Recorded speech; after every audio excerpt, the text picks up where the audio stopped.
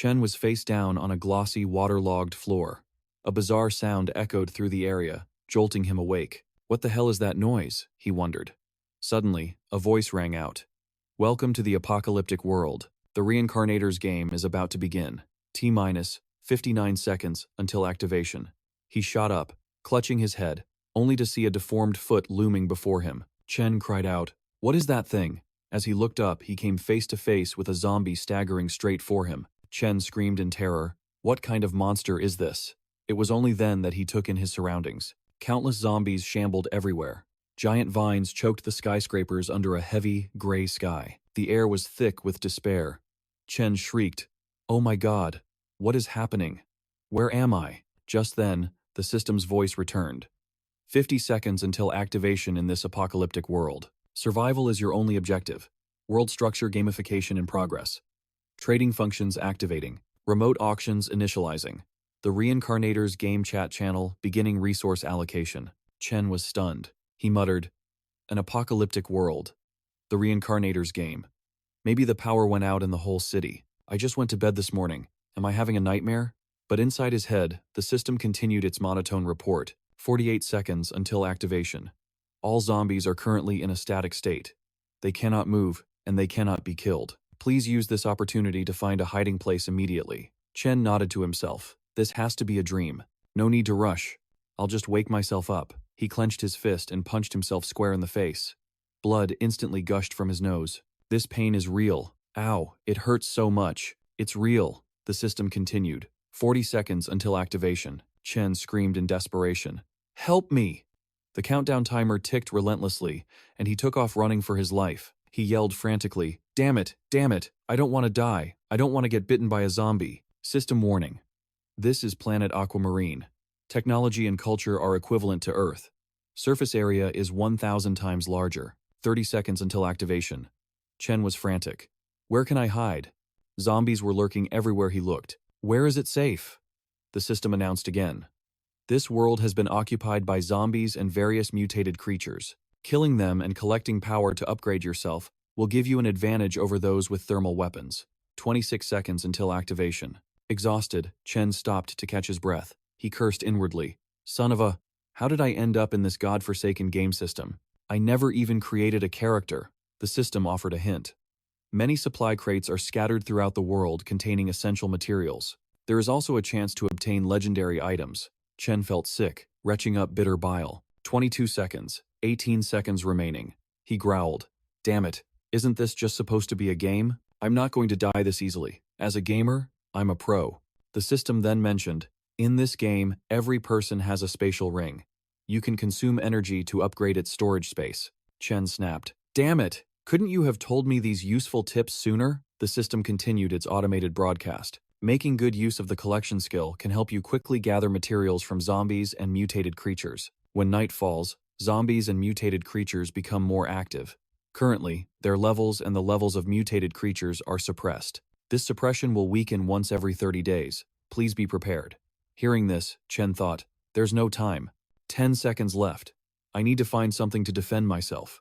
Chen scanned the area and spotted a soldier holding a riot shield nearby. There, that's it. He bolted towards him thinking, I can make it. I can still make it.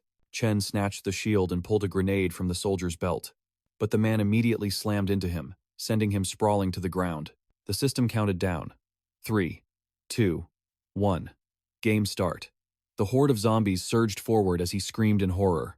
The system announced, the Reincarnator's game has officially begun. We wish you a pleasant gaming experience.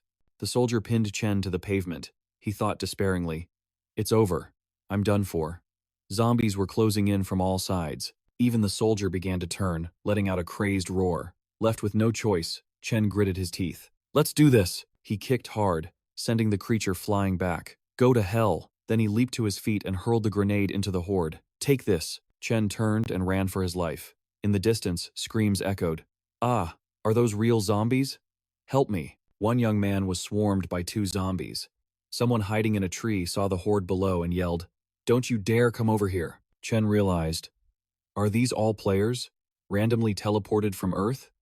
Everything happened so fast, they didn't even have time to react. Down on the street, a man was trapped in his car by 3 zombies. He was sobbing, Oh my god, I want to pay to win. Chen considered his options. I have to find a place to hide first. He spotted a large, empty store and was about to dash inside. The system warned, 27 zombies are waiting for a new victim in that restaurant. If you charge in blindly, you'll just become a feast for the horde. Zhang Chen froze in his tracks. What is this? Why did the system prompt turn blood red? The system alert read, 6 zombies and some purified water inside. If you have a weapon and the guts for it, you could fight your way through. Suddenly, he saw 2 students charging in. They couldn't see the warnings, overconfident in their own strength. In an instant, blood-curdling screams echoed out. Ah, zombies! Run! Zhang Chen looked around. Am I the only one who can see these prompts? Could this be my golden finger, my unique advantage? Whatever. Survival comes first. He approached a nearby house, and the system confirmed there were no zombies inside. There was a level 1 supply box. Zhang Chen quickly slipped inside, slamming the door shut. He found a small crate. Inside was 1 bottle of mineral water, 1 fire extinguisher, and 1 physical enhancement injection. A basic strength enhancer could push a normal person's physique to a superhuman state. The physical level of ordinary survivors was divided into 5 tiers: weak, average, robust, and superhuman. The 5th tier, the ultimate physique, could even unlock high-grade supplies. He eyed the injector. My lucky day. If he used this, he could become incredibly powerful, but he had no idea just how abnormal the change would be. Gritting his teeth, Zhang Chen plunged the needle into his wrist. A ferocious energy exploded from the injection site as veins bulged across his skin. He roared in absolute agony. Ah, it's going to explode. I'm going to explode. A system notification popped up. Basic physical enhancer administered. The user's body must reach the robust state to complete the upgrade phase. The current success rate for the upgrade is 30%. Failure results in explosive death. Zhang Chen cursed internally.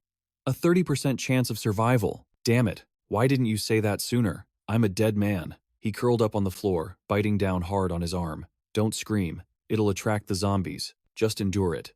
At that moment, the streets outside erupted into chaos as a horde of zombies chased a young woman. She ran for her life, screaming in terror. Ah, help me. A young man blurred past, drawing a sword and slicing a zombie's head clean off. He smirked. This strength enhancer is no joke. I am now the lord of this district. This was Wang Jiran, the first superhumanly robust individual in the area. Something slammed against the shutter door. The sound jolted Zhang Chen back to his senses. He chugged the bottle of water. Staring at his own hands, he wondered, I'm still alive? Oh, thank God. Suddenly, a scream pierced the air from outside. Ah, help. Ah, Zhang Chen growled. Is someone trying to attract zombies on purpose? Are they suicidal? Outside, a badly injured woman was surrounded by the undead. She screamed frantically for help. Ah, somebody help me. Zhang Chen shot to his feet, grabbing the fire axe and a makeshift shield. Looks like there's quite a few of them. The system pinged. 7 zombies on the 2nd floor. They are currently drawn to the woman's screams. You can eliminate them from behind. Zhang Chen thought to himself, it looks like fighting is my only option. Time to test out this new superhuman physique. Zhang Chen crept up the stairs to the 2nd floor, quietly approaching a window frame. The woman outside was still screaming hysterically. Suddenly, she witnessed an axe blade crashing down on the zombies' heads. After taking out 2 of them, he poked his head out. Keep it down. Your screaming is just attracting more of them. The girl shrieked, help me. Please, save me. Instantly, 2 more zombies lunged forward. He reacted with lightning speed, swinging the axe in a clean arc that wiped them out. His strength and reflexes had been massively enhanced. The girl staggered closer, but the sight of the carnage made her scream even louder. Ah! The sound made Zhang Chen's heart leap into his throat, and he roared back. Shut up. If you keep screaming, we're both going to die. Sure enough, the horde on the 1st floor broke down the door and began flooding in. Zhang Chen reached out his hand. Quick, grab my hand and climb in. The girl glanced down at the swarm below and shook her head furiously. System notification. Zombie corpse acquired. You have obtained 1 crystal core energy and 1 car key, 3 mutant fertilizers. You have acquired another zombie corpse. You have obtained 1 room key, 1 knife, 2 mutant fertilizers. You have acquired a 3rd zombie corpse. You have obtained 1 crystal core energy, 5 mutant fertilizers. The girl screamed again. Ah! Zhang Chen glanced towards the stairs. It's over. More are coming. He bolted immediately. The system guided him. This way is clear of zombies, but it led to a dead end. This route has a VIP elevator to the third floor, but there are a total of 11 zombies. The third floor itself is clear. Zhang Chen ducked to the side. A few zombies were blocking the path. He had no choice but to fight. He charged straight in, attacking with savage force. Die! He kicked one zombie so hard it flew out of the window. Ahead of him was the elevator, but damn it, it requires a VIP card to open. Suddenly, a loud crash echoed from behind him. A massive, hulking zombie lumbered into view. Zhang Chen panicked for a moment as the system prompted. The presidential suite key is on the third floor. The upper level is clear of zombies. It can be used as a temporary base. He then saw the key card dangling from the giant zombie's hip, the VIP elevator key. Zhang Chen gritted his teeth. You came all this way, so have a taste of my axe. He swung down hard on the zombie, but couldn't pull the weapon free. Damn it, it's stuck. The zombie instantly retaliated. Zhang Chen had no choice but to let go of the axe and leap back to dodge the blow. The impact was so powerful his shield shattered completely. Suddenly, another zombie lunged from behind, its jaws wide open, ready to tear him apart. Zhang Chen grabbed its head and growled, "You're all just a pack of dogs, aren't you? You think I'm some kind of pushover?" He twisted, snapping the zombie's neck with a sickening crack. He hurled the severed head straight into the giant's mouth. "Go to hell, all of you." Then he grabbed a fire extinguisher and blasted a thick cloud of smoke in its face. While they were disoriented, he yanked his axe and the key free, then made a break for it. "So long, zombies. Hope we never meet again." He sprinted toward the elevator, mashing the button repeatedly. "Come on, hurry up." Before he could even catch his breath, the heavy thud of footsteps echoed behind him. Zhang Chen suddenly felt a wave of nausea. The drug he took was causing side effects. All at once, a security guard zombie appeared behind him, with a gun holstered at its hip. His eyes locked onto the pistol. He had to get it. But before he could even make a move, another zombie charged toward him. Zhang Chen swerved to the side, narrowly dodging the attack as he dove into the elevator. "Forget it. I'll come back tomorrow. The zombies can't follow me anyway. First, I need to find the presidential suite, just as the system suggested." Luckily, the doors slid shut just moments before the horde descended upon him. He panted heavily as the elevator came to a stop. He had arrived. The presidential suite had 5 bedrooms and 2 halls, and there wasn't a single zombie inside. The key in your hand can open the presidential suite. A wave of sickness washed over Zhang Chen. "Ugh, this feels awful. I can't take it anymore." He stumbled into the room, rushed to the fridge, and chugged a bottle of water. Zhang Chen suddenly realized that after drinking the water, his body felt immensely better. His strength surged. It seemed the water helped his body fully absorb the drug's remaining power. A smile crept across his face. "With this much water in the fridge, I have enough to completely transform into a true, extraordinary powerhouse. Once I get that handgun tomorrow morning, I won't have to fear that horde of zombies anymore." As evening fell, the brutal war between the zombies and the last remaining survivors raged on outside. Zhang Chen sat comfortably in the presidential suite, eating and resting. Meanwhile, in another building, a group of young survivors fought desperately against the horde. "Hold them back! Don't let the zombies get in!" Zheng Hao yelled as he swung his club. "Quick, block that side. As long as we all stick together, we can definitely stop these zombies." Back in his suite, Zhang Chen finished his meal, satisfied after a long day's work. At that moment, Wang Jiran stood on a rooftop, looking down at the bodies that littered the streets below. A sinister smirk played on his lips. "I'll be taking those supply rings off your hands. Thank you for all your hard work, you pathetic weaklings. It's time to head to the shopping center. I need to find a police zombie to get a gun." The moon was high in the sky, and the undead swarmed the streets. Zheng Hao opened his system menu to check it. "We have to find a way to gather more players and build a shelter together. I hope we can just get through the night safely." The people huddled near him trembled, their faces pale with terror. "Don't be afraid," a girl said, trying to comfort them. After finishing his meal, Zhang Chen said to himself, "Time to check my haul." He had a good number of items in his inventory: clean cloth, which could be used to reinforce his clothing's defense, and a sewing blueprint to craft new clothes once he got the materials. Mutated fertilizer. Using it can accelerate the growth of plants and animals. It can be synthesized from 10 different types of fertilizer. This can be mutated into a rapid growth formula. There was also an energy crystal nucleus. Using it can increase your physical strength. The current upgrade requires a 10-to-1 exchange rate for cash. You can also buy packaged food from vending machines. They have a very long shelf life, he thought to himself. Killing zombies gets me energy crystals, and their bodies are a source of mutated fertilizer. These zombies are walking treasure troves. The only problem is my inventory space is a little small. I'll have to clear out the junk and pack some food and water in case of emergencies when I'm outside. A system notification popped up. Car key. A key for an Eagle brand off-road vehicle. You can try your luck in the underground parking garage. Important items are hidden inside. Find them tomorrow, after you get the gun. The public forums were flooded with posts. Does anyone have water? I ran out after running just 1 kilometer to escape the zombies. So thirsty. Is anyone near Hillcrest Hospital? I'm trapped in a doctor's office on the 5th floor of the inpatient ward. Can anyone help me? I just killed a zombie and got an energy crystal. Does anyone need it? Willing to trade for food and water. Don't bother me. Through my window, I saw a huge guy with a fire axe in the sales center. He killed more than a dozen zombies by himself. Is that big boss on here? Please, come save me. Zhang Chen chuckled to himself. Could they be talking about me? Sorry. Just then, a message from the player Zheng Hao appeared. Hello everyone. My name is Zheng Hao. I've established a shelter with 6 of my friends. You can privately share your location with me. We'll come find you tomorrow. We can all share resources and skills. This is the only way we can fight back against the zombies. Zhang Chen thought to himself. It's a good idea, but I can already see the problems with it. Hidden hints. If I join them, they might discover my ability. That would just bring trouble. I'm better off alone. Suddenly, a notification popped up. Wang Jiran has listed 500 milliliters of purified water for sale. Wang Jiran has listed canned smoked sausage for sale. The public chat exploded into chaos. Damn it. What the hell is this? This is incredible. It's water and smoked sausage. Let's see what this god-tier player wants. Maybe I can trade for something to eat. Wang Jiran, check your private messages now. My sister wants to trade for 2 smoked sausages. I bet this guy just raided a supermarket. This world is so unfair. Why am I the only one stuck in a bathroom? Zhang Chen thought to himself. Trade something. The system actually has a trading hub. All I need are the right resources. He swiped over to Wang Jiran's shop. Wang Jiran had 500 milliliters of drinking water listed.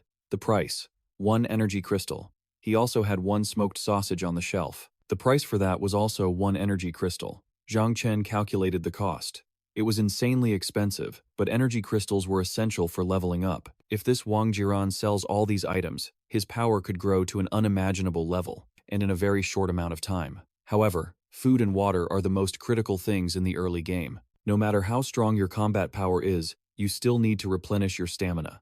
And right now, everyone wants to get stronger. That means the demand for weapons is about to skyrocket. I can trade all the knives in my inventory for food and water. He listed a few items in his shop, and a notification instantly appeared. Shui Zhe has listed small knife, ×2. Cleaver, ×3. Shui Zhe wishes to trade for canned meat, or 500 milliliters of purified water. Zhang Chen nodded and approved the listing. Shui Zhe's 2 small knives and 3 cleavers were traded for 2 cans of meat and a 500 milliliter bottle of purified water. A wave of relief washed over him. Everything sold out in less than 3 seconds. Just as I predicted. Tomorrow, I'll draw from this well again. The trading floor was a raging inferno of activity. System notifications chimed non-stop. A player named Ahao was selling women's underwear, asking for practical weapons. Wang Zhangjiao was selling a brick for just 1 can of meat for lunch. Liu Zhaoying put a chair on the market in exchange for energy crystals. Zhao Shiyue posted a map of Tianyang City. The price. Contact via private ID. Zhao Shiyue is selling a campus distribution map of the university. The price. Contact via private ID. Zhao Shiyue has listed 5 blood-stained keys. The price. Contact via private ID. A map of Tianyang City for a private price. Zhang Chen thought to himself. He quickly hit the contact button. Zhao Shiyue picked up immediately. Zhang Chen got straight to the point. I want the 3 items you just listed. Name your price. The girl replied, I need food and water. Just water is fine too. He considered it. With a map, he could locate resource-rich areas and dangerous zones. This map is priceless. But I can't let her know how badly I want it. I'll start with a lowball offer. He said, your map is actually pretty useless to me right now. How about this? I'll give you half of a 500 milliliter bottle of water, plus half a can of meat I already started eating, for all 3 of your items. What do you say? Zhao Shiyue answered instantly. Deal. Zhang Chen was a little stunned. Wait, huh? All the items are right here. I've sent them to the trading system. You can confirm on your end. The girl quickly received the items. Thank you, she said. You're a really good person. Not like the others. He chuckled. It's not easy for a newcomer. We have to help each other out. A system notification appeared. You have lost half a bottle of purified water and half a can of meat from lunch. You have received 5 bloodstained keys, a map of Tianyang City, and a map of Tianyang University. Zhang Chen felt a pang of guilt. Was that too unfair? Hearing Zhao Shiyue gulping down the water, he quickly advised, "Slow down, don't choke." A sense of regret crept into his heart. I'll add her as a friend. When I have more supplies later, I'll make it up to her. He smiled warmly. Your name is Zhao Shiyue, right? Do you want to be friends? Yes. Where are you right now? How did you get your hands on something as important as a map? Before the girl could answer, the screen suddenly went black. Zhang Chen felt a sudden sense of loss. Why did she turn off the video? Is she in some kind of special place? It makes sense. In the apocalypse, there are no laws, no morals. Human nature is magnified tenfold. A lone girl has to be on guard. I should probably get some rest myself. The next morning, hordes of zombies were shambling through the courtyard below. Zheng Hao was warning his group. Everyone stick together. Don't wander off. Kot Lam Hospital was just 2 blocks away. At the same time, Zhang Chen was in an elevator, descending to the ground floor. When he arrived, he held an axe in one hand and a shield in the other, ready for battle. The second the elevator doors cracked open, he charged out. He yelled "Die," but was met with dead silence. He was shocked. Where are the zombies? The ground was stained with streaks of blood. He crouched down to inspect it. This is human blood. Another player has been here, but the blood isn't splattered everywhere. A zombie bite wouldn't look like this. A thought flashed through his mind. This is wrong. There's a player hunter here. Zhang Chen guessed the killer used a pistol, and might still be lurking nearby. The hand holding his axe trembled slightly. No, the killer doesn't have an elevator card. They can't get to the 3rd floor.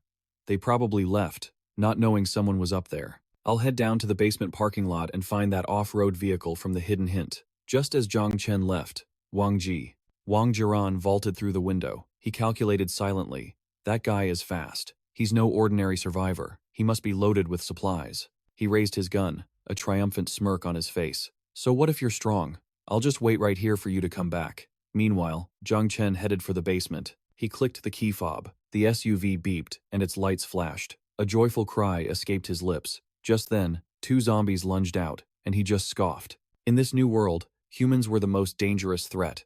With a swift swing of his axe, he took them both down.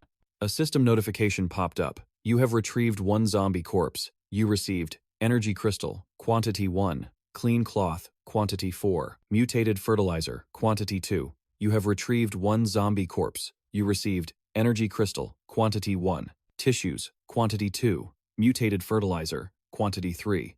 Zhang Chen opened the car door. On the driver's seat sat a gun and several boxes of ammo. He gasped. Whoa! The system's hidden rewards are insane. I'm rich, but safety came first. He'd wait until his body fully absorbed the physique potion before heading back out for more supplies. Zhang Chen suddenly remembered the murderer hiding in the building. I can't go straight back, he thought. He's probably already spotted me. He could be ambushing the elevator doors right now. Staring into the pitch-black hallway, Zhang Chen picked up a can and tossed it forward. Wang Jiran, hiding behind a wall, heard the sound. What was that? Zhang Chen watched from a hidden corner, observing his every move. The system warned him. Caution. A gunman is in the living room opposite the elevator. He cursed under his breath. Damn it. He knew I was here. Good thing I was careful. Wang Jiran peeked out. Just a can of meat. Zhang Chen decided on his strategy. If the enemy doesn't move, I don't move. But suddenly, a scream echoed from outside. Ah, help me. He recognized the voice. It was the girl from yesterday. She's still alive. Then he heard the killer's footsteps. This is bad. He's on the floor below. Is a confrontation unavoidable? He leaped out and fired a shot, but the hallway was empty. He really went downstairs. I can't let him get away. I'll never sleep peacefully with a guy like that around. Outside the building, the girl was tied tightly to a tree. Seeing the horde of zombies closing in, she cried and begged. Let me go. They're almost here, a man yelled back. We saved your life. You'll do as we say. Hurry up, there aren't enough zombies yet, his companion asked nervously. Boss, can the 2 of us really handle that many? The bald guy replied. The man with the axe yesterday. I saw him kill 8 zombies without breaking a sweat. It proves these things are weak. The girl screamed in terror. Help me! No, don't come over here. Her cries lured even more of the undead, who swarmed in. They tore into her flesh as the bald man shouted. That's enough. Let's go.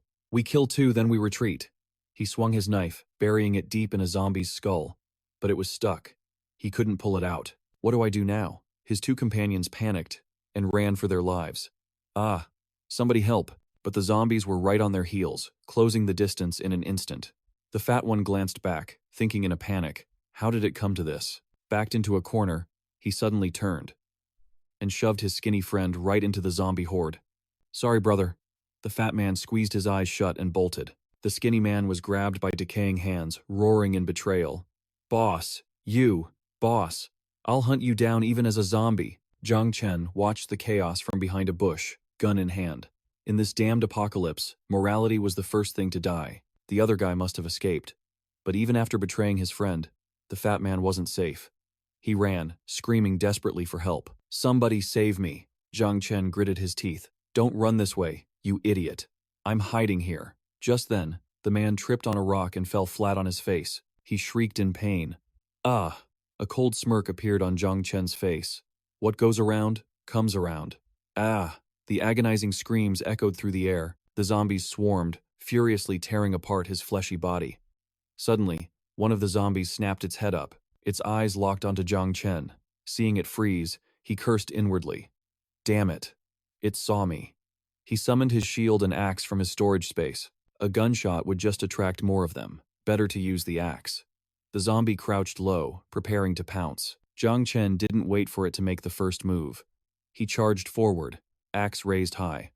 As he burst from cover, the other zombies spotted him and lunged. A cold glint flashed in Zhang Chen's eyes. He brought the axe down in a powerful arc, severing a gray, rotting arm. It hit the pavement with a wet thud. Zhang Chen pressed on, his axe a blur of deadly steel, felling two zombies that blocked his path. He then leaped gracefully over the horde, glancing back at the fat man's motionless body on the ground without a flicker of emotion. A new system notification appeared. A player's storage ring can be looted, but it cannot be used to store your own supplies. These are essential resources for upgrades. Zhang Chen was stunned. This item could only be taken from another human. It meant that to expand his own inventory, he would be forced to kill other people. What kind of twisted design is this? Suddenly, a flashing red warning appeared above his head. Ah! Zhang Chen cried out in shock. Behind him, a dark figure materialized from thin air. It lunged, weapon raised for a sneak attack. He quickly leaned to the side, and the attacker's blade slammed into the hard ground. The ambusher glared at Zhang Chen, hissing through his teeth. You've got quick reflexes, kid. It was Wang Jiran. Zhang Chen's eyes widened in disbelief. Gripping the hilt of his sword, Wang Jiran finally stepped out of the shadows, his voice dripping with arrogance. He jabbed a finger toward Zhang Chen, declaring with a savage grin, jumping out the window was just a trick to lure you out, and you fell for it perfectly. Zhang Chen was floored. You knew I was hiding behind the wall? Wang Jiran let out a cackle that echoed in the silence. Ha ha ha, that empty can on the ground just rolled. A dead giveaway. Zhang Chen gritted his teeth. So that was it. A murderous glint flashed in Wang Jiran's eyes as he sneered.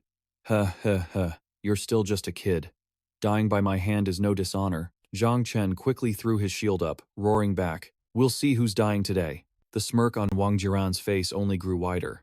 Pretty confident, aren't you, little boy? His footsteps suddenly stopped. Then, like a phantom, Wang Jiran shot forward. Swinging his sword so fast, Zhang Chen had no time to react. Wang Jiran followed up with another brutal horizontal slash. Let me show you what real, extraordinary power looks like. Zhang Chen ducked low, narrowly avoiding the razor-sharp blade, but it still sliced across his cheek, nearly ending him right there. Seeing Zhang Chen about to counter with his axe, Wang Jiran skillfully sidestepped the attack. The axe blade swung harmlessly through empty air. Wang Jiran leaped back, laughing with delight. Not bad, kid. Quick reflexes. But can you handle this? He launched a powerful kick straight into Zhang Chen's stomach. The horrifying impact sent him flying back dozens of meters, his body slamming hard against the ground in a wave of searing pain. Wang Jiran sneered with contempt. A weakling is still a weakling. Down for the count already? He stalked forward, sword in hand, his voice laced with a sadistic glee. So? How does it feel? Enjoying the sweet taste of broken bones? Zhang Chen gasped for air, his face covered in blood. This guy's combat experience was on another level. Even a gun might not give him an advantage. He had to find another way out. Just then, Wang Jiran closed the distance between them, pronouncing his sentence with a vicious look. Your little game ends here. The blade flashed as he dragged it across the ground, creating a bone-chilling screech. Just as he drew near, Zhang Chen suddenly sprang up, wrapping his arms tightly around Wang Jiran's waist. For a moment, Wang Jiran was stunned. The kid still had some fight left in him. Zhang Chen used all his strength to wrestle him to the ground, roaring in fury. "You damn bastard. Can't you just let people survive in peace? Why do you have to hunt other players?" Wang Jiran drove a sharp elbow into Zhang Chen's side. "Let go of me." Ugh. Zhang Chen coughed up a mouthful of fresh blood, but his grip on Wang Jiran's waist didn't loosen one bit. "Don't you have a gun? Go ahead. Use it." Wang Jiran was boiling with rage, growling through clenched teeth. "As you wish." Instantly, a pistol materialized in his hand. This was it, Zhang Chen thought. His chance. He quickly twisted and sank his teeth deep into Wang Jiran's arm. He howled in agony. "Arr! I'm going to tear you limb from limb. I'll blow your damn head off." Losing his mind with rage, Wang Jiran prepared to pull the trigger. But in that split second, Zhang Chen violently threw Wang Jiran backward. His own hands flashed with light, and a rifle suddenly appeared, its barrel aimed directly at him. Wang Jiran didn't even flinch. In fact, the corner of his mouth curled into a vicious smile. He tried to raise his pistol, but Zhang Chen's rifle barrel was longer. He pressed it right against Wang Jiran's forehead. Zhang Chen let out a heavy breath, his eyes filled with killing intent. Wang Jiran immediately froze, his tone instantly changing to one of flattery. "Big brother, let's talk about this." Suddenly, the deafening crack of a gunshot echoed through the city. Drawn by the sound, hordes of zombies began swarming toward their location. Zheng Hao whipped his head around in panic, shouting, "Someone fired a gun! This is bad. The zombies are going to riot. Everyone, get back to the gym, now!" Meanwhile, Wang Jiran took a bullet straight to the forehead. He collapsed on the spot, his life instantly extinguished. Zhang Chen crumpled to the ground, clutching his chest and coughing violently. Cough, cough. In the distance, the zombie horde was closing in, but he was completely spent. He finally fell to the ground, his body motionless. Suddenly, a private message window popped up. It was from Zhao Shiyue. Zhao Shiyue's avatar was crouched in front of the screen, her voice filled with worry. "What happened to you? Why do you look like this?" Zhang Chen was too weak to even speak, and behind him, the zombies were getting closer. Zhao Shiyue's voice grew frantic. "There are so many zombies behind you. Get up. Hurry. I have adrenaline. And medicine. I'll send it to you. Just get up." Her voice trembled with panic. Zhang Chen struggled to lift his hand toward the screen. "Hurry. There's no time." His fingers reached out and grabbed the vial that materialized from the system. A system notification appeared. Adrenaline can stimulate the body's energy, inducing a temporary berserk state, effective 3 seconds after injection. Zhang Chen gritted his teeth and slammed the needle into his thigh, praying it would work before the horde was upon him. 3 seconds. The zombies were less than 2 meters away. 2.48 seconds. 2.05 seconds. Their blood-stained jaws opened wide, ready to tear him apart. 1.51 seconds. Zhang Chen shot to his feet, gripping his sword tightly. 1.1 seconds. He whipped around, his eyes flashing with an icy glare as he faced the pack. 0. As the countdown hit, Zhang Chen unleashed a ferocious horizontal slash, cleaving through the zombies' bodies as blood sprayed everywhere. Arrgh! He charged straight into the middle of the horde, sword in hand. "All of you, die." At that moment, the system indicated 10 seconds of adrenaline effect remaining. 10 minutes. Zhang Chen frowned, calculating he had just enough time to get back. But suddenly, a horde of hundreds of zombies swarmed into view. He froze for a moment. So many of them. His feet stopped dead as the horde surged toward him. He glanced over his shoulder, only to see more shambling out of a small alley. Arg! Zhang Chen scrambled back, wondering how they could be everywhere. But as he retreated, the ones behind him lunged. He raised his gun, gritting his teeth for a last stand, only to hear a useless click, click. His eyes widened as he cursed. Just then, one of the creatures pounced. He leaned back, dodging its filthy, grasping hand. Zhang Chen fell backward onto the ground as the zombies closed in. Suddenly, his gaze locked onto 4 metal barricades. He realized they were traffic barriers. An idea sparked. He gripped his sword tighter, using his last ounce of strength to slice through the heads blocking his path. Then, he bolted toward the barricade, his hand seizing the iron bar. "Up!" Zhang Chen roared, ripping an entire barricade straight out of the ground. Now, with a sword in one hand and the heavy barrier in the other, he turned to face the hundreds of zombies advancing on him. Zhang Chen's brow furrowed before he let out a savage yell, "Kill!" At that moment, the other students finally noticed the commotion. A guy smoking on a rooftop glanced over and saw Zhang Chen carving a path straight through the zombie horde. They cried out in disbelief. Damn, who is that guy? So strong, he's taking them all on by himself. So badass. A bystander on top of a car quickly shouted into his system communicator. Everyone, come, look. Some god-tier player is challenging the horde alone. Just then, he saw a colossal shadow move past, as tall as the roof of the car. It headed straight for Zhang Chen, whose movements stuttered in surprise. The system prompted, Suggestion. This road has a riverbank with a steel mesh fence. It can be used to block the zombies. Zhang Chen stared at the massive, bloated zombie before him, his heart leaping into his throat. What the hell is that thing? He thought. Meanwhile, the pink-haired girl watched her screen, stunned. Whoa, she gasped. She could only see Zhang Chen, using Wang Jiran's sword, single-handedly holding off dozens of zombies. She asked curiously, Is that the legendary player, Wang Jiran? On the other side of the city, Zhang Chen was in a desperate race against time. He couldn't win this fight. There was no way. Only that fence could stop them. He scrambled onto the steel mesh, glancing back at the horde behind him. He let out a sigh of relief.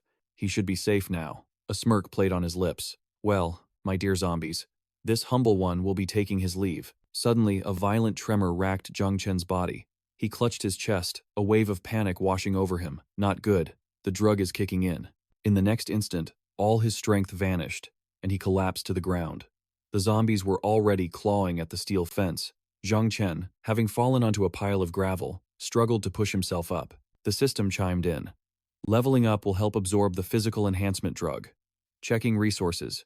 You meet the requirements. After carefully reviewing his inventory, Zhang Chen muttered a curse under his breath. Damn, why did that Wang Jiran guy collect so many supplies? The screen displayed Wang Jiran's inventory. Energy crystals, 105. Mutated fertilizer, 90. Canned luncheon meat, 109. Purified water, 166. Sausages, 184. Handgun, 1. Handgun ammo, 4 boxes. Storage ring fragments, 10. Blade path blueprint, 1. Map fusion device, 1. Samurai sword, 1. Zulo gun, 1.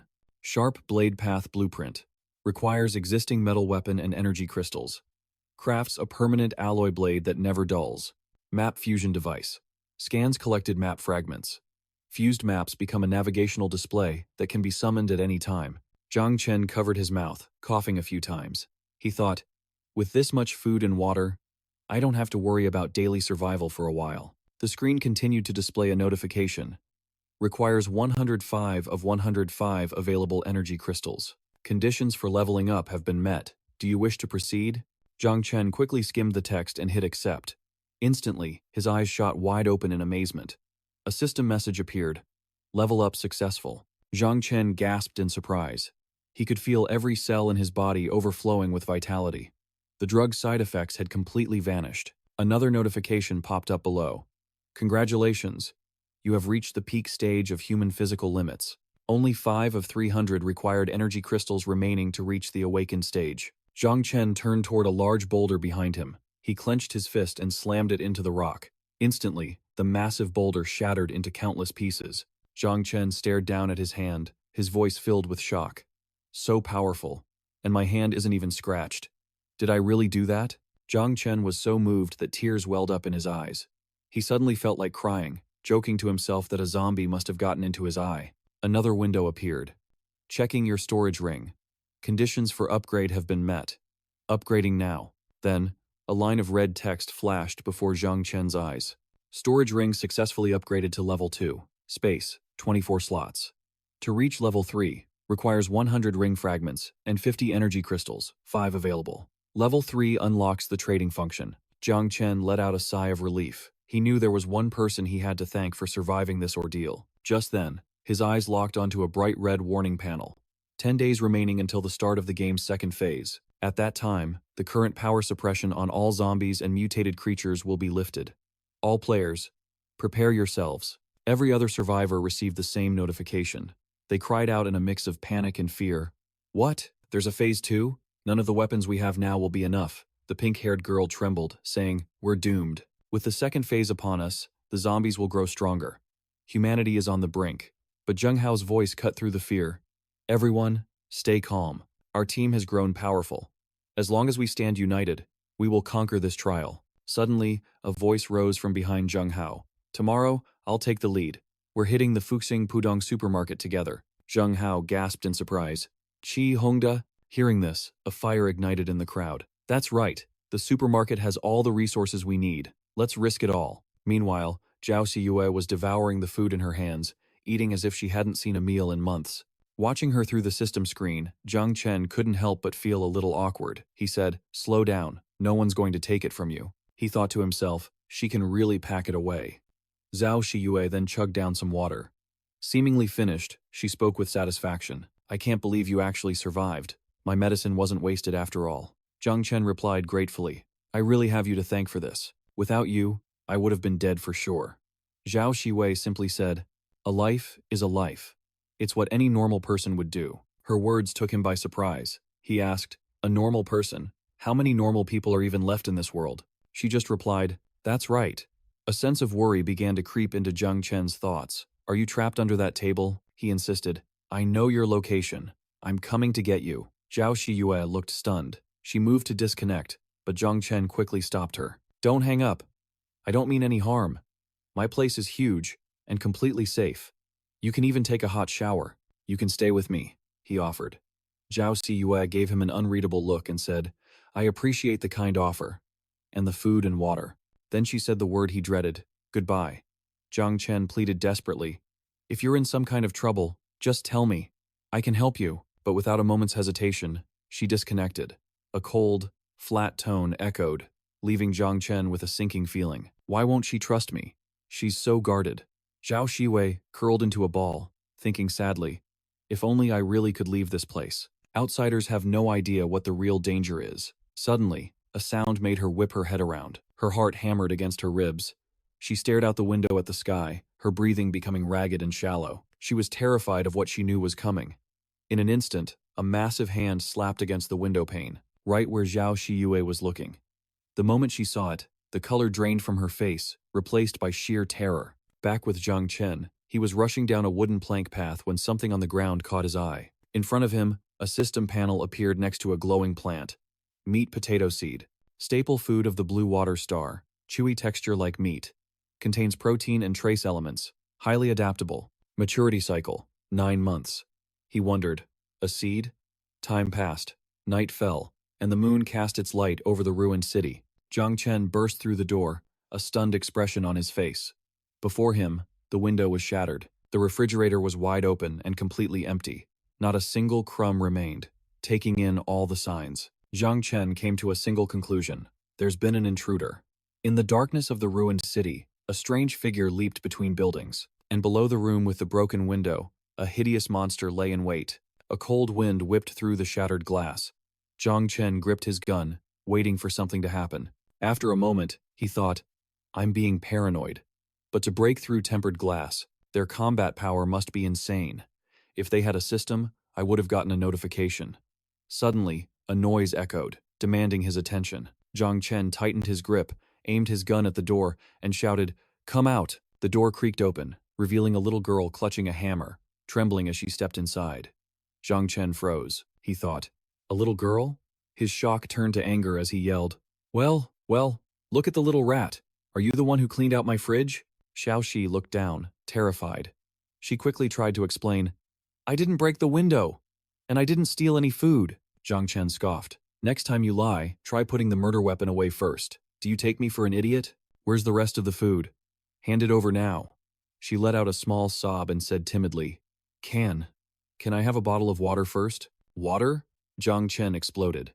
"You took all the water from my fridge, and now you're asking me for more? You've got some serious nerve." Seeing him just yelling, Xiaoxi suddenly dropped to the ground, and the hammer swung into his leg with a painful thud. Then she snapped, "Stingy!" Zhang Chen cried out, "That hurts!" Xiaoxi followed up with a punch right to his face. Zhang Chen stumbled backward, blood gushing from his nose like a waterfall. With her work done, Xiaoxi darted through the door. "Bye-bye. And thanks for the storage ring, big brother." Zhang Chen was furious. He growled, "You little brat." He called for his system but got no response. He fumed. Why did the stealth alert disappear? He started pacing, his mind racing. "You little rat, if I don't catch you, I'll eat dirt." Suddenly, Xiaoxi appeared, her voice laced with panic. Big brother, you have a gun. Zhang Chen instinctively clutched the pistol, his eyes filled with suspicion. What now? Isn't stealing my supplies enough? You want my gun, too? Xiaoxi frantically slammed the door, her face draining of all color. Quick, turn off the lights, she whispered. A zombie is coming. But Zhang Chen was furious. Give me back the ring, or I'll deal with both you and the zombie. Just then, a notification flashed before his eyes. Caution. The window. In the next instant, a deformed monster shattered the glass and lunged into the room. The sight sent a chill of pure terror down Zhang Chen's spine. A status window appeared, displaying the creature's info. Larval crawler, a Type 2 mutant zombie. High speed, expert jumper, poor eyesight, and attracted to light. With surprising ease, Zhang Chen grabbed its neck with his bare hand. He scanned the stats, a question forming in his mind. A larval crawler? What the hell is that? The zombie itself seemed completely stunned, unable to process what was happening. Xiaoxi appeared behind it in a flash. You stinking zombie! Eat this! She screamed, swinging a heavy axe down on its head. Shockingly, the blow from the small girl sent the larval crawler staggering to the side. Zhang Chen was secretly astonished. Seriously? What kind of inhuman strength is that? No wonder she eats so much. Still, her attack had created the perfect opening. Seizing the moment, he drew his pistol, aimed it squarely at the target, and thought, it's over. The gunshot roared, and the bullet slammed into the mutant zombie's head. Struck by the critical hit, the larval crawler collapsed to the floor. Black blood gushed from the wound. Zhang Chen panted heavily, thinking, that has to be it, right? It's dead? Looks like these mutant zombies aren't so scary after all. He turned to see Xiaoxi grinning smugly at him. Now it's your turn. Give me the ring, or you'll end up like that thing on the floor. But without warning, the mutant zombie shot back to its feet. The sight sent both of them into a state of absolute panic. Seeing the dire situation, he screamed, give me the ring. The gun is out of ammo. Xiaoxi shook her head, arguing, it's the same if you just toss me the gun. The monster was about to charge, as Zhang Chen's tension peaked. As it lunged, he dodged with lightning speed, his voice urgent. Hurry up! Zhang Chen delivered a devastating kick to the back of its neck, sending it flying. But the zombie was just as quick, catching itself on a fridge to launch another attack. Taking that chance, Xiaoxi tossed the ring over and said, here, take it back. With the ring in his hand, Zhang Chen's confidence surged. Seeing it leap into the air, he pulled out his ammo and reloaded the gun in the blink of an eye. He then gripped the pistol and fired a barrage of shots at the mutant zombie. But it skillfully dodged every bullet, leaping up to cling to the ceiling. Its body began to regenerate right before Zhang Chen's horrified eyes. He thought grimly, it knows how to dodge. This monster is intelligent. Then, its gaze shifted, locking onto Xiaoxi, and his heart dropped. Xiaoxi screamed in terror. Just as the mutant zombie's tendrils were about to reach her, Zhang Chen drew his sword and sliced its head clean off. He stood tall, a true god of war. The mutant zombie was finally slain by his decisive blow. Zhang Chen raised his hand, and a blue light enveloped the corpse. The system immediately announced, you have recovered 1 larval crawler corpse, received 15 energy cores. With the fight over, he glared at the girl. Get out of here. I'm only letting you go because you helped just now. Xiaoxi shamelessly replied, I'm not leaving. You're strong and you have lots of supplies. Why don't you be my boss and protect me? Hearing this, Zhang Chen's anger boiled over. He raised his sword to strike, but Xiaoxi pointed frantically at a rip in his shirt. Boss, the monster scratched you. You're injured. Seeing the wound, her attitude immediately flipped to one of pure arrogance. She laughed loudly. Ha! You're done for. In 2 hours you're going to become a zombie. Give me all of your supplies now, and I might grant you a quick death. Gazing at the scratch on his arm, Zhang Chen's blood boiled. Killing intent radiated from him as he realized she must have lured the monster here. So tell me, why should I be the one to suffer for this? As he stepped forward, Xiaoxi's face went white with fear. Hey, what are you doing? Zhang Chen's eyes narrowed. What do you think I'm doing? If I'm going down, I'm obviously taking you with me. Xiaoxi shrieked in terror. Who wants to die with you? I'll just wait for you to turn. Then I'll come back and bash your head in. With that, Xiaoxi fled in a furious huff. Watching her vanish in an instant, Zhang Chen let out a sigh of relief. She's finally gone. The world is full of terrible people, but someone that arrogant is on another level. Better to avoid trouble you can't handle. He rolled up his sleeve, and the wound had completely vanished. The next day, for some reason, Xiaoxi crept back to Zhang Chen's apartment. Finding it completely empty, she burst into tears. Wah! I was gone one night. Where did you go, zombie boss, with all those supplies? By then, Zhang Chen was already far away. He glanced back at the old apartment building, muttering, "Thanks to Zhao Xiuwei's map, I found a pretty decent place." He walked a little further, and a system notification appeared. No zombies in this area. Safe point established. The perfect place to settle down. Following the guide, he pushed open the massive gate.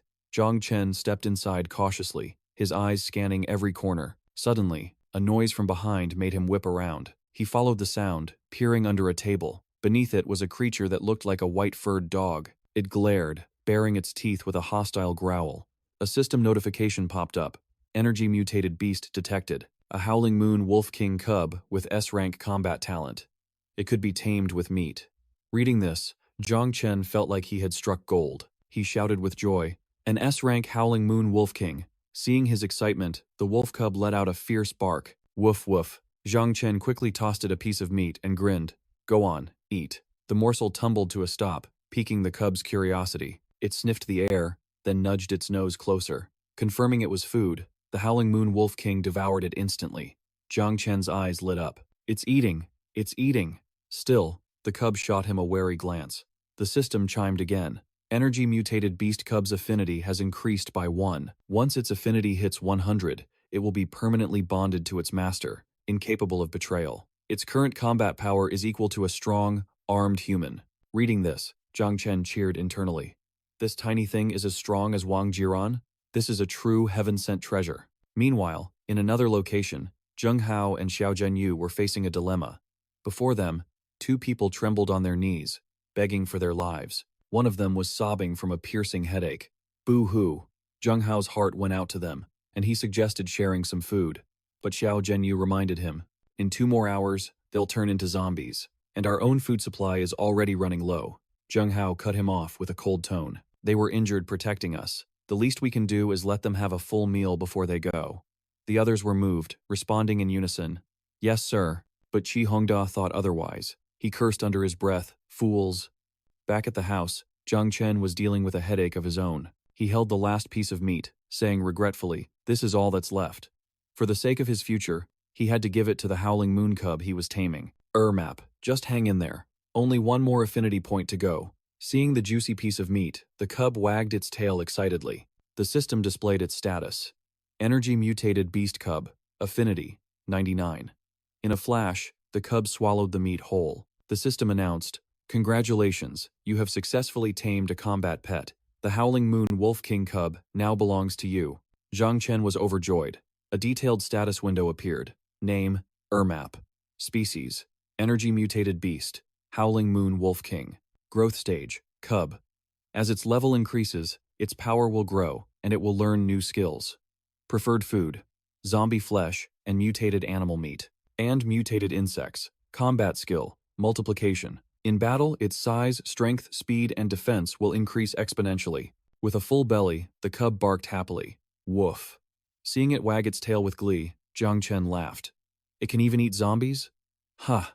You're easy to raise after all." He then poured some water into a bowl, calling, Map, come get a drink." But as he watched the murky water flow from the tap, a wave of anxiety hit him. Phase 2 is approaching. Monsters will be everywhere, and even the water is becoming contaminated. As dusk fell, Zhang Chen and the wolf cub began to dig. He was planting seeds near the house. Seeing Map digging with gusto, he said, Map, you can stop. We're all out of seeds." He used his clean water on the new seeds, feeling uneasy. "If it doesn't rain, my drinking water won't last long. I need to find a water purifier." Once finished, he sat up, gazing at the distant buildings in deep thought.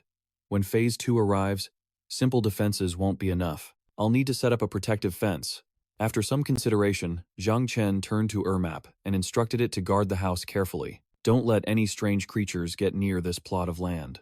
Map wagged its tail furiously as if it understood, then let out 2 enthusiastic barks. Woof woof. Instantly, a system notification flashed to life. The game's public chat channel. Has anyone else noticed? The spring water all over the city has turned murky. Yeah, and the zombies seem to be getting stronger too. Yesterday, I saw a zombie the size of a bus. Everyone, absolutely, do not turn on your lights at night. A new kind of burrowing creature has appeared. They're attracted to light. Why haven't we heard from the great Wang Jiran lately? Is anyone still friends with him? I have some items I want to trade with him. Has anyone seen a zombie with a pistol in the central department store? That's my long-lost brother. Another message suddenly appeared. Hello everyone. This is Zheng Hao. My camp now has 15 lucky survivors. Including myself, we have 3 very strong fighters.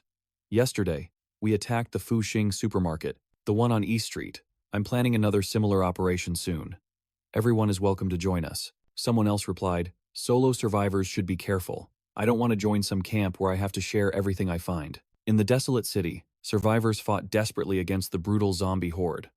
A white-haired girl swung her sword, sinking it deep into a zombie's head. Beside her, a young man with an axe took down another one. The white-haired girl flashed a brilliant smile. Today's haul is pretty good. That's our 12th zombie. Suddenly, an arrow whistled through the air, embedding itself in her neck. The man with the axe froze in shock. He let out a gut-wrenching scream, Xiao Yun! But a second arrow was already flying towards him. It finished him off in an instant. 2 bodies now lay motionless on the ground, their lives unjustly stolen. Their leader, watching from a distance, was stunned. He exclaimed, Didn't I tell you not to kill that woman? Xiao Hui replied with ice in her voice, So what if I killed her? I already killed them. With me around, is that still not enough for you? She stepped onto the windowsill, urging him on. Stop dragging your feet. Let's go get our loot. The boss suddenly grabbed her arm. Wait, he hissed. We've got company. Below them, Zhang Chen strolled forward with a katana resting on his shoulder. A crimson warning flashed in his mind. Danger. 3rd floor window. 2 archers are waiting there. His eyes immediately locked onto their position, his whole body shifting into a defensive stance. He observed them quietly, an ambush with ranged weapons. Clearly, they had already claimed quite a few victims. Xiao Hui raised her bow to shoot, but the boss quickly stopped her. He whispered, Don't move yet. Don't give away our position. This kid came from the riverbank, where the zombies are thickest. With that, he sent a message through the system panel. Lao San, get to my position. We've got a tough target. At that moment, Zhang Chen was calculating his next move. It'll take me 20 seconds to climb to the 3rd floor. They'll be gone by then. I have to find a way to lure them down. Suddenly, 2 strangers blocked his path, a fact he found amusing. Oh, a 2-pronged attack. Looks like an organized gang. The man leading them was Lao San. He threatened in a low growl, Hey, hand over all your supplies, and we'll let you walk away alive. Seeing their smug expressions, Zhang Chen retorted with a smirk. I was about to say the exact same thing to you. The words had barely left his mouth when a huge, brawny man burst from the bushes behind him, roaring, Die! At the same time, Xiao Hui released her arrow. Thanks to his razor-sharp instincts, Zhang Chen snatched the arrow with one hand just before it could pierce his heart. However, the massive man still swung his axe, slamming it into his back before he could dodge. Seeing him collapse, Lao San roared with triumphant laughter. Ha ha, you brainless punk. That's what you get for acting tough with me. The brawny man waved his hand, signaling to the roof. Boss, you can come down now. Xiao Hui leaped down, but the boss yelled out, Wait a second. She ignored him, landing with a sneer. With guts that small, how did you even become our boss? From now on, I think everyone should just listen to me. Then she boldly declared, From now on, I give the orders. But Zhang Chen's hand never loosened its grip on his katana. Noticing this, the boss immediately screamed a warning. This is bad. Lao Si, be careful. As the words left his lips, Zhang Chen silently appeared behind Lao Si, his eyes gleaming like a predator's. While Lao Si was still stunned, he felt the fatal strike of a sword from behind. With the job done, he flashed a wicked smile and said, Finally, the whole gang's here. Enraged, Lao San charged forward with his knife, screaming, Give me back my brother's life. In the next instant, Zhang Chen's razor-sharp blade sliced him in two. A bright red warning flashed, Danger, grenade. A deafening explosion erupted, obscuring Zhang Chen's vision. Seizing the moment, the boss grabbed Xiao Hui's wrist and ran. He screamed in a panic, Let's go! We picked a fight with a real monster. The thunderous explosion also consumed two of his henchmen, burning them to ash in the flames. They managed one last, desperate cry. Boss! Zhang Chen escaped by leaping up and grabbing the balcony of a nearby building, quickly pulling himself up. As they ran, Xiao Hui asked irritably, Don't you have more grenades in your bag? We didn't have to run like that. The boss replied, gasping for air. Did you see his speed and the power of his sword? He's probably reached the peak of human physical limits. We can't handle him. After running a short distance, he glanced up and saw Zhang Chen's silhouette above. Damn it, he's catching up. Zhang Chen rapidly pursued the two when suddenly, the boss and Xiao Hui froze. Xiao Hui's voice trembled as she asked, "What is that?" In front of them was a colossal zombie. Zhang Chen suddenly landed behind them, sending a chill down the boss's spine. The giant zombie lumbered forward, dragging a dense horde of low-level zombies behind it. Trapped between life and death, the boss began to beg frantically. "We were blind to have crossed you today. We're willing to give you half of our supplies. Please, just let us go." Hearing this, Zhang Chen just smirked. "Do you take me for a beggar? Make it 80%, at least." The boss scowled in protest. 80% is way too much, Xiao Hui yelled. "Don't be so damn greedy. If this keeps up and that giant zombie gets here, you won't be able to run either." Zhang Chen replied calmly. "Fine, then we'll all just wait together." A red warning echoed in his mind. "Warning. Stay clear of the colossal zombie. It can kill you in an instant." The bloated zombie let out a horrifying roar as it stomped ever closer. The terrifying sight drained the blood from Xiao Hui and the boss's faces. Desperate to save himself, the boss didn't hesitate any longer. "All right, 80% it is. But first, you have to throw down that sword. Then I'll throw you the ring on my hand." Zhang Chen casually dropped his sword.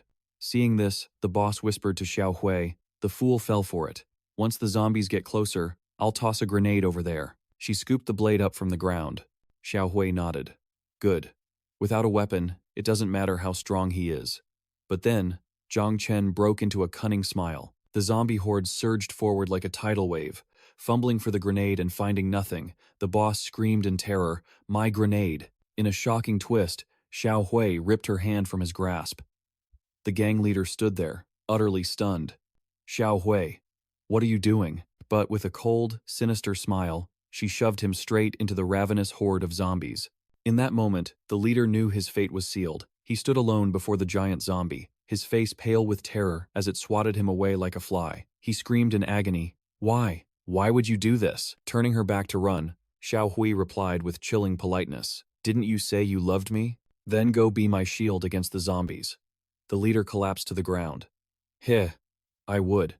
But the giant zombie's foot came crashing down, turning him into a bloody paste. Clutching a grenade, Xiao Hui leaped into the air. A second explosion erupted right in front of Zhang Chen, blinding him with smoke and fire. He was secretly shocked.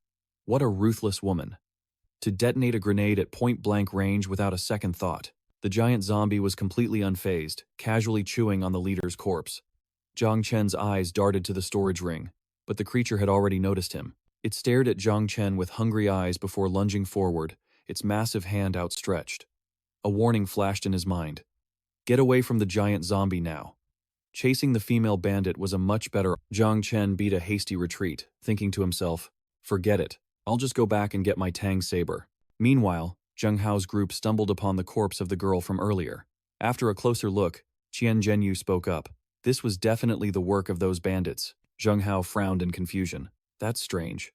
Why weren't all their supplies looted? Suddenly, a team member shouted in alarm. Boss Zheng, we found the body of a bandit over here. Zheng Hao's face went pale with dread. He roared a warning to everyone. The bandit is dead too. This is bad. It's a trap. The bodies are bait. Defensive positions. The moment he finished speaking, his team members swiftly formed a protective arc, shielding Zheng Hao, Qi Hongda, and Qian Zhenyu in the center. Out of nowhere, Xiao Hui came sprinting towards them, looking panicked and frantic. She was screaming furiously, "Are you insane? Why are you chasing me instead of grabbing the storage rings?" A sudden gunshot cracked through the air, and Xiao Hui dropped to the ground instantly. The entire group erupted in chaos and terror. A gun! Zhang Chen aimed his weapon right at them, his voice cold as ice. Nobody move. He raised his hand, expertly activating his system. A moment later, a system notification appeared. Blueprint. Basic water purifier. Requirements. 1 regular water purifier. 5 energy crystal shards. The basic water purifier could clean water for brushing teeth, washing, and irrigation, but it was not safe for drinking.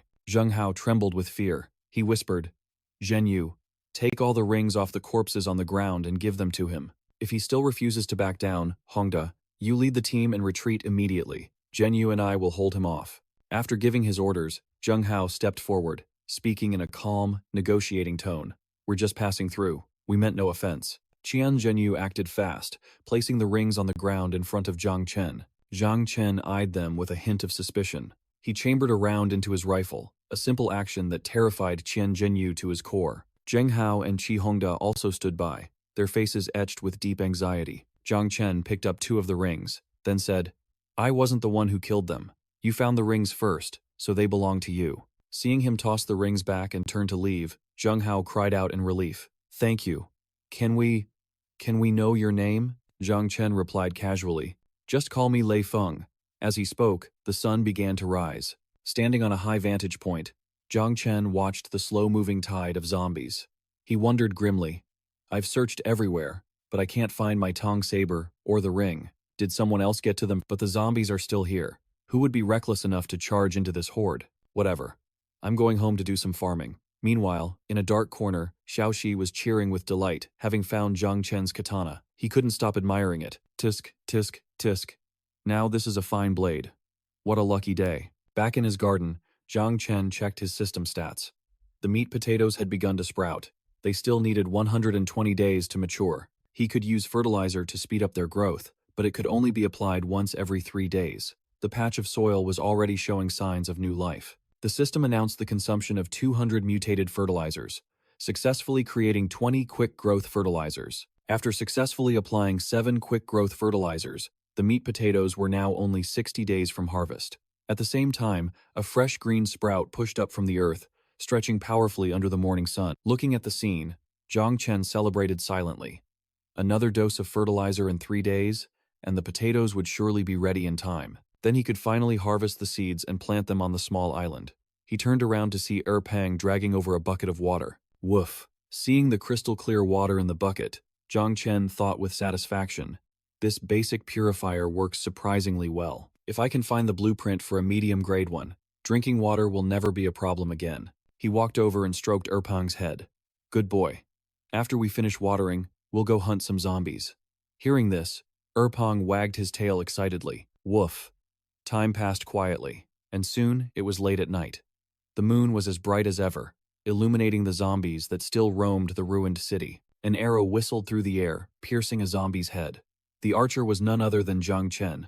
Just a moment. Then, a storm of arrows rained down, cutting down scores of zombies below. Fatty had already activated its battle state. Wherever it charged, the undead were torn to shreds. A warning flashed. The Silvermoon Wolf King's berserk state could deactivate at any moment.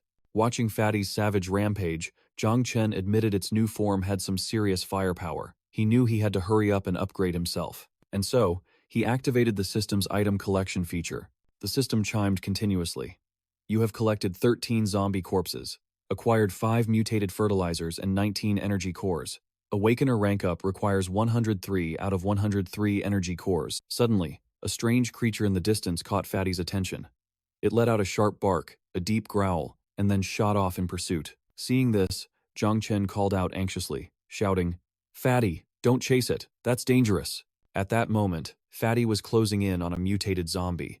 But from above, another one was lying in ambush, waiting for it to draw near. As Fatty charged deep into the trap, 2 mutated zombies dove down at once. Fatty snatched one clean out of the air, but the other latched onto its body. The mutated zombie tore into it with razor-sharp teeth as its tentacles pierced Fatty's hide. After dispatching the one in its mouth, it let out a pained whimper. Grr! But even more mutated zombies swarmed down, launching a relentless assault. An arrow flew through the air, felling one of the mutated zombies. Zhang Chen roared with encouragement. "Fatty, hang in there, I'm coming." With those words, he drew his bow to its absolute limit, whispering to himself, "I absolutely cannot miss." An instant later, the arrow shot down with terrifying speed, but the mutated zombie easily snatched it from the air, breaking it in half. Seeing that, Zhang Chen's blood ran cold. He growled in frustration. It broke again. Just then, a mutated zombie suddenly changed its target and lunged toward him. Seeing this, Zhang Chen felt a rush of excitement. "Perfect," he thought. "Saves me the trouble of coming to you." With lightning speed, it leaped into the sky, its tentacles extending for an attack as it let out a horrifying shriek. Just as planned, he drew his knife, waiting for it to reach the perfect height before roaring, "Go to hell." The system announced immediately. Successfully killed 1 crawler larva. Received 15 energy crystal shards. Zhang Chen immediately yelled, "Fatty, turn your back to me now." Following the command, Fatty spun around just as Zhang Chen's arrow pierced the mutated zombie on its back. The creature screeched and leaped off. Fatty lunged, ready to rip the creature apart with its claws and fangs. Zhang Chen quickly stopped it. Don't bite it, fatty. Go for a quick kill. Something's not right here. We're pulling out. And so, the two of them began to retreat. All around them, the mutated zombies watched with hungry eyes, their growls echoing unnervingly. The unexpected encounter sent a shiver down Zhang Chen's spine. High-level mutated zombies chased them without letting up, forcing him to run for his very life. While running, he grumbled, "I knew I shouldn't have brought you out today." Fatty, now back in its cute puppy form, just looked up at him and barked innocently. Woof. Suddenly, a level 2 mutated zombie blocked his path, while several more lurked on the rooftops above. Zhang Chen's mind raced. There are too many. This is completely unnatural. Could the next great calamity be approaching? An idea sparked, and he gave the order. "We split up and run," Fatty barked in response. Woof. Meanwhile, back at the supermarket with Zheng Hao's group, two people stood on high alert. Inside, Zheng Hao was rushing everyone. "Move faster. If we don't, we'll just attract more zombies." Just as Zheng Hao feared, a mutated zombie leaped down in front of the two guards, followed by a horde of bizarrely shaped undead. One of the men screamed in terror. "Crawlers!" The two scrambled back inside, slamming the door shut. A young man in a brown shirt yelled the alarm. "Oh my God, there are 4 of them!" Seeing their terrified faces, Qian Zhenyu asked, "What's wrong? Why are there so many crawlers all of a sudden?" Next to her, a short-haired girl's face was twisted in horror. Her voice trembled. "It's over. We can't get back now." Through the glass doors, a mutated zombie clung to the window. A man in gray was frozen in fear. Thinking fast, Zheng Hao yelled, "Help me move this cabinet. We have to block the door." Everyone threw their weight against the enormous cabinet, fighting against the savage strength of the zombie horde. Back with Zhang Chen, he was now completely surrounded in the middle of the street by mutated zombies. He had no choice but to unleash his power, cutting them down, as the system chimed again and again, energy core acquired. From a vantage point high above, the short-haired girl saw the battle and yelled, "Hey, look, someone's been surrounded by crawlers." But as she watched Zhang Chen fight, the fear in her heart quickly transformed into pure awe. My God. 1/1 kill, Qian Zhenyu thought. He's not surrounded at all. He's enjoying this. Zhang Chen was completely oblivious to the two mutated zombies hurtling toward his back. Qian Zhenyu screamed in panic, "Watch out behind you!" But thanks to his incredible combat instincts, Zhang Chen spun in an instant, his blade slicing through both creatures in a flash. He even pulled a pistol from his pocket and blew the head off another mutated zombie. At that moment, back in the apartment complex, Xiaoxi's eyes fluttered open. She rubbed them and mumbled, feeling uncomfortable. So hot. She gently touched her face to check her temperature and asked herself, "Why is my face burning up?" Suddenly, a notification appeared before her eyes. "Congratulations. You have successfully advanced to an Awakener unit. The talent system has now been unlocked." Reading those words, he was completely stunned. "An awakened. I just took a nap, and suddenly I'm one of them?" Turning to Zheng Hao, he stammered, completely bewildered. "Where did all these crawlers come from? This is just bizarre. Forget today's plan. We're heading straight for the stadium, now." Meanwhile, Zhang Chen was running for his life, cursing up a storm in his head. "Damn it! They've chased me for 6 whole blocks. Don't they ever get tired?" Suddenly, the zombies hot on his trail froze in their tracks. This sudden stop left Zhang Chen completely baffled. He wondered why they had all just stopped moving. A piercing red notification blazed into view. System alert. An illegal survivor has been detected ascending to the status of an awakened. The second phase of the game will now commence. Game refresh in 59 seconds. Reading the alert, Zhang Chen was utterly shocked. He thought to himself, an illegal awakening? Is someone hacking the game? The red alerts continued to flash. Phase 2. Larval crawlers will now evolve into their adult form. Threat level. Critical. Immediate elimination is advised. Zhang Chen glanced at the dazed zombies and whispered, "This is my chance." The red countdown ticked away. Game refresh in 39 seconds. At the same time, Zheng Hao was scrambling to get away. He screamed, "Find the nearest shelter, now!" But Zhang Chen remained unnervingly calm, collecting loot from the mutated corpses as the ominous red alert continued. Game refresh. Countdown ending. Resource deployment will commence in 25 seconds. Phase 2 zombie horde is materializing. Another red alert appeared. The horde was still just transparent phantoms, not yet fully formed. Within the horde were countless giant zombies and massive giant crawlers. Zhang Chen stared in disbelief. My God, there are so many of them. The road's completely blocked. How am I supposed to get through? System, is there another route? A blue notification appeared. Path guidance. Proceed through the alley. Turn right for 300 meters. A fully fueled truck is materializing. Use it to break through the horde. Zhang Chen. The system didn't respond, so he just started running. Whatever. How hard can it be to hold a steering wheel? I'll just have to risk it. The red system countdown continued relentlessly. Game refresh in 15 seconds. As he ran, panic began to set in. Why aren't the zombies here yet? This second phase is completely unsurvivable. He had no choice but to sprint straight ahead. A thought of doom crossed his mind. I'm not going to make it. A giant zombie's ravenous gaze locked onto his fleeing form. The red countdown ticked down mercilessly. Game refresh in 8 seconds. Zhang Chen scrambled frantically towards the truck. The system's countdown flashed again. Game refresh in 5 seconds. But then, a zombie suddenly appeared on the truck's hood, making him scream in frustration. Damn it! Is this some kind of sick gift? I can't even get to the door. Then his eyes darted to the empty space under the truck. A crazy idea sparked in his mind. I'll hide under there for now. At that moment, the system blared. Game refresh in 3 seconds.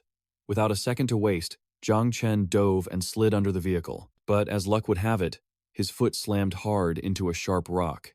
Just then, a notification appeared. Phase 2 of the reincarnation game has officially begun. We wish all players a pleasant game. But Zhang Chen was clutching his leg, writhing in agony on the ground. He cursed through his teeth. Son of a... Where the hell did that rock come from? From the sky, a massive mutated zombie dove straight for him. He scrambled out of the way just as it slammed into the ground, shattering the asphalt. Zhang Chen watched in absolute horror. Its head is bigger, he thought, but its movements are slower. The zombie leaped to attack him again. It swiped from below, but he instantly arched backward to dodge the blow. He landed swiftly on his feet, his heart pounding. That was too close. I can't keep up with its speed at all. If I keep fighting like this, I'm definitely going to die. The zombie couldn't catch him, so it scanned the area, and upon seeing him below, it immediately lunged downward. I can't believe how persistent this thing is. Fear crept into Zhang Chen's mind as he plotted his escape. My saber isn't with me. There's no way I can fight it. I have to find a place to hide first. With that, he bolted for the truck. The zombie behind him roared and picked up its pace. Zhang Chen yanked the door open and leaped inside. His eyes immediately fell upon an incredibly advanced piece of human weaponry, a rocket launcher. Without a moment of hesitation, he grabbed the weapon and blew off one of the creature's legs. As it shrieked in pain, Zhang Chen peered through the scope with a grim smile. So much for your arrogance. He then pulled the trigger. A mini rocket shot out, hitting the mutated zombie and blowing it to smithereens. Meanwhile, on Zheng Hao's side, the zombie horde had completely encircled them. Keep fighting, Zheng Hao yelled. Stay strong. If we stick together, we can break through this. However, his teammates were nowhere near as strong as he was. He was being brutally torn apart by a relentless zombie. A silent scream echoed in his mind. I don't want to die. A rhythmic tremor shook the ground. Boom, boom. Each step from the colossal zombie cracked the pavement.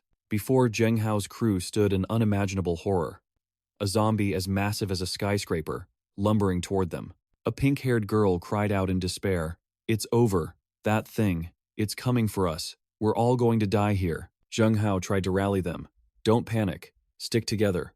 We fall back slowly and find its weakness. But Si Hengda shot that down.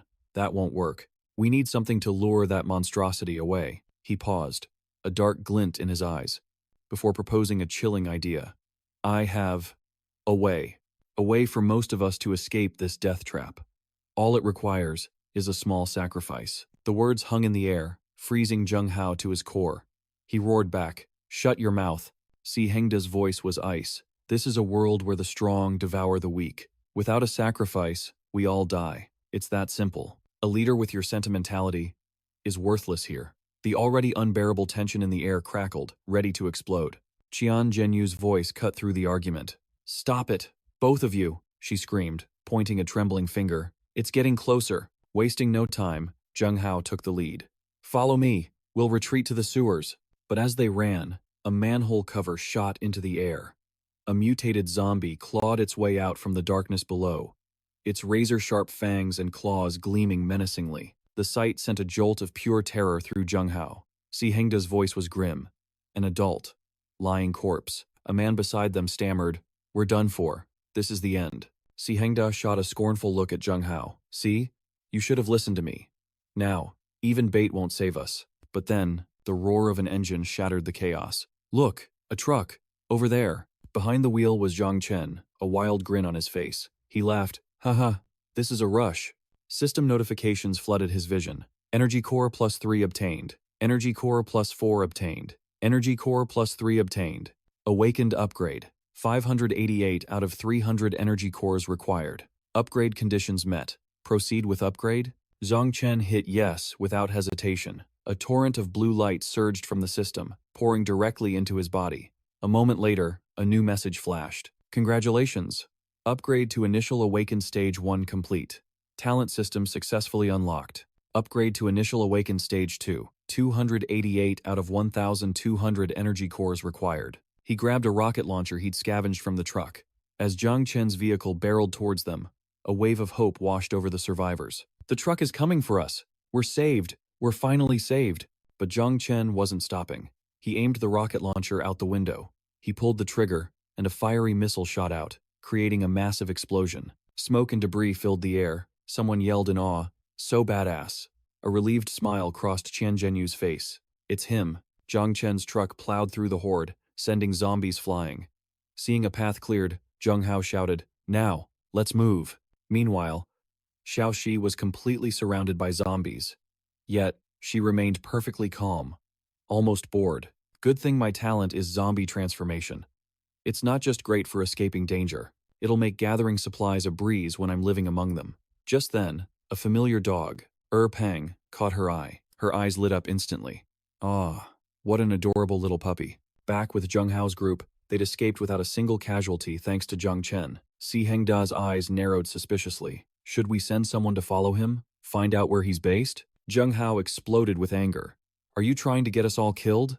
We already asked him to join us, and he blew us off. A guy like that is not someone you want to make an enemy of. Qian Zhenyu, however, was just worried for Zhang Chen. She thought to herself, it's only been a few days, but he seems so much stronger now. Zhang Chen's truck screeched to a halt before an iron gate, where Erpeng was waiting, barking with joy. Woof woof. Zhang Chen jumped out of the truck, ruffling the dog's fur. Erpeng, you're back. You had me worried sick. How are your injuries? Erpeng just wagged its tail furiously in response. Woof. Woof woof. From a balcony above, Xiaoxi watched in surprise. Looks like we have a visitor. Her eyes widened as she recognized Zhang Chen. The zombie big boss is talking to Erpeng? You mean, that visitor is the one who saved you? And even healed your wounds? Erpeng barked in affirmation. Woof woof. Suddenly, a warning flashed in Zhang Chen's mind. Danger above. In a flash, Xiaoxi leaped down, wielding his own katana against him. She said with a wicked grin, Zombie big boss, I can't let you die out in the wild. He took a single, precise step back, narrowly dodging the blade. Damn it, he muttered. So it was you. In one fluid motion, he grabbed her wrist, reclaiming his katana and pushing her back. He said coldly, That's not how you wield a blade. Mine? Xiaoxi stared, seeing him completely unharmed. Boss, you didn't turn into a zombie? Why didn't you wait for me? I had such a hard time finding you. But Zhang Chen shot back. Don't get so familiar with me. And you, looking like that. Are you about to turn? Sunny smugly showed off her new power to Kenji. Heh, this is the ability I just awakened. On pure instinct, Kenji gripped his katana and slashed forward. Thankfully, Sunny leaned back just in time to dodge the fatal blade. She cried out, Boss, what are you doing? Zhang Chen didn't bother to answer, swinging his sword once more as Xiaoxi quickly dodged again. She immediately yelled out, Skill, glare. Suddenly, a cloud of green smoke engulfed Zhang Chen, making him cough violently. Cough, cough. A blue notification window appeared before him. Talent, zombification. Become a blue-tier zombie. During the 30-second zombification, the user is protected by a barrier. Seeing that Xiaoxi was getting serious, Zhang Chen quickly raised a hand. Stop, stop, stop. I was just testing you. Don't take it so seriously. That talent of yours, cough, is pretty cool. But inside, he was on high alert. He now knew that besides those three from the He clan and himself, she was the third awakened person he'd met. She has 0 combat abilities. Yet, she's leveling up this fast. The conclusion was simple. He couldn't keep her by his side. With that thought, he approached her and said with cold indifference, Thank you, Miss Xiaoxi, for healing my combat pet. I assume you've already cleaned out all the food in my refrigerator, so I have to ask, can you leave now? Xiaoxi avoided his shrewd gaze and said, It's normal for a boss to provide food and shelter. How can you kick me out after I ate just a little bit of your food? Hearing this, Zhang Chen suddenly whipped out a megaphone. He declared loud and clear, "And who said I was your boss? You call that a little bit?" The sudden blast startled Xiaoxi. She pleaded desperately, "Don't be so heartless. I have lots of skill books and blueprints. And 30 ring fragments. I can use those to pay for my food and lodging." Zhang Chen was incredibly annoyed. He said decisively, "Non-negotiable. No means no. With you here, I'd have to sleep with one eye open. And that's too much of a hassle." He grabbed her hair, making her yelp in pain. She cried out, I also know the location of an armory. Your ammunition will run out sooner or later. That will be an even bigger hassle." Hearing this, Zhang Chen paused and crossed his arms. He demanded in a commanding tone, "All right, talk. Where is the armory?" Xiaoxi answered defensively, "I'll tell you. After 1 week. If I tell you now, you'll just kick me out, and I'll be at a huge disadvantage. I have to stay here first." Zhang Chen then turned to Erpang. "Erpang, stay by her side and watch her. The moment you see any suspicious behavior, report to me immediately." Erpang let out a loud, "Woof, woof." Xiaoxi quickly said, "Okay then, I'll head back to the building." But Zhang Chen immediately stopped her. "Hold on, aren't you forgetting the skill books and blueprints you were supposed to give me?" Hearing this, Xiaoxi played dumb. "What skill books? There aren't any skill books. You must have misheard." Seeing her feigned ignorance, Zhang Chen had no choice but to threaten her. "You know, I happen to have a lot of rocket launcher ammo left. It's no big deal if we never go to that armory." Seeing his terrifying expression, she immediately bowed her head. "I remember now. There are skill books and blueprints too. Boss, you have such a great memory. I'll get them out as a gift for you." Hearing this, Zhang Chen scoffed. "Humph, trying to play tricks on me? You're still too naive." Just then, Xiaoxi raised her hand toward the sky. Suddenly, a series of windows materialized, each with a different title. Professional climbing skill. Become a master climber. Capable of scaling most buildings and cliffs. Master tailor skill. Allows the use of fabric to craft clothing. Craft shoes and protective gear as your level increases. Crafted items have a chance of being rare and possessing additional attributes. Wood gathering method. Allows you to gather wood from trees and wooden products. Blueprint. Precision bow. Allows you to understand the method of crafting bows. Eye of insight. Allows you to see an opponent's power level. Also has a penetrative vision ability. The effect grows stronger as the skill level increases. Zhang Chen made his selections, and a system notification appeared. You have successfully learned wood gathering method, professional climbing skill, and master tailor skill. You have mastered the crafting method for the precision bow. Eye of insight has been unlocked. Xiaoxi even handed over a ring fragment to Zhang Chen. Seeing this, he remarked, well, so you do know how to be obedient, handing it over proactively. What a teachable child. A system window appeared. Received ring fragment number 3. Zhang Chen suddenly spoke.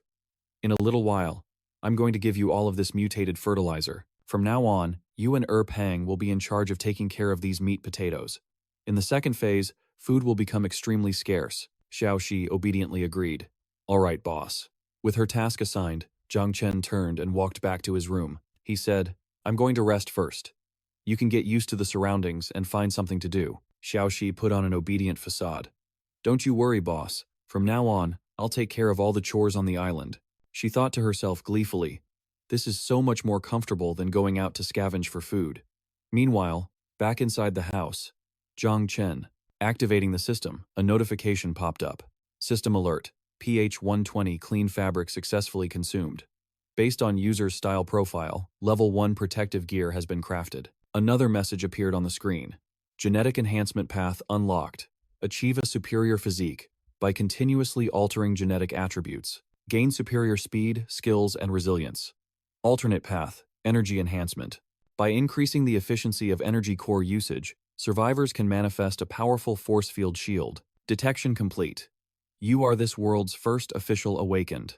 As a reward, the system has granted 2 unique talents. Could he unlock both paths at once? A moment later, a new alert flashed. You have acquired the talent, Gene Evolution, Fortified Body. Effect. Self-regeneration increased tenfold. Grants the ability to heal from minor viral infections. Strength, speed, and reflexes boosted by 50%. System alert. You have acquired the talent, Energy Evolution, Introductory Level. You are now shrouded in pure energy. Damage dealt, plus 10%. Damage taken, minus 10%. Energy crystal acquisition rate increased by 20%. With this new power, Zhang Chen thought to himself, with this protective energy shield and my sharpened blade skills, fighting that giant zombie should be no problem at all. Meanwhile, at Zheng Hao's location, the horde of infected relentlessly assaulted their safe house. Zheng Hao desperately hammered the window boards shut, shouting to the others, "Once this is nailed down, double-check everything. That horde outside isn't giving up anytime soon." Just then, one of the young men let his hammer fall from his hand. He muttered, "Board it up. So what? The infected can't get in, but we can't get out. We're just going to die in here anyway. This shelter is just our tomb now." Seeing his despair, Qian Zhenyu tried to comfort him. "Hey, pull yourself together. We've faced so much danger already, and we've always made it through, right?" Hearing her words, he just started laughing manically. "Ha! Ha! Ha!"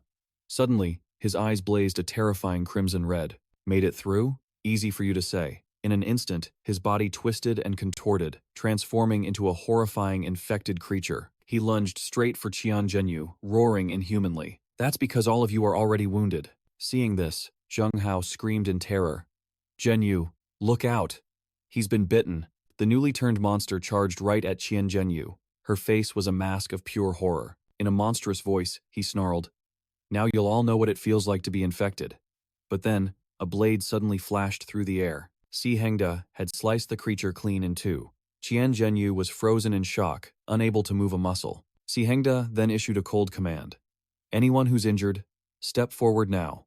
I'll find a place for you to wait peacefully until you turn." Two burly men suddenly appeared at his side. He declared loudly, "If I have to find out myself, don't blame me for what happens next." The remaining survivors immediately began to whisper amongst themselves. A young boy, drenched in sweat and trembling uncontrollably, bravely stepped forward. He looked up at Si Hengda with pleading eyes, shaking with fear. Seeing this, Si Hengda nodded. "Very good." Without warning, Si Hengda leveled the tip of his blade at the boy's face. The child was paralyzed with terror. Zheng Hao screamed, "Hengda, no!" Qian Zhenyu rushed forward as well. "What are you doing?" Just as Si Hengda was about to strike the boy down, Zheng Hao's own blade shot out to intercept. He swiftly blocked Si Hengda's ruthless attack, but Si Hengda, unwilling to be stopped, expertly twisted his arm, causing his blade to slide right past the block. And with a single, swift motion, Si Hengda cut the young boy down. The deed done, Si Hengda spoke with chilling calm. "Old Zheng, this is no time for sentimentality." Both Qian Zhenyu and Zheng Hao were completely stunned by Si Hengda's brutal and merciless act. An uncontrollable rage exploded inside Zheng Hao. "You promised. You said you'd let him live until the end." Qian Zhenyu was trembling with fury. He was working harder than anyone. He was always such a good kid. As she spoke, her fists clenched unconsciously, the flames of outrage in her heart finally becoming impossible to contain. Qian Zhenyu instantly drew her weapon. "Si Hengda, you absolute bastard." Si Hengda yelled back, "Qian Zhenyu, have you forgotten who just saved your life? And now you're going to shoot me with that bow?" She was burning with real fury, but Zheng Hao raised a hand to stop her. He said grimly, "Zhenyu, lower your weapon. We're surrounded by the infected right now. We absolutely cannot afford to fight amongst ourselves." Hearing his words, Qian Zhenyu trembled with suppressed rage. "Ugh." With a grunt, her bow dematerialized. "Humph." Seeing this, a triumphant smirk crossed Si Hengda's face. Seizing the opportunity, he suddenly lunged at Qian Zhenyu. "Anyone who even thinks of killing me deserves to die." Her eyes widened in complete shock. Zheng Hao thrust his hand forward. Si Hengda stopped dead in his tracks, confronted by a wall of roaring flames. "Ah!" Si Hengda cried out, wounded by Zheng Hao's ability. Blood began to seep from a gash on his stomach as he groaned in pain. "Ugh! Ah!" He glared at Zheng Hao and said, "Old Zheng, to you, I'm supposed to be your best friend. I can't kill the dead weight holding us back? You're turning into one of them, and I'm still not allowed to kill? You tried to kill me, but I'm not allowed to fight back? You're the most merciful person in the world, but your hesitation will lead both our camps to their doom." His wounds grew heavier, forcing him to his knees as crimson blood gushed out without stopping. In that moment, Si Hengda's voice cut through the tension. "All 12 of us from our class were transported here together. I was the one most afraid of dying. Zheng Hao, you were the one who saved me. Today, I'll repay that debt with my life. Do it. Kill me." However, Zheng Hao simply waved to the two burly men beside him. "What are you two standing there for? Get Hongda some medical attention now." Then, a terrifying look flashed in Zheng Hao's eyes. he gave a command. No one is to ever speak of what happened here today. Forget everything. The remaining survivors immediately agreed. When everything settled down, he quickly turned to Qian Jinyu. How many days of food do we have left? She answered instantly. 2 days. Hearing this, Zheng Hao laid out an urgent plan for the next day. Tomorrow morning, wait until most of the zombies have dispersed. I'll go out alone to gather supplies. Hearing this, Qian Jinyu was stunned. But he continued speaking. If I'm not back by nightfall, you all should split up and run. Tears welled up in Qian Jinyu's eyes as she said with a trembling voice, Captain, 4 days passed. At Zhang Chen's safe house, sweet potato sprouts were shooting up, full of life. Xiao Shi was playing happily with Pang. Go, Pang, charge. The huge harvest of quality potatoes made her spirits soar. Wow, just one plant gave us so many fat potatoes. This is enough to feed the 3 of us for a whole week. Zhang Chen was lying nearby, basking in the sun. He called out to her, don't just think about eating. Remember to collect the seeds and find a time to plant them. Xiao Xi suddenly proposed an idea. Boss, potatoes have a high water content. I don't think they'll be easy to preserve. How about I use my zombie bones to dry them out a bit? Hearing this, Zhang Chen was instantly furious. He shot up and laid into her. Are you deliberately trying to make me die of anger? Do you want to turn the 2 of us and our dog into 3 walking corpses? Xiao Shi heard this and grumbled. What's the point of keeping them then? I just wanted to try it out. If you say no, then fine. Zhang Chen was already checking his system panel. Item. Green level corpse mist. Infected fruit. Effect. Can make potatoes poisonous without changing their shape or original taste. After reading the description, his eyes lit up. Wait. Go ahead and try it on 1 potato plant. Let's see what kind of effect it has. Xiao Shi immediately agreed. Yes, boss. Next, she activated her zombie bones, letting the energy spread through the entire potato plant. They both waited for a while. Seeing nothing interesting happen, Xiao Xi spoke with a disappointed tone. There's no change at all. But Zhang Chen was thinking, this is the exact effect I was hoping for. This is the perfect assassination weapon. I'll have to use this against powerful foes in the future. He quickly opened his system panel to harvest. Potatoes. Plus 31. Zhang Chen was secretly shocked. Even the name in the system prompt didn't change. I have to be extremely careful so my own people don't eat this by mistake. He then did the same with the other plants. Harvested wood, plus 165. Zhang Chen navigated the system. Consume wood, plus 100, and energy crystals, plus 10. Crafting 10 standard longbows. Consume wood, plus 10, and energy crystals, plus 3. Received arrows, plus 3. A moment later, a pile of bows and arrows appeared right in front of Xiao Shi. Zhang Chen gave her instructions. Take these to the store to trade. Prioritize getting gasoline. After that, food and water. And of course, more energy crystals. Xiao Shi looked at the items and said, on average, 1 bow is only worth 3 arrows. Isn't that a little too cheap? Zhang Chen replied with a sly grin. You don't understand. Once we sell them, the bows, won't they have to keep coming back to us for arrows? And at that point, the price will be whatever we decide. Hearing this, Xiao Shi's face lit up with excitement. Hey, boss, you're so evil. Don't you worry. I guarantee I can sell every last one. Just then, a notification popped up. Zhao Shiyue has sent a trade request. Seeing the name, Zhang Chen was surprised. Zhao Shiyue. It's been a long time since we last spoke. Another notification appeared. Received. Mutated fertilizer plus 30. Energy crystals plus 5. Clean cloth plus 110.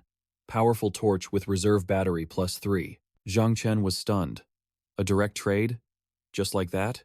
He immediately hit the video call button. Zhao Shiyue appeared on screen, looking distressed. She let out a nervous laugh. Ha. She shyly covered her face. Why did you video call me?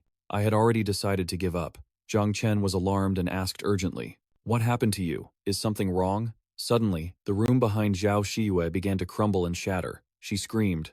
Ah! It's about to get in. Her voice trembled as she spoke. Little brother, it was nice knowing you. Thank you for helping me live a little longer. I hope those things are useful to you. Hearing this, Zhang Chen became frantic. He pleaded. Zhao Shiyue, tell me where you are. I can save you. Zhao Shiyue. Just then, Zhao Shi glanced at the screen and froze in horror. Oh my god, what kind of monster is that? What the? Why are there giant footprints on the window? But this place, it looks just like that armory from before. Suddenly, Zhang Chen grabbed Xiao Shi's shirt, his eyes blazing with intensity. He demanded, tell me its location. Now. Xiaoxi cried out in fear. You're crushing me. Let go. I'll tell you, okay? I'll tell you. She quickly materialized a small map of the entire city for him to see. It's here, she said. But last time, I only scouted the perimeter. I never went deep inside. Zhang Chen's decision was instant. Everyone, we're moving out to the armory. Zhang Chen leaped into the truck, speeding into the city's heart. The roads were a chaotic hellscape, swarming with mutated zombies. Inside the cab, Xiaoxi let out a long, shuddering sigh.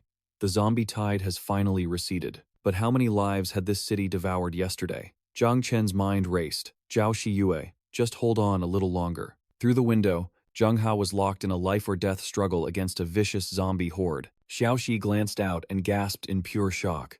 Look, someone's going solo against a mature creeper. At that moment, Zhang Hao unleashed his signature technique.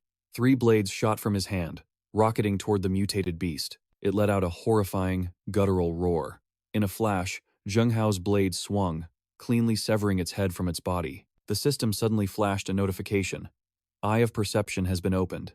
Extreme Physique Holder is experiencing an adrenaline effect. Awakener upgrade progress at 1/300th. Zhang Chen noted, that guy just leveled up. To charge in alone with such extraordinary power. He's even more fearless than I was back in the day.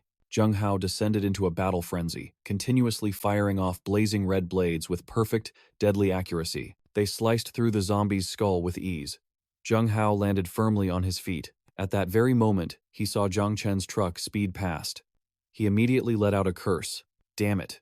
Using a truck to mow down zombies from a distance.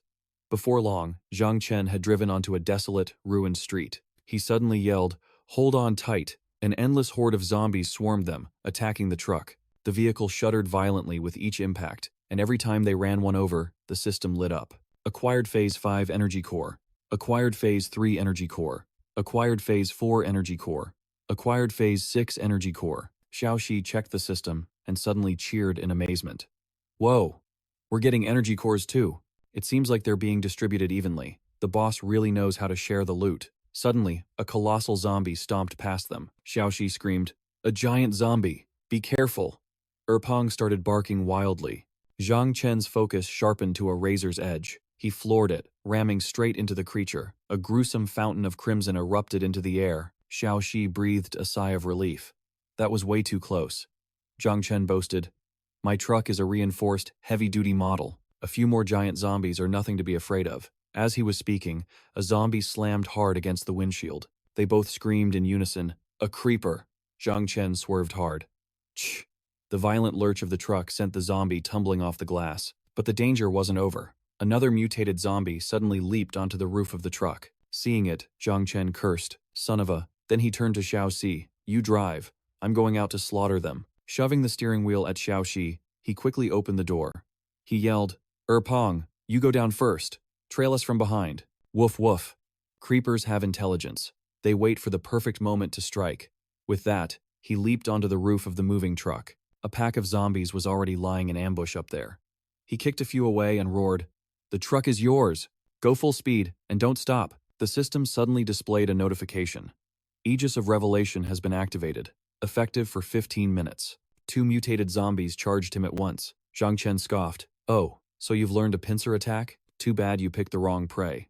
He used his sword formation to block their devastating blows. Another one lunged at his back. He skillfully leaned away from the attack, then swung his sword hard into it and sneered, "What level are you? You really think you can ambush me?"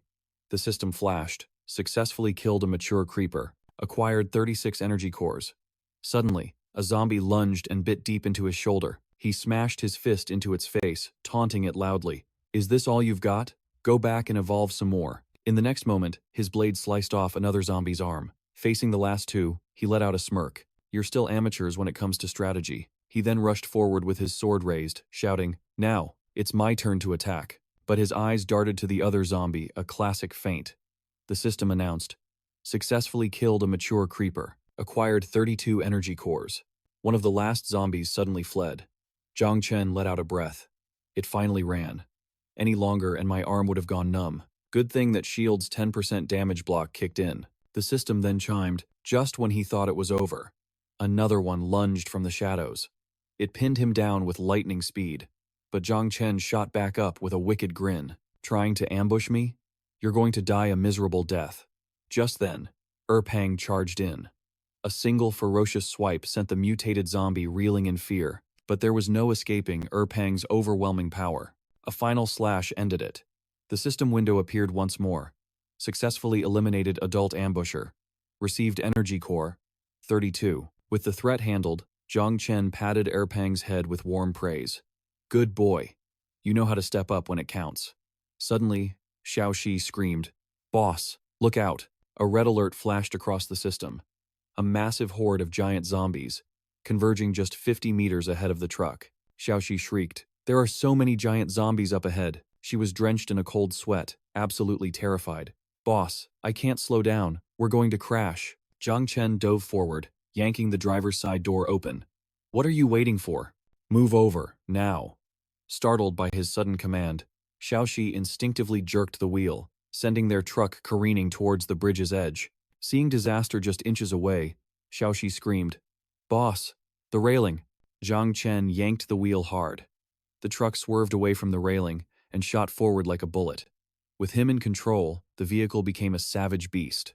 It plowed through every zombie that dared to block its path. On the verge of tears, Xiaoxi stammered, Boss, don't you think the truck's about to explode? Zhang Chen shot back. Don't jinx it. Another system notification pinged. Giant zombie eliminated. Received energy core. 36. But then, a new alert flashed. Warning. Vehicle will detonate in 40 seconds. Seeing the countdown, Zhang Chen's heart sank. 40 seconds. That's not enough time. Thick smoke began pouring from the truck's engine. Flames erupted inside the cabin, licking at the dashboard. Horrified, Xiaoxi pleaded, Boss, can't we slow down? I think I'm going to be sick. Zhang Chen's reply was firm. No. All he could think about was Zhao Xie. We're almost there. Instead of slowing down, he slammed his foot on the accelerator. Suddenly, Xiaoxi shouted, We're here. This is the place. Zhang Chen threw the door open and yelled, On my count, we all jump. 3, 2, jump. The moment he gave the word, Xiaoxi, Pang, and Zhang Chen leaped from the moving truck. Seconds later, the truck erupted in a massive, earth-shaking explosion. Xiaoxi burst into tears. I don't care if you kill me. I'm never getting in a car you're driving again. Pang barked in agreement. Zhang Chen yelled, Quit complaining and run. Now, Xiaoxi suddenly asked, Boss, are we just running away? He shot back. What else do you suggest? You want to sit here and wait for the zombies to show up? Just then, a new system window materialized before them. Warning. A large lizard resides in the tunnel. Its power is comparable to a Stage 2 awakened. Proceed with extreme caution. After reading the message, Zhang Chen was stunned. What? And just moments later, they came face to face with the massive beast. It stared at him with ravenous eyes. The second it lunged, jaws wide open, Zhang Chen shoved Xiaoxi aside and yelled, Get back! Pang let out a furious bark. Xiaoxi stumbled backward, watching in horror as the lizard's jaws clamped down on him. Boss. Driven by panic, Pang relentlessly clawed at the giant creature's hide. Seeing this, Xiaoxi screamed, Pang. No. In an instant, the beast flung Pang aside. A horrified thought crossed her mind. Is this it? Are we all going to die here? But then, the lizard suddenly froze. It opened its massive mouth, and an explosion erupted from within. From the blast, Zhang Chen emerged completely unharmed. Seeing him step out without a scratch, tears of joy streamed down Xiaoxi's face. Boss, I knew you were too stubborn to die. Zhang Chen smirked. It'll learn not to eat just anything. He then fired a rocket straight at the giant lizard. A system alert appeared. Warning. The great lizard is rapidly regenerating. Without hesitation, Zhang Chen drew his katana. He launched himself into the air, his mind racing. While it's weak, this is my chance to end it. But the lizard spun around in a flash, its long tongue lashing out like a whip. The blow connected, and blood sprayed from his mouth. So fast, he thought, as he hit the ground hard. Clutching his chest, he cursed under his breath. Damn it. I think my ribs are broken. I have to end this now. A new tip appeared from the system. This species' eyes are its most vulnerable point. Its fatal weakness is located in its spine. Reading the alert, Zhang Chen yelled, Xiaoxi, use your corpse fog. Aim for its eyes. Hearing his command, Xiaoxi raised her hands. Right.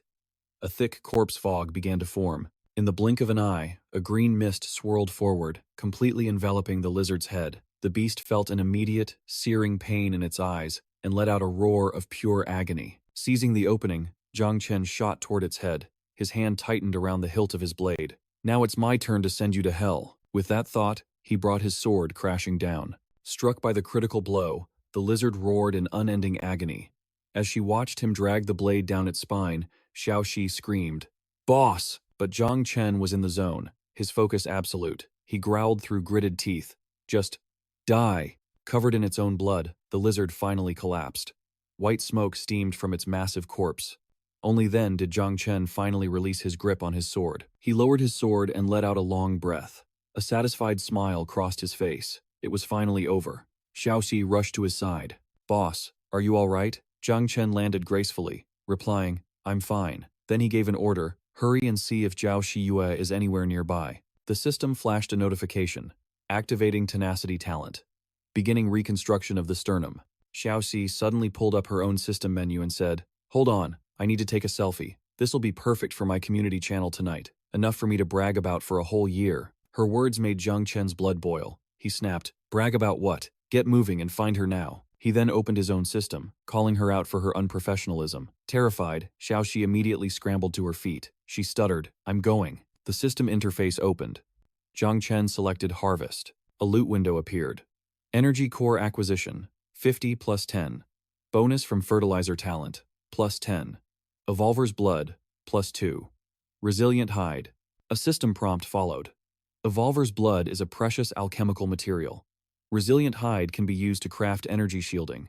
Sharp Claws are rare materials for forging energy weapons. At that moment, Xiaoxi was walking around, shouting at the top of her lungs, "Zhao Shiyue, are you here? Our boss is here to save you. I think he really likes you." Zhang Chen also yelled out, "Zhao Shiyue, it's Zhang Chen, the rhino beast is dead." After searching for a while with no sign of her, a dreadful thought entered Zhang Chen's mind. Could Zhao Shiyue already be dead? He muttered to himself, "No. That's impossible. It can't be." Suddenly, Xiaoxi shouted, "Boss, get over here and look." A jolt of excitement shot through Zhang Chen. "Yes, this is the place." He quickly began clearing the rocks away from the entrance. Peeking inside, Xiaoxi reported grimly, "Boss, we found her, but she's infected." The news hit Zhang Chen like a punch. "What?" Xiaoxi used her skill to scan the body. She said, "From the looks of it, she's been infected for a long time. Luckily, you have me, so she can still be saved, but the virus has taken deep root. Purging it will take a while." Hearing this, Zhang Chen replied without hesitation, "It doesn't matter. You focus on healing her. I'll stand guard." The system displayed a new notification. A large cache of weapons and ammunition was detected in the room. Weapons and ammo? A flicker of excitement lit up Zhang Chen's eyes as he opened the warehouse door. As he saw what was inside, he gasped in his mind, "Holy crap! This is the armored medical vehicle Zhao Shiyue gave me before. So this is where she got it from. To think she braved a place this dangerous. She must have gone through hell." He quickly activated the system, acquiring 47 firearms, 100,000 rounds of ammunition, 6 rocket launchers, and 238 rockets. Suddenly, a violent tremor shook the ground, catching Zhang Chen completely by surprise. Xiaoxi, in the middle of her treatment, cried out anxiously, "What's that sound?" Zhang Chen readied his weapon and said, "Don't move. I'll go check it out." After running for a moment, a mysterious item appeared before him. He noted, "It's a yellow crate." But in his mind, he realized, the hidden prompt isn't reacting. This thing is getting more and more sluggish. The rumbling grew louder, and a dark premonition washed over Zhang Chen. Something was about to crawl out of that well. A massive hand suddenly gripped the edge of the well and started to pull itself up. The enormous hand clenched the stone rim, straining to lift its massive body from the depths. Pure terror washed over Zhang Chen. He screamed, "Xiaoxi!" A gigantic head suddenly emerged into view. Seeing it, Zhang Chen roared, "Mousy, get to the iron-gated room and start the vehicle, now." Xiaoxi suddenly peeked her head in and asked, "Boss, what's wrong? The treatment isn't finished yet." Then she saw Zhang Chen facing off against a colossal zombie, and she let out a shocked scream. "Oh my god, what is that monster?" Hearing her voice, Zhang Chen shouted, "Mousy, get Zhao Shiyue out of here first. I'll hold it back." His heart pounded. But his attacks did no damage. The system flashed a notification. Phase 3, Mutated Zombie, Giant Class. The giant possesses overwhelming strength, speed, reflexes, and durability. It can also unleash sonic wave attacks. It suddenly slammed its fist into the ground, sending Zhang Chen flying into the air. He screamed, "Ugh!" His mind raced. What in the world is happening? Is this even a zombie anymore? Suddenly, a cloud of green mist erupted, blinding the giant creature. Xiao Shi's voice rang out. "Boss, now's your chance. I've got it contained." Zhang Chen drew his sword and commanded, "Mousy, you go, start the vehicle. Leave this to me." Then he leaped into the air, attacking the monster head-on. But the moment his blade made contact, it was violently ripped from his grasp. He panicked. Damn it. That was a full-power strike. The zombie suddenly opened its mouth, unleashing a deadly crimson beam straight towards him. As he braced for impact, he realized there was no wound. The sonic wave slammed him back into the wall. Ugh! Ah!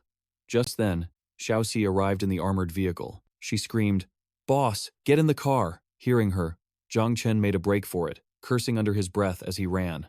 Damn it, he didn't forget to scoop up Erpang on the way. The giant zombie, seeing its prey gone, roared in fury. It began to smash everything in a mad rage, then brought both fists crashing down onto the ground. Everyone inside the vehicle was thrown around violently. Its massive foot stomped down right next to the armored vehicle. Its eyes glowed with a terrifying, crimson light. Again, it slammed both fists down, shattering the very ground beneath them. Driving furiously, Zhang Chen demanded, "Why? Why didn't the system warn us when the Titan appeared?" Zhao Shiwei suddenly screamed, "We're finished this time." Zhang Chen's vehicle plunged into the abyss. Does the system want us to fall? He wondered. The second they crashed, notifications flooded his screen. Wails of despair. Figures bowing in worship. The giant zombie. The Titan. They prostrated themselves before it. The sight before him left Zhang Chen speechless. It was a nest, a monster's hatchery. As Xiaoxi poured the gasoline, she asked, "Boss, are we using all of it?" "No. I traded so many arrows for this. It hurts." But Zhang Chen's voice was grim. "We have to burn this entire place to the ground. With this many monsters, if they all hatch, Tianyang City will face a catastrophe." A look of sheer terror crossed Zhang Chen's face. From the hole above, the zombie suddenly leaped down. Zhang Chen yelled in alarm, "It's here already! Mousy, get ready to drive! Go!" The giant zombie landed, and the entire floor shook violently. She immediately started the engine, muttering, "I'm never going out with the boss again. We're always risking our lives." The tires screeched. The massive zombie swiped at them. Zhang Chen roared, "S-curves. Dodge it. If that thing hits us, we'll be turned into meat paste." He slammed the gas, swerving hard around it, his eyes sharp with vigilance. After emptying the last can, he hurled it at the giant zombie's face. "Here's a gift for you."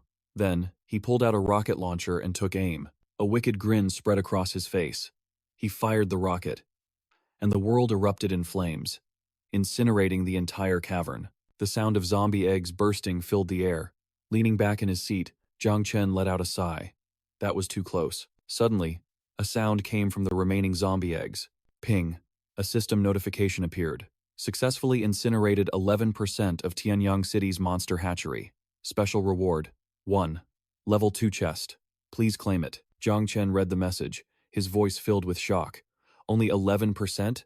Just how massive is this nest? Peering out from the vehicle, a strange new zombie caught his eye. A chilling thought crossed Zhang Chen's mind. Is this a new type of monster? System prompt. Hidden mutated zombie type 2.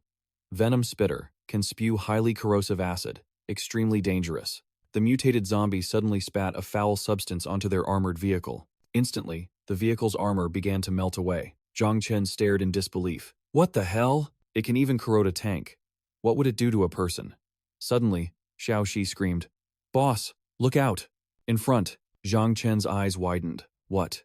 3 of them? The front of the vehicle smoked and dissolved. Xiaoxi let out a terrified shriek. Zhang Chen shouted, "If we stop, we die. Move over, I'm driving."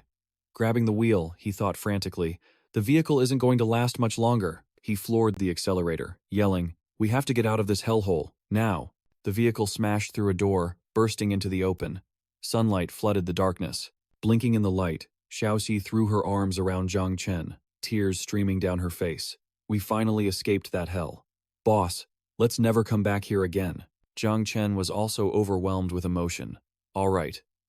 If you're begging me, we'll never come back." But it was far from over.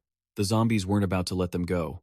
An entire horde thundered after them. Led by the giant zombie and the sonic screamers, they relentlessly pursued Zhang Chen's armored vehicle. He sped away, gritting his teeth. Xiaoxi peeked outside and screamed in horror. "Oh my god! All the zombies from the tunnel are here." Zhang Chen pushed the vehicle faster. "We have to take the long way around, otherwise we'll lead them straight to Tianyang City's doom." He swerved sharply. Suddenly, a loud thud came from the roof. A mutated zombie had latched onto them. Zhang Chen immediately ordered, "Mousy, take the wheel. These things are too persistent. I'm going up to the roof to deal with them." Xiaoxi shrieked in panic. "Ah, it's breaking in!" Zhang Chen thrust his sword through its head, snarling, "You're asking for death." Suddenly, Zhao Shiyue began to tremble uncontrollably. Zhang Chen's heart sank with worry. "What's wrong with Zhao Shiyue?" Xiaoxi turned, her face pale. "The zombie poison in her system hasn't been fully cleansed. If we don't treat her now, she's going to turn." Zhang Chen jammed his sword into the console to hold the wheel steady. "Go, treat her. I'll handle the zombies." Hearing this, Xiaoxi nodded. "Right." And with that, they sped off into the distance. With a gun in each hand, Zhang Chen roared, "You want to follow me? Then follow me to hell." He unleashed a storm of bullets on the pursuing horde. Moments later, notifications began to pop up. Acquired, Energy Core ×3, Clean Cloth ×10. Acquired, Energy Core ×4, Clean Cloth ×11. Acquired, Energy Core ×3, Clean Cloth ×13. Acquired, Energy Core ×5, Clean Cloth ×12. Upgrade to Awaken Stage 2 requires 756 out of 1,200 energy cores. Rockets screamed through the air, slamming into the zombie horde with devastating force. The undead were mowed down like grass, and with every shot, Zhang Chen's battle lust only grew. "Come on, I'll show you trash what real firepower looks like." The system chimed in with a flood of notifications. "You have acquired an energy core, rank 4, and 11 clean cloths. You have acquired an energy core, rank 3, and 12 clean cloths. You have acquired an energy core, rank 3, and 10 clean cloths. Progress to Awakened Being, Early Stage 2, 1,032 out of 1,200 energy cores." Without warning, the sonic zombie lunged forward at blinding speed. Seeing this, Zhang Chen roared, "Little mouse, head for the collapsed bridge, now." Xiaoxi floored it, the vehicle lurching forward. Zhang Chen hauled out a massive rocket launcher, a manic grin on his face. "I refuse to believe a few tons of bridge won't be enough to crush you." A colossal rocket shot from the launcher, instantly engulfing the remaining horde in a raging inferno. At the sight of this destruction, Zhang Chen let out a triumphant laugh. "Ha ha ha, just die already." Thick smoke and dust billowed everywhere, but through the chaos, the sonic zombie emerged completely unfazed. It stormed forward, smashing the nearby dam, and a torrent of water exploded from the breach. The monstrous zombie tilted its head to the sky and let out a deafening, echoing roar. Meanwhile, in Tianyang City, Zhang Chen's armored vehicle sped down the main road. Elsewhere, Zheng Hao was getting anxious. "It's getting dark. Pick up the pace. I heard reports that Qi Hongda's team hasn't been turning over the supplies they've found to you these past few days." Qian Zhenyu confirmed it. "That's right. They've recruited a lot of new people and aren't following orders anymore, unless they come directly from you." Hearing this, Zheng Hao just clutched his head. "Forget it. As long as he's still on the team, he's one of us." Suddenly, an armored vehicle rocketed past them, leaving Zheng Hao completely stunned. One of his men couldn't believe his eyes. "Am I seeing things? That was a tank," another exclaimed. "My God, someone actually has a tank?" Zheng Hao thought to himself that by the time he got back home, it would be nightfall. Zhang Chen gently placed Zhao Shiyue onto a bed. Xiaoxi collapsed, utterly drained. "We're finally back, rescuing 2 people back to back. I'm dead tired." Pang was just as exhausted. "Fu fu fu." Zhang Chen glanced over his shoulder and spoke softly. "We made it back, thanks to you today. You worked hard, Xiaoxi." Hearing her real name, Xiaoxi's eyes shot wide open in surprise. In the next moment, she threw herself at Zhang Chen's leg, bursting into tears. "Boss, you finally stopped calling me Little Mouse. I've waited so long to hear you say that." He gently patted her head and said, "From now on, we're family. Go get some rest. Call me when Zhao Shiyue wakes up." Just then, the heavens opened up, and a heavy rain began to fall. Zhang Chen sat alone in the living room, his fingers flying across the system interface. He pulled up his inventory. "My first level 2 chest. I wonder what's inside." A new notification screen popped up. "Congratulations. You have received 30 field tents, 30 sleeping bags, and 10 field lighting devices, 5 night watch devices, a telescope with 100 times zoom, and 1 talent crystal, 1 blueprint for a primary energy armor, and 1 serving of high-grade pet food. A talent crystal grants 1 talent point upon use. If you have dual talents, each gains 1 point. The primary energy armor can be fused with the Shattered Cage talent. In times of danger, it will automatically envelop the entire body, reducing all incoming damage by 25%. High-grade pet food accelerates a pet's growth. It is only effective on pets that have not yet reached maturity. Congratulations! You have received the Energy Evolution gene and 1 point for each of your talents. Lynx Reflexes enhances evasion, speed, and reaction time by 150%. Lord of a region. When harvesting non-special item resources, increases the yield by 60%. Rage, Lynx Reflexes, Gene Evolution, Energy Evolution, Lord of a region, and Energy Blast. Energy Blast can fire a destructive beam of energy from your hand, with its power increasing according to your level. All these new options made Zhang Chen rack his brain. As a blade user, he had many close combat opportunities, so damage reduction and attack talents were his best bet. His eyes landed on the Rage talent. It temporarily boosted all attributes, while simultaneously reducing damage taken by 30%. He quickly selected yes, and a system notification immediately appeared. Congratulations! You have successfully unlocked 2 talents, Rage and Energy Blast. Instantly, streams of blue and red light coursed through Zhang Chen's body, forcing an involuntary cry from his lips. Arg! His eyes began to glow, each a different color of flame. He wondered to himself, why does one feel hot and the other cold? Looking down at his wrist, Zhang Chen saw 2 flames of different colors swirling together. This left him baffled. What kind of energy blast is this supposed to be? The next morning, at Zhang Chen's safe house, he was sleeping like the dead. Suddenly, a delicious aroma drifted past his nose. He shot up in bed. Where is that smell of grilled meat coming from? He saw Zhao Xiyo setting a plate of food on the table, and she spoke. You're awake? Seeing her up and about, Zhang Chen was stunned. Zhao Xiyue, you've already recovered? He couldn't help but marvel silently. What kind of ethereal beauty is this? She's even more gorgeous than in the clips. Zhao Xie smiled brightly. Thank you for saving me. From now on, my life belongs to you. Zhang Chen was suddenly flustered. Don't say that. Last time wasn't. Without your medicine, I wouldn't have survived. So, we're even now. Hearing that, Xiaoxi's temper suddenly flared. She grabbed her knife and fork, urging them. Stop arguing, you two. Eat the roasted potatoes before they get cold.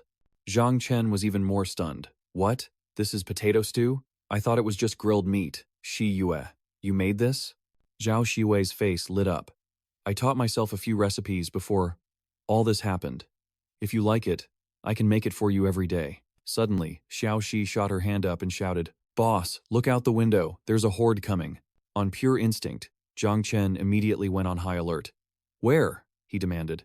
But outside, there wasn't even a speck of dust, let alone a single zombie. The realization left Zhang Chen completely frozen. Seizing the opportunity, Xiao Xi swiftly snatched a piece of roasted potato. To think he'd be so thoroughly tricked by Xiao Xi. Zhang Chen immediately drew his favorite katana. His voice dropped to an icy tone. You clever little mouse. With a flick of his wrist, he sliced her fork clean in 2. Shi Yue's first plate is mine. No arguments. Xiao Xi shot back instantly. This potato stew is mine today. And that's final. But Zhang Chen was faster. In a flash, he grabbed Xiao Xi's arm, stopping her. Watching them bicker, Zhao Xiyue just laughed. Stop fighting, you two. I'll just make another plate. Just then, Erpang leaped into action, snatching 2 pieces right from under their noses. Seeing this, Zhang Chen roared in frustration. Erpang, you dare betray me too? Xiao Xi was just as furious. Erpang, you little traitor. A little later, Zhang Chen went to check on the potato garden. A weary Xiao Xi called out, Boss, is my side out of fertilizer? Zhang Chen confirmed. Mine is gone too. It looks like we'll have to go on a supply run. Zhao Xiyue sighed contentedly. I wish we could live peacefully like this forever. Hearing her, Zhang Chen vowed, We will. I'm strong enough to protect this place now. Then, Zhao Xiyue remembered something. Oh, right. I still have that skill book and the shelter's diary. I forgot to give them to you in the rush. Zhang Chen's eyes widened in surprise. A diary? Zhao Xiyue activated her system, transferring a set of skills to him. He gained universal driving, allowing him to master any vehicle, and Deadeye, which dramatically increased his accuracy. The journal was stained crimson, written by a researcher from the old shelter, a skill for pure steel extraction. With the ability to pull raw steel from any metal structure, the basic mechanical reinforcement skill allowed him to use steel to repair, fortify, and upgrade machinery. Reading this, Zhang Chen's face lit up with pure excitement. He'd been agonizing over how to fix their tank, but with these two skills from her, that problem simply vanished. Suddenly, he wondered what secrets the journal held. Just then, a system notification popped up. Congratulations, you have mastered all gathering-type skills. August 12, 2012. The virus mutated, the infected turned into monsters. The military was deployed to purge the infected city. A 24-hour lockdown was enforced. Anyone seen on the streets was to be shot on sight. May 29, 2012. The zombies were the least of our worries. The mutated insects and plants became humanity's true nightmare. Even after we killed them, more horrors just clawed their way out of the earth. Our main forces were annihilated. The advanced weapons humanity was so proud of were useless against these new abominations. October 12, 2012. Another soldier shot himself today. I can't take being trapped in this shelter anymore. Word is, the armory still has 3 fully loaded armored mechs. We've decided to steal them and break out. November 7, 2012. A mutated burrower breached the shelter. The soldiers never made it to the mechs, and all I could hear were screams. This world, cries, is finished. Reading the final entry, an idea sparked in Zhang Chen's mind. That shelter has armored mechs. Moments later, their armored vehicle tore down the road, hot on the heels of a zombie horde. Xiaoxi was at the wheel, declaring with confidence, "With the boss here for repairs, these roads are our playground now. Let's see where these zombies think they can run." Pang, now in his giant form, hunted zombies with wild abandon. Watching from afar, Zhang Chen calculated, this last horde should be just enough for me to level up. With that, he leaped from the speeding vehicle, letting himself plummet toward the ground. The impact shattered the pavement beneath him. With a roar, he unleashed his full power. Now armed with a heavy weapon, Xiaoxi laid waste to the horde before her. With her sunglasses on, she was cold and ruthless, a true zombie Terminator. Explosion after explosion rocked the city, engulfing it in a sea of fire and black smoke. Pang fought at full power, relentlessly slaughtering the zombies. Suddenly, Zhang Chen raised his hand. Time to test this new power. Don't disappoint me. The moment he spoke, a pillar of raw energy erupted from the ground, blasting dirt and debris in every direction. In an instant, the road was completely clear of zombies. But Zhang Chen's hand was charred black. He winced. That hurt.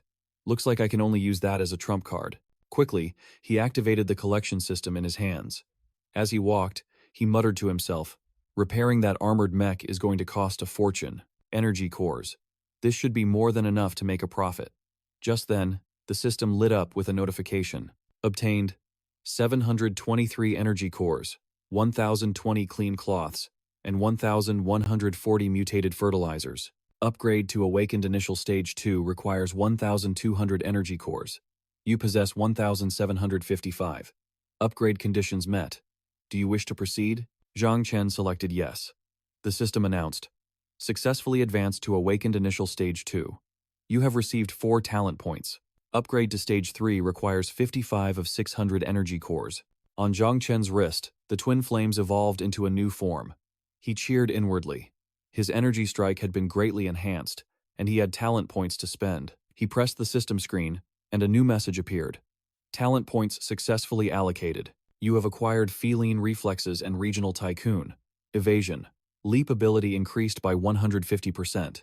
Secondary item output increased by 60%. Zhang Chen leaped, appearing beside Xiaoxi in the blink of an eye. She gasped in shock. Whoa, boss, you can teleport now. Zhang Chen smiled. This is just my evasion talent. How many more cores do you need to upgrade? Xiaoxi looked crestfallen. I don't even have an upgrade progress bar. Zhang Chen was stunned. What? How is that possible? Xiaoxi sighed. Don't worry about me, boss.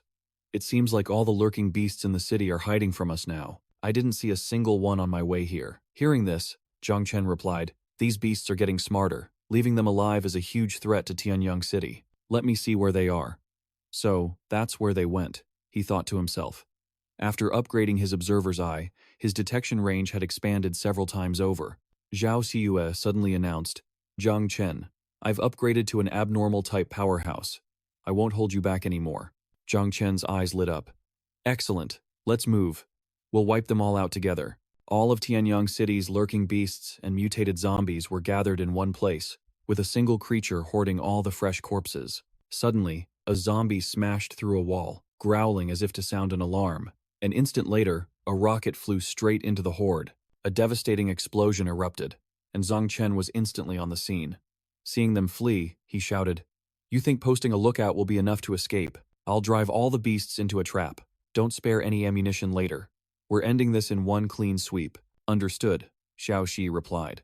Later, at a table overflowing with delicious food, Zhao Shiwei happily brought out the final dish. The last course, Golden Jade Hall, is served. Xiao Shi's eyes sparkled. Wow, wow. Sister Shiyue, you're incredible. You made all these amazing dishes from just potatoes and meat? This is all mine. I'm digging in. Seeing her ravenous appetite, Zhang Chen held his head. I'm speechless. Have you never eaten a decent meal in your life? Xiao Shi replied while still chewing. Boss, you have no idea how starved I was in this world before. I was so hungry, I had to eat tree bark from the mountains. Zhang Chen continued. I get the feeling you weren't just hungry in this world. Were you poor before you were transported here too? Hearing that, Xiao Shi perked up. Oh, right. Before you got back, Sister Shiwei held a live stream. We sold out all the crossbows in a flash. It was absolutely wild. We even got donations from foreigners. Now, our home has 30 barrels of gasoline. Inwardly, Xiao Shi reminded herself. I can never let the boss find out I was originally from this world. Hearing the news, Zhang Chen nodded, satisfied. Good. Then tomorrow, we head for the bunker. Zhao Shiwei's expression suddenly turned grim. What? You two are still planning to go to the bunker? Zhang Chen explained. The zombies in the city aren't enough for me to level up anymore. Before the game enters its next phase, I have to get the armed mech from the journal. Back at their house, Xiao Shi stared at a pile of items on the floor, shocked. Boss, are you kidding me? This is high-grade pet food. Zhao Shiyue stammered. No matter how you look at it, that's what it is. A mischievous grin spread across Zhang Chen's face. What's with that look? This is a one-of-a-kind delicacy in this world. Be a good boy now and swallow it in one gulp. Without another word, he shoved the food straight into Erpang's mouth. Let's go. Instantly, Erpang's eyes transformed, and a thick black smoke billowed out. Seeing this, Zhang Chen laughed with delight. It's working that fast. Xiao Shi panicked. Boss, that black smoke is toxic. Run. Zhao Shiyue suddenly cried out. Zhang Chen grew worried. Shiyue, are you okay? Xiao Shi, heal her. Now. As Xiao Shi rushed over, Zhang Chen thought, this premium dog food is insane.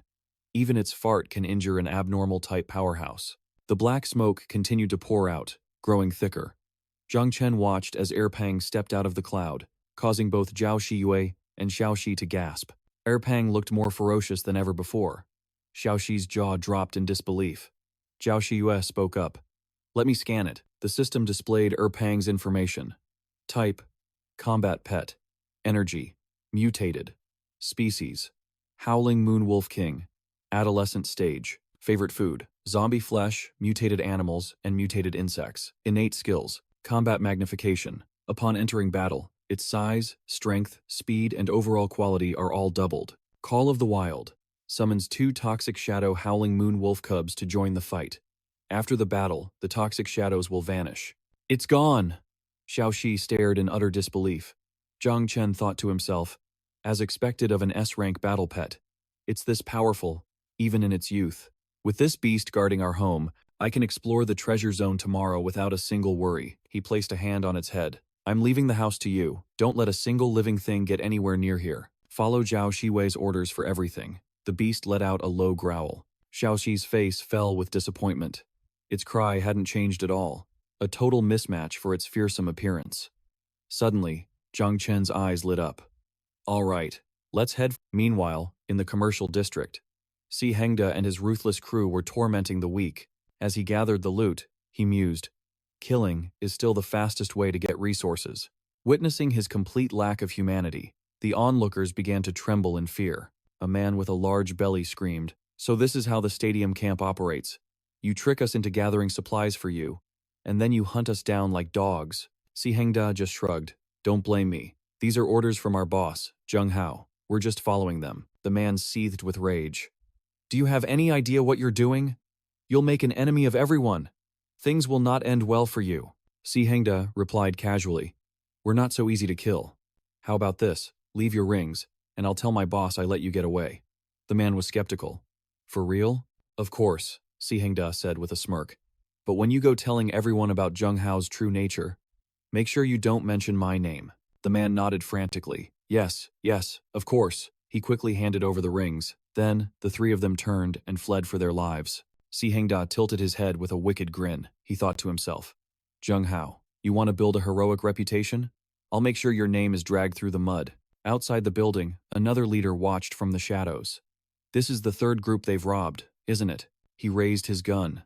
There's an old dragon country saying, the mantis stalks the cicada, unaware of the oriole behind. He aimed inside and squeezed the trigger. A single bullet shot through the air. Hearing the sudden crack of the gunshot, Si Hengda's group spun around.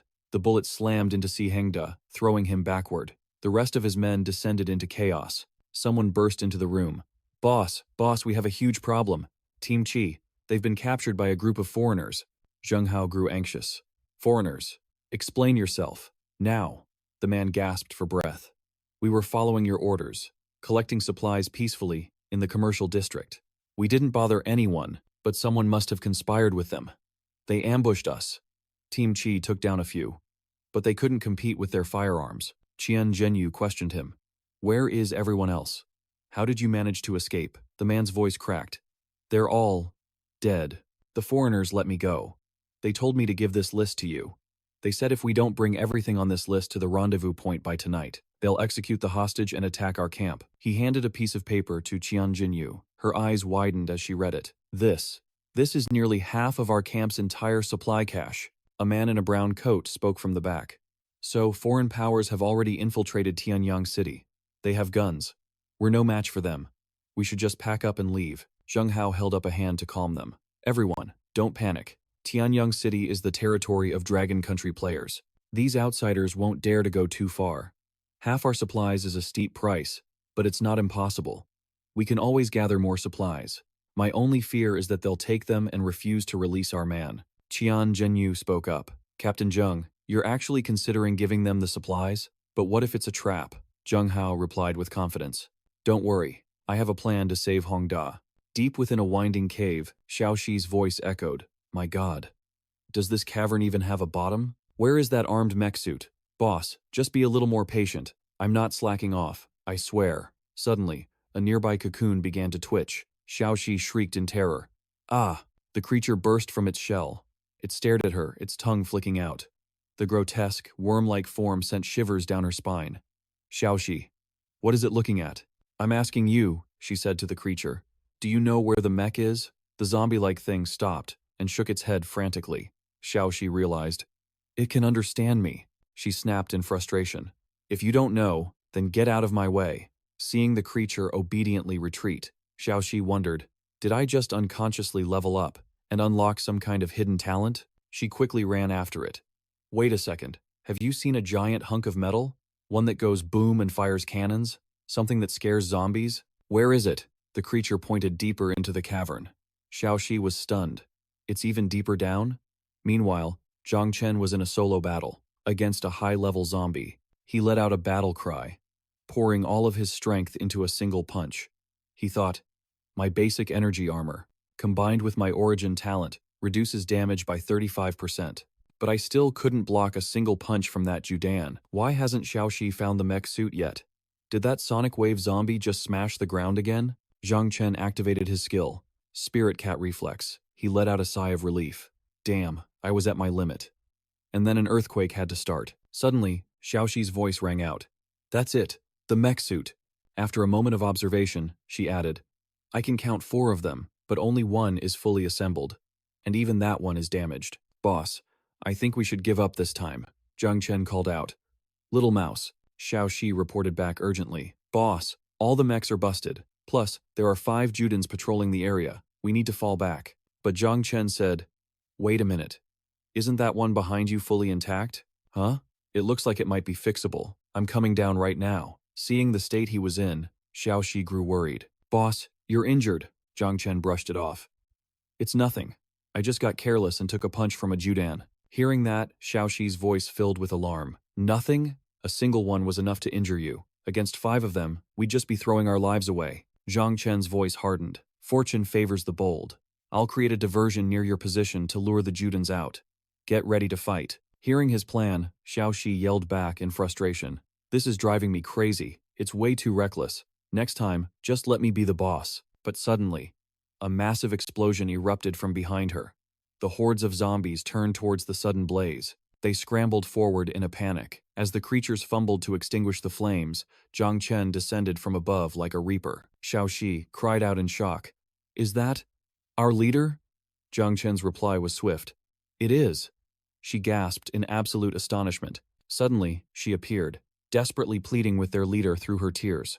I think we need to fall back. Hearing this, Kenji's voice turned grim. Stop the nonsense. Use the corpse bones to surround this place immediately. The Titan horde would return soon, and repairs would take far too long. He quickly activated the steel harvesting system. Star alloy, 638 units.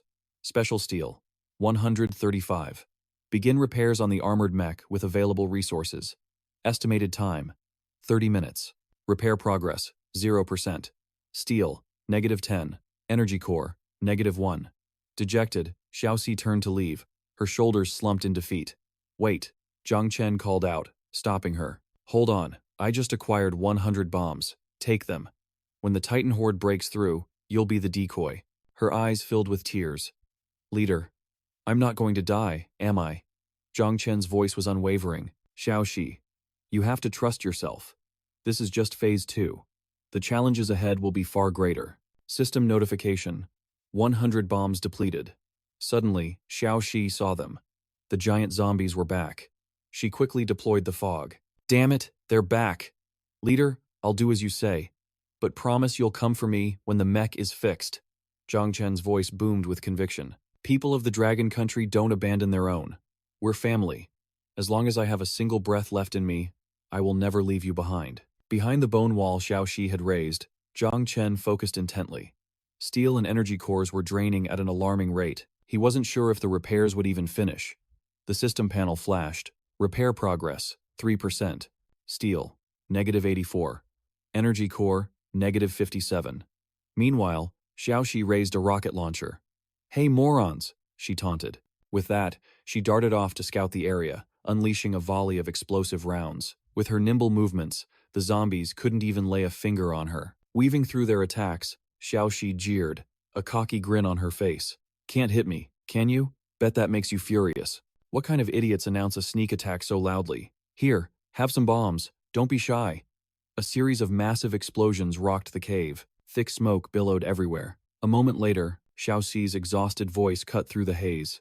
What a headache. Bullets, rockets, bombs. I've used up everything I had. Nearly at her limit, she stared down the remaining zombies. She thought to herself, there's been no sign from the leader at all. He must be at a critical point in the repairs. I have to hold on just a little longer. The last of the horde chased Xiaoxi out of the cave. Panting heavily, Xiaoxi stood alone. Her body was screaming from the prolonged decoy mission. She knew she couldn't call for his help now. I have to buy more time for him. Who's afraid, anyway?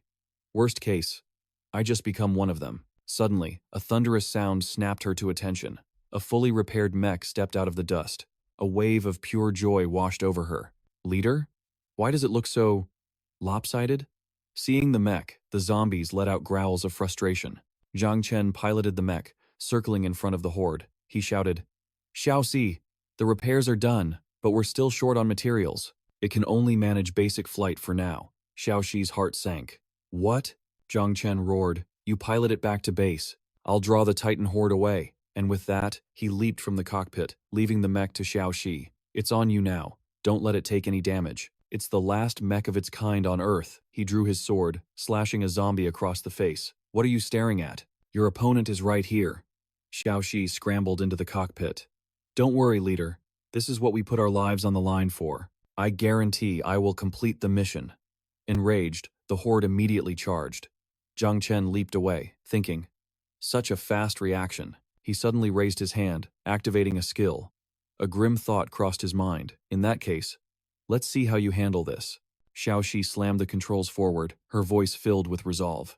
For my leader, I have to get this out of here, no matter what. The mech shot skyward like a bullet. Seeing her escape, Zhang Chen grinned.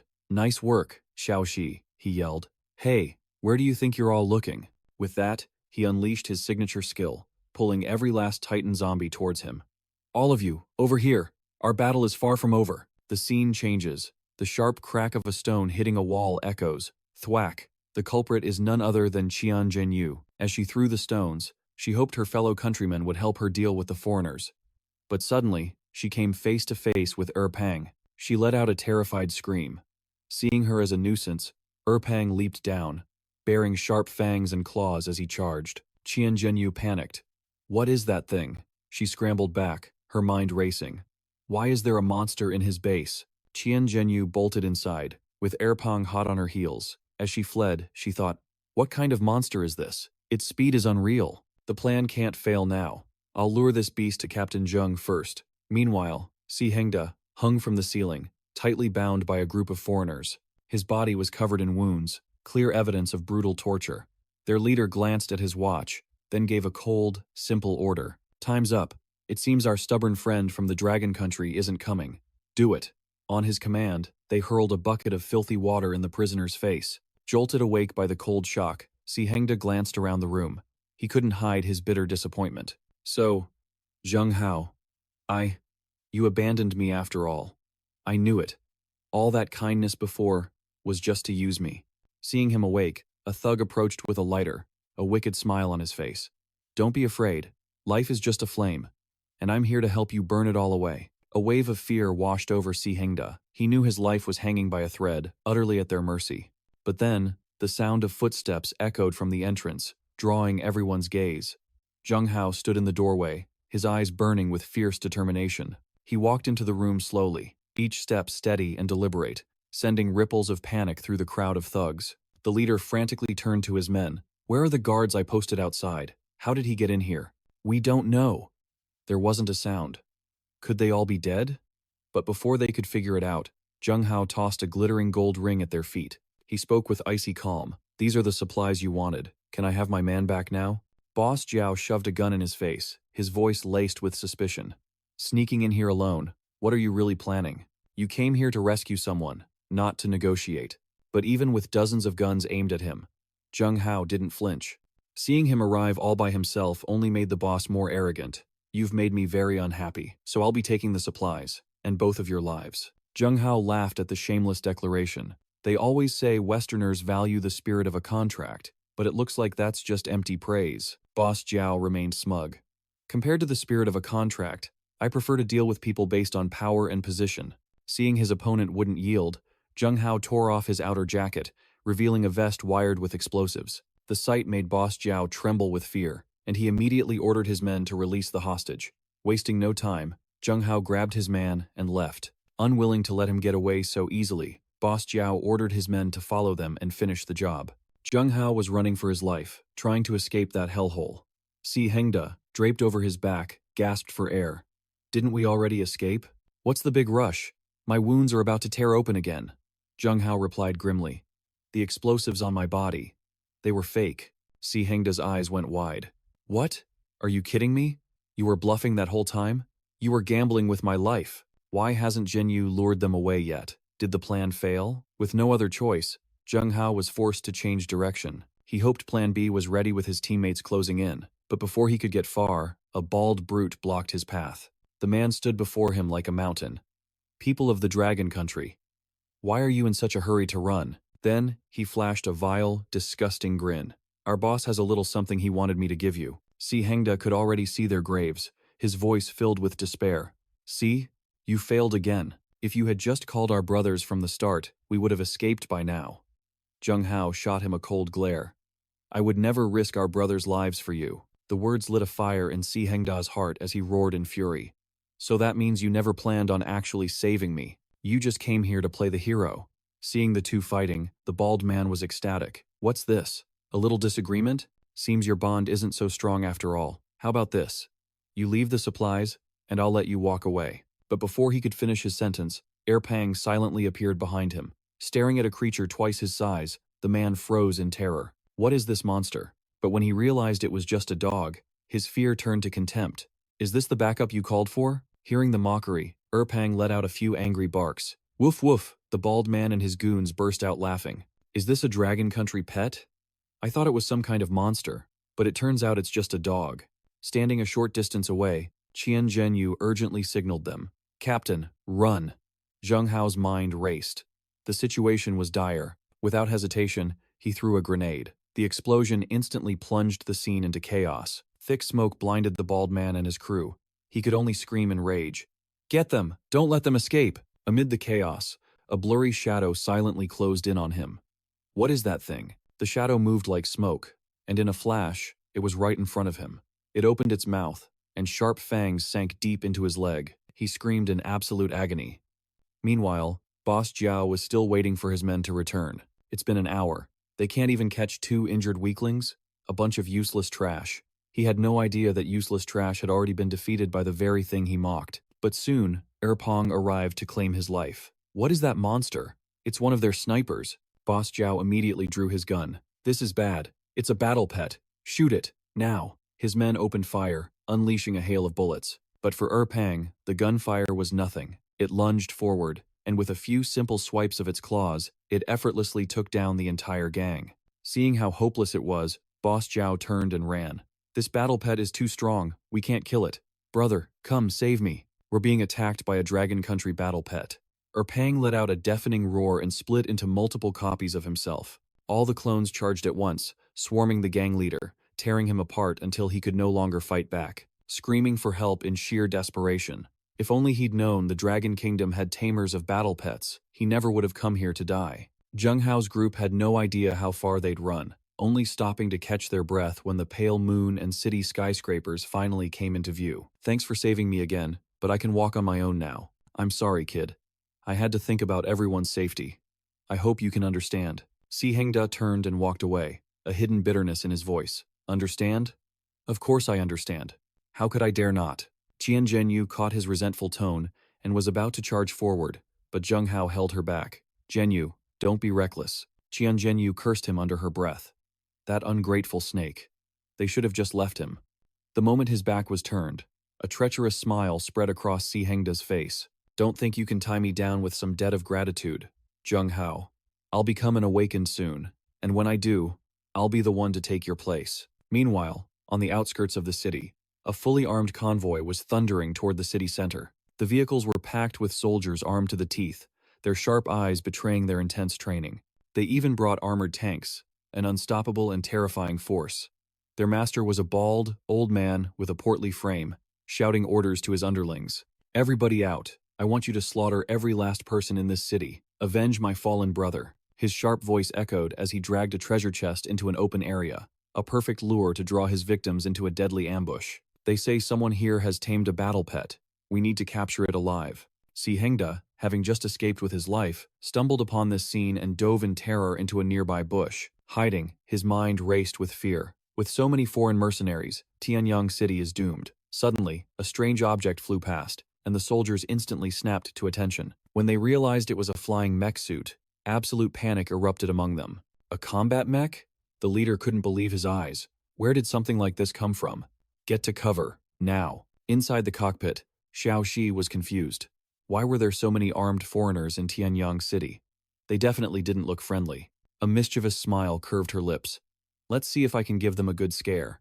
She piloted the mech lower, swooping down on them, and making them scramble as they stared down the barrel of her cannon. The soldiers, who had been so arrogant just moments before, were now shoving each other aside, desperate to flee. Run, that mech is about to open fire. Wait up. Seeing this, Xiao Shi got even more excited, chasing them for a long way down the road. Only after the group had vanished from sight did Si Hengda dare to stand, his whole body trembling.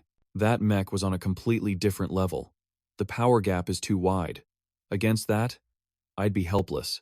I have to get stronger. Suddenly, a glint of light from the chests the foreigners left behind caught his eye. Treasure chests, completely unguarded. Si Hengda crept toward a chest and pried it open. A mid-grade physical enhancement potion. The more he rummaged, the more sinister his expression became. Zheng Hao, I will ascend and become an awakened before you do. Just you wait for my triumphant return. Meanwhile, Fatty II, having completed his mission, happily waddled back with his spoils of war to show Zhao Shiyue. Looking at the pile of loot before her, Zhao Shiyue couldn't help but gasp. Whoa, so many storage rings. Fatty, II, you've done an amazing job. Good boy. Just then, the roar of an engine echoed from the distance. Zhao Shiyue looked up and cheered with delight. The mech. Zhang Chen. They did it. She quickly ran toward the mech's landing zone to reunite with her friends. Inside the armored vehicle, Zhang Chen was finally able to contact his team. And that's the gist of it, he explained excitedly to the group. Those foreigners were definitely here to get revenge on Fatty too. Nice work, little guy. That means you accidentally saved all of Tianyang City. But what if those mercenaries realize the mech isn't chasing them anymore? Will they come back? They might be on their way back to Tianyang City right now. A worried look crossed Zhao Shiyue's face. Then what should we do? Should we pull out of Tianyang City? They have too many soldiers and a tank. Rocket launchers probably won't stop them. And besides, you're still injured. Zhang Chen refused without hesitation. No way. We can't just give up this place. We'll set an ambush at the city entrance immediately. If anyone approaches, open fire. Don't engage them head-on. I'm on my way. You need to recover. You can't take that risk. Protecting Tianyang City doesn't rest on your shoulders alone, he reassured her gently. Don't worry. I have a plan to deal with those foreigners. Trust me. But repairing the combat mech is going to take 10,000 energy cores. With the number of zombies dwindling, there's only one way to get that many. We'll have to steal them. A spark of excitement lit up in Zhang Chen's eyes. Those wicked men who kill for treasure. It's time for them to start trembling. The team quickly agreed on the plan. Xiao Xi and Zhao Shiyue would track the convoy. Xiao Xi grumbled. I knew it. These guys are coming back for more. We got here just in time. Should we open fire? We might be able to wipe them all out. Zhao Shiyue immediately fired a cannon blast, scoring a direct hit on their rearmost vehicle. The firepower was immense, and the truck exploded. A chorus of blood-curdling screams filled the air. Against these lowlifes, Zhao Xie showed no hesitation, firing another shot. This time, her target was the armored tank in the rear, but it was useless. The tank's heavy armor meant the bullet merely glanced off, failing to detonate and worse, revealing their position. The tank's cannon quickly swiveled towards them. In a panic, Xiaoxi grabbed her, and they ran for their lives. This is bad. They've found us. Run. It's not even scratched. We have to hit the main vehicle. But before they could think, the tank opened fire. Thankfully, Xiaoxi pulled her away just in time, or that blast would have vaporized them. Before they could even breathe, the next volley of shots rained down. Outside, the leader's voice boomed over the chaos. Listen up, you rats hiding in the shopping mall. He drove the tank forward menacingly. Hand over the mech, and I'll let you live. Xiaoxi coughed violently from the thick dust and smoke. The scumbags.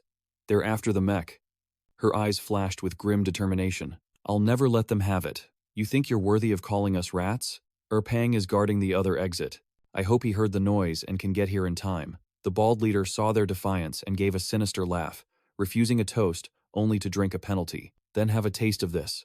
He slammed a button, and the tank unleashed a torrent of fire. Get down! That trash is trying to burn us out. Suddenly, a fierce howl from the distance made Xiaoxi's head snap up. That roar. It's Pang. Pang is here to save us. Now's our chance. Let's move. Just as she predicted, Pang burst onto the scene, its blood-red eyes sending a chill down everyone's spine. Pang slammed into the tank, forcing its massive cannon down into the ground. The surrounding soldiers recognized it immediately, their faces twisting with hatred. It's the battle pet that killed the deputy commander. Open fire, the bald leader roared in fury. Damn it, it's this beast again. You ruined my plans. Go to hell. He swung the turret, aiming directly at Pang. A deafening explosion shook the air. Xiaoxi screamed in terror. Pang! Pang! It's dangerous, get away! However, the chaotic noise drowned out her warning. Pang couldn't hear their words. It just looked back at them, confused. Growl. In that very instant, the shell tore through the air. Pang had no time to dodge, and took the full, devastating impact. Xiaoxi cried out in agony, rushing towards him. Pang! Zhao Shiyue grabbed her with all her strength. Xiaoxi, don't go! Watching their companion sacrifice himself right before her eyes, Xiaoxi completely broke down. Zhao Shiyue fought back her own tears, her voice laced with steel. We have to survive, so we can get revenge for him. Seeing their spirits crumble, the thugs moved in to capture them alive. Don't let those two brats escape. But a massive explosion sent the attackers flying. It was Zhang Chen, arriving just in time. Get in the car, Boss Zhang Chen. The moment Xiaoxi saw him, she burst into tears. Boss, I'm sorry, Zhang Chen, Pang. He was killed by the tank. The news struck Zhang Chen like a physical blow. What? But even through the crushing grief, his mind remained sharp. Zhang Chen drove straight for the desolate outskirts to avoid endangering any innocent people. As he sped away, he calculated, rockets wouldn't be enough to stop that tank. Suddenly, an idea sparked in his mind. But there is one thing that can. With a plan formed, he swerved the car into a vast, dark cave. The bald leader was momentarily stunned. A cave? Huh? You want to play cat and mouse with me? But he didn't hesitate and immediately gave chase. I'll play this game to the end. However, before they could get far, a giant monster erupted from the darkness, blocking their path. The soldiers on the tank froze solid. Wait a second, what the hell is that thing? The monster swung its arm, and a single blow crushed the armored tank. The leader struggled to crawl out of the wreckage. Son of a bitch. What kind of monster is this now? Watching them struggle, Zhang Chen smirked coldly. Think of it as a gift. A monster to personally escort you to hell. Staring at the creature as tall as a building, all of the bald man's previous arrogance vanished. He cowered like a cornered rat. The monster only needed one hand to effortlessly crush the life out of him, in the exact same, merciless way he had killed Pang. Just as he was crushed, a strange light flashed before the monster's eyes. The system suddenly announced, Goliath has been stunned. A weak point may have been attacked. Proceeding with elimination. Zhang Chen was shocked. Not only had he gotten revenge, he'd also been handed an unexpected opportunity. This gift from the system gave him a surge of power. He charged into the fray. Zhang Chen unleashed his skills on the monster. It's time to end this. Before the beast could recover its senses, he plunged his sword straight into its eye. Die! The beast roared in agony. Xiaoxi and the others rushed to provide support. Boss, Zhang Chen. As the monster collapsed, a system panel appeared. Congratulations. You have become the first survivor in the world to eliminate a Goliath. You will receive a Tier 3 supply chest as a reward. Please review its contents. Zhang Chen let out a long, weary breath. The entire day had pushed him far beyond his limits. After fighting for so long, his body was finally giving out. He coughed up a mouthful of fresh blood. His teammates rushed to his side in a panic. Zhang Chen collapsed as his wounds finally overcame him. The incident in the cave sent massive shockwaves through the survivor community. Before long, groups of people swarmed the area to scavenge for supplies. Heh, hiding in the back was the right move. Let's gather up all the usable supplies. Too bad all the good stuff was already taken by that devil of a man. It would have been better if he had died along with Hawk. They looked at the corpse of the former leader and contemptuously kicked his head. What an ugly son of a bitch. His companion, however, seemed to spot something else in the distance and turned to look. Xiang found that someone had already beaten him to it. He sneered dismissively. What? Another one of you Ri Huang stragglers? He shouted. Hey, you. The man turned his head, his gaze as sharp as a blade. But the others, blinded by their arrogance, didn't sense the impending danger. This is our territory. Scram. The man calmly replied. A lot of foreigners have been showing up lately. This is the domain of the Dragon Country. Since when did it become your territory? Seeing his firm stance, the thugs pulled out their knives, ready for a fight. A pathetic chicken from the Dragon Country deserves territory? Now that we're here, you're the ones who scram. But tragically, before they could even swing, 2 gunshots rang out, hitting them square. They collapsed in an instant. That man was none other than the sole survivor from the Lingya encampment, Captain Zhao Longchuan. He spoke with contempt, trespassing on Dragon Country soil, without the sense to keep your tails tucked. You deserve to die. He then used his radio to contact his nearby comrades. Have you found him yet? The survivor from the Lingya camp. The sniper's voice crackled in response. Search the area. No sign of him. He must have already withdrawn. To be that badly injured and still leave such a clean trail, I almost have to respect him. Hearing that, Zhao Longchuan turned indifferently and prepared to leave. Let's move out. If he's not dead, he must still be nearby. The armored vehicle's engine roared to life as Zhao Longchuan climbed aboard. He tossed one last comment over his shoulder. At the very least, we must find him before the zombie tide arrives. With that, the convoy departed in a single file line. Meanwhile, Zhang Chen's team returned to the previous battle site to search for Pang. Exhausted, Zhang Chen asked everyone, Have you found Pang yet? Zhao Shiwei led him forward. Not yet, but he must be around here. Suddenly, the system's warning alarm echoed in their minds. Danger. 5 crawlers are approaching. The player is injured, and combat ability is severely reduced. Immediate retreat is recommended. Instantly, a monstrous beast lunged toward them. Its mouth gaped wide like a carnivorous flower, revealing thousands of horrifying fangs. Soon, Zhang Chen's team was surrounded by the monsters. The group quickly huddled together. These are all Type 2 creatures. Boss, you're still hurt. Can you handle this? Zhang Chen gritted his teeth and replied, It's nothing. You two, just be careful.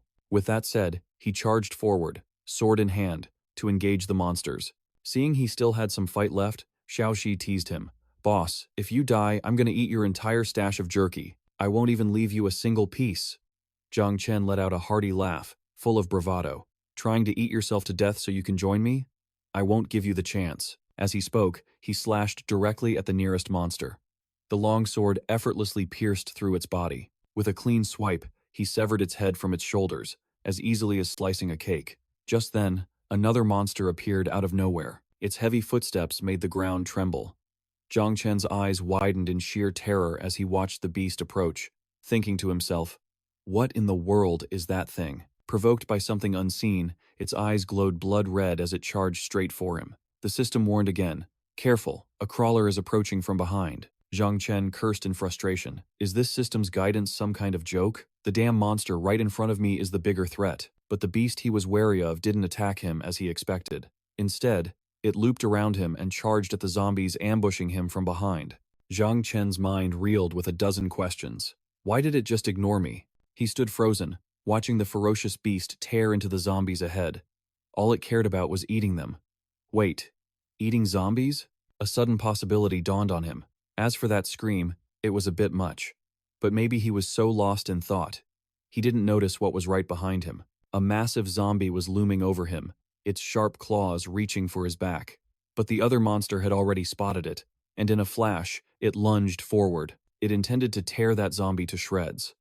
Luckily, Zhang Chen managed to cut the zombie down first. He spoke softly to the creature. It seemed that after feasting on the crawlers, its wounds had completely healed. Meanwhile, for Xiaoxi, the battle was still raging fiercely. Zhao Shiwei fired relentlessly, blasting a hole through the zombie encirclement to create an escape path for them.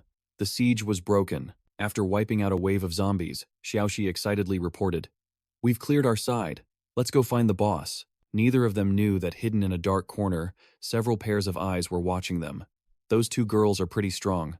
Let them finish the job for us. The system hastily sent a notification. Warning, 3 individuals are hiding at the street corner. But while they were distracted and unaware, Zhang Chen had silently taken out 2 of the ambushers. Only a blonde girl remained, frowning in annoyance. If I'd known, I would have lured a few more zombies over. Hearing a noise, she whipped around to check behind her. When her eyes met Zhang Chen's icy gaze, she froze in place. A blood-curdling scream echoed through the streets. Xiaoxi jumped, looking in that direction. What was that? Did someone run into a zombie? Zhang Chen coldly interrogated the girl. You're from the Nihong Nation, aren't you? The girl didn't seem to hear him. She just screamed hysterically. Don't kill me! Don't kill me! Clutching a journal he'd taken from them, Zhang Chen's voice became even more impatient. He demanded, Instead of staying put in Jiangbei, what are you doing in the Dragon Country's territory? The girl stammered. No, it wasn't me. Just then, Xiaoxi and Zhao Shiyue ran over. Boss Zhang Chen. Both of them were stunned by the scene. What happened here? Boss, what are you holding? It's moving. At that question, Zhang Chen's cold expression finally softened. He pulled out a small, jet-black puppy. Oh, right. Look what I found. Xiaoxi stared, completely baffled. What? What is that thing? It's hideous. But wait, that goofy bark. Could it be? Zhang Chen smiled, presenting the small dog to them. That's right. It's Pang. He was severely burned before, but the zombie essence healed his wounds completely. Xiaoxi and Zhao Shiwei burst into tears of relief. Thank goodness. Pang, you're alive. Oh, Pang, we'll love you no matter what you look like. But suddenly, Zhang Chen's senses tingled. He sighed. I hate to ruin such a touching reunion, but where do you think you're sneaking off to? The blonde girl, who was about to slip away, froze in her tracks, and her completely startled as he blocked her path. Rage flashed in Zhang Chen's eyes as he interrogated her. You still haven't answered my question. Tell me the truth. Now. Don't even think about playing games with me. The girl quickly confessed. My name is Xiao Mei. I'm not from the Nihon Empire. I'm from the Dragon Kingdom. Those Nihon bastards. They kidnapped me. If you hadn't shown up when you did, I don't know how much longer I would have had to suffer, he asked coolly. Then why were you running? The girl suddenly became shy, her hand gently brushing against Zhang Chen's leg. It's just, you were so powerful. For a second, I was just a little overwhelmed. You're my savior. Please, take me with you. I'll do anything you want. And I mean, anything. Xiao Shi and Zhao Shiwei's faces turned crimson, while Zhang Chen was completely frozen. What is wrong with this woman? Staring at the girl practically writhing in front of him, Zhang Chen was at a loss for words. You want me to take you with me? Then you'll have to show a little sincerity. As long as I can be with you. Minai purred, clinging to his arm. What kind of sincerity do you desire? Xiao Mei will satisfy your every need. Zhang Chen rubbed his temples in frustration. What is going through your head? He demanded. With a sharp move, he pressed his blade against her chest. Stop playing dumb. Hand over your storage ring. Seeing his aggressive move, Minai's face flushed a deep red. Oh, so you're into this kind of thing. Zhang Chen coldly accessed her storage ring. Let's see what you're hiding. But when he saw the contents, his face went completely dark. 1. Sailor uniform. 1. Adorable catgirl costume. A small, vibrating sphere, and an unidentified cylindrical object. 3 packs of instant ramen, 5 sodas, 1 energy core, and 5 bags of mutant fertilizer. This completely shatters my worldview. Zhang Chen was utterly dumbfounded. I have never seen a more useless storage ring. Is this really what someone brings to survive the apocalypse? Minai answered bashfully. Even so, I gave you everything I have. Zhang Chen ignored her completely, calling out loudly to Xiao Shi. Little mouse, what's our haul looking like? Reporting. Boss, we've got a huge crate. It's full of weapons, food, and daily supplies. Oh, and 3 drones. She hesitated for a moment, then added, but I do have one question. She pulled a peculiar toy from the pile of newly acquired loot. What's this? Vibrating cylindrical object used for. Seeing the object buzzing uncontrollably in her hand, Zhang Chen's jaw hit the floor. Throw that thing away. Right now. Immediately. They hit the road again, leaving the mysterious collection of items behind.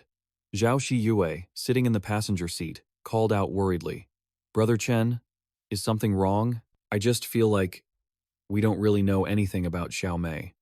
Zhang Chen thought to himself, pleased. Good.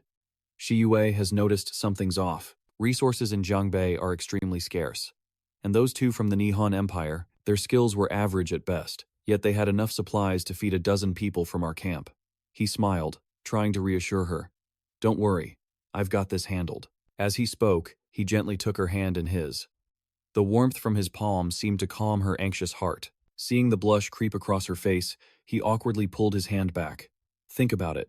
Their tactic was to lure out monsters and then ambush their targets, which suggests they probably crossed the border into Tianyang City and got all those supplies by hunting other players. With that, he glanced at Minai in the rearview mirror. This woman who calls herself Xiao Mei, I'd bet she's from the Nihon Empire too. I'll have to use her to lure out the bigger fish behind this operation. Suddenly, Xiao Shi lunged forward and grabbed him by the collar. Boss, I know Sister Ciyue is pretty, but you can't just stare at her. Look, up ahead. Just ahead of them, the road was a chaotic mess. Zhang Chen slammed on the brakes. The tires shrieked in protest, a long, piercing sound. Everyone lurched forward from the sudden stop.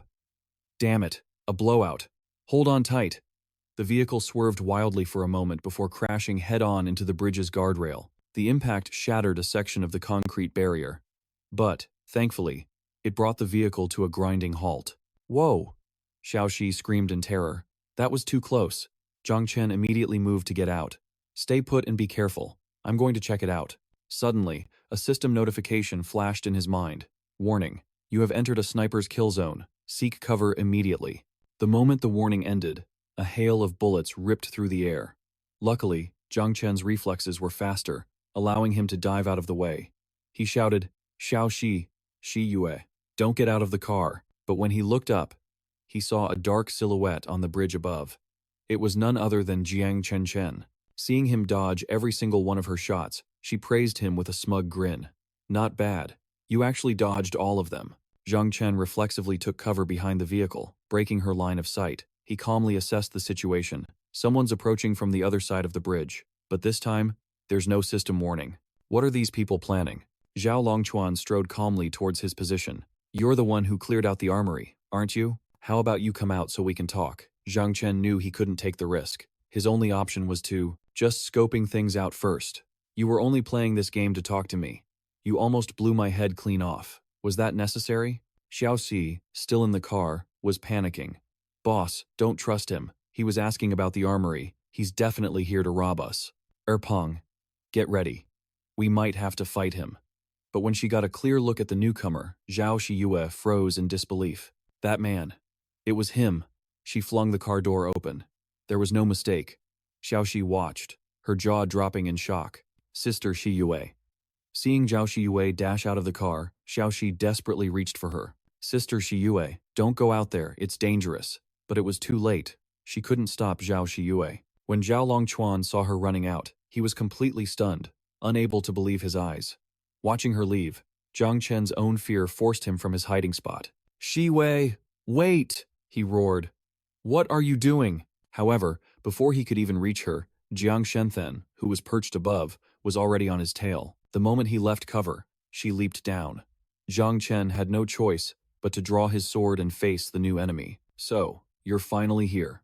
But strangely, instead of attacking, Jiang Shenthen stood a good distance away from him. Hey, wait a second. She quickly tossed her gun aside, showing she had no hostile intent, and complained in a low voice. Don't give off such a murderous aura.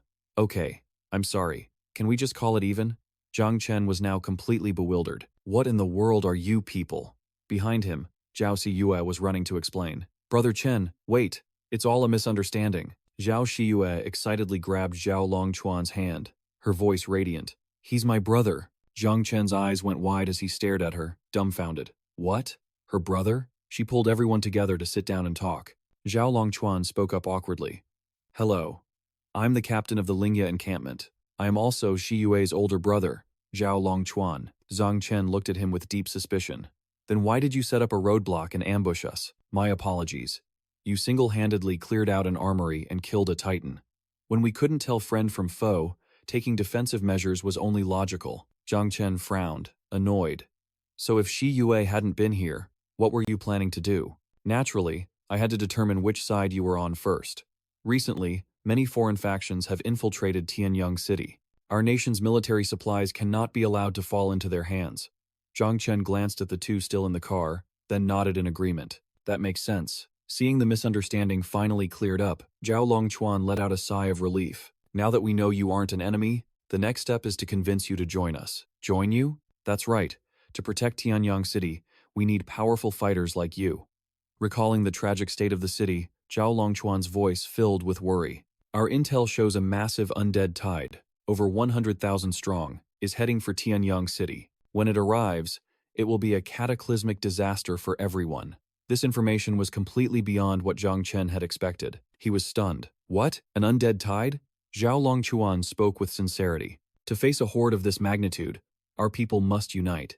It's why I've been tirelessly recruiting the strong and gathering military supplies. His gaze was firm as he looked at Zhang Chen. We've built a military stronghold in the south. Many of our people have already been moved there safely. After explaining, he made his offer. Zhang Chen, come with us. Zhang Chen thought for a moment. A military base sounded reliable. After some consideration, he sighed. All right. I've made my decision, he answered. I will not be going with you. If a horde is truly coming, I will stop it myself outside Tianyang City. Hearing this, both Zhao Longquan and Jiang Shenthen stared in utter shock. What? But Zhang Chen remained perfectly calm. A boat that goes against the current will be pushed back if it doesn't move forward. I can avoid this horde, but what about the next one? And the one after that? Zhang Chen clenched his fists, his voice like steel as he declared. Instead of running, I believe it's more reliable to keep getting stronger.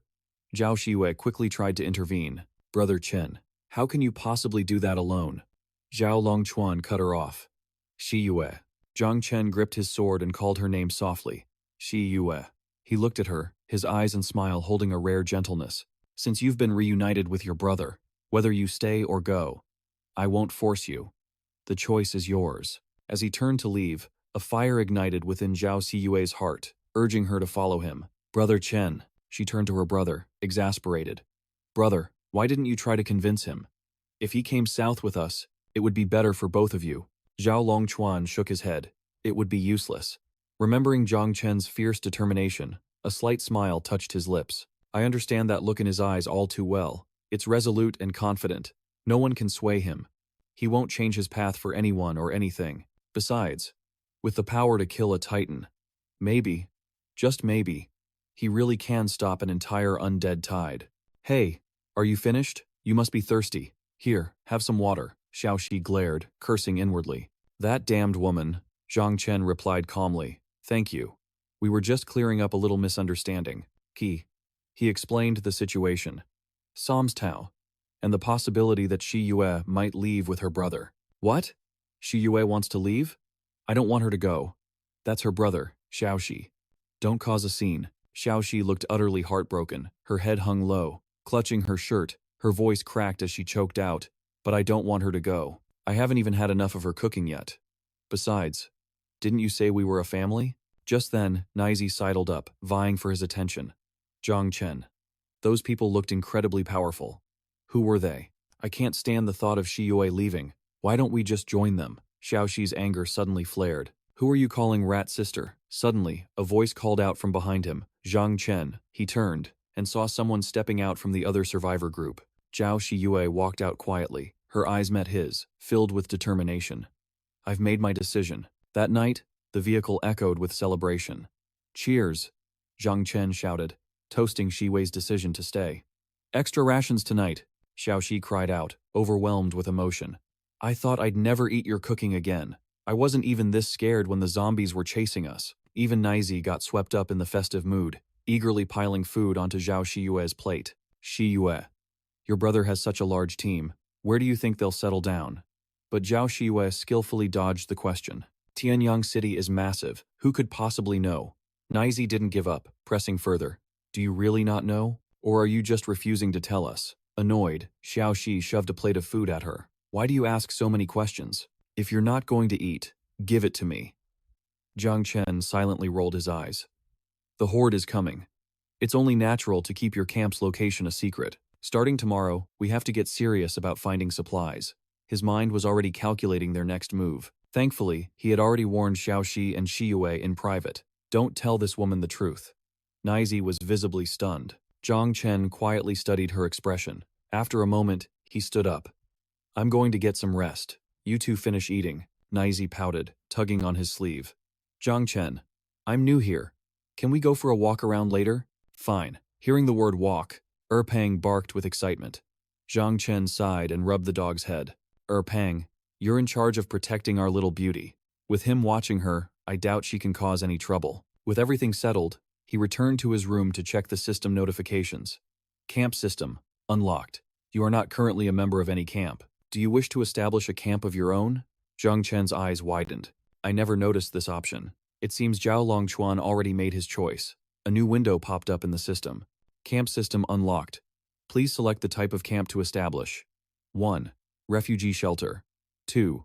Survivor enclave. 3. Mysterious organization. Suddenly, the system's interface turned a dangerous crimson. Based on your current power level, it is strongly recommended that you choose mysterious organization. Zhang Chen didn't hesitate. All right. I'll take your advice. A massive line of text flashed on the screen. Mysterious organization. The system flooded with notifications, detailing the requirements for its founder. Founder must possess combat power ranked within the top 1,000 of current players. Minimum member combat power must be within the top 1 million worldwide. The above conditions will scale according to the total number of survivors. Organization members have permanent loyalty to the leader and can never betray them, unless expelled. Members may join any camp while hiding their true affiliation. The leader may teleport to any member's location. A cooldown period applies. The leader's authority is absolute. They may possess their own slaves, who will be eternally loyal. They will obey every command. Establishment requires 1,000 energy cores. This cost will increase over time. Analyzing user's power. Confirmed within the world's top 1,000. Founder conditions met. Energy core count sufficient. Organization can be established. Deducting 1,000 energy cores. Zhang Chen stared blankly as the text scrolled by, only snapping out of his daze at the naming prompt. A name, huh? He thought for a moment, then decided. Nightmare. The moment he confirmed it, a sacred dragon emblem materialized before him. A look of satisfaction crossed Zhang Chen's face. System report. Congratulations. The Nightmare organization has been founded. You are its founder, and its first-generation leader. Zhang Chen was still processing the whirlwind of events, his mind racing. His cool moment lasted about 2 seconds. A mysterious organization sounds impressive. but right now, he was a commander with no army. The combat power of Xiao Xi and Zhao Xiye wasn't even in the top 10 million. In this world, strength was the only thing that mattered. Suddenly, a voice called his name. It was a voice as sweet as honey. Zhang Chen looked up in surprise to see Nizi. "What are you doing here?" Minako, now dressed in a seductive catgirl school uniform, spoke with a purr. "Since you saved me, shouldn't I offer you my help in return?" A mysterious smile played on Zhang Chen's lips. "So you want to help, do you?" The next morning, when everyone woke up, the entire house was spotless. Breakfast was already cooked and served. Even the small sprouts in the garden had been watered. Xiaoxi couldn't help but gasp in shock. "Is our house haunted?" Just then, Zhang Chen and Minako appeared from upstairs. "So, how did I do?" "Not bad. Not bad at all. Keep up the good work." After saying that, he called everyone over. "Let's eat. We have a lot of work to do later." But Minako remained on the stairs, a furious glint in her eyes. "I have never been played like this before. Just you wait." After their meal, they immediately set out to hunt. Zhao Shiyue unleashed a volley of precise shots, wiping out the approaching beasts. Zhang Chen was just as impressive. With a flick of his sword, he effortlessly finished off the ferocious creatures. Zhao Shiyue quietly gathered the dropped items, her voice tinged with regret. "Ever since we cleared out Tianyang City, the number of zombies has dropped significantly. The supplies we've gathered are much less, too." Xiaoxi pouted. "Boss, you've ruined the ecological balance." Zhang Chen lightly tapped her on the forehead. "How are zombies part of any ecological balance?" Xiaoxi rubbed her head, her voice full of complaint. "At least now, there's no way you can level up as fast as you did before. The zombie tide is just a few days away." Zhang Chen glanced at Minako, who was nervously looking around, and thought to himself, "I wouldn't be so sure about that. She definitely knows where the zombies gather." With that thought, he walked over to her. "Minako, where did you and those two guys from Japan lure the lying ox from?" She feigned innocence, blinking her eyes. "From a nearby air raid shelter." "Do you want to go?" "Yes." Hearing the answer she wanted, her lips curved into a sly grin. "You walked right into this. You can't blame me. And if I can successfully retrieve that item, the higher-ups will definitely reward me. The place is sealed off, almost impossible to enter. But for someone as powerful as him, it should be no problem at all." However, when they arrived, they were greeted by a scene of utter chaos as people fled for their lives. "Chi Hengda, you damn liar. You used us as bait for the zombies." Chi Hengda looked down from his high perch with a contemptuous sneer. "I only promised to lead you to the Yanggu Bridge. I never said I'd keep you safe." The crowd charged at him in a frenzy, but they couldn't outrun the zombies. Many were torn to shreds in a gory mess of flesh and bone. Just then, Zheng Hao mustered all his strength. He lifted a massive boulder and hurled it directly at the feasting zombies. A deafening explosion echoed through the air, burying them under a mountain of rubble. Zheng Hao panted heavily, his body trembling from exhaustion. Watching from a distance, a notification suddenly popped up in Zhang Chen's system. Discovered an individual with an ultimate physique and immense power. World ranking, 999,546. Meets the requirements of the mysterious organization, Nightmare. A potential candidate for recruitment, Zhang Chen pondered. Him? At that moment, Zheng Hao found himself in deep trouble. He shouted, "The rest of you, go now!" Despite his exhaustion, he charged to the front lines. Zheng Hao sent a zombie's head flying with a powerful kick, successfully saving his comrade. As they escaped, he covered the rear, ensuring the monsters couldn't catch up. But one creature was just too fast. In the blink of an eye, it lunged right at him. Fortunately, Zhang Chen arrived in the nick of time, taking it down with a single, clean strike. Zheng Hao stared at him in astonishment. "Every time I see you, your power seems more and more ridiculously overpowered." Zhang Chen chuckled teasingly. "You're the overpowered one. Every time I find you, you're leading a group of the old, young, and injured." Zheng Hao managed a weary smile. "Thanks." He then asked, "What are you doing here? Are you also heading to the Japanese refugee camp in Jiangbei? Didn't you see the live stream? It's just across the Yanggu Bridge. They say they'll provide food and shelter. Supplies have been getting scarce in Tianyang City lately." Zhang Chen found this hilarious. The Japanese providing food and shelter? You actually believe that ghost story? They can barely survive themselves. There's no such thing as a free lunch in this world. Zheng Hao sighed. "I know that, but so many people in our camp were tempted. I couldn't stop them, so I have to at least see them to safety." Si Hengda coldly stepped forward. "Boss Zheng, we should get going." With that, they departed, leaving Zhang Chen lost in thought. He's strong. And his character isn't bad either. Nightmare can keep a reserve spot open for him. After walking some distance, Si Hengda suddenly asked, "You didn't tell him the truth, did you?" Zhang Hao snapped in a cold voice, "Shut up." However, Zhang Chen didn't overhear them. He was staring curiously at the cave entrance. "So, this is the place?" Minako quickly replied. "That's right, but the entrance is sealed. We'll have to find a way in." Before she could even finish her sentence, Zhang Chen had already pulled out a grenade, skillfully removed the pin, and tossed it inside. An earth-shattering explosion echoed from within. Minako glared at him furiously. "Are you an idiot? This is a mountain. It's going to collapse. You're the idiot. This is an air raid shelter. Do you even know what that is?"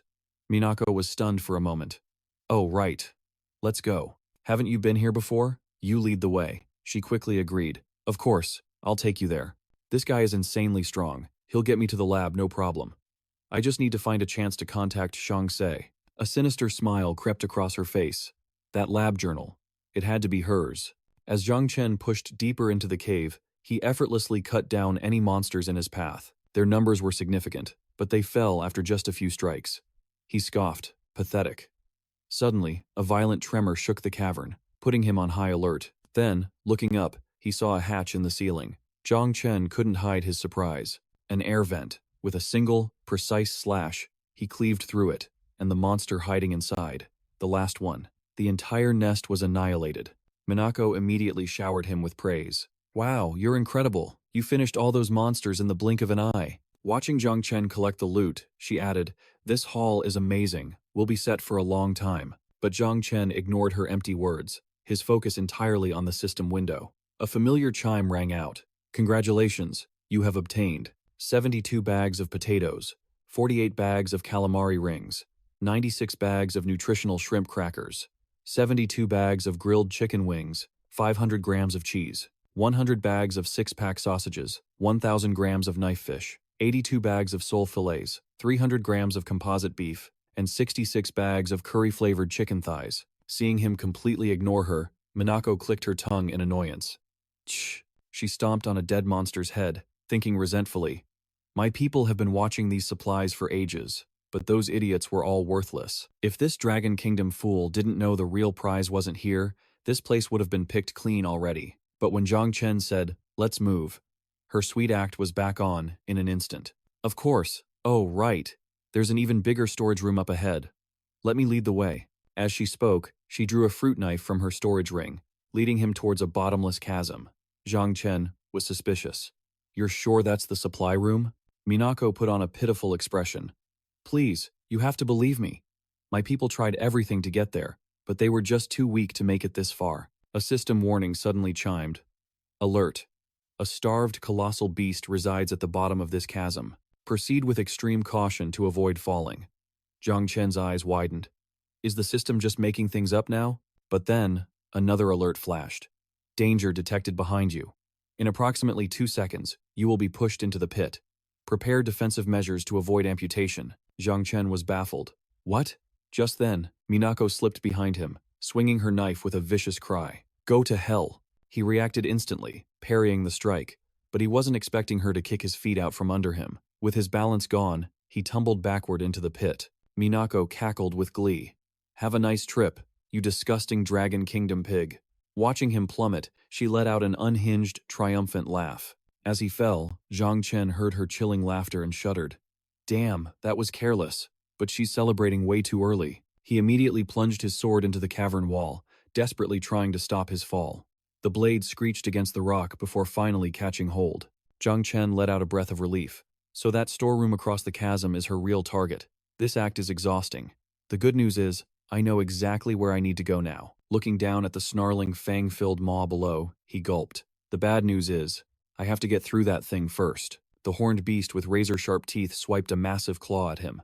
Calmly, Zhang Chen opened his system window to analyze the threat. Requires over 30% total body damage to kill.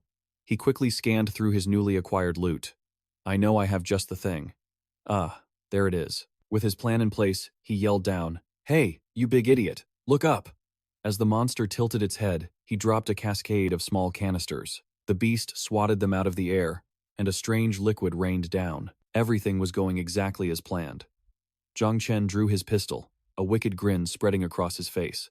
Have a drink on me. Now, burn. A single shot ignited the flammable liquid. The alcohol erupted into a raging inferno, a massive fireball that completely engulfed the beast. In that very same moment, Zhang Chen released his grip, plunging sword first into the abyss below. If Minako thinks I'm dead, she'll head straight for her objective, without a second thought. The idea struck him like lightning. Without hesitation, he dove straight into the raging sea of flames. A moment later, he deftly maneuvered himself, clinging to a nearby ledge to spy on Minako and see what her people were really after. Meanwhile, Minako had entered another chamber. It was a room, lined with countless test tubes, each containing a grotesque, misshapen monster. It was a sight that would make anyone's skin crawl. She began frantically searching the room. Seriously? An earthquake now? Is this whole damn nest about to collapse? Her teammate's anxious voice crackled over the radio. Have you found it yet? No, she replied. Don't tell me it was destroyed. Or was the intel wrong? The voice on the other end was filled with disbelief. Are you really inside the main lab? What kind of stupid question is that? Are you doubting me? The man on the radio quickly backpedaled. No, of course not. It's just, we poured so much effort into getting there and failed, and you just waltzed right in. Humph. Don't compare me to you incompetent fools. Success takes brains and charm. For me, Minako, all I have to do is crook my finger, and plenty of powerful men are willing to die for me, she said with a smug grin. The man who brought me here was a monster in his own right. If he hadn't been so disobedient, I almost would have felt bad about killing him. Besides, his base at Heart Lake Island was a perfect stronghold. Not only was it secure, but it was also rich with supplies. But the moment she spoke, she was brutally cut down from behind. Then, with chilling calm, Zhang Chen delivered the final blow. If you hadn't been so eager to expose my location, you might have survived a bit longer. A pity. Your little act was rather amusing to watch. He pulled his sword back, his expression like ice. The Du Ya Laboratory. That name sounded familiar. He quickly pulled out his records to check. Laboratory 325. It was a perfect match. Confusion flickered in his eyes. The markings were identical. Could they be searching for this very thing? Just what were these people from the Nihon Empire plotting? Suddenly, the system screen lit up. Ding! Zhang Chen glanced at it, intrigued. It was a video call from Xiaoxi. He answered, immediately asking for an update on their mission. Xiaoxi's hands tightened into fists. Boss, you were right. That woman, she was one of the Nihon people. She glanced around nervously. We pretended to be lost survivors, and just as expected, we ran into a squad from the Nihon Empire, disguised as raiders. They were even kidnapping and terrorizing young women. Zhang Chen's eyes widened. What? Is Yue all right? Xiaoxi pouted, puffing out her cheeks. We're fine. I'm fine. Why do you only ask about Sister Yue? I'm a cute girl too, you know. Then her tone turned serious. Brother Chen, you need to check the live stream of a guy named Wu Jingri. I have a strong feeling he's connected to the Nihon Empire's recent moves. Are you listening? I got it. Zhang Chen searched the system for Wu Jingri. The name was unfamiliar. A series of images popped up. Found him. So this is the guy? The live feed showed him contentedly gnawing on a chicken leg as he spoke. Come to Jiangbei. No need to scavenge. We have plenty of food, and our friends from the Nihon Empire are here to help. Haha, Zhang Chen just stared. This was obviously a trap. He scoffed. Who in their right mind provides free food and protection in this ruined world? Besides, if Jiangbei was truly that well stocked, they wouldn't be sneaking around Tianyang City. Just then, a strange sound came from the video. Wu Jingri, having just finished eating, suddenly clutched his mouth, his face twisting in pain. The moment the livestream cut off, Jingri violently threw up a thick, black liquid. A man named Shang Shan stepped in front of him. Why did you stop eating? He asked coldly. Wu Jingri began to beg. I'm sorry. I really can't eat another bite. Please, just let me rest. Without a word, Shang Shan picked up another chicken leg. It seems you've lost your appetite. Jingri's face went deathly pale. Shang Shan took a bite, then asked, Then how would you like to be eaten instead? Jingri shrieked in terror. No, spare me. I'll eat. I can still eat. But before he could finish, he violently exploded in front of the other terrified prisoners. Meanwhile, back with Zhang Chen, his mind was racing as he worked. That live stream was an obvious lie, but in a world this desperate, there would always be fools willing to risk it. Suddenly, another system notification popped up. Ding! Approaching secret passage at the laboratory's left wing. Passcode 356681. Zhang Chen stared in shock. A secret passage? He approached the wall, running his hands over the surface, but he couldn't find any seam or keypad. He looked up at the wall. Just like the others, it was covered in the deep scratch marks of the undead. These scratches are strange. Some have 3 claw marks, others have 6. Have the zombies started mutating? The system notification flashed again. Passcode 356681. A sudden realization hit Zhang Chen. Could the code be the number of scratches? 3, 5, 6. As he traced the final set of claw marks, the hidden door ground open with a heavy groan. Zhang Chen stepped inside, and his jaw hit the floor. My God. Is this for real? His eyes scanned the room, which was filled to the brim with gear. He grinned. I've hit the mother lode. System notifications began to flood his screen.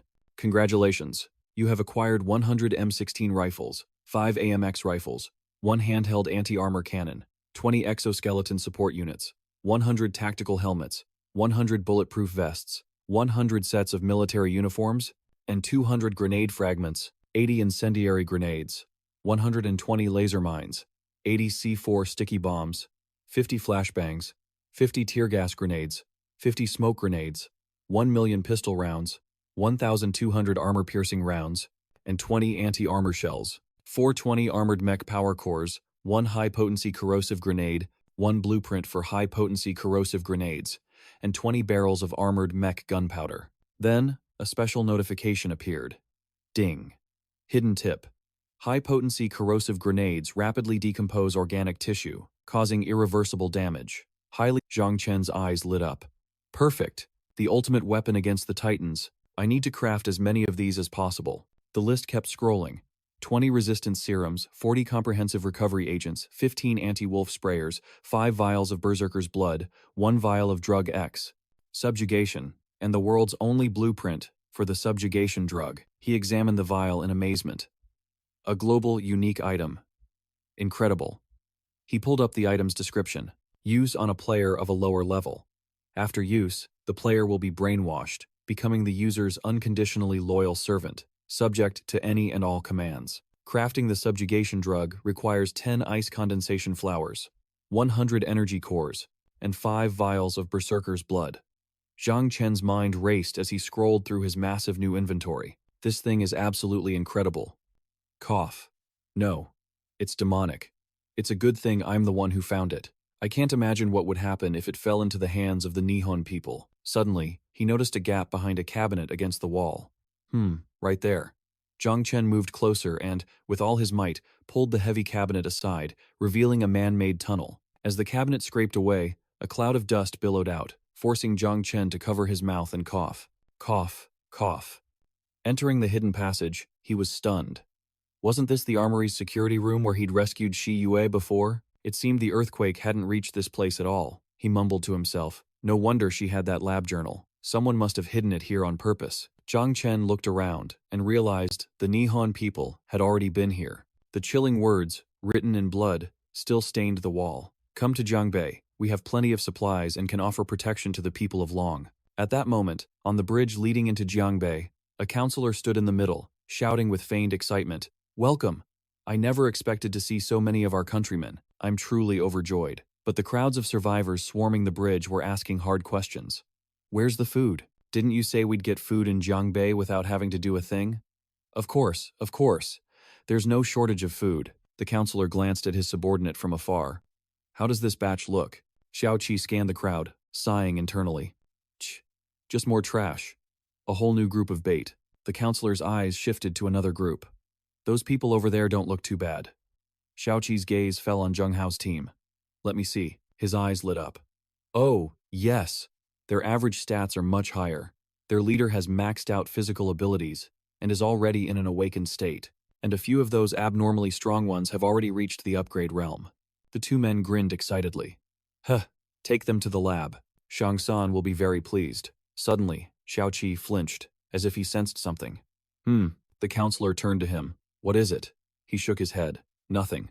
I must have been seeing things. Hiding in a nearby corner, Shi Yue and Xiao Shi watched the scene unfold. Xiao Shi was worried. Sister Shi Yue, what are those Nihon people really planning? The fatso, Wu Jingri, put on a trustworthy face and announced, "There's more than enough food. There's a diner right across the bridge. Let's head over now." He gestured towards Zheng Hao's group.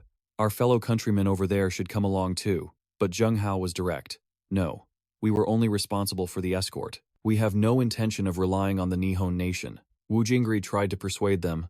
"Don't say that." Just then, Xiao Qi and the counselor cut in. "Very well, we won't force you. It's not uncommon for the people of Long to be so cautious." Wu Jingri bowed his head in fear, whispering, "Yes, sir." The counselor then proposed, "To show our sincerity, even if you don't stay, please take some of our supplies with you on your journey."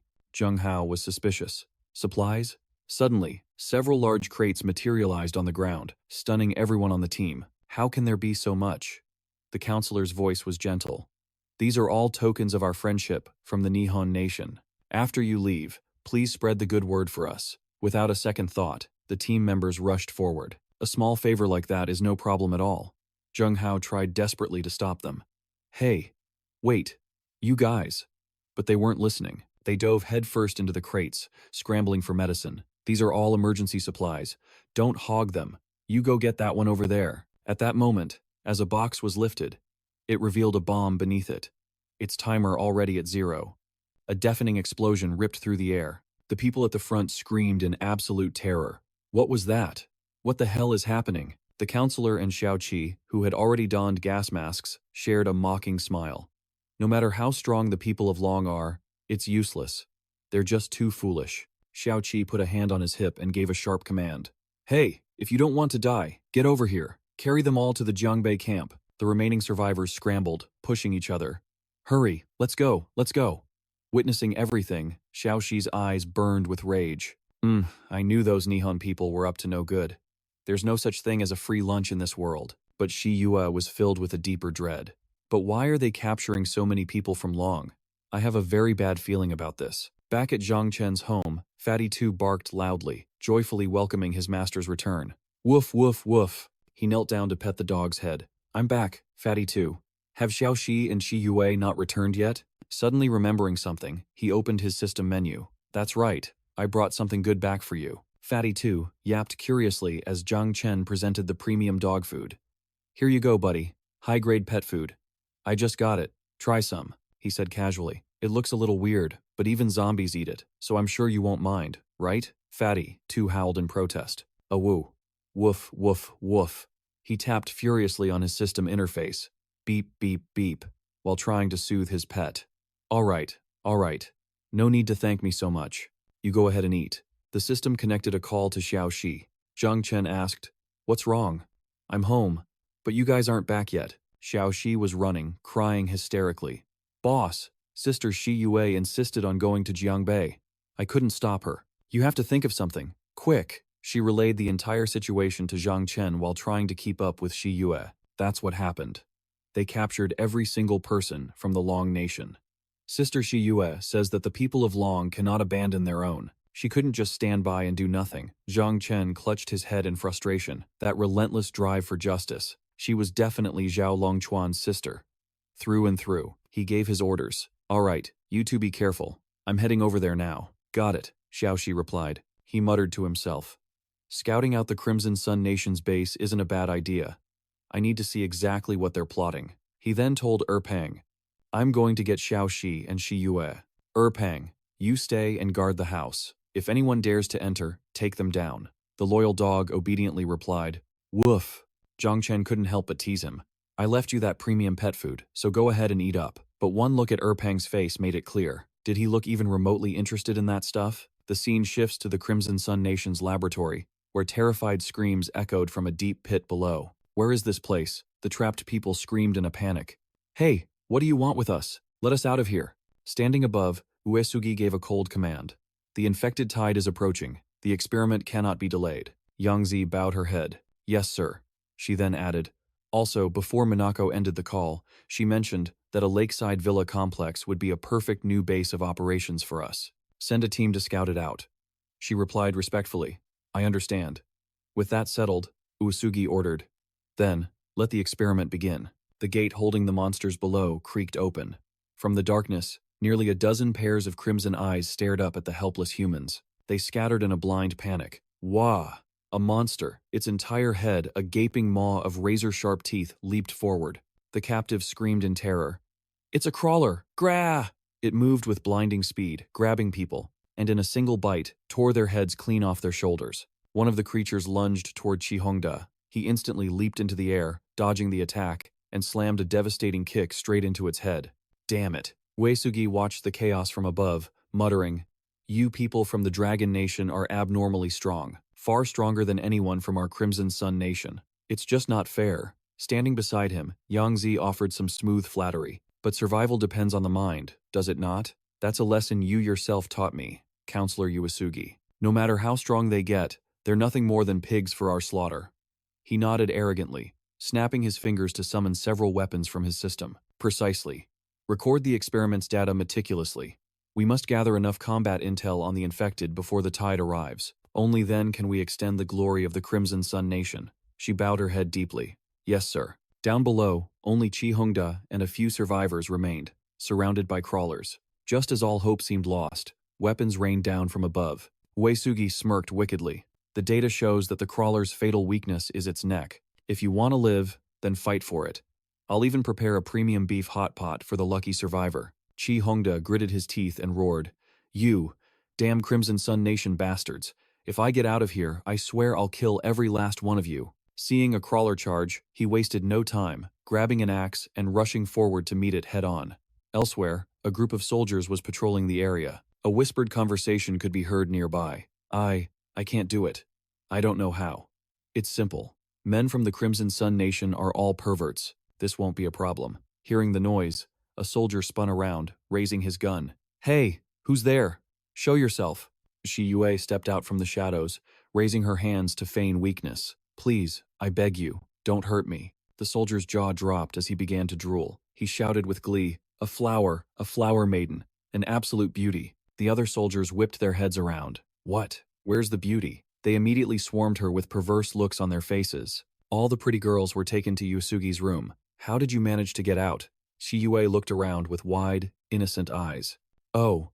She played the part of a helpless little rabbit, her eyes shimmering. "Ah, yes. I'll agree to anything you ask. Please, just spare me." The men looked like they'd hit the jackpot. One of them threatened with a sickening grin. "Heh. You'll promise anything? Then serve me well, and I'll consider letting you live." She cowered on the ground and let out a piercing scream. "Ah!" Suddenly, Xiaoxi dropped down from the ceiling above. "How about I serve you first?" The men panicked. "An infected?" As they looked up, the little girl sprayed a toxic mist directly at them, causing them to immediately start foaming at the mouth. They collapsed in violent convulsions, dead in seconds. Xiaoxi landed lightly, looking pleased. Wasn't my trick awesome? The boss taught me. It's called a feint to the east." "A feint to the east?" Shi Yue corrected her while adjusting her clothes. "You mean feint east and attack west. It was a good plan, but let's never do that again. I'm really not cut out for this sort of thing." Xiaoxi's eyes lit up with an idea. "Then I can be the bait next time." Shi Yue scanned their surroundings. "We only did this as a last resort because we couldn't make a sound. Don't do anything so foolish again. It's too dangerous." "I know." Xiaoxi ran ahead. She used her toxin to corrode the lock, and as the door swung open, the prisoners inside stared at her in shock. "An infected?" Xiaoxi put a finger to her lips with a wink. "Shh. I'm not infected. I'm from the Dragon Nation, just like you. Now I'm getting you out of here." Zhang Hao, chained to a wall, gritted his teeth in fury. "This is a plot by the Crimson Sun Nation. Many of our people were tricked into coming here. We have to rescue them." Xiaoxi just clicked her tongue. "Tsk, tsk. Sounds more like you were all just stupid enough to get tricked." Her blunt words immediately bruised the egos of the other captives. "What is this girl talking about? You think we wanted to be tricked? That's right. If you want to blame someone, blame those shameless monsters from the Crimson Sun Nation." Just as Xiaoxi looked like she was about to cry, Zhang Hao shouted, "All right, that's enough." Shi Yue drops a cache of weapons before them. "Listen up. On our way here, we didn't spot many of the Nihon people. If you're careful, you might be able to slip past them. Try to avoid a fight at all costs." But the ungrateful cowards just shouted back at her. "What? The Nihon people? If you're so powerful, why don't you just wipe them all out?" Shi Yue didn't even bother to respond. She turned to Zhang Hao. "You can lead them out of here, right? We need to find the others." He looked bewildered. "Just the two of you?" She answered with a mysterious smile. Nope. We've got the most powerful backup in the world. Meanwhile, Zhang Chen had arrived on the scene. Deep within the lab's pit, Qi Hongda was fighting so hard his hands were shaking uncontrollably. Uesugi sneered from above. Ha! To think he'd break past his human limits in a situation like this. Yoko, go test his mettle. Yes, sir, she replied instantly. Panting, Hongda looked up just in time to see a figure leaping down. Yoko landed with a ground-shaking thud, immediately kicking another survivor into the wall. Looking at her, Hongda's eyes narrowed. It's that wench, the one who dealt with Zhang Hao. Her power. She's at least an awakened. He put on a brave face. Hey, where's that premium beef you promised? This old man is starving. Yoko smirked. For a real man, there's more than just beef to look forward to. A short while later, Qi Hongda was feasting on a massive steak. He devoured the meat like a starving animal. Uesugi sat across from him, smiling calmly. We appreciate reasonable men like you, Mr. Qi. The Nihon Empire never mistreats its friends. Qi Hongda gritted his teeth, cutting straight to the point. In this world, only power matters. Nihon, the Dragon Kingdom. It's all meaningless crap. Just tell me, what do you want from me? And so, Uesugi revealed his sinister plot. We require a new stronghold. The location is the island in the center of Tianyang City's lake. However, rumor has it, a very powerful man resides there. I need you, Mr. Qi, to be our guide, and to help us eliminate him. Back with the survivors. Zhang Hao had finished distributing the weapons. It's time to move out, he declared, but a group huddled in the corner refused to budge. What's the point in running? Those two girls are obviously up to no good. They gave us weapons, sure, but what about food? What about supplies? We'll just starve to death out there anyway. It's safer here, Zhang Hao roared in fury. That's enough. Are you people still clinging to some fantasy about the Nihon faction? If you don't move, you die. It's that simple. But the foolish crowd just turned on him, their anger misplaced. What fantasy? They haven't done anything to us. You're the one who decided to attack that Nihon woman, and that's why we got locked in here in the first place. Yeah, you're weak, and now you're trying to drag the rest of us down with you. Their words struck Zhang Hao like physical blows, but they wouldn't let up. Following you just means living in constant fear. No fighting zombies means no food. I'm sick of this life. You call yourself a captain all day, but you just hoarded all the supplies until the Nihon faction took it. Wait a minute, you're not one of their spies, are you? You want us to leave?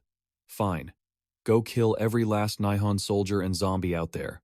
Until you do, we're not moving an inch. Zhang Hao trembled with rage. All his effort, all the sacrifices he made to protect these fools, was utterly wasted. He felt that life itself was a ridiculous joke. A bitter, hysterical laugh escaped his lips. Ha ha ha ha ha ha ha.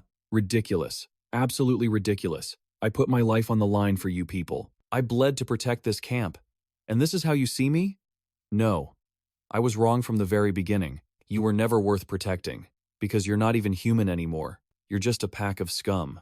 As he raised his sword, he muttered to himself, the experience points you get from hunting humans is so much higher than from hunting zombies.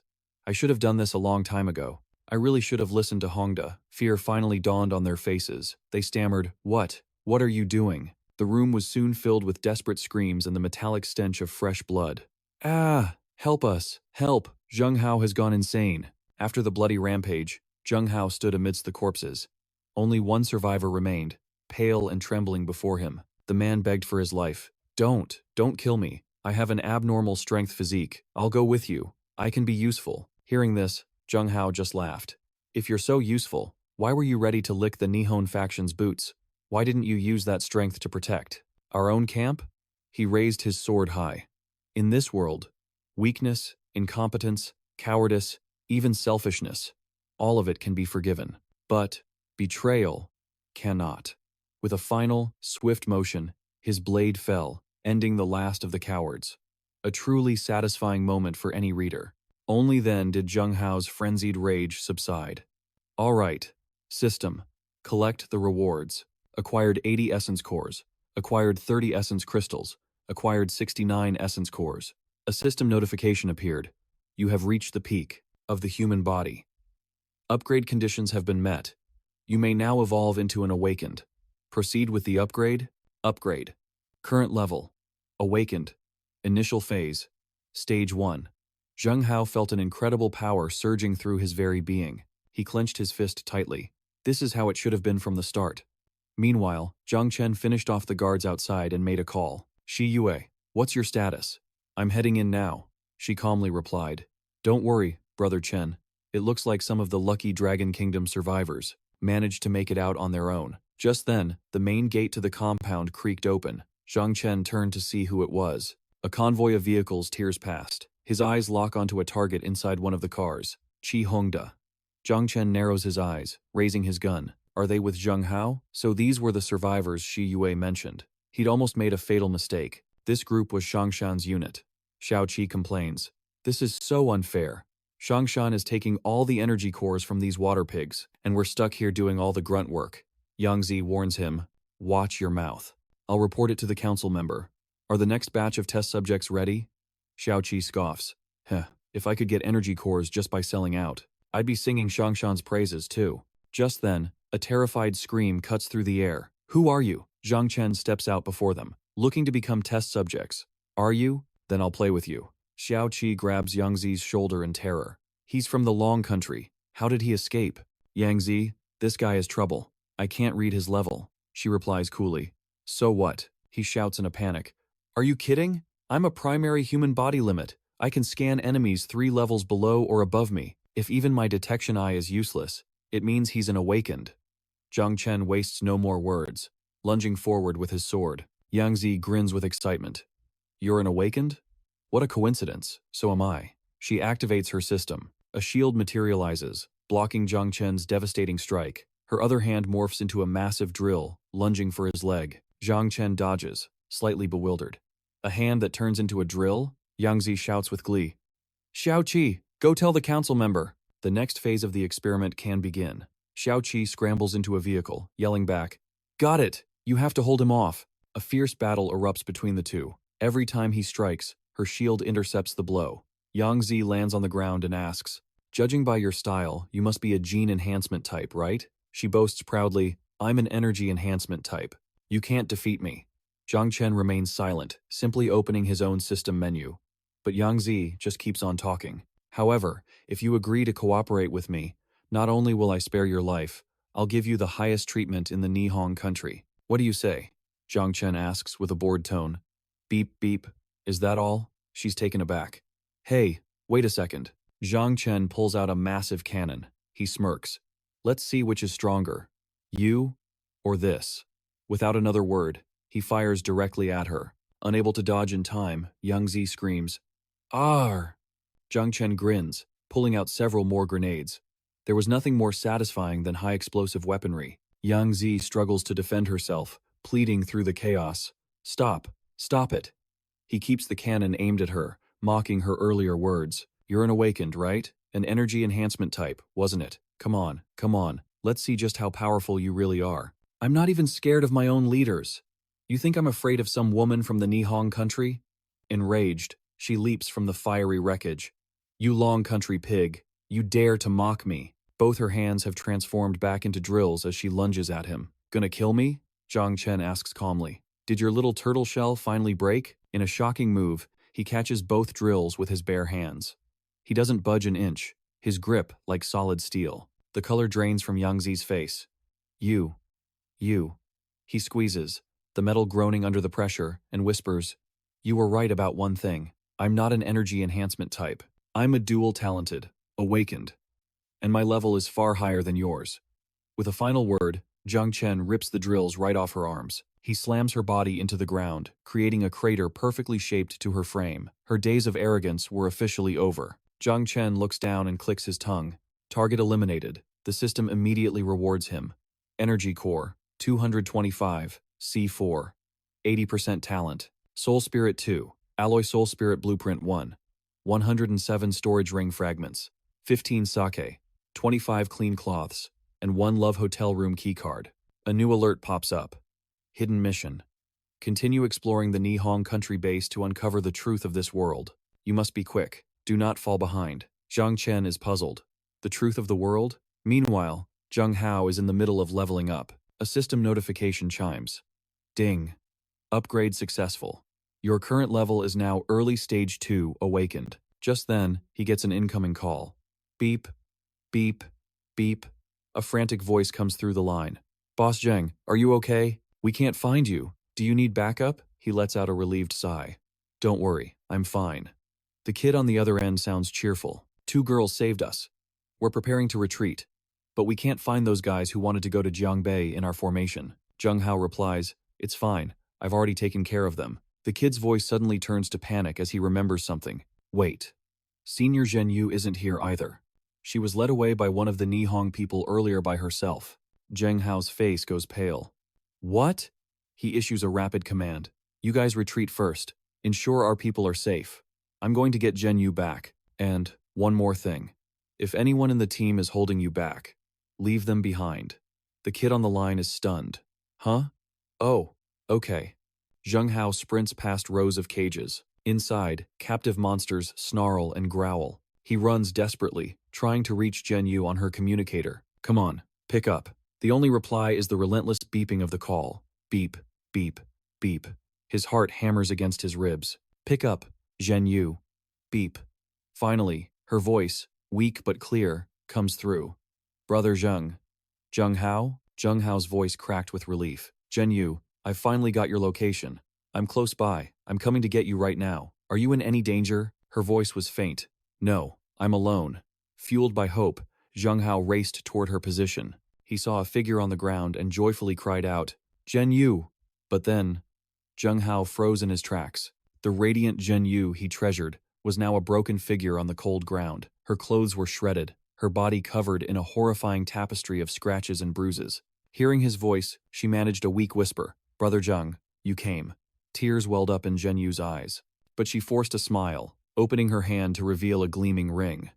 Our camp's storage ring. Brother Zheng. I didn't let them take it. Witnessing this soul-crushing sight, Zheng Hao's eyes burned crimson with rage. He couldn't protect the one he cherished, yet he'd wasted his strength on traitors. This was a fury he could not contain. Just then, Xiao Qi sprinted in, shouting in a panic. Counselor, an awakened from the Dragon Empire has infiltrated the facility. The counselor, busy with the monsters, was stunned. What? He stammered in disbelief. Yang Zi is trying to hold him off, but it seems she's no match for him. Before he could finish, the door behind them exploded inward. Instantly, the monsters were engulfed in flames, letting out agonizing shrieks of pain. Help us! Alarms blared throughout the entire headquarters. A robotic voice echoed. Warning. Warning. Zombie containment breached. Please evacuate with caution. Xiao Qi was terrified. The zombies are out. Impossible. That cage was reinforced. Even explosives couldn't breach it. The counselor clicked his tongue. Annoyed, he made a decision. It doesn't matter. A new headquarters is already secured. This place was disposable. Everyone, pull out now. A deafening explosion erupted behind them.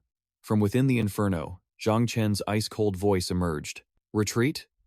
Not a single one of you from the Crimson Sun Empire is leaving here alive. Xiao Qi shrieked. It's him, the man from the Dragon Empire. A horrifying realization dawned on him. If that man was here, it meant Yang Zi was already dead. With that thought, Xiao Qi scrambled, running for his life, leaving Counselor Uesugi standing stunned amidst the chaos. Hey, you coward! Where are you going? As Xiao Qi fled, he made a cold calculation. I can't beat him. Leaving Uesugi behind might just buy me a few precious seconds. Meanwhile, Uesugi held his ground and roared at his men. Soldiers, open fire, kill him now. They immediately unleashed a relentless hail of bullets toward Zhang Chen.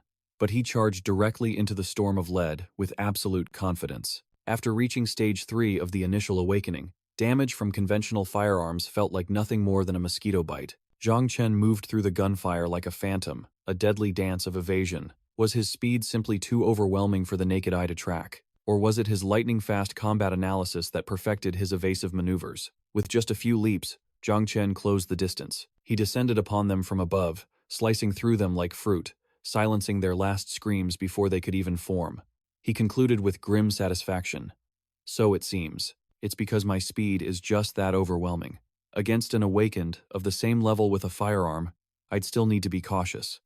With just a single blade, Zhang Chen effortlessly dismantled the entire squad of gunmen. Heads rolled and bodies were bisected, and yet, they still charged forward mindlessly. Ah! One of them screamed. Counselor Uesugi collapsed to his knees, whispering, What? What is he? A shirtless soldier charged at Zhang Chen, screaming, "For the honor of the Crimson Sun Empire." Zhang Chen let out a cold laugh. Honor? A bunch of pathetic cowards like you dare speak of honor? He delivered a single brutal kick that shattered the man's jaw, sending teeth flying. The soldier's body flew past Uesugi, and the bomb in his hand detonated, obliterating himself and his nearby allies. Ah! Uesugi stared in absolute terror. Impossible, he breathed. Since when did the Dragon Empire have an awakened? This powerful?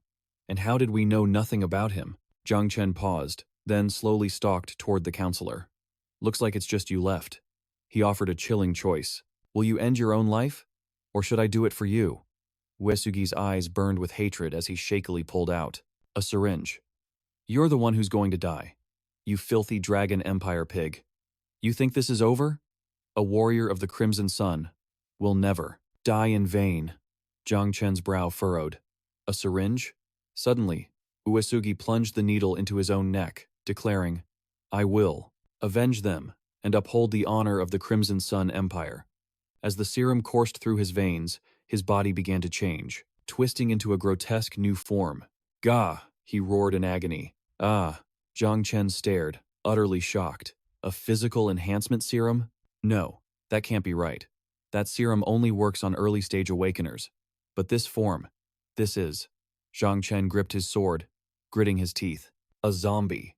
Staring at Uesugi's monstrously transformed and oversized body, Zhang Chen sneered. You people from the Crimson Sun Empire are truly insane, turning humans into actual monsters. Uesugi glared back with menacing eyes. You should call this a grand achievement. Zhang Chen was stunned. What? He can still think? He's retained his consciousness? The creature charged forward like a bolt of lightning, slamming its fist where Zhang Chen stood, shattering the ground.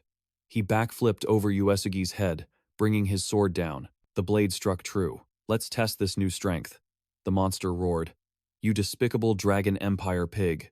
Zhang Chen drove the blade deeper with all his might. Do zombies even feel pain? A blood-curdling roar ripped from Shang San's throat as a deep gash opened on his back. Zhang Chen landed lightly, a smirk on his face. Impossible, he thought. This guy's hide is way too tough.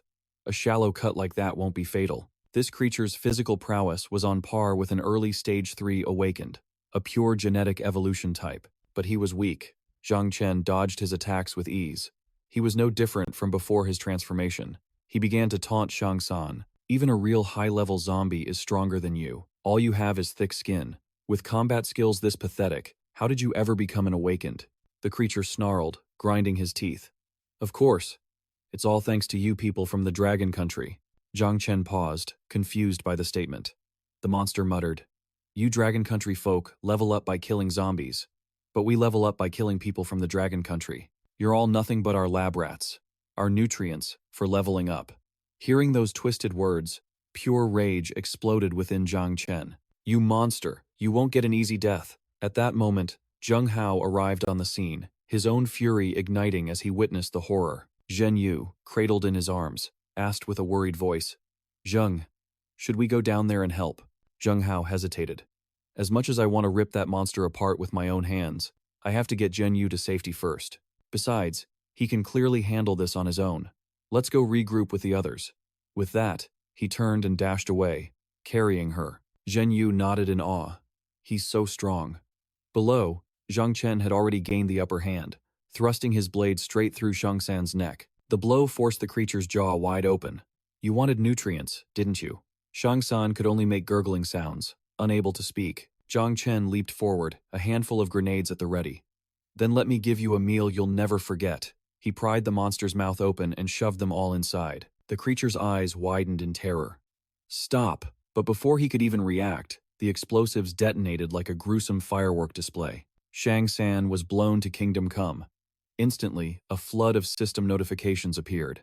Energy core, 30, plus 24, plus 80% talent. Storage ring fragment, 773. Ramen, 6 bags, 290 points. Frozen shrimp, 500 grams. Frozen sea cucumber, 500 grams. Fresh beef, 1.3 kilograms. Soy sauce, 70 points. Frozen beef, 1.8 kilograms. Frozen chicken, 300 grams. Ramen, 1 pack of 6, 150 points. Purified water, 5 liters, 500 points. Unmutated chicken eggs, 500 grams, 70 points. Zhang Chen landed softly, his voice laced with contempt. That was too easy a death for scum like you. But the rewards kept coming. Luxury yacht, 1. Guarded hot spring villa, level 1. Zombie research notes, 1 ceiling talisman, 1 high-grade treasure map, 1 automated sentry turret blueprint, a scientific technology blueprint. Then, a critical system message popped up. Hidden alert. You have once again drawn closer to the truth of this world. Examine the treasure map carefully. He swiped through his inventory. The loot was incredible, but the truth of the world? Is it connected to this map? This thing? Just then, Zheng Hao returned, landing beside him. Hey, Zhang Chen. Zhang Chen turned around. Zheng Hao? You're still here? That explosion earlier that let all the zombies out. Was that your doing? Zheng Hao rushed over, his voice filled with panic. Forget that. Get to that rooftop over there, now. Look north. He frantically described the horrifying scene he had just witnessed. When I was getting Zhen Yu to safety, at the end of the bridge, there's a wall made of human corpses. Zhang Chen's blood ran cold. You saw what? Without another word, the two of them began leaping across the rooftops. Zheng Hao explained everything as they moved. Zhen Yu overheard it from the Nihon country's leader. They tricked a group of our Dragon Country people, using them as live bait to lure hordes of zombies. As Zhang Chen landed, he asked, "Is that the place?" Zheng Hao immediately started scanning the area for Zhen Yu. Her voice called out, "Zheng." Zhang Chen unfolded the map, studying it grimly. The Nihon base was located on a peninsula. Most of the traffic relied on bridges connecting the two sides of the city. That must be why they wouldn't destroy them, despite the constant zombie hordes. Zhang Chen's hand crushed the map, using human bodies to build a defensive wall. How utterly depraved. Only someone from Nihon country would think of something so twisted. He turned to the others. "I'm going to check it out. You two get to safety." Zheng Hao pulled Zhen Yu closer. "Got it. You be careful." Just then, a thought struck Zhang Chen. Right, that explosion back at their base. That was you, wasn't it? Hearing the question, Zheng Hao stiffened. Zhang Chen pressed on. "The Dragon Country survivors. Did you get them out before that?" After a tense silence, Zheng Hao replied, "Of course." Zhen Yu sensed something was wrong.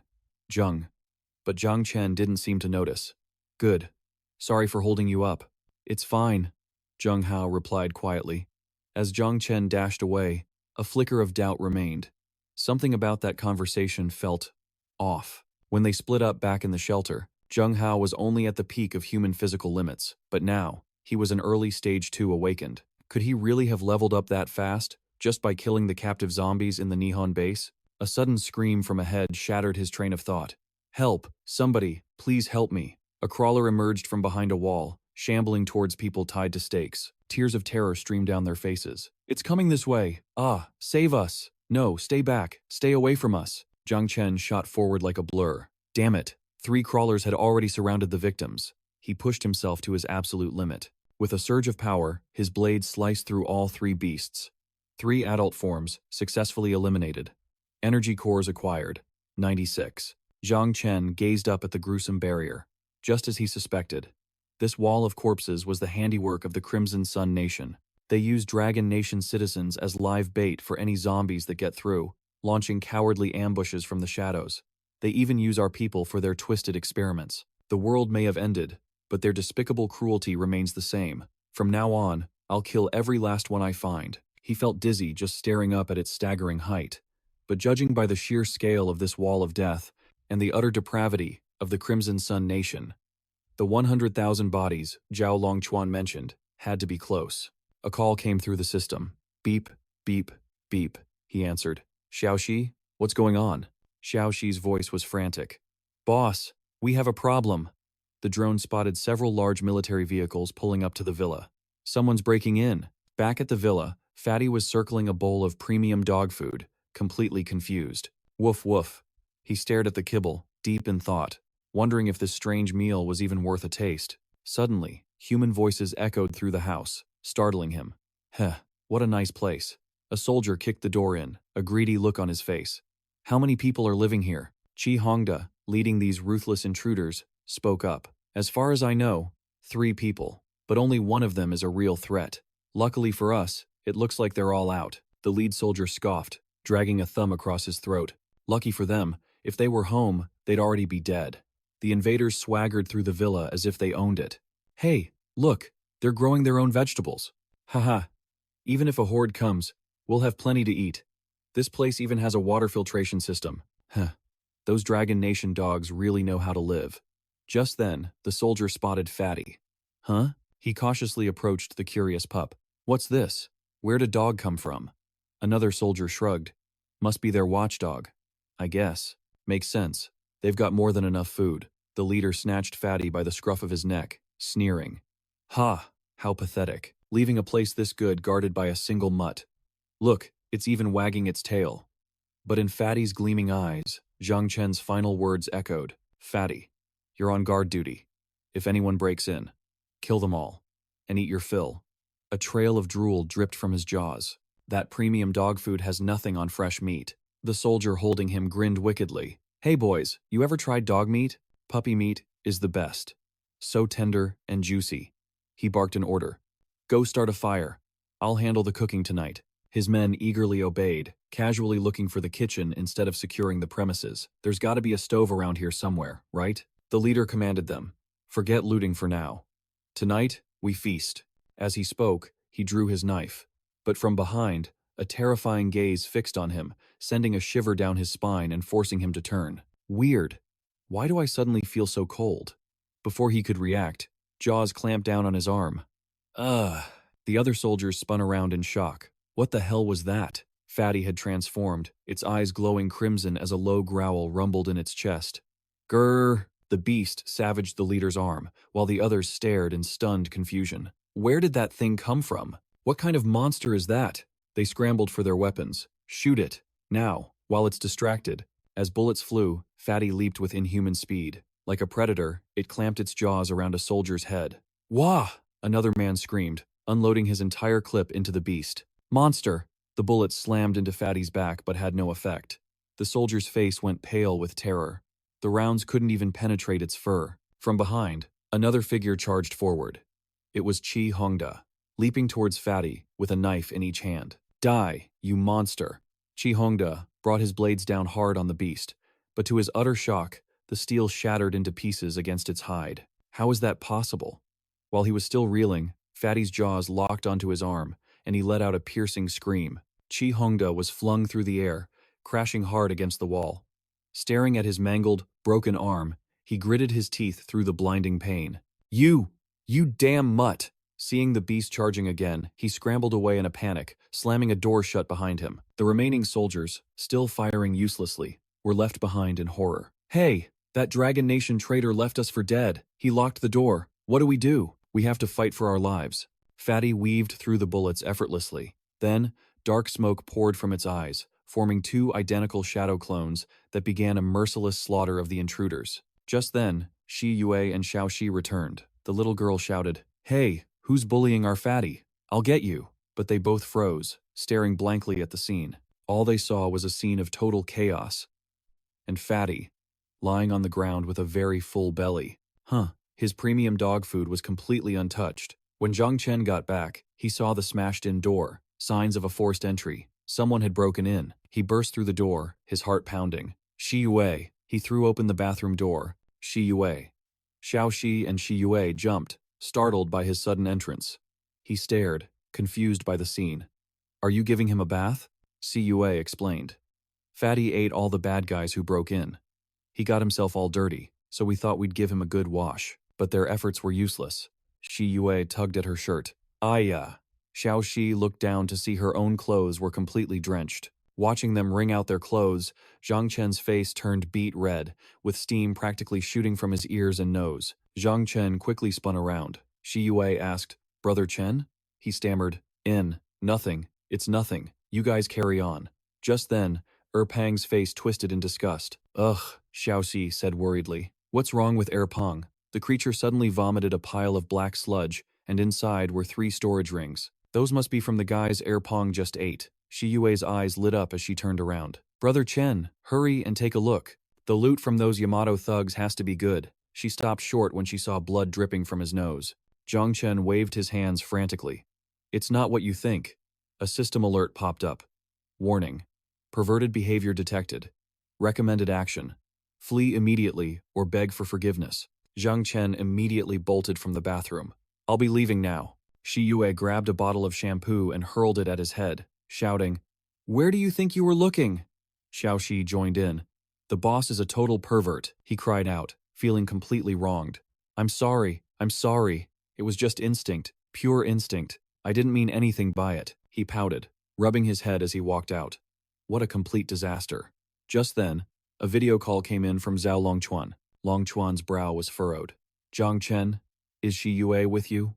We've arrived at the southern shelter, but she isn't answering my messages to let her know we're safe." Zhang Chen rubbed his head.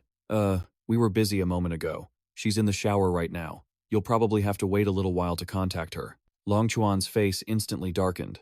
Veins bulged on his forehead as he muttered, "You too. We're busy. And now she's in the shower." Zhang Chen panicked and tried to explain. No, don't misunderstand. It's absolutely not what you're thinking." Longchuan suddenly let out a loud laugh. "So, that's how it is. Haha, I absolutely had no intention of doubting you." Zhang Chen was sweating bullets. The guy clearly looked like he wanted to kill him a second ago.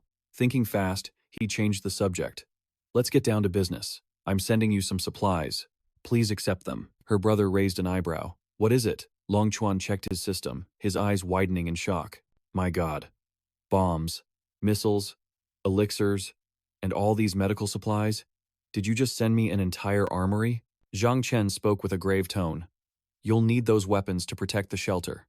But even more than the zombies, you need to deal with those bastards from Yamato." He gritted his teeth, his voice filled with hatred. Their main base may have been leveled, but their remaining forces will definitely try to infiltrate the shelter. Listen to me. Those animals. If you see one, you kill one. No exceptions. Zia Ma turned to Zhao Longchuan. "Captain, just the 53 lightning grenades Zhang Chen gave us are worth 2,650 crystal cores on the mark." Hearing this, Zhao Longchuan was stunned. They're worth that much? Through the screen, Zhang Chen thought to himself, soldiers. They really don't know how to be flexible. Zhang Chen then said to Longchuan, "Just take them and use them. You're Shi Yue's brother, and a soldier of the Dragon Country. That makes us family." Longchuan smiled. "Military discipline prevents us from just taking things. Besides, you have to face the zombie tide in Tianyang soon. I can't take advantage of you at a time like this. Crystal cores.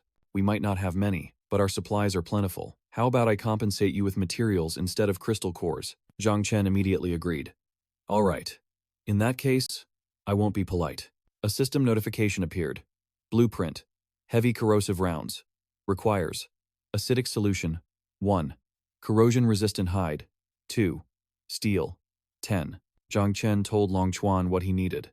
"I need large quantities of acidic solution, corrosion-resistant hide, steel, and ice condensation flowers. I'll take as much as you have." As he spoke, he thought to himself, "I need to craft enough heavy corrosive rounds to deal with that titan." Longchuan replied, "Except for the ice condensation flowers, we have plenty of the other materials. I've already sent them to you."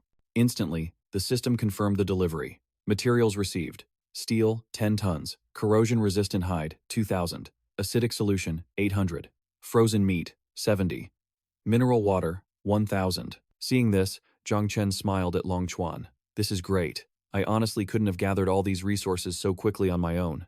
Longchuan paused for a moment before speaking to Zhang Chen. "Comrade Zhang Chen, until now, I've been speaking as the captain of the Lingya encampment. But now, I hope to speak to you as Zhao Shi Yue's older brother. Please, do whatever it takes to protect Shi Yue." Zhang Chen smiled confidently. "Don't worry, I won't let a single zombie lay a hand on her." Longchuan became frantic, his voice trembling. "It's not just the zombies. You understand me, right?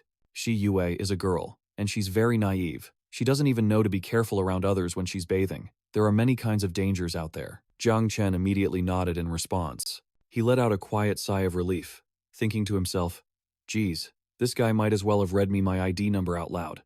Wasn't that just a warning to keep my hands to myself? I'm a perfect gentleman, you know?"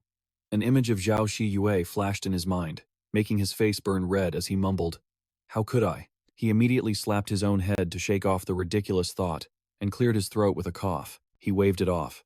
"The mission comes first. Dealing with this zombie tide is our top priority." Zhang Chen accessed the system, Beginning to craft powerful corrosive bombs, he led Xiao Yue forward. Zhang Chen turned back and yelled to Xiao Shi, "Are you ready? We're about to head into a real meat grinder." Xiao Shi laughed heartily in reply. "No problem at all. Let's roll." After setting the last trap, Zhang Chen nodded. "It's done." A brilliant smile spread across Zhao Shiwei's face. Over on his side, Xiao Shi shouted to Zhang Chen, "Boss, the grenades are all in position." Zhang Chen cracked a small smile and flashed a peace sign. These preparations should be more than enough, he thought. Zhao Shi Yue moved closer to Zhang Chen, asking curiously, "Brother Chen, I don't get it. Zombies can't swim. Wouldn't it be easier to just blow up the bridge?" Hearing her question, Zhang Chen quickly explained, "We're up against a tide of 100,000 zombies. With numbers that massive, the river current won't stop them. It's better to leave one clear path and funnel them all into a trap." Realization dawned on Zhao Shiwei's face. "Oh, I see now. I was thinking too small." Zhang Chen gently patted Shiyu's head and said, "Get some rest. According to Ying Chuan's recon, the horde will reach Tianyang City tomorrow afternoon. That's when the real battle begins." Later that night, inside the vehicle, Zhang Chen, Xiao Shi, and Shi Yue were deep in a much-needed sleep. Xiao Shi was sleeping soundly on Shi Yue's shoulder, when suddenly countless zombies appeared from the darkness. They let out a unified, ear-splitting roar. The terrifying sound jolted all three of them awake. Zhang Chen leaned over, peering through the window at the swarm of undead. He muttered in confusion, "They're not attacking. What are they doing?" Still half asleep, Xiao Shi rubbed his eyes. What was that sound? Suddenly, the ground began to shake violently. Panicked inside the vehicle, Xiao Shi cried out, "Is this an earthquake?" The system's voice suddenly echoed in Zhang Chen's mind. "The 100,000-strong zombie tide will reach the glorious bridgehead in 3 minutes. Prepare for combat." Hearing the alert, Zhang Chen thought, "So, they've arrived." Shi Yue pointed towards the approaching horde, screaming. The sound was coming from that massive wall of corpses. Zhang Chen readied himself for battle, thinking, "Are these things guiding the main horde?" He then shouted to the others, "Xiao Shi, Xiao Yue, Xiao Yue. These zombies are probably just bait. Stick to the plan." Shi Yue let out a surprised, "Huh?" But Xiao Shi instantly leaped onto Xiao Yue, brimming with fighting spirit. "Let's go, Big Two." Shi Yue climbed into her mech as well. The three of them were filled with resolve. Sitting in the cockpit, Shi Yue thought to herself, "Can this really just be bait? That sound alone is terrifying enough to kill. If that horde breaks through, in the face of that danger, this mech is without a doubt the safest place to be. And Brother Chen gave it to me." At that thought, a deep blush spread across Shi Yue's face. As the zombies closed in, Zhang Chen charged ahead, roaring a single word, "Kill." Elsewhere, Qian Zhenyu looked at Zheng Hao with tension in her eyes. "Brother Hao, that zombie girl wasn't lying. The zombie tide is really here. Are we going to help them or not?" Seeing Zheng Hao's silence, Zhenyu pressed him again. "Brother Hao, you need to make a decision." Xiao Shi, Shi Yue, and Xiao Yue worked together, mowing down zombies. Xiao Shi laughed, praising Zhang Chen. "The boss is a genius. At this rate, no zombie can get past us." "So, this is all the zombie tide has got?" Zhang Chen stomped on the face of one zombie after another. More and more undead swarmed him, but he calmly dispatched them one by one. Suddenly, one of them grabbed his leg tight. Zhang Chen shoved his gun in its face. "You picked the wrong guy to mess with. Now burn." The system's voice chimed in. "Auto collection initiated. Collection successful." Zhang Chen laughed. "This is more satisfying than slicing cabbages. In that case, let me give you something even better." With that, he whipped out a second gun. But then, massive, giant zombies emerged from behind him. They charged forward with incredible speed. Seeing them, Zhang Chen just grinned. "I knew it couldn't be this simple."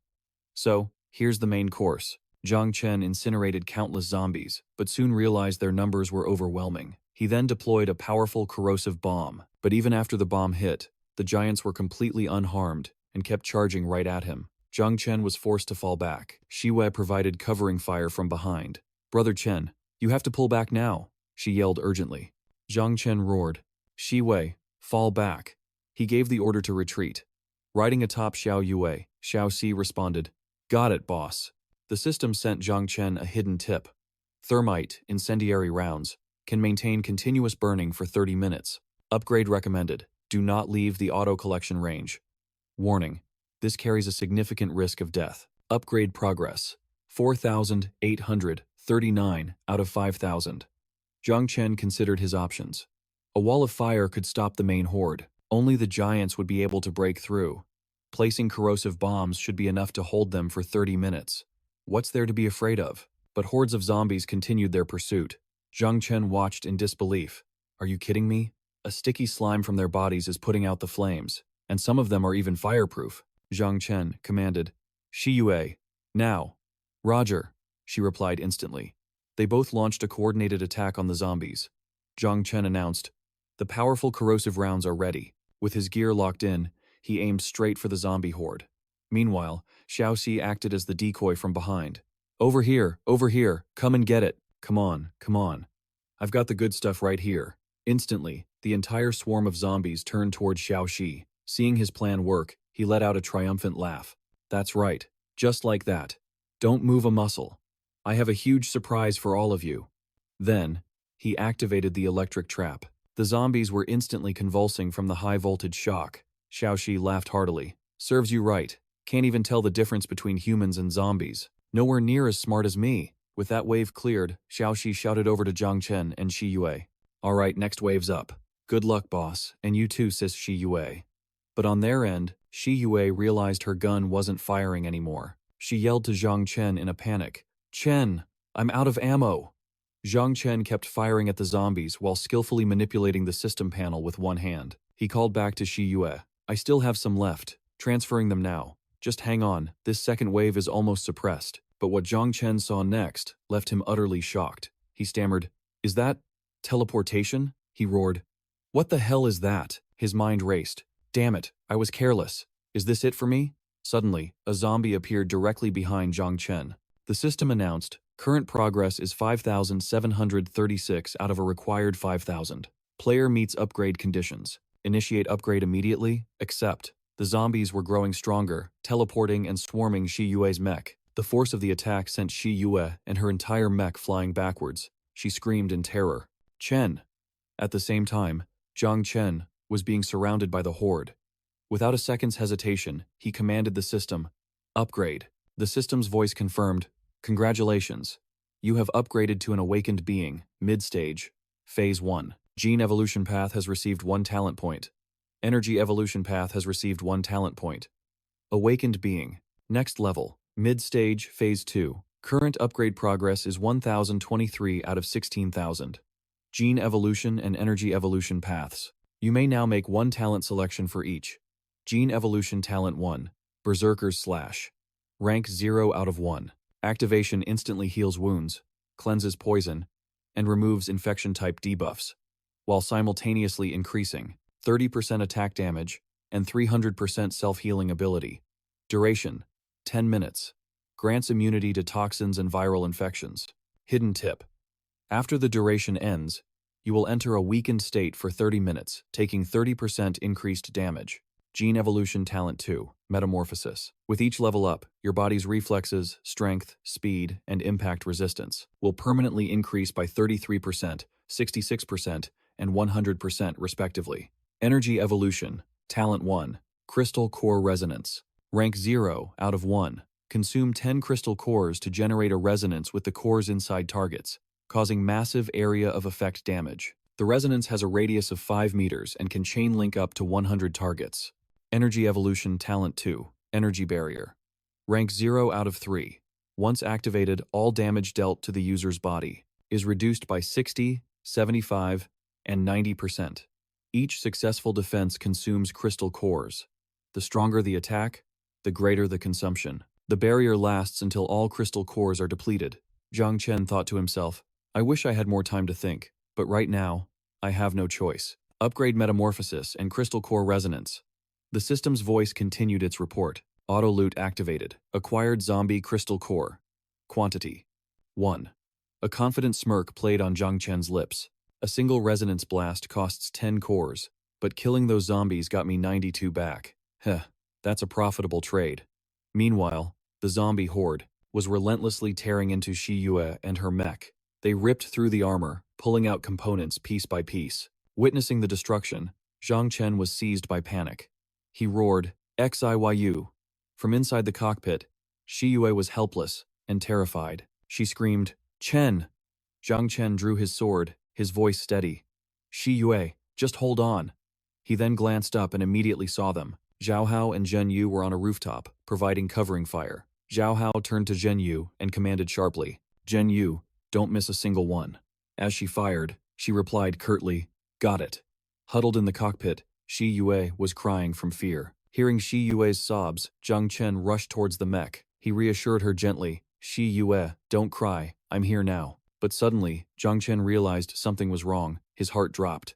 Wait a minute, that's not Shi Yue's crying. What is that thing? The system immediately alerted him. Hidden warning. Mutated infected specimen detected. New type 3. The Weeper. Zhang Chen's blood ran cold. So the creature down there is a type 3. He approached the mech cautiously, his guard up. The wailing sound continued without end. Zhang Chen turned his head and saw countless more zombies approaching in the distance. Seeing this, he cursed himself. I was careless. How did a new horde get here so fast? Zhen Yu watched Zhang Chen standing completely still. Facing the massive horde, she turned to Zhao Hao, annoyed. This is urgent. What is he doing just standing there? The zombies are about to reach him. Zhao Hao quickly stopped her. Wait, Zhen Yu, hold your fire. Something isn't right. The speed at which those zombies gathered is not normal. Besides, they're all keeping a certain distance from Zhang Chen. They aren't attacking him directly. But Zhang Chen suddenly realized they weren't ignoring him. He rushed to the mech, calling out to Shi Yue. Shi Yue, hang on. Don't come out yet. From inside the cockpit, Shi Yue's frantic voice yelled back to Zhang Chen. Chen, brother Chen. These zombies were summoned by that weeping banshee. It's intelligent, you have to be careful. Just then, countless zombies swarmed directly towards Zhang Chen, ready to tear him apart. Zhang Chen instantly unleashed his core resonance. A single, devastating blast crippled the horde. Seeing the tables turn, the weeping banshee immediately tried to escape. Seeing this, Shi Yue screamed, Brother Chen, it's getting away. Zhang Chen whipped around, his eyes wide. What? Zhang Chen locked his eyes on the fleeing weeping banshee, thinking to himself. So that's why the crying suddenly stopped. It used its own kind as cannon fodder to create an opening, desperately trying to create distance, which means it even anticipated the conditions for my core resonance. Zhang Chen raised his gun, taking aim at the weeping banshee. He roared, You're that intelligent? All the more reason I can't let you live. Summoned to take the bullet for it? This ability is a real pain. To think it can even control a colossus. Is that its third form? A zombie queen bee? With a body burning like that, I guess it's pretty convincing. Damn it. The system instantly flashed a notification. The Weeper possesses extreme movement speed and razor-sharp claws capable of slicing through metal. Its behavior towards humans is erratic, sometimes passive, other times launching into a frenzied assault. A hidden warning. The creature's scream not only attracts nearby zombies, but it also enhances their strength, driving them into a frenzy. Kenji loaded a powerful corrosive round. He roared at the giant zombie. What's all that screaming about? I'm not interested in your girlfriend, he cursed. Damn it. Just as I thought, it's gotten tougher to fight. The system announced that under the Weeper's stacking buff, the Colossus's vitality had increased by 400%. Current damage sustained, 28%.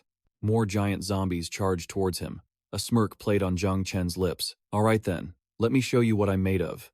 Let's see who's stronger.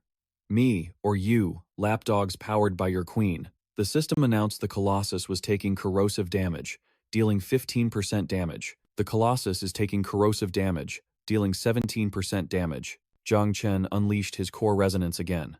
The system continued its report. Colossus is taking corrosive damage, dealing 13% damage. The Colossus has been terminated. Zhang Chen glared at the remaining giants and roared, Bring it on, he thought. So you follow that despicable enchantress. Then you all deserve to die. With those words, Zhang Chen plunged his sword straight into a zombie's chest and activated his core resonance. Witnessing this scene from afar, Zhen Yu and Zheng Hao were utterly speechless. Zhen Yu stammered to Zheng Hao, He's too strong. Is he even human? Taking on a whole pack of colossi by himself. Zheng Hao replied, Yeah, unbelievably strong. If everyone had his power, this apocalypse would have ended long ago. Zheng Hao thought to himself, If I had made an enemy of him, I'd already be dead. Thank God, I didn't. Zheng Hao looked through his rifle scope toward Shi Yue's mech, his voice filled with worry. Damn it. That disabled mech is completely surrounded by zombies now. He stood up, slinging his rifle over his shoulder. Let's go, he told Zhen Yu. We're going down there to help. Zhen Yu laughed. Still playing the saint at a time like this? Suddenly, the door creaked open and someone stepped inside. Zhen Yu and Zheng Hao looked up, their eyes widening in recognition. Hongda? Hongda walked in and immediately asked, Zheng Hao, don't you want to be as powerful as Zhang Chen? Zheng Hao turned to Zhen Yu. Zhen Yu, go on ahead. Wait for me downstairs. She nodded. All right, Hongda continued, his voice low. You've been surviving in this apocalypse for so long. Even if I don't say it, you already know the truth, don't you? The fastest way to get stronger isn't by killing zombies. It's by killing other humans. Hongda placed a heavy hand on Zheng Hao's shoulder. A guy like Zhang Chen, with that much power, who knows how many people he's killed to get it? His words were pure venom, meant to incite him. Brother Hao, drop that righteous act. Now's our chance. While he's busy with the Colossi, and while he still trusts you, kill him. Kill him and take the core from his body. You'll become the strongest one here. Didn't you always want to protect our camp? To do that, you need power. Brother Hao, stop hesitating. Hearing this, Zheng Hao grabbed Hongda's hand. Hongda, you're right. I can't afford to be some saint. I need to get stronger. A triumphant smile spread across Hongda's face. Brother Hao, you finally understand, he thought with a sinister grin. To survive now, I have to rely on the strong. And if that strong person is this idiot Zheng Hao, I'll have plenty of chances to make a comeback later. But suddenly, Zheng Hao drew a knife. He plunged it straight into Hongda's stomach, cutting off his treacherous thoughts midstream. Zheng Hao leaned in. But, isn't killing you a lot easier than killing Zhang Chen? Hongda choked in pain. Zheng Hao, you. Zheng Hao's voice was cold as ice. I saw you back then. You threw in your lot with the soldiers from the land of the rising sun, didn't you? You abandoned our camp long ago, and you still expect me to protect you? Zheng Hao slammed his foot onto the man's chest, forcing blood from Hongda's mouth.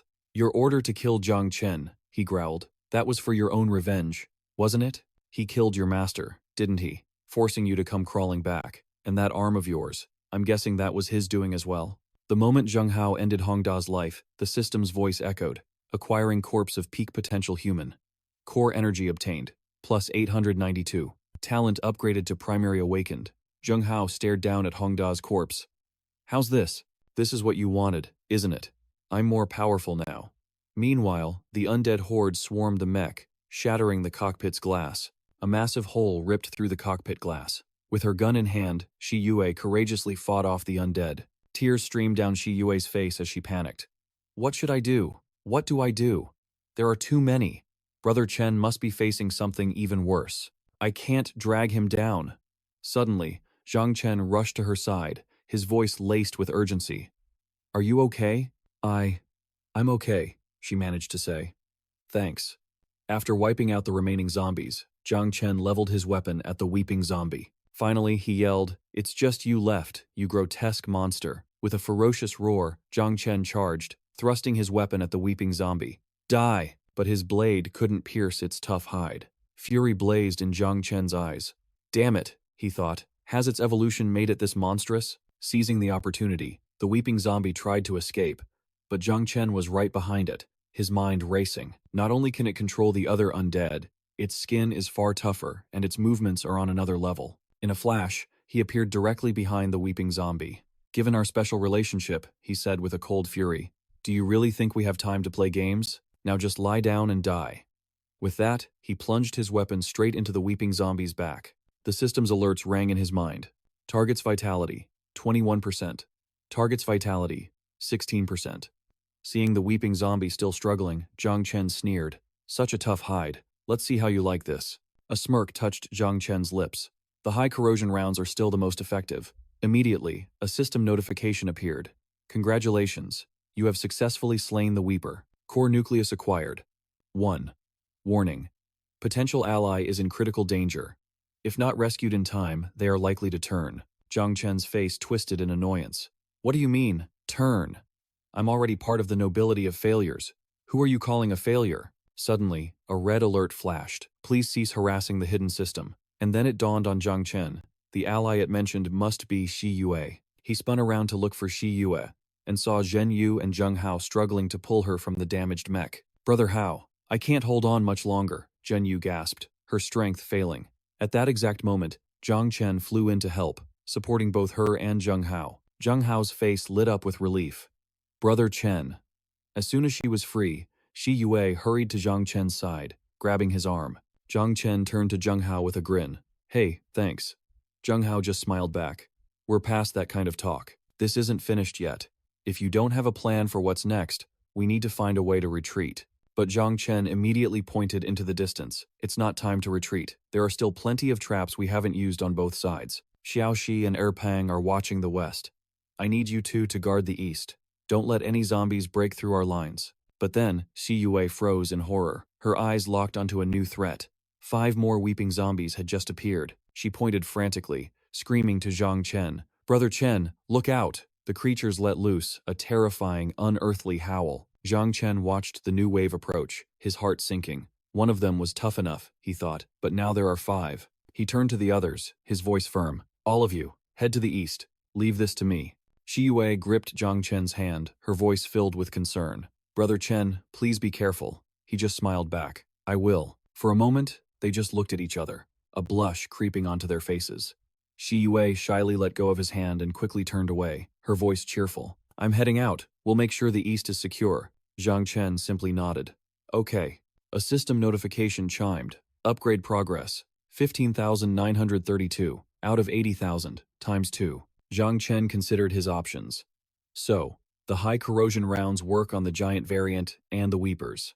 But that alone isn't going to be enough. If I could just level up one more time. He suddenly turned to a giant zombie nearby. Hey, before I use you for my next upgrade, just hang around and stay put. Zhang Chen strapped on a set of loudspeakers, which began to blast a repeated message. Living humans over here. Fresh, delicious, living humans. Living humans over here. Fresh, delicious, living humans. After luring a massive horde of zombies into one place, Zhang Chen finally yelled, Stop, this should be more than enough. He then activated his core resonance. They were all scattered before, he thought. Rounding them all up is never easy. If it weren't for these third form and giant types, how could I ever level up so quickly? The system immediately sent a notification.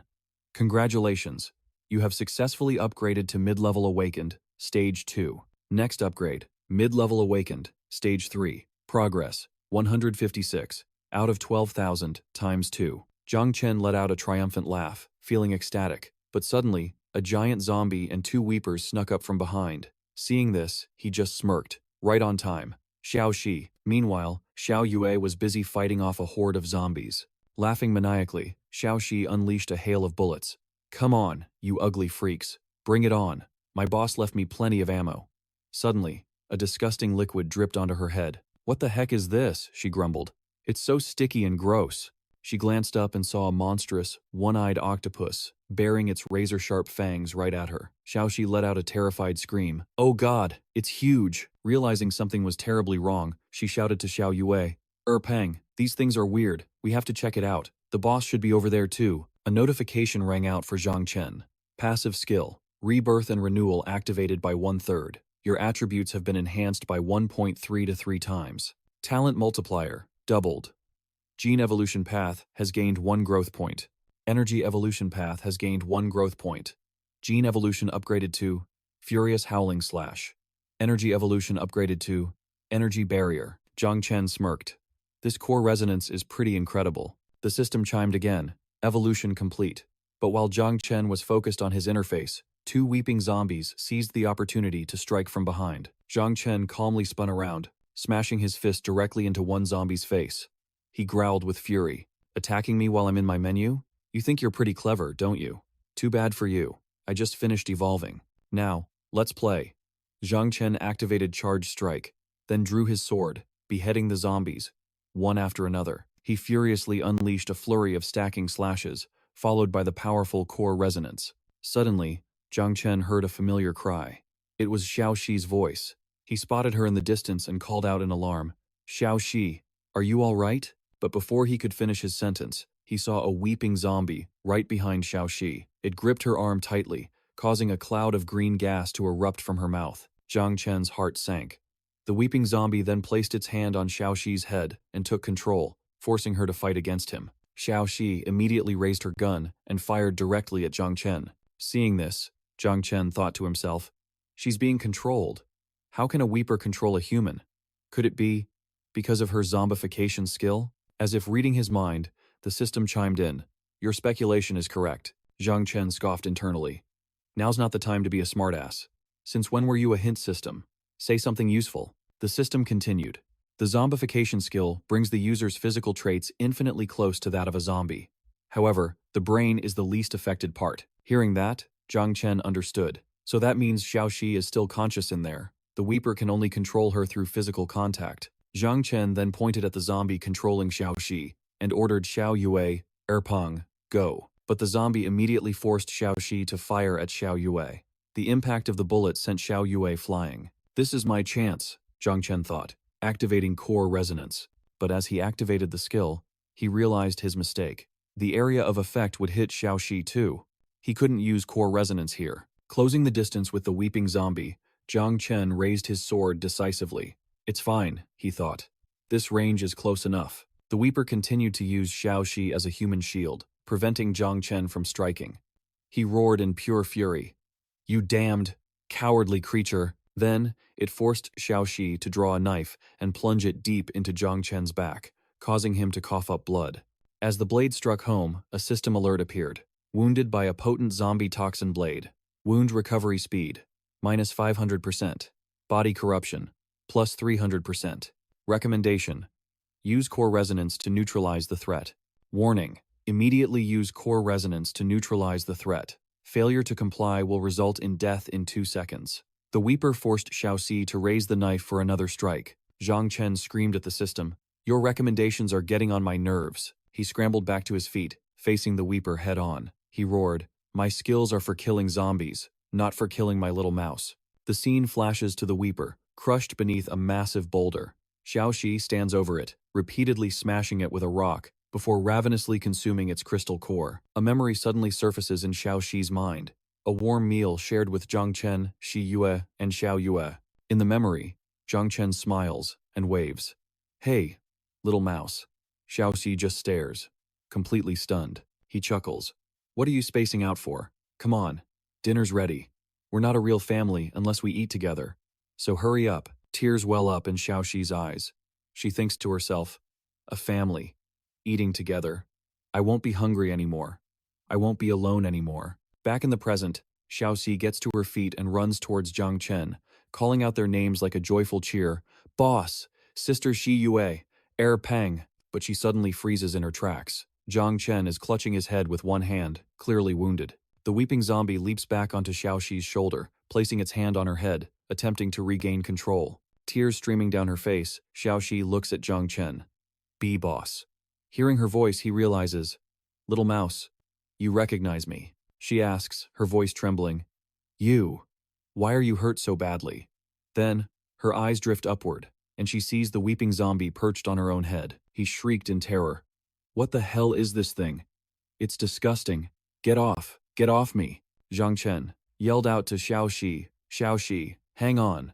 Whatever you do, don't let it take control. Hearing this, she asked, take control of me? Zhang Chen thought to himself, as long as she doesn't fully turn, my resonance core won't harm her. But to shake the creature off, she was running further and further away. Seeing Xiaoxi get farther away, Zhang Chen chased after her. Little mouse, where are you going?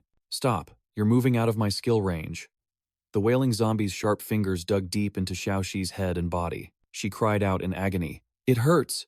Zhang Chen called her name, filled with worry. Suddenly, Xiaoxi realized what the zombie had forced her to do. Grabbing its hands, she wept. I remember now. It was you. You made me use my own hands. The system instantly announced an upgrade to Primary Awakened, Stage 2 for injuring the boss. With a final cry, Xiaoxi threw the wailing zombie off of her. She slammed it violently onto the ground. Xiaoxi roared with fury. I grew up eating zombies, and you dare inject your poison into my body? Then, she pinned the creature to the floor. Xiaoxi used her teeth to tear chunks of flesh from the zombie. Zhang Chen rushed to her side, asking, Little mouse, you leveled up? Witnessing the scene, Zhang Chen was utterly horrified. That bite strength. It's a terrifying upgrade. Not even a sword could pierce that skin. The zombie let out a piercing, agonizing shriek. Hearing it, Zhang Chen asked with suspicion, What is that sound? It sounds just like the horde before an attack. But the zombie tide was scattered, and at least half of them were destroyed. There's no way they could make a noise this massive. The system alerted Zhang Chen. Hidden system, the wailing zombies' death throes. All the zombies in Tianyang City are converging on this location, and a new zombie tide is about to form. Host's survival rate in a direct confrontation is 2%. Hearing that, Zhang Chen panicked, shouting, "What?" After hearing the wailing zombies cry, countless other zombies had already gathered. Zhang Chen was stunned. Unbelievable. Half its neck is torn out, but it can still scream. After gagging its mouth and tying its limbs, Zhang Chen dusted off his hands and told Xiao Shi, "All right, that's settled. Good thing I got these strange items from those Japanese guys. They finally came in handy." Xiao Shi saw this and remarked, "I think you're the weird one, boss. If you really wanted a woman, you didn't need to find a zombie. Isn't there one right beside you? That's a little twisted." Zhang Chen replied with a helpless look. "Your mind is completely in the gutter. Have you been eating too many zombies?" The system announced, 4 minutes until the zombie tide forms. Zhang Chen then lightly tapped Xiao Shi on the head and said, "Stop talking nonsense. Let's go." Zhang Chen grabbed the wailing zombie by the hair and started dragging it. A moment later, Shi Yue came to help him pull it along. Shi Yue said worriedly, "This is the central plaza. They'll definitely gather here this time." Shi Yue looked towards Zhang Chen, wondering, "I wonder if boss is ready yet." Zhang Chen called Shi Yue, instructing her, "Shi Yue, stop all attacks on the zombies. Don't attract their attention. Find a place to hide, now." Shi Yue immediately agreed. "Got it." The zombies began to gather in ever-increasing numbers. Zhang Chen looked at the horde and smirked. The timing is just right. Standing below, Xiao Shi witnessed Zhang Chen's power and screamed in terror, "Oh my god! Boss, if you used any more power, you would have wiped me out too." Xiao Shi continued, "What can I do? He's the boss I chose to follow." The system announced, acquiring 1 high corrosion bullet, acquiring 20 bombs, acquiring 20 explosive charges. Xiao Shi kicked the wailing zombie out into the open, yelling, "Go on and cry your heart out over there." Hearing the wailing zombie's cries, the other zombies scrambled desperately towards it. Seeing this, Zhang Chen took aim at the horde and opened fire. Zhang Chen grinned. "This is what you call a one-pot stew." The system announced, activating automatic collection. The zombie tide has been eliminated. The zombie swarm in Tianyang City is now dispersing. Hearing this, Zhang Chen breathed a sigh of relief. Not a bad haul. If things keep up like this, I'll level up again in no time. Xiao Shi looked at Zhang Chen, amazed. "Whoa, that whole move was way too cool, boss. That zombie horde had to be at least tens of thousands." Suddenly, a zombie reached its hand toward Xiao Shi, making her jump and scream. "Geez." Xiao Shi looked at the zombie and yelled, "You scared me. You. Are you asking me to save you? No way, you're a zombie. Just be a good little monster and die. Go back, go on back." Hearing Xiao Xi's words, the zombie immediately jumped into the fire. Seeing this, Xiao Xi thought, so obedient, it really jumped in. Did it actually follow my command? Suddenly, a voice called out, "Xiao Xi." She turned her head and saw Shi Yue, saying happily, "Sister Shi Yue, you guys are here too." Shi Yue smiled and replied, "We are." "Oh," she then continued, "the stray zombies over there have all scattered. The tide has passed, so we came to regroup. But Xiao Xi, your appearance."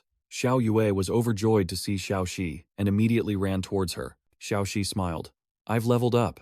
Then she opened her arms to welcome Xiao Yue. Pulling Xiao Yue close, Shi Yue teased, "You little rascal, you're acting more like one of the undead every day." Xiao Xi just laughed. "I'm just beating the zombies at their own game. They've got nothing on my style." Shi Yue scanned their surroundings, her eyes sharp. "Is Chen nearby?" she asked. "This fire. This has to be his work, right?" Xiao Xi glared playfully at the puppy. "Xiao Yue, what are you staring at me for?" Xiao Yue just tilted her head, as if to say, "Maybe a little?" Suddenly, Zhang Chen dropped down from above, landing beside her. "Shi Yue," he called out with a smile. Her eyes widened in surprise. "Chen." She immediately threw her arms around him in a tight hug. "This is amazing, Chen," she exclaimed, overjoyed. "We survived. We made it. I'm here now." Zhang Chen hugged her back just as tightly, gently stroking her hair. "You've been through a lot," he whispered. Seeing this tender moment, Xiao Shi shouted over, "Hey, no fair keeping all the hugs for yourselves. We want in on this too." And with that, Xiao Shi scooped up Xiao Yue, diving right into the group hug. The happy puppy barked, "Woof, woof, woof." The four of them shared a warm, emotional embrace. From a distance, Zhen Yu and Zheng Hao watched the entire scene unfold. Zhen Yu turned to Zheng Hao and remarked, "They share an incredible bond, don't they?" Zheng Hao simply nodded. "Yeah, His gaze, filled with admiration, was fixed on Zhang Chen. It's only been a little while, and that man has grown even stronger. He wondered to himself. In the future, will he be an ally? Or an enemy? After the dust settled, the group returned home to prepare a feast and celebrate their victory. Even Xiao Yue had a huge plate of food. Everyone raised their glasses of beer, shouting together as one, "Cheers!" Zhang Chen laughed heartily. "We crushed the zombie horde. Everyone worked hard, so let's enjoy our reward." Shi Yue chimed in. "Time to eat." Zhen Yu, sitting next to Zheng Hao, noticed he hadn't touched his food. "Zheng Hao, aren't you going to eat?" To be able to eat a meal like this. In this world? It felt like a miracle. Zheng Hao answered awkwardly, "Right. Yeah. I guess I'm still in shock. It just goes to show. This world never turns its back on the strong." Then, Zheng Hao turned to Zhang Chen. "You're incredibly powerful. With your abilities, you could probably save this world." Zhang Chen looked at him, completely taken aback. "Save the world? I'm no savior," he said flatly. "But you can at least protect the people of our country here in Tianyang City," Zheng Hao insisted. Zhang Chen just smiled. "We just survived a zombie apocalypse. Let's not talk about such heavy topics at the dinner table." With that, Zhang Chen picked up a choice piece of food with his chopsticks and placed it on Zheng Hao's plate. Zheng Hao looked at him, stunned. "Zhang Chen." Just then, Zhang Chen stood up from the table. "I'm finished eating," he announced to everyone. "I'm going to my room to rest." Seeing him leave, Shi Yue called out, "Chen? You're not eating anymore?" "Just a little tired," he replied. As he walked away, Zhang Chen thought to himself, "That guy, Zheng Hao. He has a strong sense of justice. His character isn't half bad. If his strength holds up, he might be worth recruiting." Just then, a notification appeared. Hidden target, Zheng Hao. Awakener. Initial stage 2. World power ranking, 45,000. Zhang Chen's eyes widened. His rank has jumped that much? The last time I checked, he was barely in the top 100,000. This guy definitely has potential. He glanced at the system message again. But whether or not he chooses to follow me, that's up to him. Right now, I have more important matters to attend to. Item inspection. System notification. Energy cores, 3,500. Talent. Storage ring fragments, 540. Assault rifles, 20. Rifle ammunition, 9,000. Pistols, 300. 1 kilogram. Canned beef, 700. Whiskey, 200. 500-gram sausages, 870. 500-gram cheese. Skill. Beginner's prying eye, 1. Supply crate sensor, 1. Researcher's ID card, 1. Unidentified strange key, 1. Tech map 23, 1. Talent marrow crystals, 3. Blueprint. Enhanced heavenly bone energy blade, 1.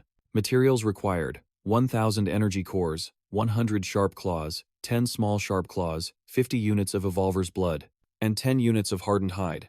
Can be crafted into the mighty heavenly bone energy blade. Crisp fruit seeds, 10. Can be planted to grow delicious, crunchy fruit filled with essential vitamins and nutrients for the human body. Sand coconut seeds, 20. Can grow coconuts with sweet, refreshing water. The flesh is edible and has detoxifying properties. Zombie antivirus vials, 13. Upon injection, grants permanent immunity to the zombie virus. For those already infected, a dose may extend their life by 30 days. This serum is ineffective on fully turned zombies. Rare skill. Blueprint optimization, 1. After learning, allows the user to consume energy cores to upgrade the stats of crafted items by 1 level. Zhang Chen read the description. A smirk on his face. Not bad at all. Rare skill, Master Chef.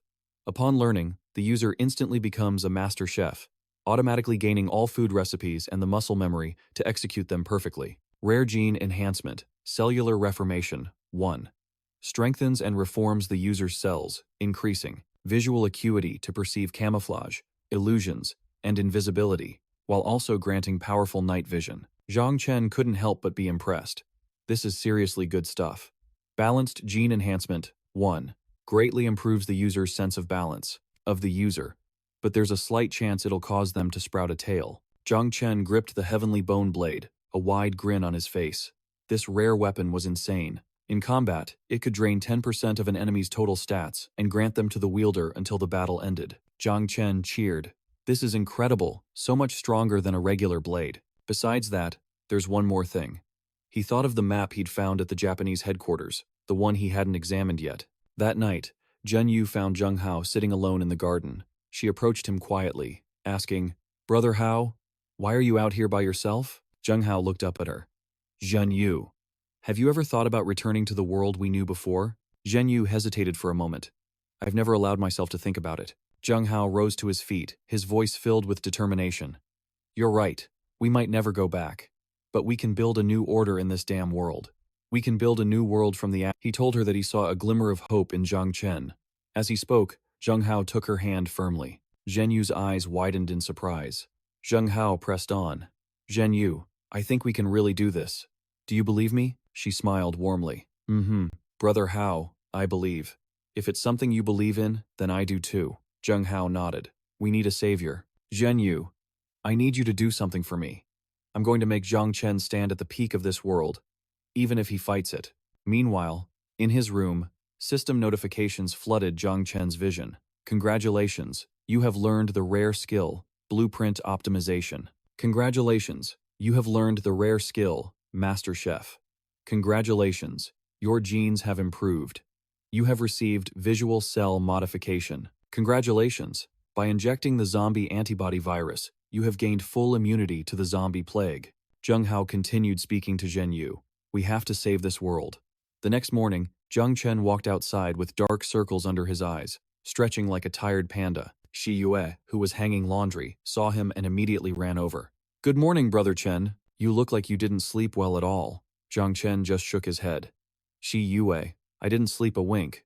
But it's not a problem." With that, he pulled out a small bottle and drank it all in one go. The system announced he was consuming a Super Pulse functional drink. The moment he finished the bottle, Zhang Chen was wide awake and buzzing with energy. "See?" he asked, now fully alert. Shi Yue pouted. "I don't think that counts. You need to go sleep."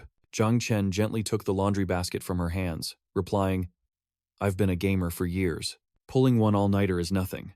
But while I was organizing our supplies, I realized we have a lot more problems to solve." He began to help Shi Yue hang the clothes. Hearing the seriousness in his voice, she asked, "Are more zombies coming to attack?" Zhang Chen shook his head. "It's not that. I just have a bad feeling." His mind flashed back to the night before, when he'd finally unfolded the map. The system had identified the location, Binthon City, South National Forest Park. The date read May 11th, 2012, the site of a meteor impact. The complete science map was made of 27 pieces.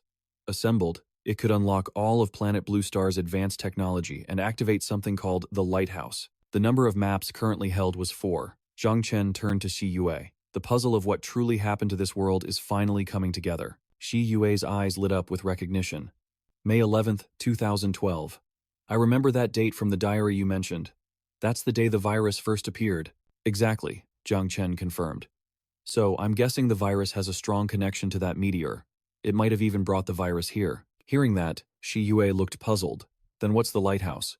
Zhang Chen pulled up his system interface to explain. "The lighthouse is a massive, artificial space station orbiting Blue Star, equipped with a self-sustaining ecosystem for 1 million people." She gasped.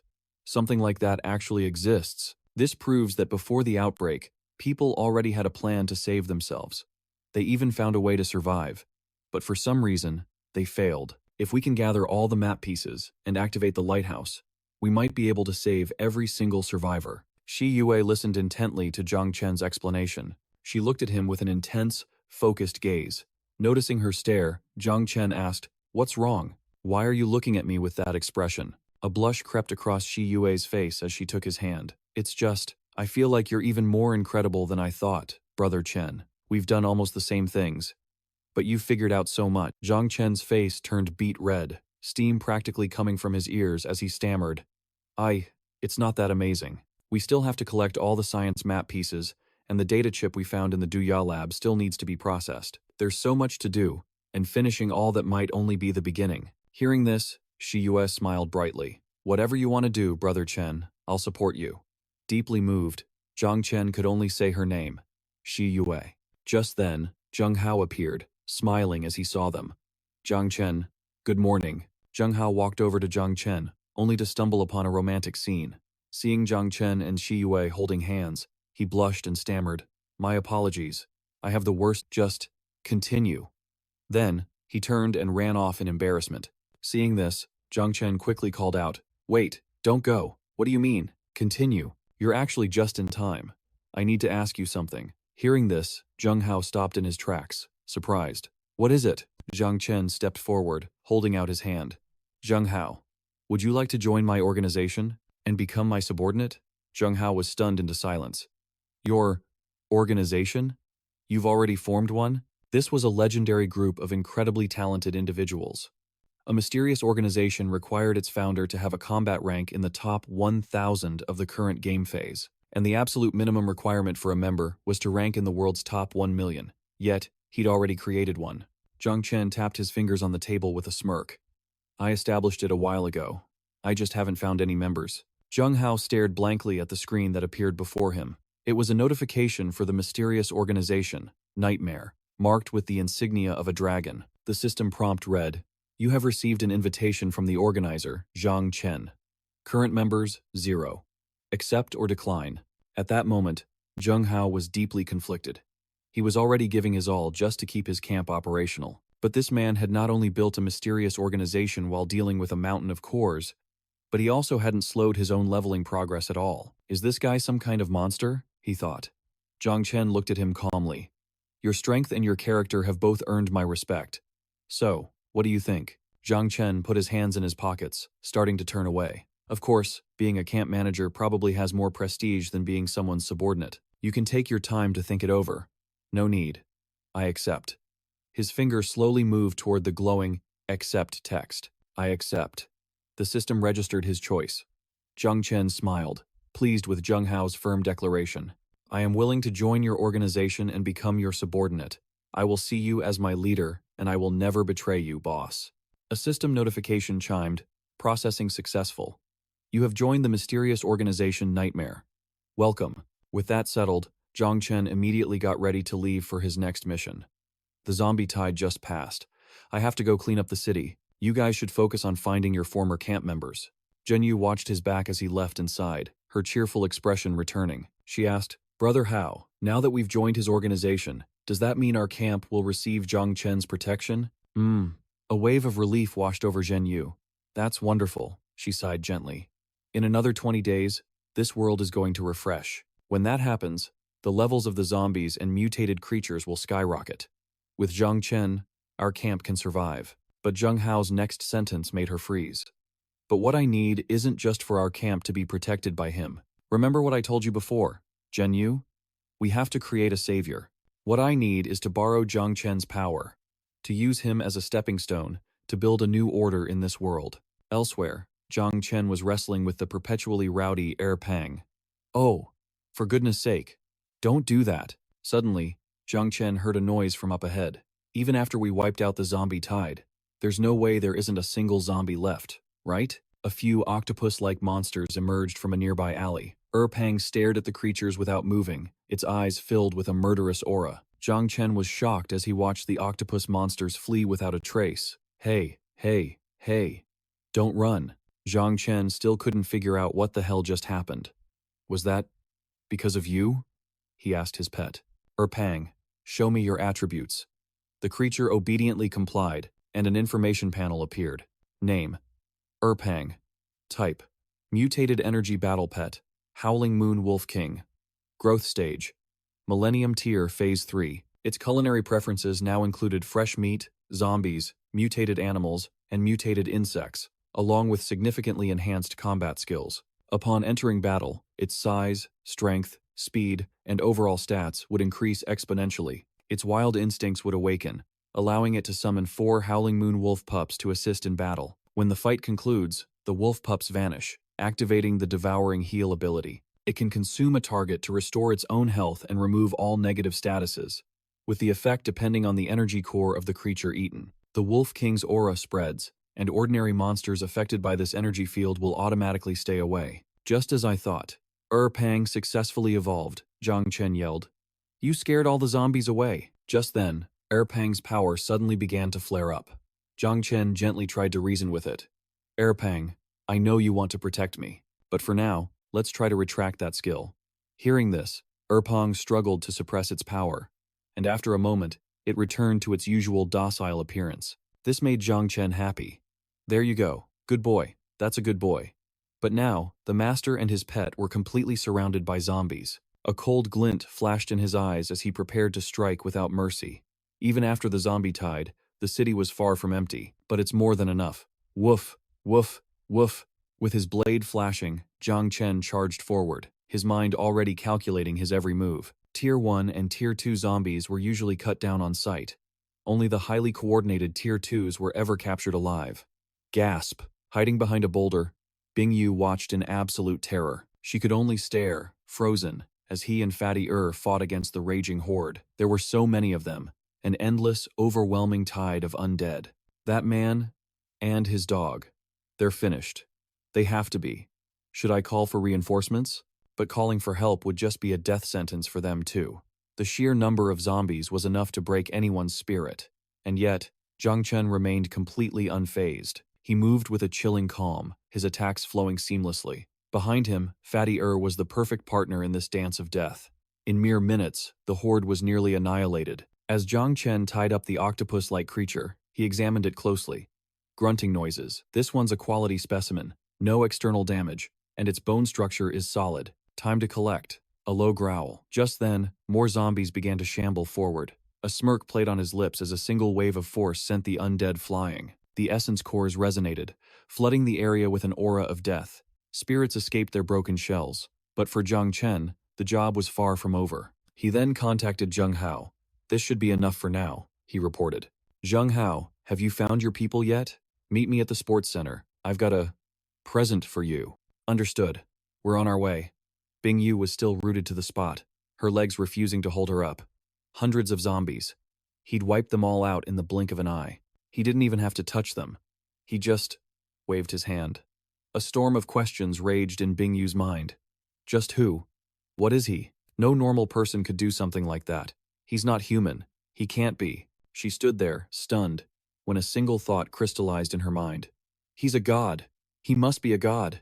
Meanwhile, a notification popped up for Zhang Chen. He is a god sent from the heavens. After the market tide, the Yang refresh has begun. 3 hours remain until its peak. Please begin your search immediately. The captured zombies writhed, trying to break free. Strained groans. The newly arrived survivors stared in absolute horror. Zombies. And their Tier 2s. Zheng Hao's face twisted with fury at this reckless display. "Zhang Chen, what is the meaning of this? I may have joined your group, but that doesn't mean I'll let you endanger everyone like this." "Why the long face?" Zhang Chen asked with a cryptic smile. "Didn't I tell you, in your entire camp, you're the only one with any real power?" He gestured to the terrified survivors, his voice sharp. "You can protect them for a day, but can you protect them for a lifetime? In my organization, we don't carry dead weight, and we definitely don't tolerate those who endanger the group. To survive this apocalypse, they have to learn to defend themselves." A merciless glint appeared in Zhang Chen's eyes. Zheng Hao shot back. "That doesn't give you the right to bring zombies into our camp. How does that make you any different from those monsters we fight every day?" "This is different," Zhang Chen cut in. "This is a live fire training exercise, with no risk. All of you, get over here." Zhang Chen lightly tapped the top of a zombie's head. "If you're strong enough, a direct hit here can cause significant damage. For the powerful, dealing with these things is simple. But for the weak, you need to remember this exact spot." The zombie writhed in absolute agony. Destroying a Tier 2's nervous system is the only way for the weak to survive an encounter. Agonized groan. The survivors watched, trembling with fear. "See? Simple, isn't it?" he asked. "Simple? We can barely take down a Tier 1, but he crushes Tier 2s like they're insects. Is this guy even human anymore? Looks like you all need some hands-on practice. Take turns striking the target. It's the only way to improve." The 3 restrained zombies struggled, but it was useless. He calmly sat down, took a sip of water, and watched them begin. A young man in a brown shirt swung his blade with all his might, but he was frail, his entire body shaking with fear. "Ugh!" Zhang Chen's face became demonic as he roared. "Open your eyes! You're completely off target."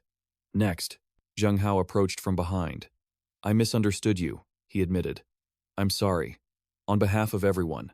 Thank you." "Don't get it twisted, boss," Zhang Chen said. "You're the one living in a fantasy. I'm only doing this so you'll all be strong enough to be useful to me." As he spoke, a system notification flashed, making him pause.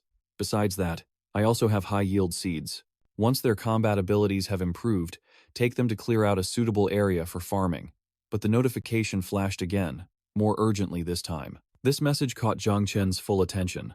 Warning: the Yang refresh has reached its absolute peak. Map location unlocked. Immediate collection is highly recommended. Hurry, hurry, hurry. He quickly handed his weapon over to Zhang Hao. Take this blade too, it's a gift. I've already got a better one. Is this hidden system a reincarnated busybody or something? He thought. Go, go, go, go, go. And with that, Zhang Chen was already on the move. Thank you. No need. I've got business to attend to. I'm leaving things here in your hands. Zhang Hao looked down at the new blade and smiled.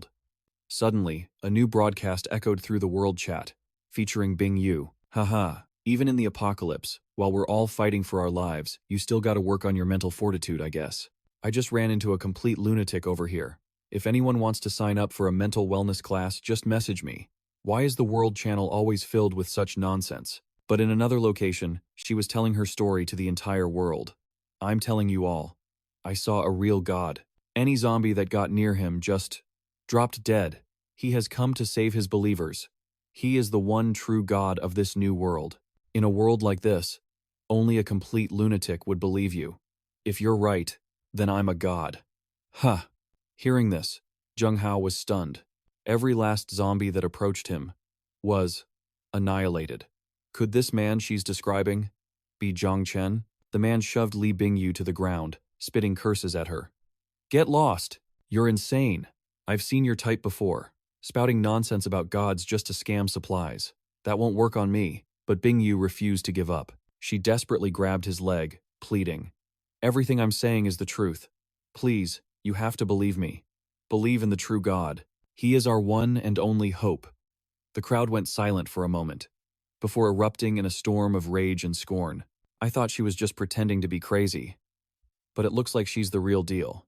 She's so deep in her own lies, she actually believes them now. The man yanked Bingyu's hair, forcing her head up. Bingyu cried out, her face twisting in pain. He hauled her to her feet, snarling through clenched teeth. Listen to me. Hope is dead in this world. There's only killing and survival. Clinging to hope is the greatest despair of all. But she just shot back defiantly. But what I'm saying is real.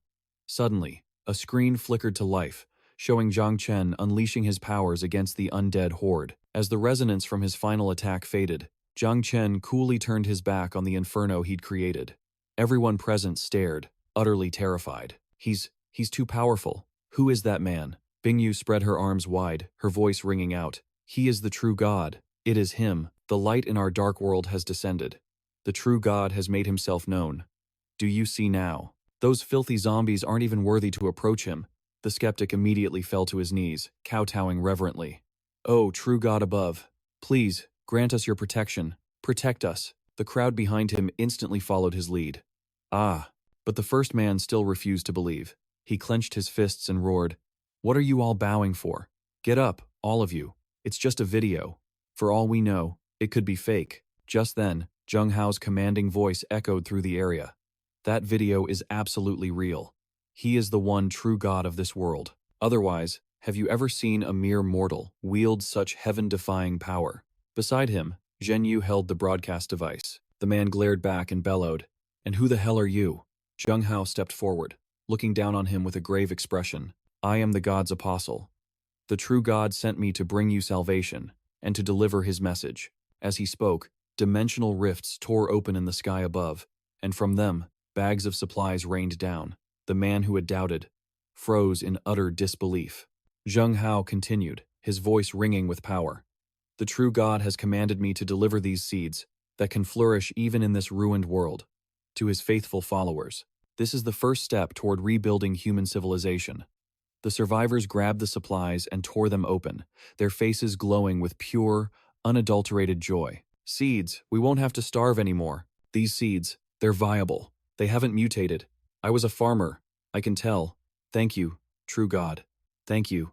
Who else but a god could provide such a miracle? Zhang Hao then drew his sword. A powerful aura instantly radiated from him. The crowd watched, captivated by his presence. Zhang Hao spoke again, his voice like a proclamation. The God has spoken. Those who kneel before me shall receive my peace and protection. His grip on the sword loosened slightly. Loyalty to me is the only path to salvation. Now, before the sacred sword of the true God, tell me, Will you pledge your unwavering loyalty to him? He gazed upon the crowd, and without a moment's hesitation, they all fell to their knees in reverence. We beg for your protection, true God. We swear to serve you for all eternity. At the apostle's command, the skeptic, though reluctant, could only click his tongue in defeat. With no other choice, he too knelt. He joined the crowd's chant. We heed the God's will.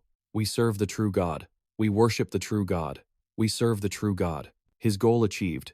A satisfied smile spread across Zheng Hao's face. Li Bingyu, kneeling closest to him, kowtowed with fervent devotion.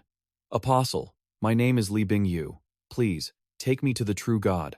I am willing to devote everything I have to him. Zheng Hao hadn't expected such fanaticism. He shot a flustered look at Zhen Yu, then leaned in, clearing his throat. Ahem. Li Bingyu.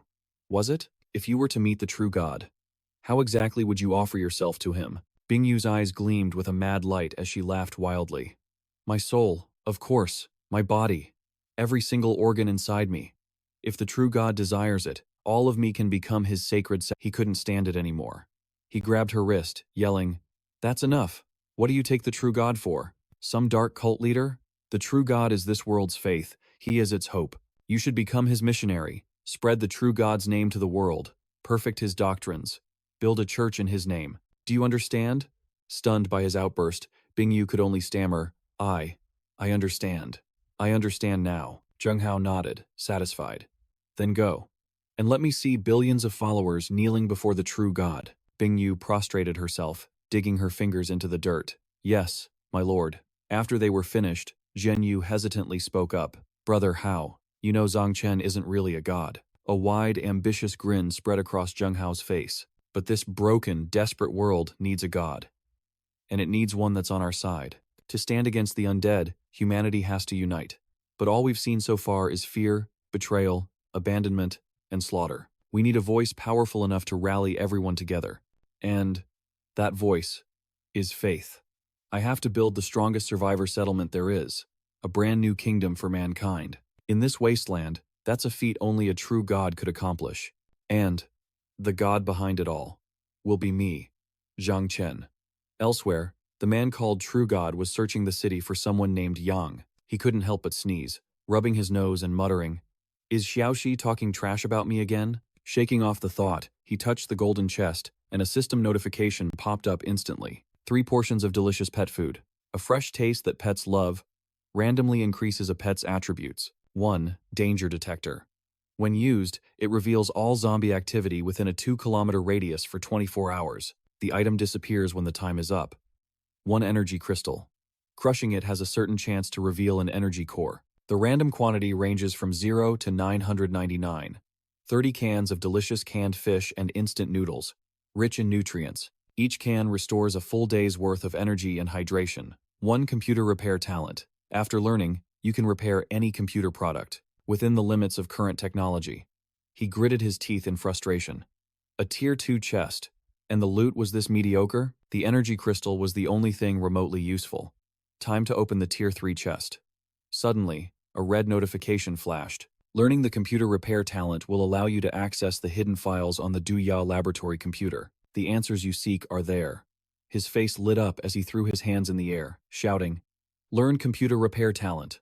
Restore the Duya lab files. He immediately pulled out a laptop and fired it up, his eyes gleaming with purpose. His hands flew across the keyboard with expert skill. Moments later, he cried out in triumph. It's fixed. On the screen, a woman with short hair appeared. She looked nervously into the camera and said, Hello. My name is Shurui Na. I am a lead researcher at the 322 lab, the Duya facility, assigned to study the meteorite fragments. This is my 101st video log. Seeing her face, he froze. Xiaoxi. The video log began to play on the screen. May 21st, 2012. A meteorite carrying an unknown energy source collided with Blue Star. Through our research, we discovered its energy could be directly absorbed by living organisms. It's the only energy source besides starch that living creatures can absorb. This could have been a new stage in human development. May 10th, 2012. But the excitement didn't last long. Observation Lab 1 reported a biochemical leak. Back then, we had no idea. The nightmare had already begun. The woman, Rui Na, covered her mouth, her eyes darting behind her. The meteorite didn't just contain unknown energy. It also carried a mutagenic virus. The energy source was contaminated. Once a life form is infected, most die, unable to adapt to the energy. The few survivors become bloodthirsty, feral. They cannibalize their own kind, losing all signs of their former selves. August 12, 2012. Thousands of nuclear bombs were launched. Rui Na screamed into the camera, "You fools!" Then, she could only watch helplessly, gritting her teeth at the horrific scene. Zhang Chen watched the woman in the video curl into a ball in the corner, lost in thought. Facing a pandemic on a global scale, the world's so-called leaders were foolish enough to launch a nuclear strike against the meteorites, a desperate attempt to use energy to destroy energy. The Tengxiang nation built massive walls, creating humanity's last sanctuary. But with these idiots in charge, even that would be lost. The only hope now is the evolution of humanity itself. September 12, 2012. 836 experiments later, the giant rats continue to mutate. Their strength has increased across the board. Bullets no longer affect them. On the surgical table before her lay a massive, mutated rat. Rui Na carefully extracted a crystal. The autopsy revealed the meteorite's energy had completely merged with the creature's life force, forming an energy crystal. A perfect fusion. Human research simply can't keep up with the speed of this evolution. Zhang Chen stared at the crystal in awe, thinking, so that's an energy core. That's how they're born. On the other side of the screen, Rui Na collapsed to the floor, trembling. A new life cycle is beginning. The age of gunpowder is over. November 7, 2012. The symbiosis drug experiment has reached its final stage. I've named them Primary Physique Potion, Intermediate Physique Potion, and Advanced Physique Potion. The primary and intermediate potions have completed testing, but the advanced formula appears to be unstable. After injecting the fluid into her own body, she clenched her jaw, enduring waves of agony. "Listen to me," she said, stumbling back to the computer screen. "The meteorite core is the source of all mutations, the nuclear strike. It seems humanity was never able to destroy it.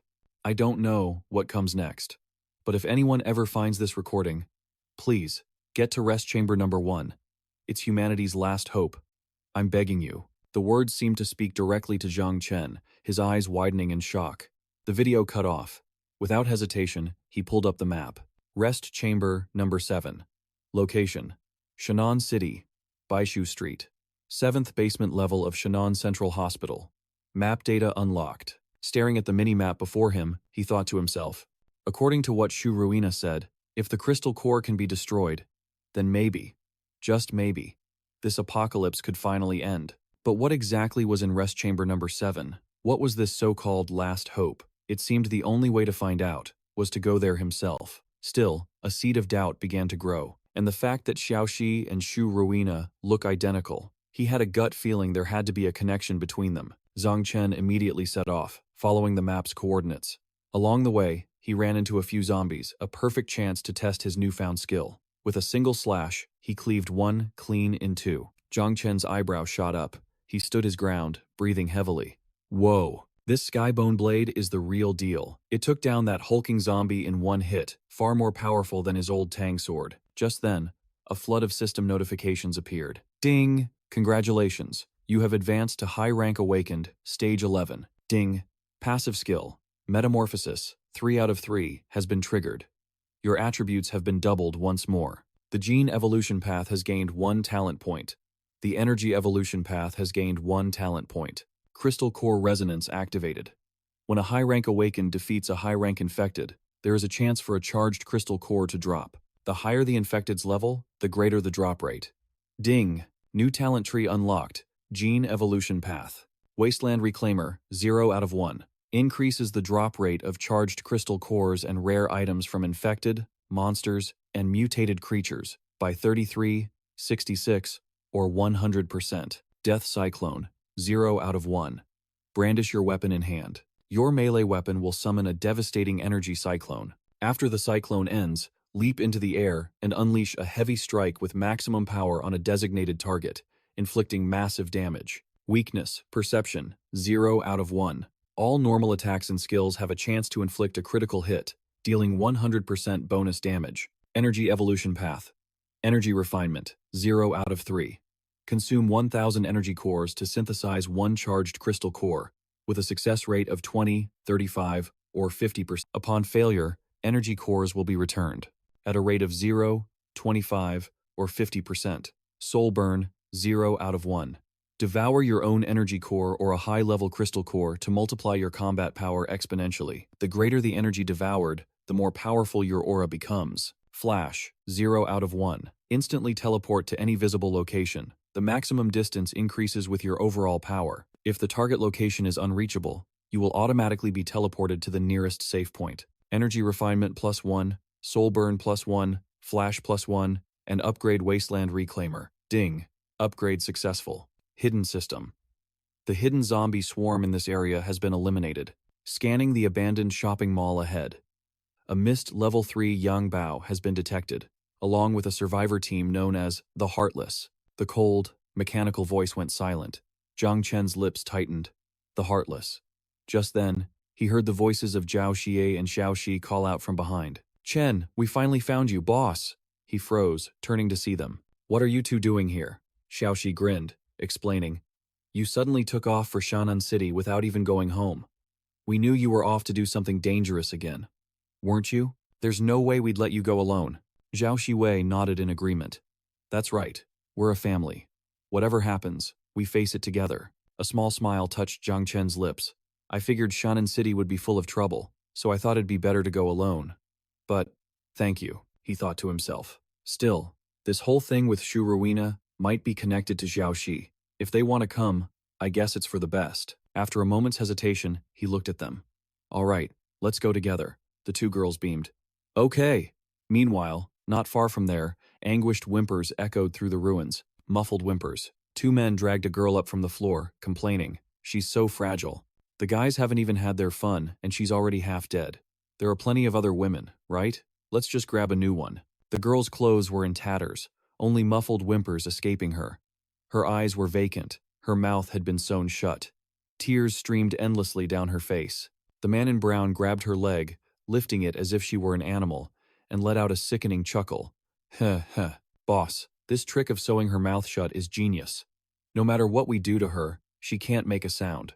When we're done, we can toss her to the zombies as a living shield. The square-faced man beside him shot him a look, urging him on. Enough talk. If we take any longer, the other one will be dead too.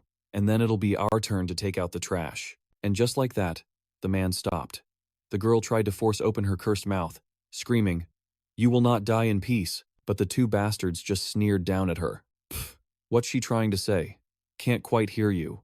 Ha ha. Amidst their sickening laughter, the poor girl was thrown from the top of the building. She could only watch in despair as the zombies swarmed below. The two monsters were satisfied. Job's done. Over. Suddenly, a sound from behind made them spin around in alarm. What the hell? You scared me to death.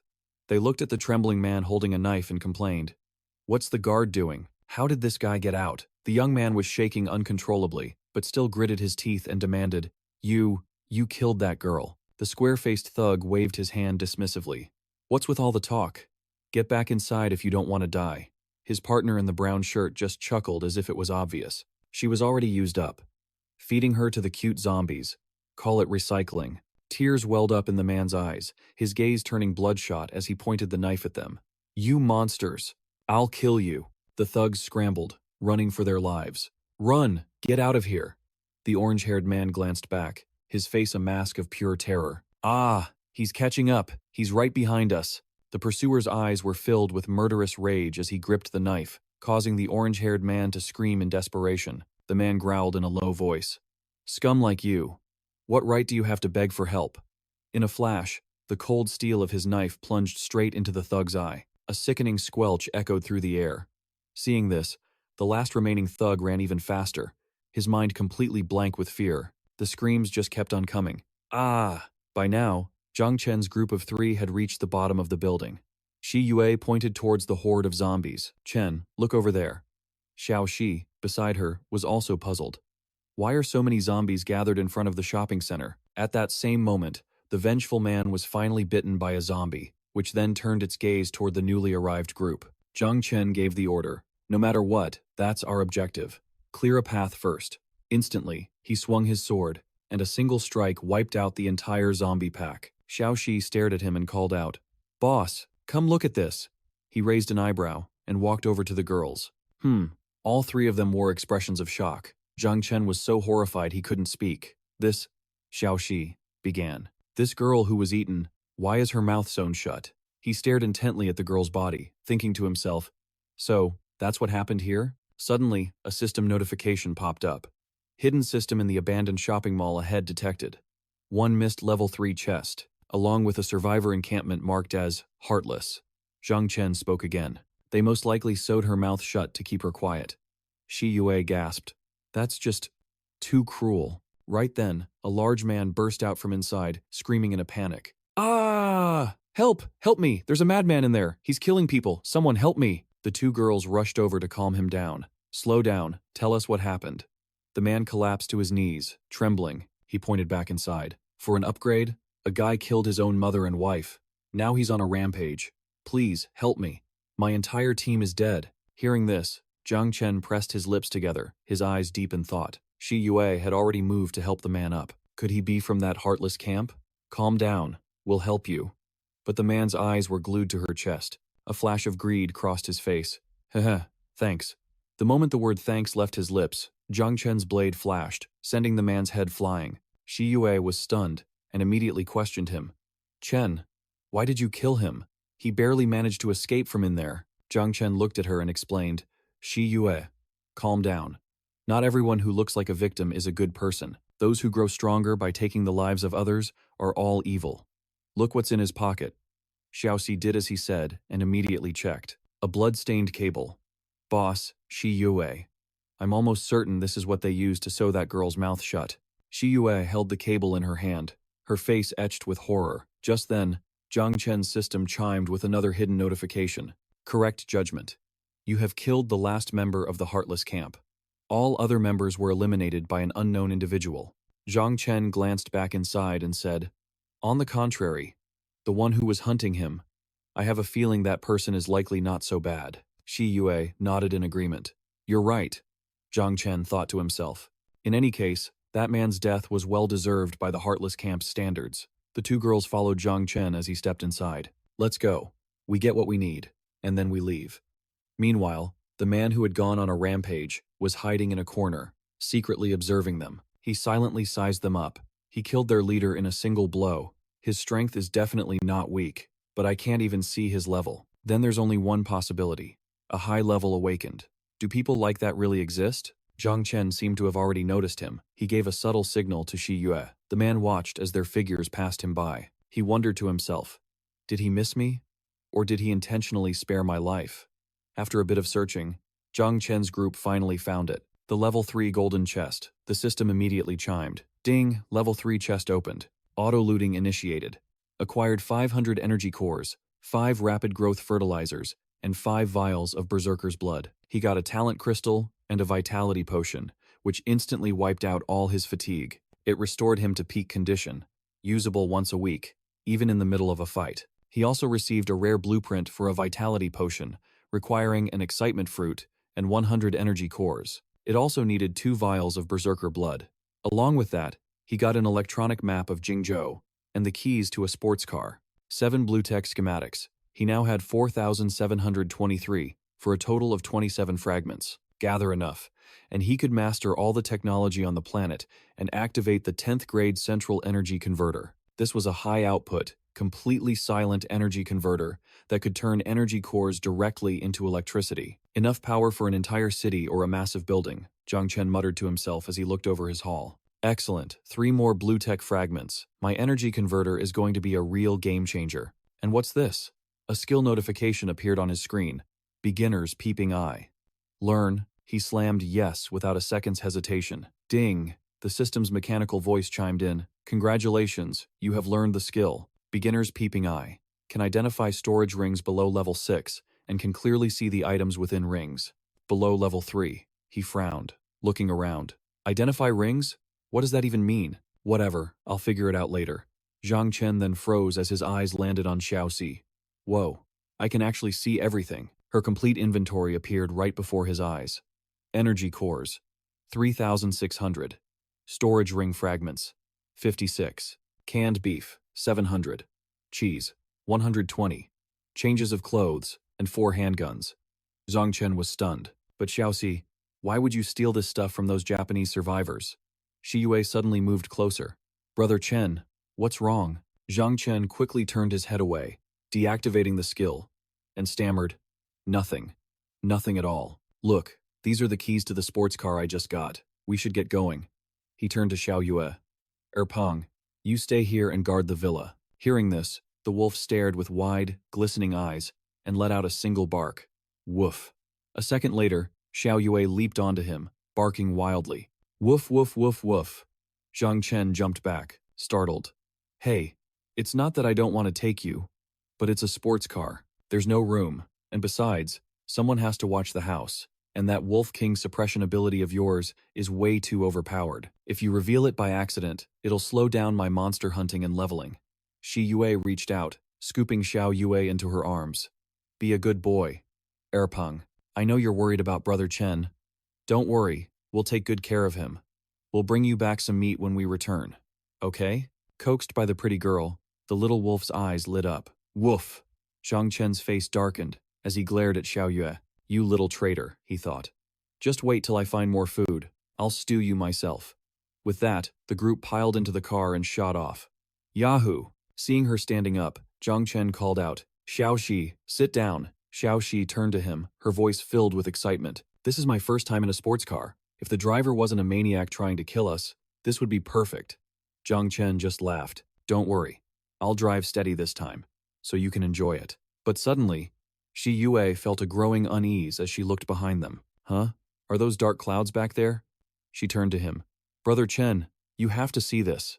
The clouds back there look really weird. The dark clouds were rolling in with terrifying speed. He glanced back with a click of his tongue, just as the system's familiar chime rang out. Ding. Hidden alert. Contaminated clouds are rapidly approaching. A massive bioenergy rainstorm is imminent. The bacteria contained within the bioenergy will cause severe damage to any survivors, metals, and structures it touches. Estimated time until rainfall, 1 hour, 5 minutes, and 18 seconds. At your current speed, evasion is impossible. Please accelerate. Xiao Shi watched with a bewildered expression as his hand shot to the gear shift. A moment later, he slammed his foot on the gas, launching them forward like a missile. Xiao Shi gripped the windshield for dear life, screaming in misery. Boss, you broke your promise. You said you wouldn't race. Shi Yue immediately warned her. Xiao Shi, sit down properly. Zhang Chen yelled over the roaring engine. Quiet. Hold on tight. We have to go faster. The black clouds swarmed overhead, rumbling with thunder. The rain's starting. Go! There's a garage up ahead. With that, they shot forward like a bullet, aiming straight for the garage entrance. Inside, another group of survivors stared back at them in shock. The car spun a perfect 180 before screeching to a halt, scattering the crowd to the sides. Zhang Chen sighed in relief. Phew, we finally made it. Is everyone all right? Xiao Shi, her head still spinning, could only let out a weak groan. Ulp. He looked down at the car's singed hood. He thought to himself, the parts of the car hit by the rain already look like this. Its corrosive properties are no joke. But our bodies have evolved, so the rain probably won't cause any obvious damage in the short term. Just then, a bearded man approached. He stopped beside their car, speaking with the tone of a landlord. Well now, where did you all come from? That rain out there is some nasty stuff. You were extremely lucky to find this place. So tell me, are you looking for lodging? A greedy glint shone in his eyes, backed by a group of huge, muscular men. The man's grin widened. Our host led them inside. Welcome to my humble establishment, he announced. Here at Hotel A, our guiding principle is to provide you with absolute safety. Zhang Chen raised an eyebrow, surveying the area. Absolute safety? He questioned.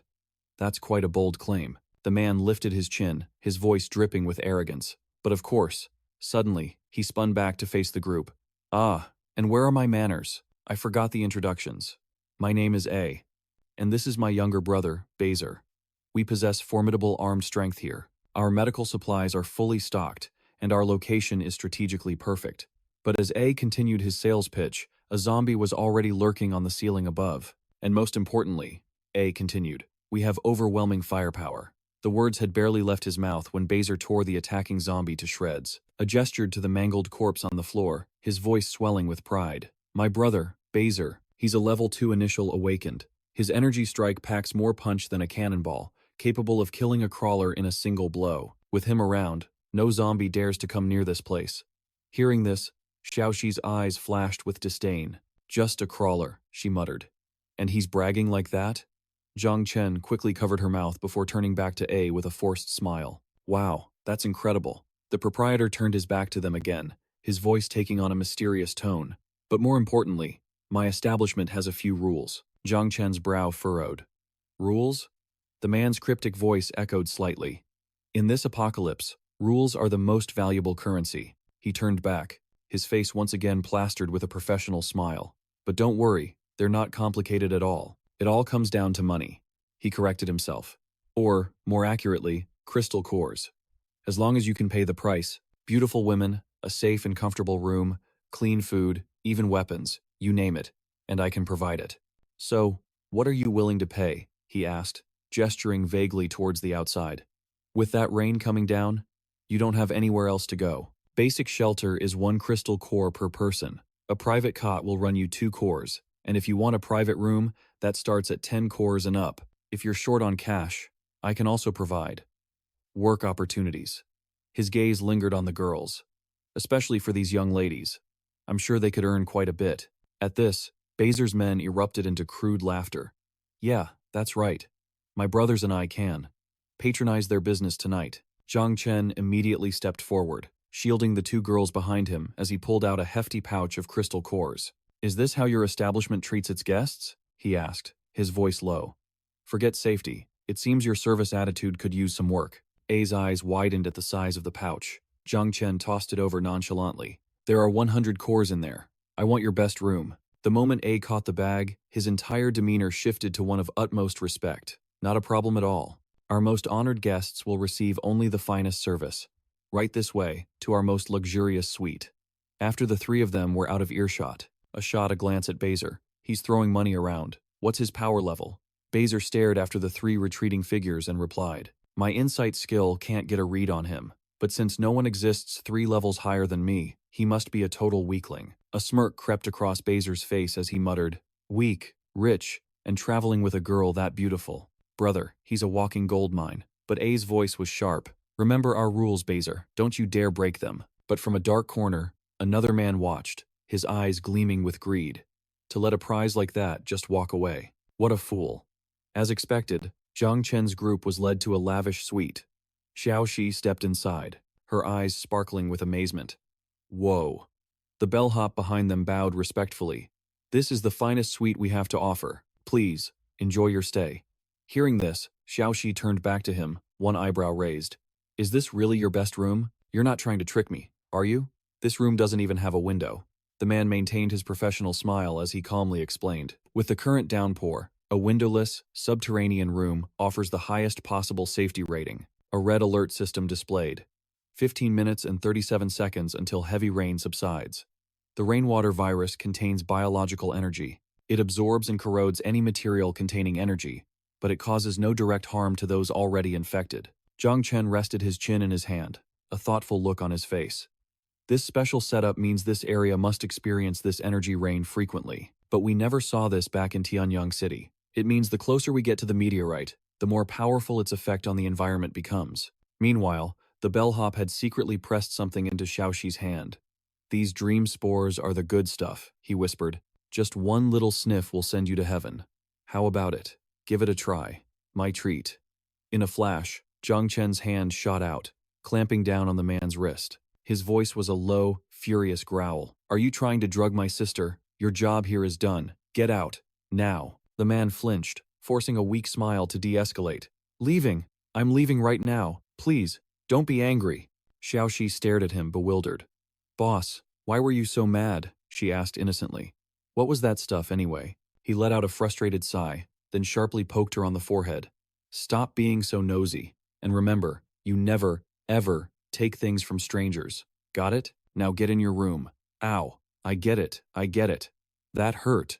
Xiaoxi whined. The second he let go, she yelped and darted away. Out of nowhere, a man materialized and clapped Zhang Chen on the shoulder. He warned that overprotecting the little one was a bad idea, that in a place like this, she needed to see the world for what it truly is. After all, that drug is Bao's biggest cash cow, his entire supply line. You can't guard against an addiction that powerful. Everyone knows it's poison, but countless people would rather get hooked, even become Belle's slaves, when they can't pay just for a taste, because it lets them forget their crushing despair. Just as I suspected. But putting all that aside, if you have the money, this place is actually a paradise. After his quick explanation, he offered his hand with a polite tone. Hello, my name is Park Chang-le. I'm from Korea, a long-term resident here. He just replied with 2 cold words. Zhang Chen. At that exact moment, a desperate plea for help echoed from outside. Please, let us stay here. We'll do anything. It was a young girl and a woman who looked like a nurse. A man named Zhe sneered, eyeing the woman's desperate beauty. Well now, distinguished guests, did you all hear that? This lovely young lady here says she'll do anything, so long as we let her stay. Tears streamed down the woman's face as she begged pitifully. The rain outside, it completely destroyed our shelter. We barely made it here. We can't go on any longer. Please, I'm begging you, save us. Zhe grabbed the front of the nurse's uniform, letting out a vile laugh. We can save you, sure, but first, we have to inspect the merchandise. She let out a horrified shriek. Ah! The crowd of onlookers closed in around her like demons in human skin. They began to chant. Inspect the goods, inspect the goods, inspect the goods. The woman struggled, terrified. Ah, no, please. Just then, the little girl lunged forward and sank her teeth deep into Zhe's hand, making him howl in pain. He hurled the child aside and swung his arm for a vicious slap. You little brat, you dare to bite me, the woman screamed in terror. Min Shu, Zhe glared down at the 2 sisters, a cruel smile twisting his lips. I'll take you for free right now, and then I'll toss you out to be melted by the rain. He stared at the beautiful woman on the floor and began to unbuckle his belt. Ji Yan's shirt was brutally torn, revealing a patch of pale skin as she screamed. Ah! She then scrambled to her knees, grabbing the hand of the boss. Her eyes pleading. Boss, please save me. He just shrugged coldly, his face impassive. If you can produce 4 crystal cores right now, we can talk. If not, sorry. In the end, you have only yourself to blame. If you'd been more cooperative from the start, you might have already earned your keep by now. Suddenly, a handful of crystal cores appeared in another man's palm. It was Chang-le, who spoke up gallantly. It's not too late to pay now, is it? I looked slightly surprised, but a knowing smile quickly spread across his face. So, Mr. Park, this is your type. No wonder my girls could never earn a coin from you. But this young lady is quite stubborn. She might not agree to the sale. Chang-le turned to Ji Yan and asked, So, are you willing to sell yourself to me? She looked up at him like a savior from the heavens and nodded instantly. Yes, as long as it's not that man, I'll agree. Zhe ground his teeth, his eyes burning with fury. You bitch.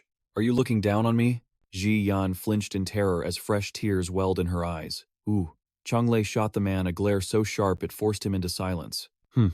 He draped his cloak over Ji Yan's shoulders and smoothly swept the beauty into his arms, leaving Zhe behind. Trembling with rage, he knocked on Zhang Chen's door and gently pushed Min Xiu inside. Brother Zhang Chen, mind if the kid stays in your room for a little while? I need to have a private discussion with this young lady, if that's okay. The little girl's eyes were red as she looked back at her sister, unwilling to leave her side. Zhang Chen simply gave a slight nod. Chang-le waved. Thanks a lot. Back in their room, Shi Yue clenched her fists in frustration. I saw the whole thing. I thought he was actually trying to help them. Why would he still try to do that to her? Zhang Chen just shrugged, his voice calm. It was a transaction between 2 consenting adults. We have no right to tell him not to collect his payment after he spent the money. Before long, suggestive moans began to drift from the next room. The 2 adults flushed bright red, quickly covering the children's ears. Xiaoxi was startled by the sudden action. Hey, what are you doing? The heavy breathing from the other side of the wall only continued. Ha. Shi Yue's brow furrowed in disgust. He's not a good person. He pretends to be so noble and friendly, but he can't hide the filth in his heart. A hypocrite. He's exactly the kind of person you warned me about, Brother Chen. You need to be careful around him. Zhang Chen gently held the girl's head, responding quietly. Yeah, don't worry. Xiaoxi ground her teeth, squirming in frustration. Boss, what in the world are you doing? Zhang Chen thought to himself. But what is his real goal? This type of person is the most troublesome. He better not try to mess with me. Just then, their door clicked open. Startled, the 2 adults whipped their heads around. Ji Yan stood in the doorway, her face flushed as she spoke hesitantly. Excuse me, I'm here to pick up Min Xiu. The little girl joyfully ran into her sister's embrace. Ji Yan took her sister's hand, giving them a grateful nod as she left. Zhang Chen watched as the two sisters walked away with smiles on their faces. But the moment the door closed, his eyes widened in disbelief. He thought, "It's over already?" That Korean guy's stamina is seriously concerning. Suddenly, a terrified scream erupted from the next room. The door burst open. A man stormed into Zhang Chen's room, his voice filled with fury. "What did you feed Min Xiu? She's dying." The three of them stared, completely stunned. They all scrambled into the next room. The young girl was on the floor, writhing in agony. Sob. Sob. A woman stepped forward to examine her, then announced her grim diagnosis. "This is definitely food poisoning." At her words, Ji Yan collapsed onto the sofa, burying her face in her hands. "Min Xiu has a severe digestive condition.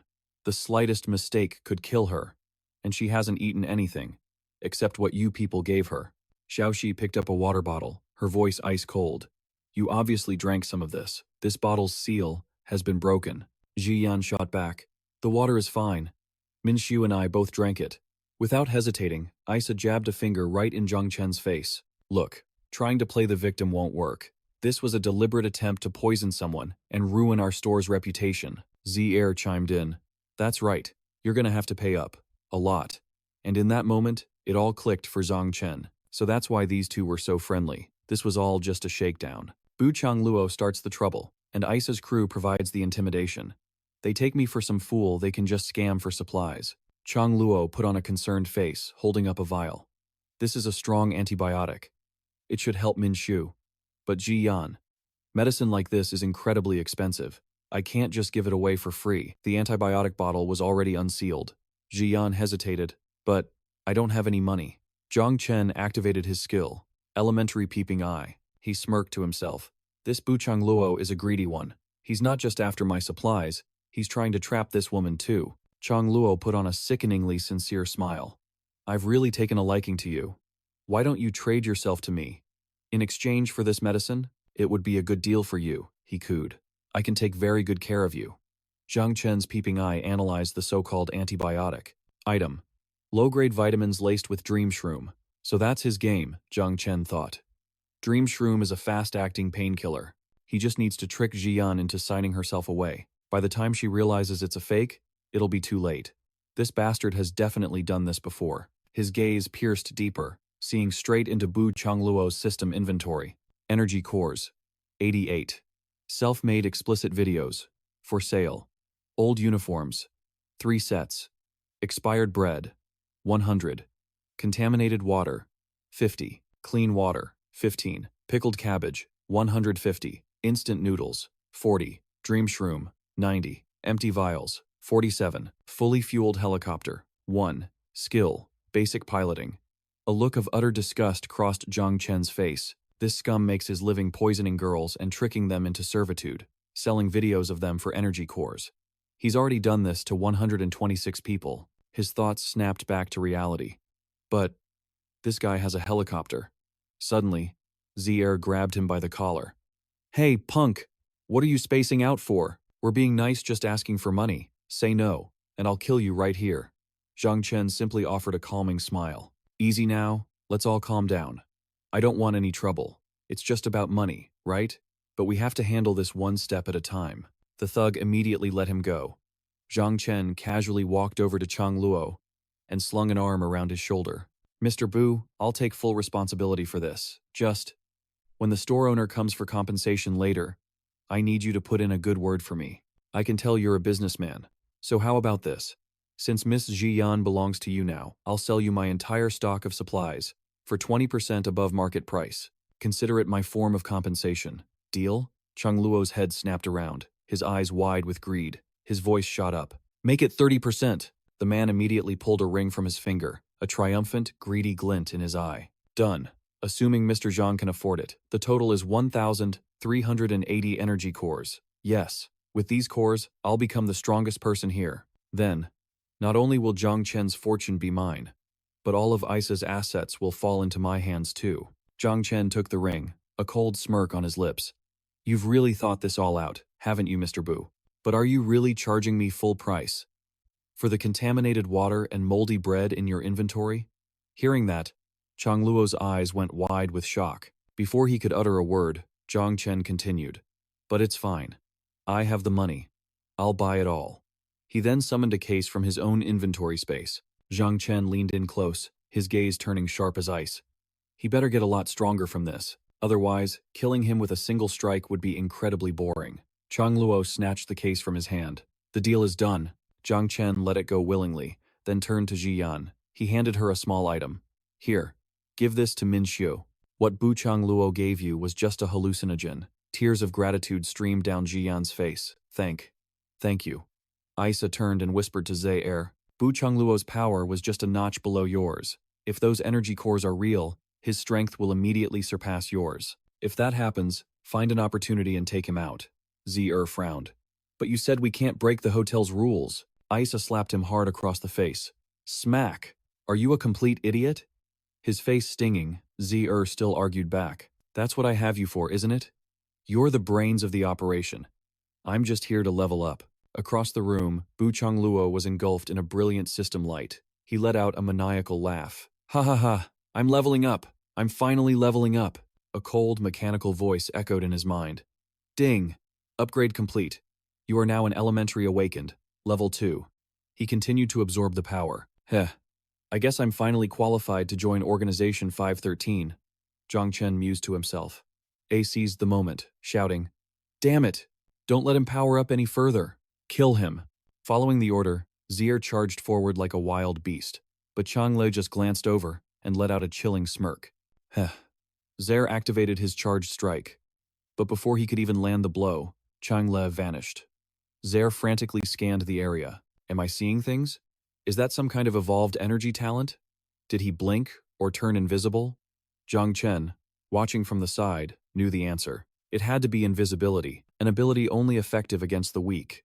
He activated his all-seeing eyes, and there he was, crystal clear. Chang Le, knife in hand, with a twisted, excited grin. Zhe swung his arms wildly, shouting, He's here!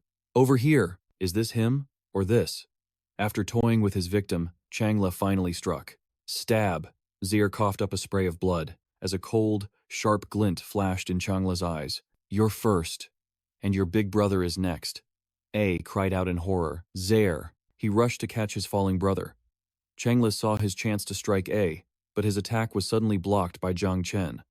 The assassin's eyes widened in disbelief. You can see me? With a dark expression, Zhang Chen replied, I don't just see you. You're crystal clear. And with that, he hurled Chang Le into a nearby wall with bone-crushing force. His eyes turned bloodshot as he screamed in agony. You were pretending to be weak, a tiger disguised as a pig. You're working with A. Zhang Chen waved his hand dismissively. First of all, I'm not on anyone's side. I'm just hitting you, because you're really, really annoying. Seriously, you have a face that just begs to be punched. Second, I've always been the tiger. You were just too much of a pig to notice. And third, he paused. Advancing like the god of death himself, he grabbed Chang Le by the head. His voice was pure ice. I'm genuinely curious. Just how much punishment an idiot like you can endure. A relentless barrage of punches rained down on Chang Le's face. He could only stammer out a plea. Stop, please, no more. Zhang Chen raised an eyebrow. Still conscious? You're tougher than you look. Even with his face beaten to a pulp, Chang Le tried to make a threat. Hey, I'm a member of S13. You'd better let me go if you know what's good for you. My organization will hunt you down for this. With blood on his hands, Zhang Chen let out a mocking smirk. An organization of 13 idiots, I presume? Never heard of it. But I'll admit, it's a fitting name. Chang Le screamed back. It's Super 13, the strongest superhuman organization in the world.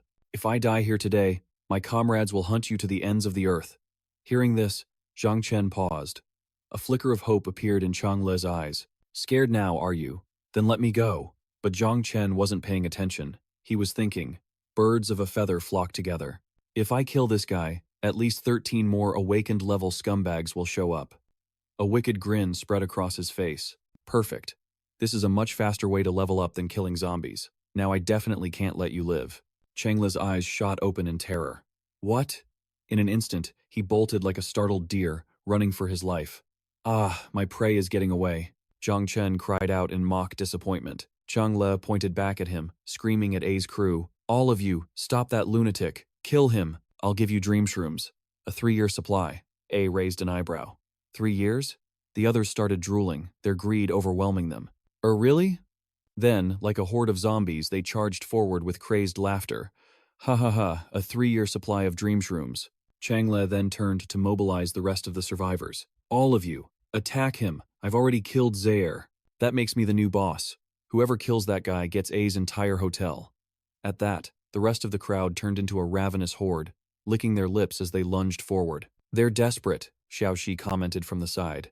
They're no different from zombies.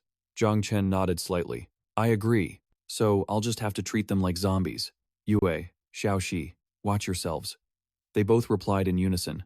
Got it. Don't worry about us, boss. With his sword in hand, Zhang Chen carved a path through the horde. A river of blood flowed in his wake. Changle could only grind his teeth and curse. Useless trash, so many of you, and you can't even touch him. But, as the mob finally managed to corner Zhang Chen, Changle used the distraction to make his escape. This is my chance to get away in the chaos.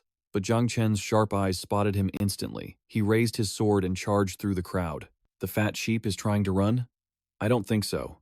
With those words, he unleashed a single, powerful slash that cut straight through the mob and struck his target.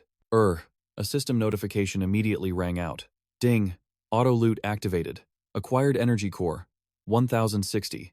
Bonus, 848, 80%. Bonus talent, homemade detonator, 7. Uniform, 3. Acquired. Moldy bread, 100. Contaminated water, 50. Acquired. Packaged pickled cabbage, 150. Instant noodles, 42. Dream shrooms, 90. Assorted empty vials, 47. Acquired energy core, 650. Bonus, 520. 80%. Acquired talent, fully fueled helicopter, 1. Basic piloting skill, 1. Storage ring, fragments, 66. Acquired. Bewitching bones, 2. Bewitching bone. A material found only in the bodies of dream shroom addicts. A special component required for crafting certain items. He grinned with excitement. Oh ho, a helicopter just fell into my lap. And I've never seen these bewitching bones before. I wonder what they'll be useful for. He raised his voice to the crowd. The man who promised you the world is dead. So, does anyone else want to volunteer their life? The survivors stared back at him, trembling as they backed away. Meanwhile, in the infirmary, A heard a faint cough and rushed to the bedside. Zaire, you're alive. Thank heavens, you scared the hell out of me. Zaire, wrapped in bandages, struggled to sit up. He cursed. That bastard, Changle. He plays for keeps. You're the leader, big brother. You have to figure out a plan, and fast. Zhang Chen stepped into the room. With a chillingly calm voice, he announced, You can stop worrying about him. I just killed Minister Luo. Now, you should be thinking about how you're going to survive me. Ignoring their horrified faces, Zhang Chen drew his blade. My memory's a bit fuzzy, he mused. Someone accused me of poisoning a child, but for the life of me, I can't recall how. As he spoke, the tip of his sword leveled at the two men, causing their faces to drain of all color. Zhang Chen's eyes narrowed. Why don't you help me remember? Aisha frantically tried to explain. A misunderstanding. It's all a misunderstanding. Minister Luo tricked us too, he thought to himself. If he told the truth, he was a dead man, and with this many witnesses, his entire business was finished. Zhang Chen raised a single eyebrow. Is that right? He immediately pulled several bottles of water from his system inventory, making a demand. I supposedly bought this pure water from Luo. Drink it, then I'll believe you. System. Contaminated water -50. He grabbed Aisha by the hair, forcing the bottle to his lips. Aisha struggled wildly. No, I can't drink it. I can't. Seeing this, Bazir cried out in despair. A smirk played on Zhang Chen's lips as he asked, And why not? Tell me everything. Terrified, Aisha finally broke, stammering, I'll talk. Minister Luo. He targeted wealthy people and beautiful women. He'd either trap them into bankruptcy or poison them. It was his classic move, and if we had our own schemes, we'd work with him. The little girl. She was poisoned by that contaminated water. The two men were now prostrated on the floor, confessing everything. Zhang Chen turned to Jiyan, who was watching from the doorway. Did you hear that? In this world, if you trust people too easily, you'll get yourself killed. Her face filled with regret as she quietly nodded. His sharp gaze snapped back to the two men on the floor. His voice dropped to an icy whisper. So, it seems I wasn't the poisoner after all, was I? Now, what about compensation for my emotional distress? Aisha's face was ghostly white. He scrambled to drag out a large crate. Yes, of course. It was all our fault. Please, this is a small token from our shop for your troubles. A satisfied smirk spread across Zhang Chen's face.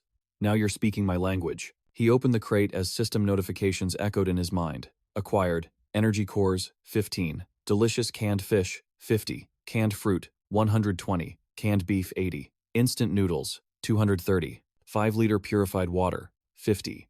500-gram frozen pork, 200 units. Ice condensation flour, 3. Red wine, 120. Sea salt, 200. Black pepper, 120. Butter, 20. Cheese, 95. Large bread slices, 88. Zhang Chen's eyebrow twitched. Only this many energy cores? Aisha flinched. I used the rest to upgrade Bazir.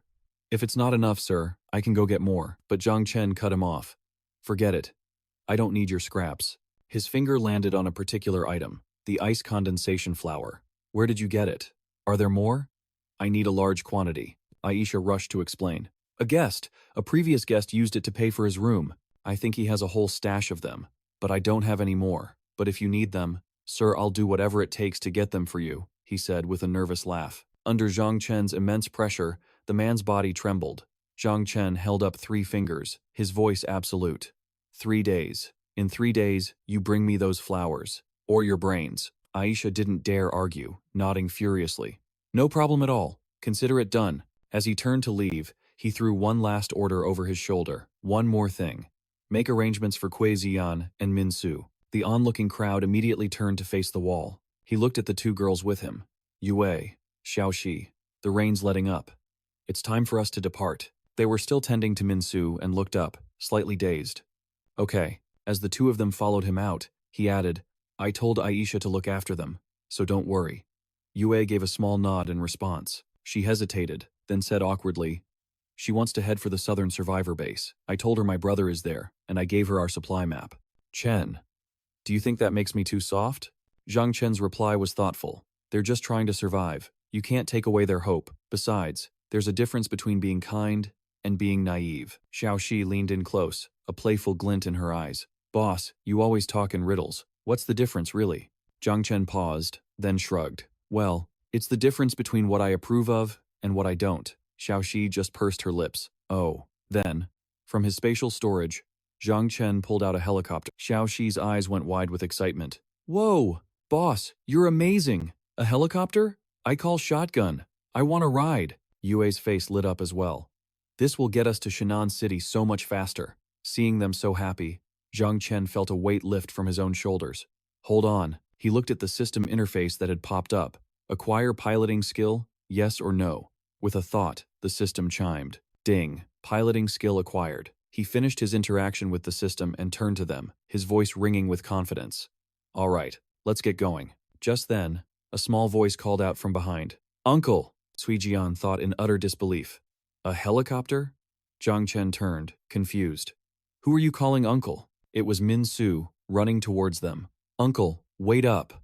A flash of annoyance crossed his face, but he forced it down, knowing he couldn't get mad at a child. She's just a kid, right? He crouched down, forcing a smile. Min Su, are you feeling well enough to be running around? The little girl held something out to him, her cheeks flushed. Yes, this is for you. A familiar chime echoed in his mind. Ding! Congratulations on your acquisition. A level 1 luck card materialized before him. He stared at the golden card, utterly speechless. The system then displayed its effect. Luck card, level 1. Upon activation, any ongoing event based on probability would be forced to develop in the user's favor. This even applied to item drops from zombies. However, it was useless for opening supply caches, and the effect only lasted for 10 minutes. Ji Yan stepped forward from behind the little girl. I really don't know how we can ever thank you. We don't have anything of value to give. Only this. It might be able to help you. Min Xiu, who was beside her, also chimed in. Thank you. He held the card out, his brow furrowed in conflict. Are you sure about this? Compared to me, don't you two need this more? Ji Yan quickly answered. We wouldn't even know the right moment to use it, and we can't just rely on it to run into trustworthy people. Hearing her reasoning, he stopped refusing and accepted the card into his system inventory. Understood. Thank you. I'll put it to good use. Min Xiu then hesitated. Mister, Um, I, I have a present for you too. Could you lean down a little? Zhang Chen finally couldn't take it anymore and corrected her. Just call me brother. I'm not mentally prepared to be called mister yet. The moment he leaned down, the little girl blushed, wrapped her arms around his neck, and gave him a quick peck on the cheek. Zhang Chen was completely stunned. What the heck? Xiaoxi shot to her feet, her face darkening. But Min Xiu just giggled and fell into her sister's embrace. A mortified blush spread across Jiyan's face as she demanded, Min Xiu, what are you doing? The little girl ignored her, turning back to Zhang Chen. Mister, now that we've kissed, you belong to me now. You have to promise to marry me when I grow up, okay? Zhang Chen's expression soured.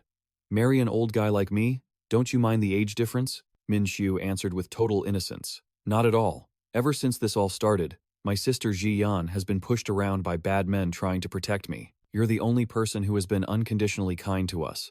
I like you. My big sister always said that good men went extinct a long time ago. She told me if I ever found one, I had to hold on tight and never let go. Zhang Chen let out a long sigh and stood up, ruffling the little girl's hair as he advised her. Whether someone is good or bad isn't always set in stone. In this world, if you want to survive, you have to rely on your own strength in the end. Got it? Min Xiu hesitated for a moment. Oh, I get it. Then, she looked up at him with sparkling eyes. So, once I get strong enough, then I can marry you. A corner of Zhang Chen's mouth twitched. He turned and walked away. Whatever. See ya. With that, the helicopter began to lift off. Min Xiu and Ji Yan waved frantically, shouting over the noise. Take care. Thank you for everything. I hope we meet again someday. As the helicopter vanished into the distance, Ji Yan turned and gave Min Xiu a gentle smile. All right, let's go. But just then, a figure emerged from the shadows. A young man, completely drenched in blood, made her scream in terror. Ah! Min Xiu noticed him too. Sister Ji Yan, look, it's him. He's the one who killed all those scumbags at the shopping mall. The man ignored them, his gaze fixed on the sky. He paid the two sisters no mind, muttering to himself, how is this possible? First a sports car, and now a helicopter? How am I supposed to catch up to them? The helicopter sliced through the air. Xiaoxi peered down below and shouted, We're here! That's Shannon City Central Hospital down there. Down below, a horde of blood-soaked zombies snarled, their dead eyes tracking them. Zhang Chen gave a careful warning. Looks like this hospital hasn't been cleared out. The number of zombies is insane. We need to be on high alert. At that moment, Shi Yue sighed dreamily. Brother Chen can even fly a helicopter. And he's so gentle with girls. He really is a good guy. Xiaoxi nodded enthusiastically in agreement. Yep, a good guy. Zhang Chen's face clouded over. Oh, give me a break. When is this weird atmosphere going to end? Min Xiu is just a little kid. Can you two stop being so ridiculous? Hearing this, Xiaoxi fumed, steam practically coming out of her ears as she shot back. Calling a girl ridiculous? That's a classic bad guy line. Shi Yue remained calm. But since she is so young, Brother Chen, why didn't you just turn her down flat? That's practically a crime. He didn't answer. Instead, he turned the helicopter and began to descend right into the middle of the zombie horde. Smelling fresh meat, the horde immediately surged forward. Zhang Chen instantly activated his crystal core resonance, protecting the helicopter. Then, sword in hand, he leaped out fearlessly. Come on, you ugly freaks. Let this good guy show you a good time. He roared as he cut a bloody path through the horde, zombies falling at his feet. Meanwhile, the two young ladies provided cover fire from the helicopter, chatting casually. You know, the boss wasn't this fired up even during the last zombie tide. Shi Yue thought to herself, maybe that was a bit too much. I'll apologize later. But still, Brother Chen really doesn't have a good sense of personal boundaries. The three of them fought in perfect sync, quickly clearing a path to the hospital entrance. Zhang Chen glanced back at them. There are a ton of zombies here, but they're mostly small fry. This shouldn't be too hard. Shi Yue nodded. Right. The courtyard should be clear now. Xiaoxi was quiet for a second. Then her eyes widened in realization. No, that's not right. I'm sure I remember. There's still a big one left. Hearing this, Shi Yue gave her a confused look. Xiaoxi? The little girl pointed towards a nearby building. Just then, a powerful tremor shook the ground. Zhang Chen was startled, muttering, that sound. Could it be? Before he could finish the thought, a massive juggernaut burst out. The group scrambled backward. It really was a juggernaut. The other two shot a questioning glance at the little girl. But how did Xiao Xi know? The juggernaut charged forward with a deafening roar. Shi Yue yanked Xiao Xi back to safety as Zhang Chen charged forward to face the beast. Seizing an opening, he swung his sword in a powerful arc, slicing the juggernaut clean in two. The battle was over. A system notification appeared. Automatic loot collection activated. Meanwhile, Shi Yue. Model, Shi Yue cried out in panic. Chen, it's Xiao Xi. Hearing her alarm, he rushed to their side. Zhao Shiyue saw the little girl was fading fast and gently shook her. Xiao Xi, what's wrong with you? Xiao Xi's voice was barely a whisper. My head hurts, Sister Shiyue. It really hurts. He steadied the child, looking directly into her eyes. Zhang Chen asked her urgently. This headache, is it connected to how you knew that giant beast was coming? The little girl looked up, tears welling in her shimmering eyes. She stammered, I'm not sure, but I just knew. That place was dangerous. The colossal beast let out a furious, maddened roar. In a flash, Zhang Chen shot forward like a bullet. His brilliant golden sword plunged straight into its eye. A single, clean slash. Two from the top of its head all the way down. The massive body split cleanly in two. Zhang Chen landed gracefully as the system's auto-loot activated. But suddenly, Zhao Shiyue's terrified voice cut through the air. Chen, it's Xiao Xi. Zhang Chen's head snapped around in alarm. Xiao Xi. Zhao Shiyue was already trying to hold the girl up. Xiao Xi, what's happening to you? The little girl's face was pale as she gasped for breath. My head. Sister Shiyue. It hurts so much. Zhang Chen immediately pressed for an answer. Xiao Xi, is this headache connected to your premonition about the giant beast's appearance? Stunned, Xiao Xi stammered. I don't know. I just knew there was danger there. A sudden thought struck Zhang Chen like lightning. The secrets of this place were far greater than he'd imagined. The strange resemblance between Xiaoxi and Shu Ruina, it couldn't be a coincidence. Zhang Chen immediately kicked down the door to a nearby room. He announced urgently, I need to find rest chamber number 7, now. Xiaoxi, how are you feeling? Holding her head, Xiaoxi replied, It's okay. I'm better now. The pain isn't as bad anymore. The system activated an automatic warning turret. 4. Zhao Xiyo scanned their surroundings. Her eyes narrowed. There were bodies everywhere, but not a single zombie in sight. Xiao Xi guessed aloud. Maybe this area was sealed off. During the first stages of the outbreak? Just then, a screen materialized in front of Zhang Chen. A hidden system message appeared.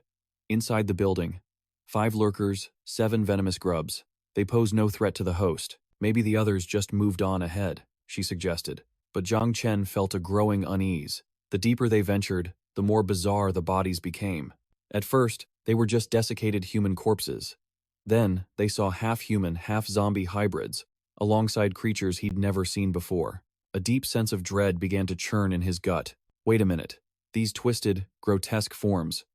They looked just like Nihong after he took that drug. Could all these bodies be the result of a half-finished version of that concoction? If that was the case, they had stumbled upon a research facility. Zhang Chen suspected this was the source of Nihong's mysterious drug. He gave the order, our first priority is finding rest chamber number 7. The entrance must be cleverly hidden. Let's split up and search. Zhao Shiwei gasped, looking where Xiao Xi was pointing. Xiao Xi? She asked, a sense of dread creeping in. How do you seem so familiar with this place? Is it possible you've actually been here before? But Xiao Xi simply ran off in a specific direction. I don't remember being here, but I know where the rest chamber is. There should be an elevator over here. Found it. She darted forward and pressed the call button. Beep. A look of pure joy spread across Xiao Xi's face. Yes, there's still power. We can go down from here. The elevator doors slid open, and both Zhang Chen and Zhao Shiyue froze in shock. Xiao Xi peered inside, a mysterious smile on her face. Looking at the zombified Shu Ruina within, she cried out happily, Oh, Mommy! The creature inside writhed, letting out a soft moan. Zhang Chen yanked Xiao Xi back from the elevator instantly. It's a weeper. His mind was reeling in complete chaos. There's a weeper here. Why didn't the hidden system warn me? Zhang Chen gritted his teeth, cursing under his breath. Ch! This damn system played me. He drew his sword instantly. Both of you, get back. I'll handle this. But the weeper just sat there, whimpering softly. The mournful sound made Xiao Xi flinch. She lunged forward, blocking Zhang Chen's path. Wait, boss. Spare her. Thrown off balance by the sudden push, he stumbled. Ugh. Zhang Chen snapped in frustration. Xiao Xi, this is no time for games. We're dealing with a zombie, Xiaoxi insisted, her voice pleading. She's a person. She's human. Zhang Chen froze. What did you say? Zhao Xiyue started to understand. So this Weeper, it never intended to attack us. And it was true. The creature was just huddled in a corner, sobbing. Zhang Chen asked in disbelief. Human? Looking like this? Xiaoxi tried her best to explain. She's not exactly a zombie. There's still humanity inside her. It finally clicked for Zhang Chen. If she was still considered human, it made sense the system stayed silent. He moved closer, grabbing the Weeper by its collar. Start talking, or I'll end you right now. The creature flinched with a pained cry. And that's when a small ID card caught his eye. Head of laboratory, Shu Ruina. Zhang Chen's eyes widened in shock. You're Shu Ruina? Zhao Xiyue was confused. Chen, if she's the lead scientist here, then how did she end up like this? Zhang Chen could only guess. She must have experimented on herself. Haven't you seen all the other bizarre bodies around here? These scientists? They're all insane, he warned the others. But what was the goal of her experiments? And how much of her human mind is even left? We have no way of knowing. It's best we stay on our guard. Just then, Zhao Xiyue noticed the elevator had reached its destination. The doors slid open smoothly. Zhang Chen let out a cry of disbelief, rushing out of the elevator. What is this? It was another parking garage. This is the lowest level. There's no rest chamber here. Confused, Zhang Chen turned to Xiaoxi. Are you sure your memories weren't wrong? Clutching her head, Xiaoxi insisted. Yes, I can feel it. This is the place. Suddenly, a low growl from behind them snapped all three to attention. Shu Ruina. What are you doing? A sudden jolt, she pointed, guiding Zhang Chen. Yes, boss, down here. He understood instantly. Under the elevator. Stand back. He drew his blade and slammed it into the floor. The stone shattered, revealing a secret passage below. There it is. Zhang Chen was stunned. You guys hid this really well. A whole other level.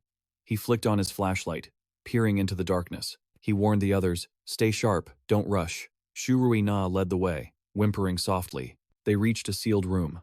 Zhang Chen's eyes widened. Is this the place? Where's the light switch? Dust filled the air. Zhao Xiyue asked worriedly.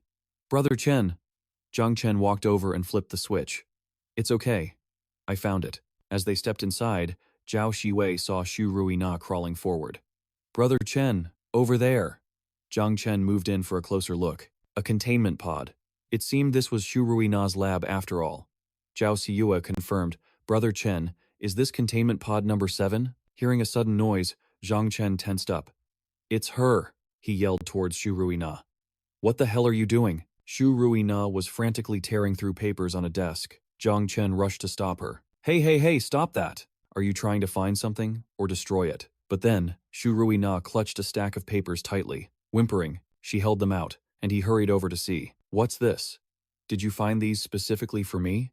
A realization began to dawn on Zhang Chen. This proved her consciousness was still intact, but she couldn't control her own body. He read the documents. They were printouts of an online conversation, featuring a picture of someone named Mo Lin. I believe that experimenting with bioenergy and microbial fusion was a grave mistake. The structure of these microbes is too simple. The potential for genetic mutation is terrifyingly high. We've only just begun. And we've already seen at least 5,000 variations. And as we speak, that number is skyrocketing. Mo Lin and I accidentally discovered a bacteria infected by the bioenergy. I use the word infected because it wasn't a fusion we created. Instead, the bioenergy actively latched onto it. I feel like this energy is almost alive. It can seek out a suitable host to coexist with. Mo Lin, a bacteria that bioenergy actively bonds with. It doesn't display random mutations. Instead, it grows, divides, and replicates with perfect stability. I've never seen a biological gene remain stable for 30 generations, but this red substance loves to feed on anything containing sugar, and its food source is traditional energy. Of course, when I say food, I'm including all organic life. I've decided to destroy it. It absolutely cannot be allowed to escape. The final page was an official notice. To all elite researchers of the Duya Corporation, Laboratory C056 experienced a fire during a recent experiment. This resulted in a catastrophic explosion. Support teams have been deployed for emergency search and rescue operations. Currently, there are no known survivors. We pay our deepest respects to these pioneers, who explored the secrets of eternity. They are our heroes, Zhang Chen sighed, his mind reeling. The secrets of eternity. If only you could talk, this would be so much easier. The mysteries just keep piling up. It's all a blur. Hearing this, Xu Ruina began to cry again. Just then, Zhao Shiyue called out, "Brother Chen, come look at this containment pod." Zhang Chen was confused. "What is it?" Zhao Shiyue's voice was laced with panic. "The pod is empty, and it looks like it's been broken for a long time." Hearing that, Zhang Chen rushed over to inspect it. He suddenly recalled Xu Ruina's warning. "Listen to me. The meteorite core is the source of all mutations. Not even a nuclear strike can destroy it. And inside, containment pod number 7, lies humanity's last hope." The color drained from Zhang Chen's face. Are we too late? Or was Xu Ruina's intel wrong? He thought in horror. Is this really the end for humanity? Suddenly, a blood-curdling scream echoed through the room. Ah! Zhao Xie whipped her head around in shock. That voice. Zhang Chen roared her name. Xiao Xi.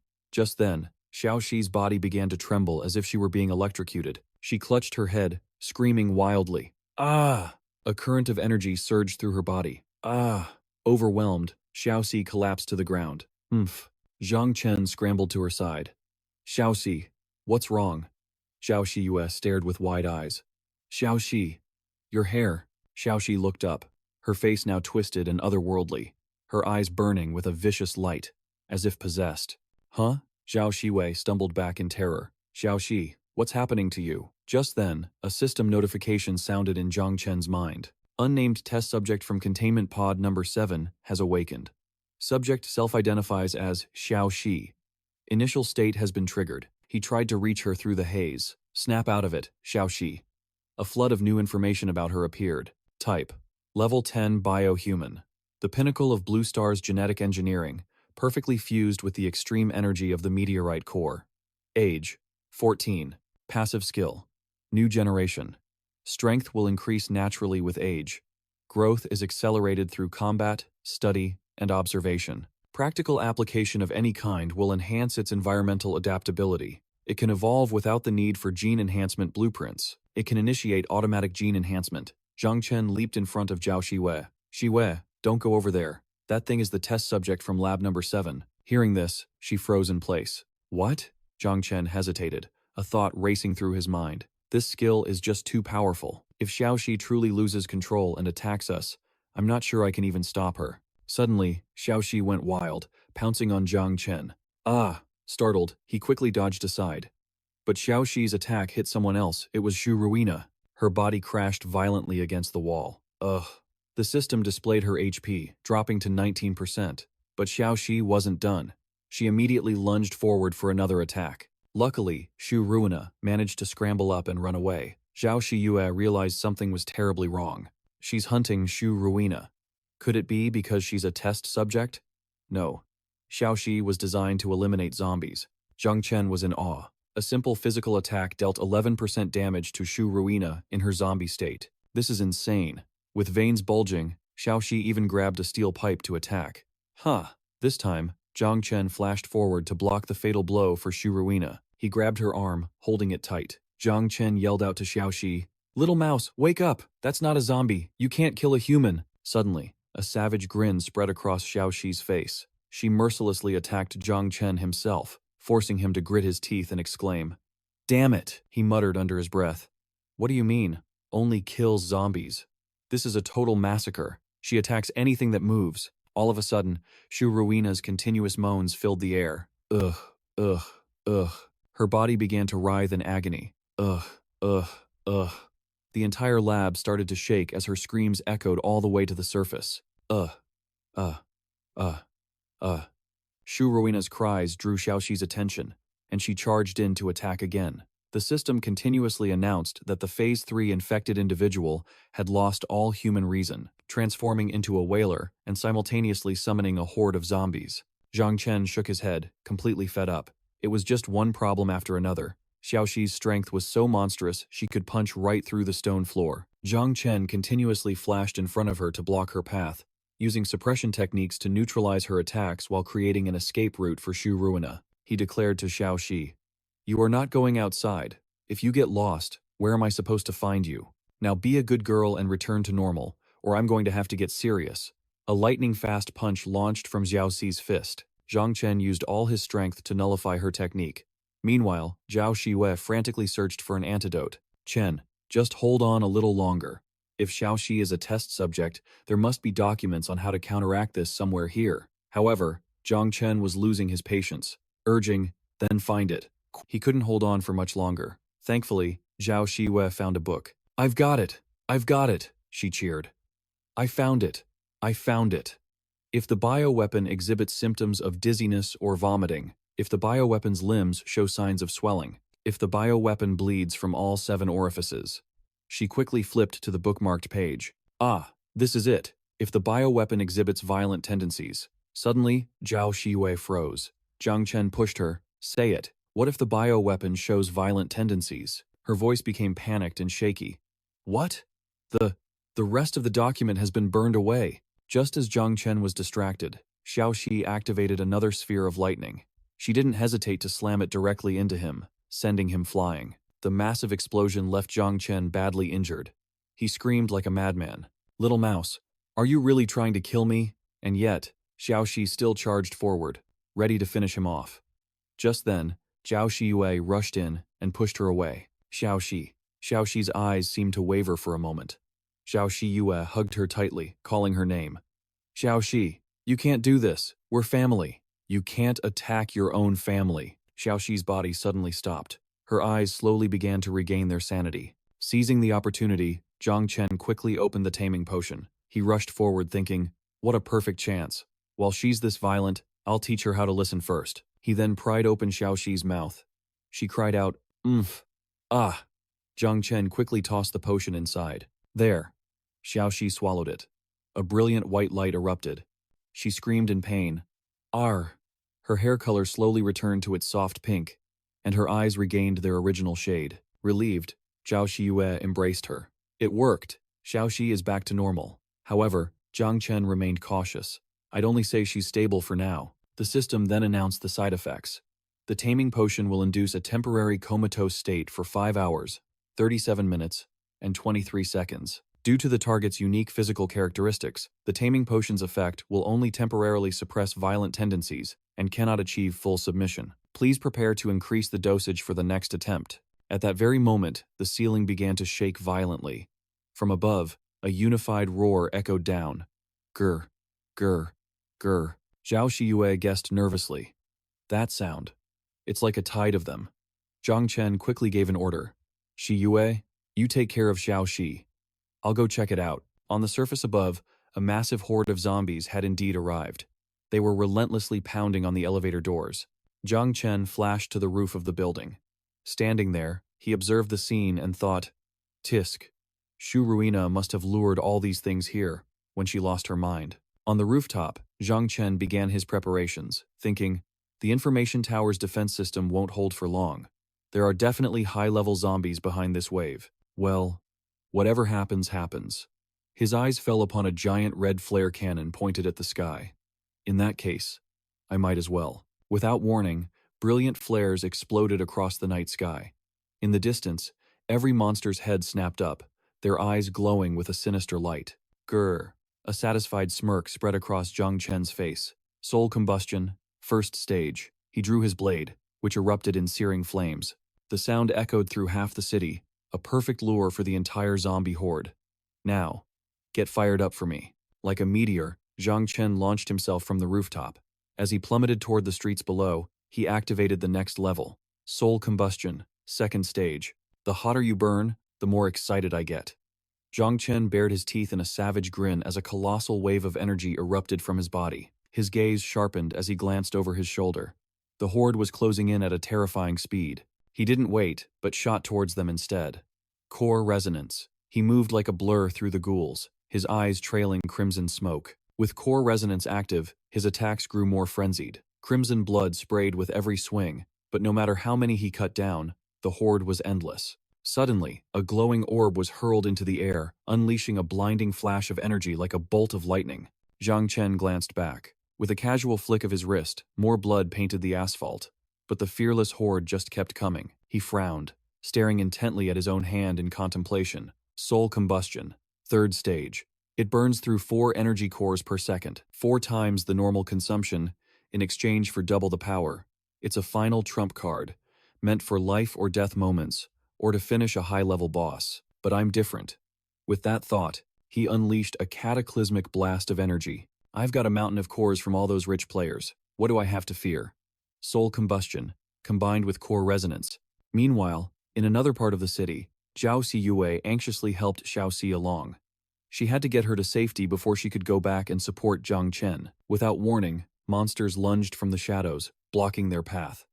Zhao Siyue gently set Xiaoxi aside and drew her heavy sidearm. 6 of them? A confident smirk touched her lips. Come on, I won't let a single one of you lay a hand on Xiaoxi. The grotesque creatures charged. Zhao Siyue moved with deadly grace, taking them down one by one. 1 kill, then 2. But there were just too many. Her weapon was close to overloading. Damn it. I left most of my ammo with Kuei Jian. Guess I'll have to risk using something else. Quick as a flash, Zhao Siyue whipped out a cable, ensnaring one of the beasts.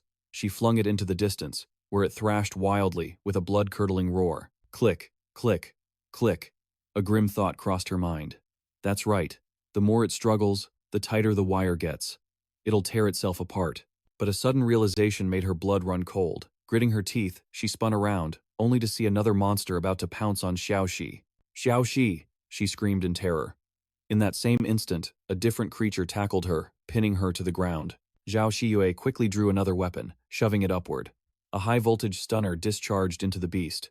Before it could recover, she scrambled to her feet and sprinted away. As she fought, Zhang Chen's words echoed in her mind. He'd told her the greatest weak point of these crawlers is their spine. Her eyes blazed with fury. 4 left. I'll kill them all. Just then, the monster closest to Xiaoxi paused, its head tilted in confusion. Huh? Before it could react, Zhao Siyue was already behind it, striking with a vicious roar. Get away from her! She rushed to pull Xiaoxi into her arms. 5 down. Drenched in sweat, Zhao Xie gasped for breath. Ha, ha, ha. She held Xiaoxi tight, her strength nearly gone. Luckily, only 1 venom spawn vermin was left, but then she saw 3 more monsters closing in. How are those 2 still alive?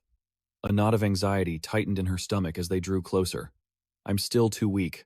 I can't even keep up with them. She thought of Zhang Chen, who had no such thing as a low-level ability, and remembered how fiercely even Xiaoxi had fought, being hidden away or tucked safely inside a mech.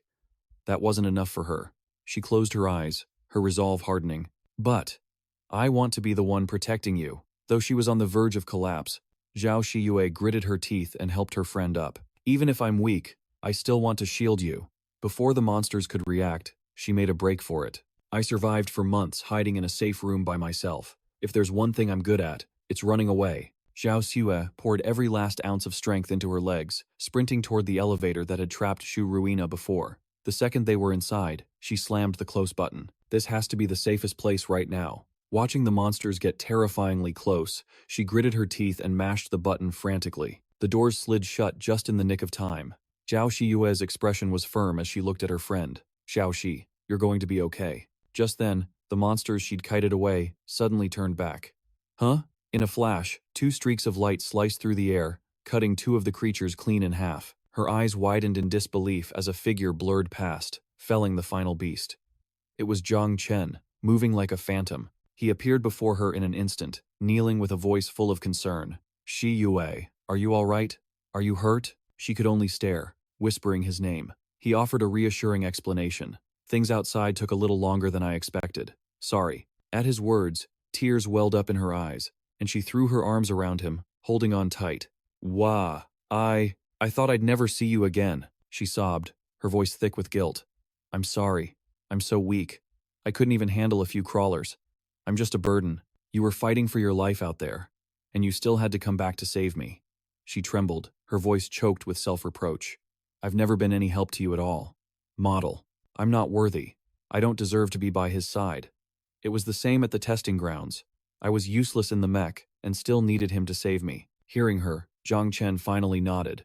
Well, if we're only talking about raw strength, a person at their physical limit isn't going to seem that powerful. Zhao Xiyue just stared at him, stunned by his words. Zhang Chen gave her a reassuring smile. But since when have you ever been helpless? Just now, you took down 3 lurkers all by yourself and saved Xiaoxi.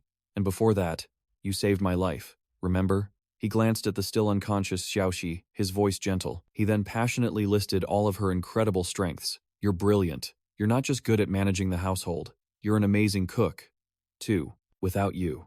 Hearing that, Zhao Shiyue finally stopped crying, turning away shyly. The praise was almost too much to handle. If Xiaoxi were awake right now, she'd tease you to death for this. But what truly mattered was Zhang Chen pointing to himself with absolute confidence. Being strong? That's a man's job. And protecting our women? That's a man's responsibility. Zhao Shiyue's voice was barely a whisper. Chen, thank you for saying that. I swear I'll get stronger. So, can I still be your partner? But Zhang Chen immediately cut her off. Not my partner. He reached out, his hand gently stroking her cheek, his eyes sincere. You're my precious family. Suddenly, the chime of the elevator behind them shattered the moment. The sound made them both jump back in surprise. The doors slid open on their own, and a groggy Xiaoxi stumbled out. Zhao Shiyue stammered, Xiaoxi, you're awake? But thin, crimson veins spiderwebbed from the corners of the girl's eyes. Zhang Chen's voice was sharp with alarm. Something's not right. Look at her eyes, be careful. And just as he shouted the warning, Xiaoxi lunged at them. The girl charged forward with a feral scream. Yeah! Zhao Shiyue cried out in fear, but before she could even reach them, Xiaoxi tripped and fell flat on her face. Oof. Just then, a system notification materialized in the air. Under the effect of the obedience drug, the target is in a temporary comatose state. Duration: 4 hours, 53 minutes, and 33 seconds. Zhao Shiyue was completely bewildered. Chen, what's happening to her? Zhang Chen replied calmly. She's asleep. But inside, he was shocked. This kid's constitution is unreal, to be able to move at all after that dose. Good thing she's out cold again. He effortlessly lifted Xiaoxi onto his back. She'll be down for over 4 hours. We need to find a secure spot before then. We have to move. The old laboratory is compromised now. Zhao Shiyue immediately had an idea. The psych ward downstairs is probably swarming with infected. Let's check the archives. We might find something we can use. Inside, dozens of old files were scattered everywhere. They depicted the hospital's history and architectural blueprints. Suddenly, Zhao Shiyue cried out with excitement. Chen, look, this has to be useful. Zhang Chen took the map from her, his eyes immediately locking onto the red dots marked on it. Shannon City Central Hospital. Shannon City Epidemic Prevention Station. A complete map of Shannon City. He frowned, his mind racing. Traces of nuclear radiation. Deep in the forest, to the northwest. That must be where the meteorites landed years ago. But that area was hit hard. We can't just walk in. To be safe, we have to find radiation suits first. The Shannon City Epidemic Prevention Station should have some. It's a 12-mile journey, maybe an hour round trip. His plan formed, he turned to her with instructions. Shiyue, I'm heading to the Epidemic Prevention Station. You and Xiaoxi stay here until I get back. She nodded in agreement. But just as he turned to leave, Zhang Chen stopped in his tracks. The monsters outside are dealt with, but we should still take precautions. He then tightly bound the sleeping Xiaoxi and secured her to a long, heavy table. It finally dawned on Zhao Shiyue. The precautions were for Xiaoxi. Chen, isn't this a bit extreme? Zhang Chen just waved a hand. Feel free to take a souvenir photo. My lips are sealed. The moment he stepped out of the alley, the system chimed to life. As he strode past the mountain of corpses, the system announced, Auto-loot function re-engaged. A flood of notifications instantly filled his vision. Acquired. 52,100 cone energy cores. 680 portions of talent growth fertilizer. 899 vials of evolver's blood. 290 flexible hides.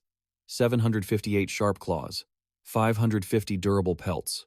32 vials of corrosive liquid. And 16 bags of rapid growth fertilizer. 125 talent crystals. 1 high-grade pet food. 15 energy condensing cores, 1 damaged radiation suit, and a high-grade infected detector, 1 storage ring fragment, 833 nano battle suits, 1,015 simple power frames, 10 machine guns, and 1,835 rounds of machine gun ammo. The high-grade infected detector could be used 3 times.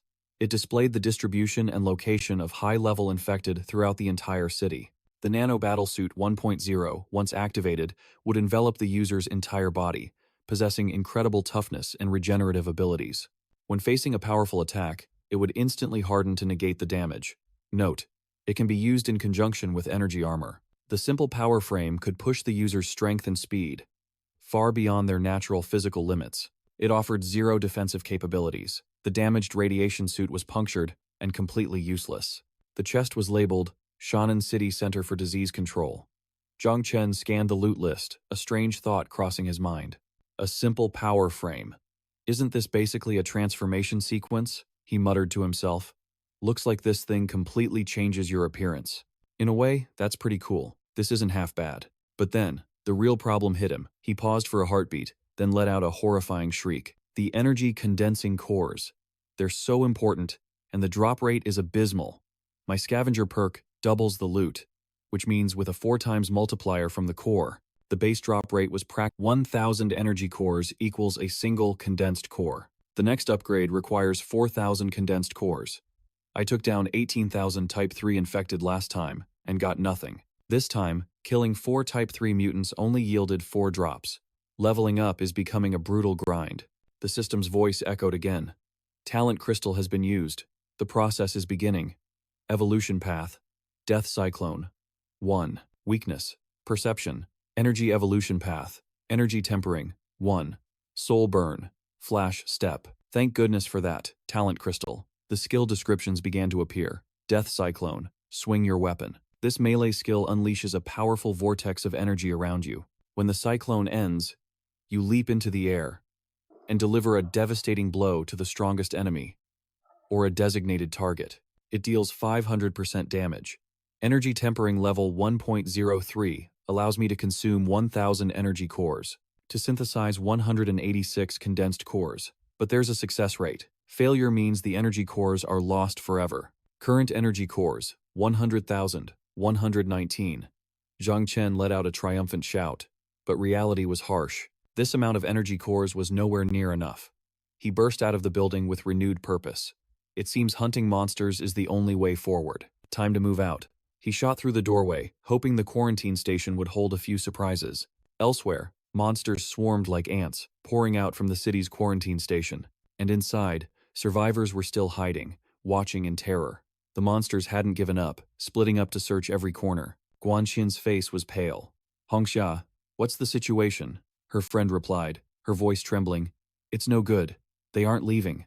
Guanxin glanced at the terrified group behind her, her anxiety growing. That female monster, its intelligence is dangerously high. She's leading the horde. And they're hunting us. The zombies shuffled below, their eyes glowing like searchlights in the dark. Is this the Sonam quarantine station? The horde seemed to sense a murderous aura, turning in unison to look in one direction. Not many high-level types, Zhang Chen noted, but their numbers are impressive. As he spoke, he unleashed his new ability. A perfect chance to test this new skill. Death Cyclone. A razor-sharp glint appeared in Zhang Chen's eyes. He charged straight in, slightly surprised by his weapon's new function. Whoa. Everywhere he moved, a trail of destruction followed. This thing is basically a meat grinder. Not bad at all. Suddenly, a zombie several times larger than the others charged forward. But for the current Zhang Chen, it was easier than breathing. 500% critical damage. A system notification rang out. Acquired. Energy cores. 2,400. 1,990 C points. 80% talent. Mutated fertilizer. 11,119. Clean cloth. 7,834. 34 storage ring fragments. Zhang Chen looked at the sword in his hand with satisfaction. Heh. Nice and strong. With another effortless swing, he carved through the next wave of zombies. It's a shame these are all low-level mobs. To get condensed cores to drop, I need to hunt weepers and behemoths. He tried the high-level infected detector. This thing only shows a general distribution in a large area. It's not very useful, not compared to my own hidden system. Suddenly, a ping. Ding. Hidden system has detected 1 weeper and 7 crawlers in this building, and there are 6 survivors. Hearing this, Zhang Chen was stunned, looking back at the building. What? The Sonam City quarantine station. With lightning speed, he tore through the remaining zombies. Even 1 weeper is better than nothing. Every little bit helps. Core resonance. The monsters sensed a terrible danger, all staring at the entrance. When they saw the arcs of lightning outside, they scrambled madly for the windows. Guanxin whispered quietly, Hey, look, I think someone is killing the zombies down there. Could it be Squad 9 returning? A girl with pink hair couldn't hold back any longer. Forget it, Captain. While they're distracted, we should run. But that sound had already caught the attention of a nearby monster. Guanxin quickly covered the girl's mouth. Hongxia also urged them anxiously, "Quiet down. Everyone, follow me.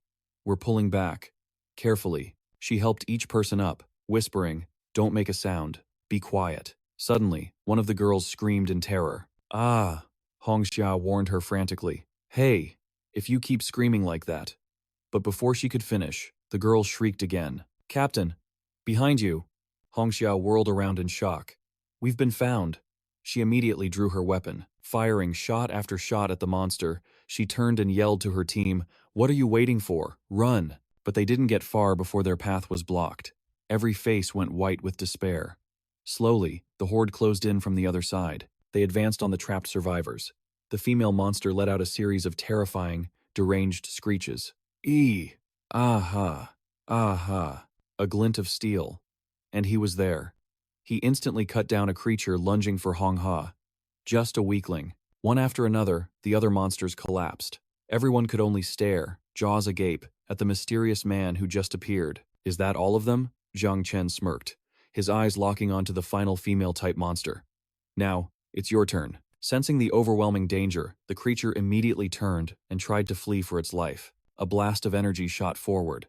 With a grin, Zhang Chen's blade pierced straight through the monster's core. "No escape. Just stay put for me." A moment later, its body shattered into nothingness, leaving behind a glowing energy core. "Resonance core obtained," the system announced. "Automatically collected." "Congratulations," Zhang Chen chuckled to himself. "Now this is more like it. No awful drop rates today." Just then, cheers erupted from behind him. "Whoa, he's so handsome." Zhang Chen suddenly remembered he wasn't alone. "Hey, are you all okay?" Guanxin clapped along with the others. "We're fine. Thanks to you. You're incredibly strong." But Hong Ha rushed forward, blocking Guanxin with a wary expression. "Who are you? And why are you here? How can you kill a demon type infected in a single blow? When you took out those minions, I couldn't even follow your movements. This man's power is on another level." Zhang Chen was slightly annoyed. Her caution is bordering on rude, he thought, but still replied calmly. "It's pretty clear I'm the one who saved you, right?" He got straight to the point. "I don't need your thanks. I'm here looking for radiation suits. You can give them to me as a thank you gift." Hong Ha immediately shot back. "Who asks for a reward so bluntly? You have no class." Guanxin quickly stepped in to de-escalate. "Ahem, thank you for saving our lives. But we don't actually have any radiation suits." She smiled, explaining. "We came here today looking for them too, but it seems someone else beat us to it." Suddenly, a new system notification popped up. Hidden system. The Whaler's Roar. Can attract high-level infected within a 3-kilometer radius. Zhang Chen's eyes lit up. "Whoa, this is an amazing item. With this, I won't have to hunt for monsters anymore." Without hesitation, he stepped toward Guanxin and proposed, "All right then, if you don't have the suits, give me this instead. Or I can just buy it off you." Guanxin blushed, startled. "Huh? This?" But Hong Ha lunged forward, smacking his hand away. "What do you think you're doing? You pervert. Back off." Zhang Chen was stunned. "Pervert? What are you talking about? I meant the pendant. You want this?" Hong Ha's eyes widened. "The pendant?" Guanxin happily began to unclasp it. "Oh, you meant this necklace. You saved us, so of course you can have it." But Hong Ha stopped her, whispering urgently, "Shin, that's our proof that Squad 9 set us up with that high-level zombie. How can you just give it away?" Guanxin replied. "We both know Squad 9 dropped it, but they'll just deny everything. We have no real way to prove it. It's better to give it to our savior and repay this favor." Guanxin didn't give her friend a chance to argue. She handed the pendant to Zhang Chen. "Here. So, savior. What should we call you?" He smiled back. "My name is Zhang Chen." Guanxin formally introduced her group. "Mr. Zhang, allow me to introduce us. We are the 8th squad of the 4 horsemen. This is our captain, Wei Hong Ha, and my name is Guanxin." Then, she gave him a charming smile and made a proposal. "We may not have the protective suits you need, but there might be extras back at our camp. Why don't you come with us and try your luck?" Facing the entire squad, Zhang Chen was a bit surprised. "Go to your camp?" But before he could finish, Guanxin moved closer, her voice tempting. "Our camp is in a hotel nearby. Let's go together." Lost in thought, Zhang Chen glanced at the info panel floating in front of him. "There's still time before Xiaoxi wakes up. I should make it back. And their camp is probably the only place I can get a radiation suit around here." After a moment, Zhang Chen finally nodded. All right, but I'm on a tight schedule. Hearing this, Guanxin's face lit up. That's wonderful. Once we get back to camp, I'll thank you properly. She excitedly grabbed Zhang Chen's hand. Oh, right. Our vehicle is downstairs.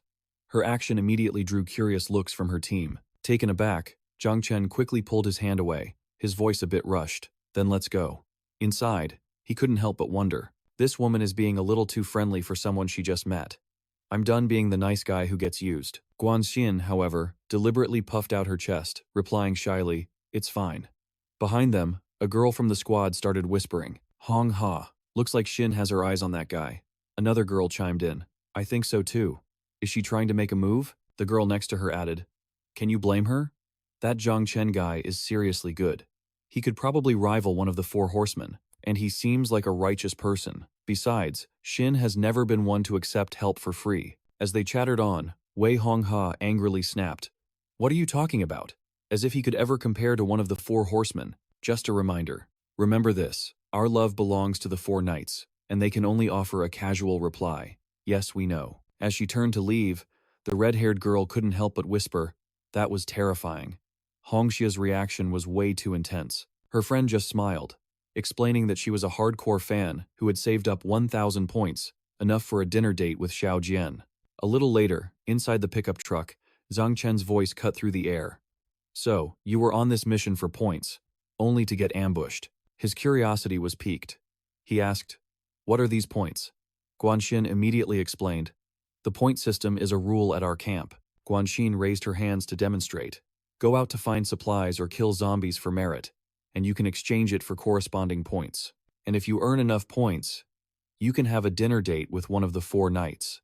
Zhang Chen pressed on. And who are the four knights? The moment he asked, the girls in the squad all blurted out the answer at once. They're the four knights' heavenly troop, the ultimate idol group. Every single one of them is handsome and powerful. Before all this, they were our spiritual support. And in the apocalypse, they are our guiding light. The more the girls spoke, the more passionate they became, imagining a live performance from the four knights. Ah, go heavenly troop, to be transported through the apocalypse with the four knights at a concert. 4. It feels like it was destined. They are what we live for. Zhang Chen could only watch helplessly as they screamed and cheered. Finally, he couldn't take it anymore and decided to speak his mind. So, they're just four leeches. They're living off the supplies you girls risk your lives for? And their only job is to have dinner dates with you? The red-haired girl shot back immediately. That's not true. The four knights are strong, incredibly strong. Then the other girls all jumped in to defend them. Can you even imagine how miserable the apocalypse would be without any spiritual support? They give us the will to live, and the four knights sacrifice far more than we do. We're the ones being protected. A worried Zhang Chen tried to calm them down. Hey, the truck is still moving. It's dangerous to suddenly stand up like this. But they completely ignored him. The girls continued their explanation. We only need to find supplies in the surrounding area, but the four knights have to defend against the terrifying irradiated monsters. They're stronger and out on the border. A threat far more terrifying than a Type 3 infected. Hearing this, Zhang Chen mumbled to himself, irradiated monsters worse than a Type 3. The closer to the radiation source, the higher the zombie level. It's definitely possible. It seems the strength of those four isn't a joke. Suddenly, a hand tapped sharply on the side of the truck. It was Wei Hongxia. She announced, Hey, we're here. Get out. Zhang Chen poked his head out and replied, Ah, okay. After hopping out of the truck, Zhang Chen stared in shock at the building before them. Whoa, an old castle hotel. Guanxin stepped out right after him and asked, So, Mr. Zhang, what do you think? Our place is pretty nice, right? Zhang Chen's eyes were still glued to the magnificent sight. Nice is an understatement. This is incredible. Meanwhile, he was thinking to himself, For the first time, I feel like I've really wronged Xiaoxi with that lakeside villa. Suddenly, Guanxin spoke up shyly from behind him. Mr. Zhang, actually, I've been wanting to say this for a while. As she spoke, Guanxin cornered Zhang Chen with her question. You're so incredibly strong. Maybe even on par with the four knights. So, have you considered becoming the fifth knight? At that very moment, in front of a poolside hall, a woman walked with urgent steps, searching for someone. Before she even got inside, she heard the raucous laughter of young men. They were joking around. Haha, that kid from Squad 9 is so obedient. The members of Squad 8 are definitely never coming back. It's a shame about that pretty girl, Guanxin. But having to eat with a cow like Wei Hongxia? I'd rather die. The woman ripped the curtain aside with a sharp tear, revealing the young men laughing and swimming in the pool. From a nearby room, dubious sounds echoed. Hearing the noise, a gray-haired boy turned and called out, "Yo, Sister Zhao." The kid next to him didn't even bother looking, whining, "Xiao Jian, I want to eat peaches. Go get them for me." The woman called Sister Xiao paid them no mind and started screaming at them. "I heard Squad 8 was ambushed on their mission. It was you guys, wasn't it? You set them up." But faced with Sister Xiao's fury, one of them lazily pulled himself onto the edge of the pool. "It's because they were weak. They looked so pathetic. You can't blame us for that." A Jian, beside him, chimed in, "Ha ha ha, that's right. Can you please show some decency? You're being reckless again. How many times have I told you to exercise some restraint?" Sister Xiao faced them, unsure of what to do next. The suggestive sounds continued to fill the air, and she stormed toward the nearby sleeping pod, the source of the constant moaning. She couldn't stop herself from scolding them again. For crying out loud, have some shame. You're always messing around. I've told you countless times to control yourselves. She immediately yanked the curtain wide open. A barely dressed girl on top of a young man screamed in shock, while the guy just smirked and said, "Ah, Sister Xiao, why so fired up?" Sister Xiao warned him furiously, "If you keep this up without any self-control, what happens if this place falls?" But that man wasn't scared in the slightest. He shot back, "Crashed? What crashed? I'm giving my fans a little treat." He then leaned down, asking the girl in his arms, "You like it, don't you?" The flirtatious girl cooed back, "I love it."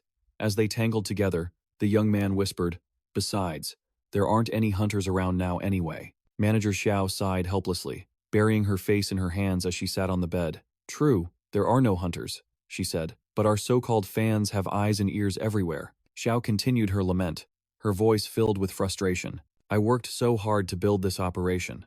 It wasn't easy spending all those points just to make you guys this powerful. If those girls stop going out to collect monster cores, how are you supposed to level up?" Hearing this, the man holding the girl felt his expression darken. Then, glancing at the crowd outside, she went on, "The people out there are struggling just to eat, and you're in here throwing a pool party. Do you want to lose everything we've built?" Suddenly, a young man from behind placed his hand on Xiao's shoulder and said gently, "Manager Xiao, what you're talking about, that's all in the past. Back then, our strength was no different from those girls out there. But things are different now." He pulled Manager Xiao into his arms, his words like a siren's song, dripping with persuasion. "We've become the strong ones now. And the strong have the right to choose. The right to rule. Isn't that right?" The more he spoke, the more manic his expression became. "Overwhelming power makes things so much simpler. I refuse to grovel and please those brats for a few pathetic points and monster cores. And that," he hissed, "includes you." As soon as the words left his mouth, he violently ripped the flesh core from Manager Xiao's chest. She let out an agonized scream. Manager Xiao collapsed to the floor in an instant. The people outside the pool stared in shock, exclaiming, "Whoa, did he really do it? That's way too harsh." Having Manager Xiao around was useful. Meanwhile, the terrified girl in the room could only clutch a blanket to her chest and scream in terror. But even so, the onlookers praised him. "Lun, you're ruthless enough." The man named Lun viciously crushed the flesh core in his hand. "I've had it with that old hag for a while now," he snarled. "Give her an inch of respect, and she acts like she's the queen. From this day forward, the Four Horsemen camp is run by the Four Horsemen. Period." A brown-haired man outside the pool replied with a smirk, "I have no objections to that." He paused mid-sentence, distracted by a commotion erupting from outside. "Who are you?" "The Four Horsemen are resting inside. Unauthorized personnel are forbidden." Then, they heard a reply float in. "We're members of Team 9, here on official business to see the Four Horsemen." The man turned his head slightly to relay the message. "Team 8 made it back alive. We're screwed. That Wei Hongxia has enough points to buy the loyalty of 2 people. A man named Jian clicked his tongue with impatience. Seeing this, another man named Vin stepped forward, eager for the drama to unfold. "As I recall, she has a thing for Lun and Jian, doesn't she? You guys are in deep trouble." Ha ha, they didn't forget to taunt the man inside. "Hey Lun, didn't you say you took care of Team 9? Lun ground his teeth in fury. A bunch of useless trash can't even handle one simple task. He then began to stand up. "All right, I'll go see what's going on." In that exact moment, the scantily clad girl, now sobbing uncontrollably, desperately grabbed his sleeve, crying out his name. Lun didn't even bother to look back at her. his voice dripping with disgust. So annoying. I never should have bothered with tricks in the first place. He swung his arm in a brutal arc, and a spray of fresh blood painted the room. Leaving the girl's lifeless body on the bed, Loon casually flicked a drop of blood from his hand and said coldly, "Trash should just be killed directly." Meanwhile, outside the hotel, a group of women blocked the entrance, their leader stating firmly, "I haven't received any notice. You are not getting inside." Wei Hongxia immediately held up an item in her hand. "I have 1,000 points." She desperately tried to prove her status, leveraging the major victory at the quarantine station to get an audience with Lun. The purple-haired female captain wasn't interested in a long story. She flatly refused, then turned her head. "And Guanxin, who is this man with you?" Zhang Chen started to open his mouth to answer. But Guanxin gripped his arm tightly and spoke first. "He's the fifth horseman." The guards were stunned into silence. "Huh? The fifth horseman?" Even Wei Hongxia had to shout a warning, "Xin." But Guanxin ignored their reactions. She continued, completely captivated. "He's incredibly strong. If he joins our camp, we'll become so much more powerful." Hearing this, Zhang Chen could only stammer a protest. "I told you, I never agreed to be some fifth horseman." In the next instant, a delicate hand grabbed his chin and tilted it up. The purple-haired captain studied him for a moment before sneering. "Based on this little punk? Guanxin, don't get cocky just because you were once favored by the four horsemen. You can't just bring any stray cat or dog in here." From a distance, Wei Hongxia couldn't help but worry, screaming a warning. "You fool! Let him go!" The captain didn't understand the power of the man before her, nor did she understand Wei Hongxia's panic. She just let out a questioning, At that moment, Zhang Chen calmly peeled her hand off his face. "Don't misunderstand," he said. "I'm just a passerby looking for supplies." 1 second later, he had her arm twisted behind her back, his voice turning ice cold as he asked, "But who exactly were you calling? A stray cat or dog? Model, who's there?" The purple-haired woman was caught off guard, her voice trembling as she begged, "You, let me go. I'm sorry. I take it back. Please, my arm's about to break." Unable to watch any longer, Wei Honghe stepped in. "All right, that's enough. You're acting like a complete brute." Even the bodyguards behind them started whispering amongst themselves. To think, the captain can't even fight back. Just then, the hotel doors swung open from the inside, and someone cried out. They quickly realized it was Alan. He feigned ignorance, asking, "Han, who's causing all this trouble? A fifth horseman? I've never heard of one." Zhang Chen's eyes narrowed, immediately recognizing this man as one of the four horsemen. The moment he saw his opponent, Zhang Chen sized him up. His rank was so pathetically low it was undetectable. At this level, he couldn't even fight a crawler, let alone a weeper. And they said his power was close to mine? What a joke. He's clearly just some parasite living off women. Zhang Chen shoved the purple-haired girl aside, deciding this had nothing to do with him, as he put on a harmless act. "This is all a misunderstanding. There's no fifth horseman. Your teammate simply brought me here to find supplies. If anyone has a radiation suit, just name your price. I'll get it and go." At this, Alan whipped his head around to glare at Wei Honghe.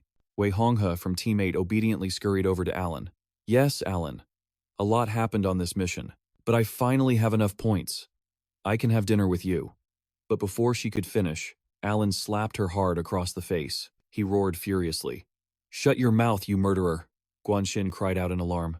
Honghe, watching from the side, Zhang Chen couldn't resist a sarcastic jab. "Oh? So this is what chivalry looks like now?" he thought to himself. "Are they just ignoring me?" Meanwhile, Wei Honghe sat stunned on the floor, weakly calling Alan's name. Alan pointed a damning finger at them, announcing to his guards, "Members of Team 8 broke into my room and murdered Sister Xiao. Team 8 has betrayed us. Seize them now." The crowd gasped in shock. "What? Sister Xiao is dead?" Wei Honghe scrambled to her feet to explain. This is a misunderstanding." Amid the chaos, Zhang Chen remained perfectly calm, observing the drama. "A murder plot? I just came for supplies. How did I get into this trashy soap opera?" His eyes scanned their storage rings. None of them have a rad suit. "I need to leave before I'm dragged into this." It was then that Guanxin locked eyes with him. She immediately ran over, crying and clinging to Zhang Chen's arm for dear life. "I'm so scared. Mr. Zhang, please save me. Everything I promised you before, it's all yours. I'm begging you, save me." Zhang Chen was completely baffled. "Huh? But you guys don't have a rad suit, right? So what's with the vague promises?" Across the room, Alan watched them, his face twisting with rage. He snarled through gritted teeth. "Guanxin. Oh, you filthy tramp." His fists clenched until his knuckles turned white. Alan screamed like a madman. I knew it. Even with Wang Ye gone, you still wouldn't come to me. So you've already found a new man. And I was so good to you. I wasn't even going to do anything to you. With a final roar, Alan unleashed an energy blast straight for the two of them. But Zhang Chen moved in a flash, pulling them apart. He thought, so he's a Tier 2 early stage awakened. Guanxin jumped in front of Zhang Chen, explaining to Alan, this has nothing to do with Mr. Zhang. Zhang Chen quickly agreed. That's right. This has nothing to do with me. Your every word just drags me deeper into this mess. I'm in a hurry to find my things. I don't have time for your little games. Besides, I just saved your lives.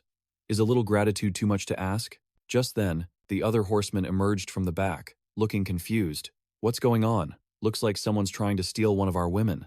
Well, that's just unforgivable. Hearing this only fueled Alan's rage as he warned, You dare try to steal a woman from me, kid? I don't care who you are. You're dead today. Finally, Zhang Chen had had enough. He roared. This is so annoying. Can't you smell a manipulative plot when it's right in front of you? He then used his energy bullet technique, deflecting Alan's power right back at him. The entire room fell dead silent. Zhang Chen spoke first. I couldn't care less about your personal drama.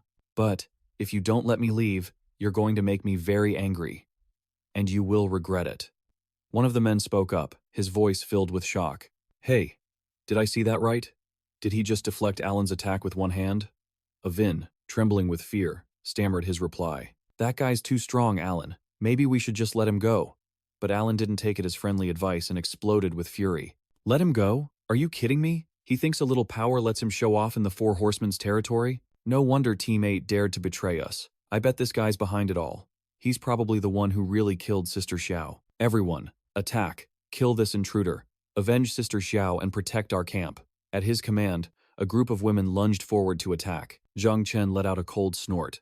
That's a pretty heavy accusation you're throwing around. But if there's one thing I hate, it's being framed. As he spoke, he swung his sword toward the three of them. Flashes of orange light erupted, paralyzing them where they stood. Ugh, the pain. But Zhang Chen's rage wasn't satisfied yet. He roared, If you don't start explaining yourself right now, I will flatten your entire camp. The threat was so intense, even Guanxin flinched beside him. But then, a dangerous smile spread across her face. Zhang Chen was taken aback. He thought, she's smiling at a time like this? Meanwhile, Ah Lun desperately dragged his comrade back, putting up a futile defense. Ah Vin, get on defense. But even as he was being held, Ah Vin made no move to fight back. Heh, afraid of a little pain, are we? While his enemies scrambled in fear, Zhang Chen's mind was elsewhere. Did he finally say the right thing? To make her crack that poker face? Pushed into a corner, Ah Vin had no choice. He transformed his arm into a grotesque, demonic limb. Looks like I'll have to send you to your grave after all. The monstrous arm lunged straight for Zhang Chen. What in the world is that thing? Suddenly, a blood-curdling scream echoed from outside, sending a chill through every woman inside the camp. That agonizing cry. What was that? It sounded just like Ah Vin. But where was it coming from? Just then, Guanxin burst in, her face a mask of pure terror. Hurry, everyone. We have to save the Four Horsemen. What's going on? I know her. That's Guanxin, from Squad 8. Guanxin? What happened? Without even pausing to catch her breath, she frantically explained. A terrifying man barged in. He's trying to kill the Four Horsemen. Everyone, please hurry and help. Any later, and it'll be too late. Her desperate plea ignited a fire within the women. What? Someone is trying to hurt the Four Horsemen? So that scream from before. Was it really Ah Vin? We won't let that happen. Sisters, let's go. If anyone dares to harm the Four Horsemen, I'll kill them myself. I protect my own. As she watched them rush out, Guanxin's smile twisted into something sinister. Go on, you fools. Run to your doom. Outside, Ah Lun struggled to hold up Ah Vin, who was now missing an arm. Blood poured from the ghastly wound as he screamed in agony. The remaining two horsemen became cautious. This kid managed to cut down Ah Vin. That knife of his is no joke. We need to get serious. Understood. They both charged forward, using razor-thin wires to bind their opponent first. Yes, it's working. His weapon is neutralized. Zhang Chen was dumbfounded by their tactics. He couldn't tell if they were brave or just plain stupid. The knife is dangerous? Seriously? Have you still not figured out what it means? When you can't even read my power level? His hands clenched around the wires, pulling them taut. A contemptuous smirk played on his lips. Or perhaps you lack even the most basic appraisal skill. You parasites really love these flashy little tricks, don't you? Fine then. Let's get a little flashy. Through the wires, Zhang Chen unleashed a surge of electricity, a modified version of his charged strike. Energy conduction. Ah Lun cradled Ah Vin in a corner, his mind racing. Even with two of them, they can't take him down. The power of the four horsemen is nearly equal. Ah Vin, meanwhile, was wailing pitifully from the pain in his shoulder. Ah Lun. It hurts so much. Save me. Pushed to his absolute limit, Ah Lun's face twisted into an inhuman mask, the cruelty in his eyes undeniable. Ah Vin, you're a lost cause now. You had the strongest defense of all of us. I never imagined it would come to this, but it was already too late. Ah Vin had no strength left to resist. With his dying breath, he whispered, "Save me." Ah. Lun's hand closed around his throat. "It's better if you die by my hand, so I can absorb your power and level up." The other two horsemen, Ah Jian and Ah Hao, were paralyzed by the electric shock, their souls feeling like they were about to be ripped from their bodies. And just like that, after killing Ah Vin, Ah Lun successfully leveled up. He became a Stage 1, mid-tier awakened. Zhang Chen watched in disgust. To kill your own brother in arms without a second thought, my god. Are you even human anymore? Killing your own comrades to level up? Then it all makes sense. That woman, Xiao, you mentioned earlier. I bet you're the one who killed her, aren't you? Ah Lun grinned, a cruel, predatory smile, feeling zero remorse for his actions. The weak become food for the strong. That is the law of this world. Someone as strong as you. Surely you understand a simple truth like that? Just then, the group of women arrived, their hearts breaking at the sight of Ah Jian and Ah Hao on the ground. My Jian! Oh, how? Ah Lun immediately put on a show, pointing a trembling finger at Zhang Chen. It was him. He's the one who murdered Jian and Hao. Ah, Vin and Xiao. They died at his hands too. I tried, but I couldn't save them. Zhang Chen shot him a glare, grinding his teeth in fury. He couldn't believe this guy was such a professional actor. This bastard changes his tune fast. The foolish women, completely deceived, were ready to throw their lives away for him. Ah, we'll make you pay with your life. You murderer. You murderer. Zhang Chen was infuriated by their stupidity. Is there a limit to how brainless you people can be? He pointed down at the scene, roaring at them. Squad, 8 and I just got here, and you're already calling me the murderer. Think about it. When would I have had the time? Wei Hongxia and her bodyguards are my witnesses.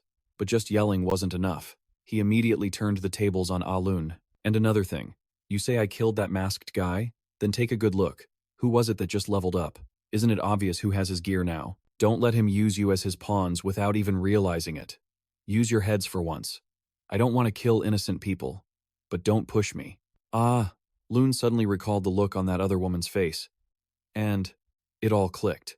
Used as a pawn? Damn it, does that mean I fell into a trap too? He knew something felt off from the start. So that was it.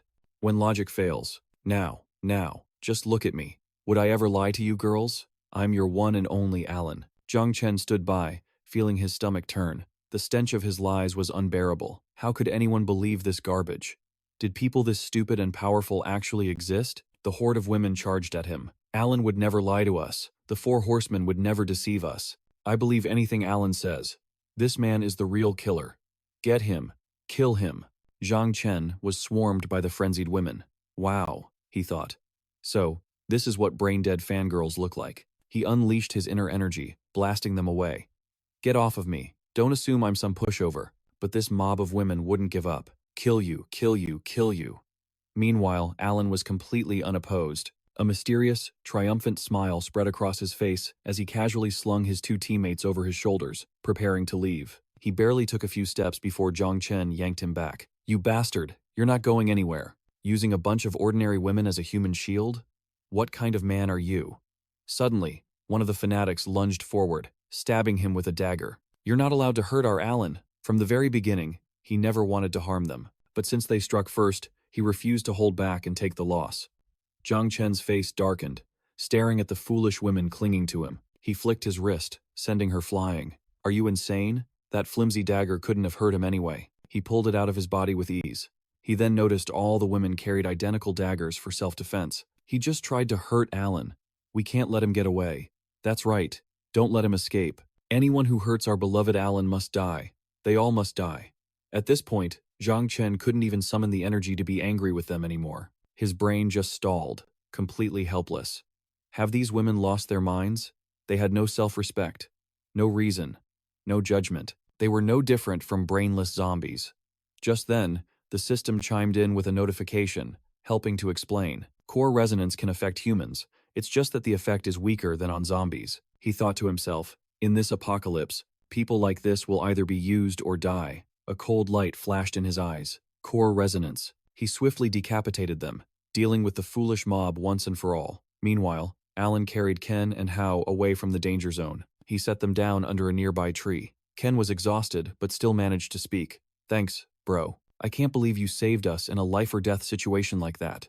Hao, still somewhat clear-headed, spoke to his teammate about his own assessment. I don't think that guy actually wanted to kill anyone. We just pushed him over the edge. If he hadn't held back, with his power, we would have been dead long ago. Just then, Alan raised a dagger high, his face twisting into a malicious grin. Perhaps. But I'm not ready to die just yet. His power and his level are just too high. Even now, as a mid-tier stage 1 awakened, I couldn't guarantee I'd escape from him. So, with his words matching his actions, Alan plunged the dagger straight into Hao's neck. Do me a favor and help me out, bros. He didn't kill them one by one, but murdered both of his loyal, shoulder-to-shoulder teammates at the same time. After the deed was done, Alan stood there, absorbing their power, preparing to level up once more. I didn't bring you over here to save you. I was just looking for a secluded spot. Once that guy is gone, I'll still be the one ruling this camp. I'll level up to a mid-tier stage 3 awakened. Just as he was gloating to himself, a voice suddenly echoed from behind. You know, at first, I was really thinking that it was you, of course. All I wanted was the anti-radiation equipment. I had no desire to get dragged into your filthy mess. But your complete and utter shamelessness has successfully changed my mind. Zhang Chen clenched his fists, lunging forward to attack, kicking off the final battle. You can just die right here. Alan had no chance to run. He stood frozen, his limbs trembling. He saw his level. It couldn't be. He's a high-tier awakened? Does a monster like that really exist in this world? Alan was so petrified he couldn't move his limbs, only able to flail and scream desperately. Hey, let's talk about this. All you want is supplies, right? I'll give you everything. Zhang Chen remained silent, simply swinging his sword lightly at the ground. The strike left a massive gash, forcing the terrified Alan to scramble away.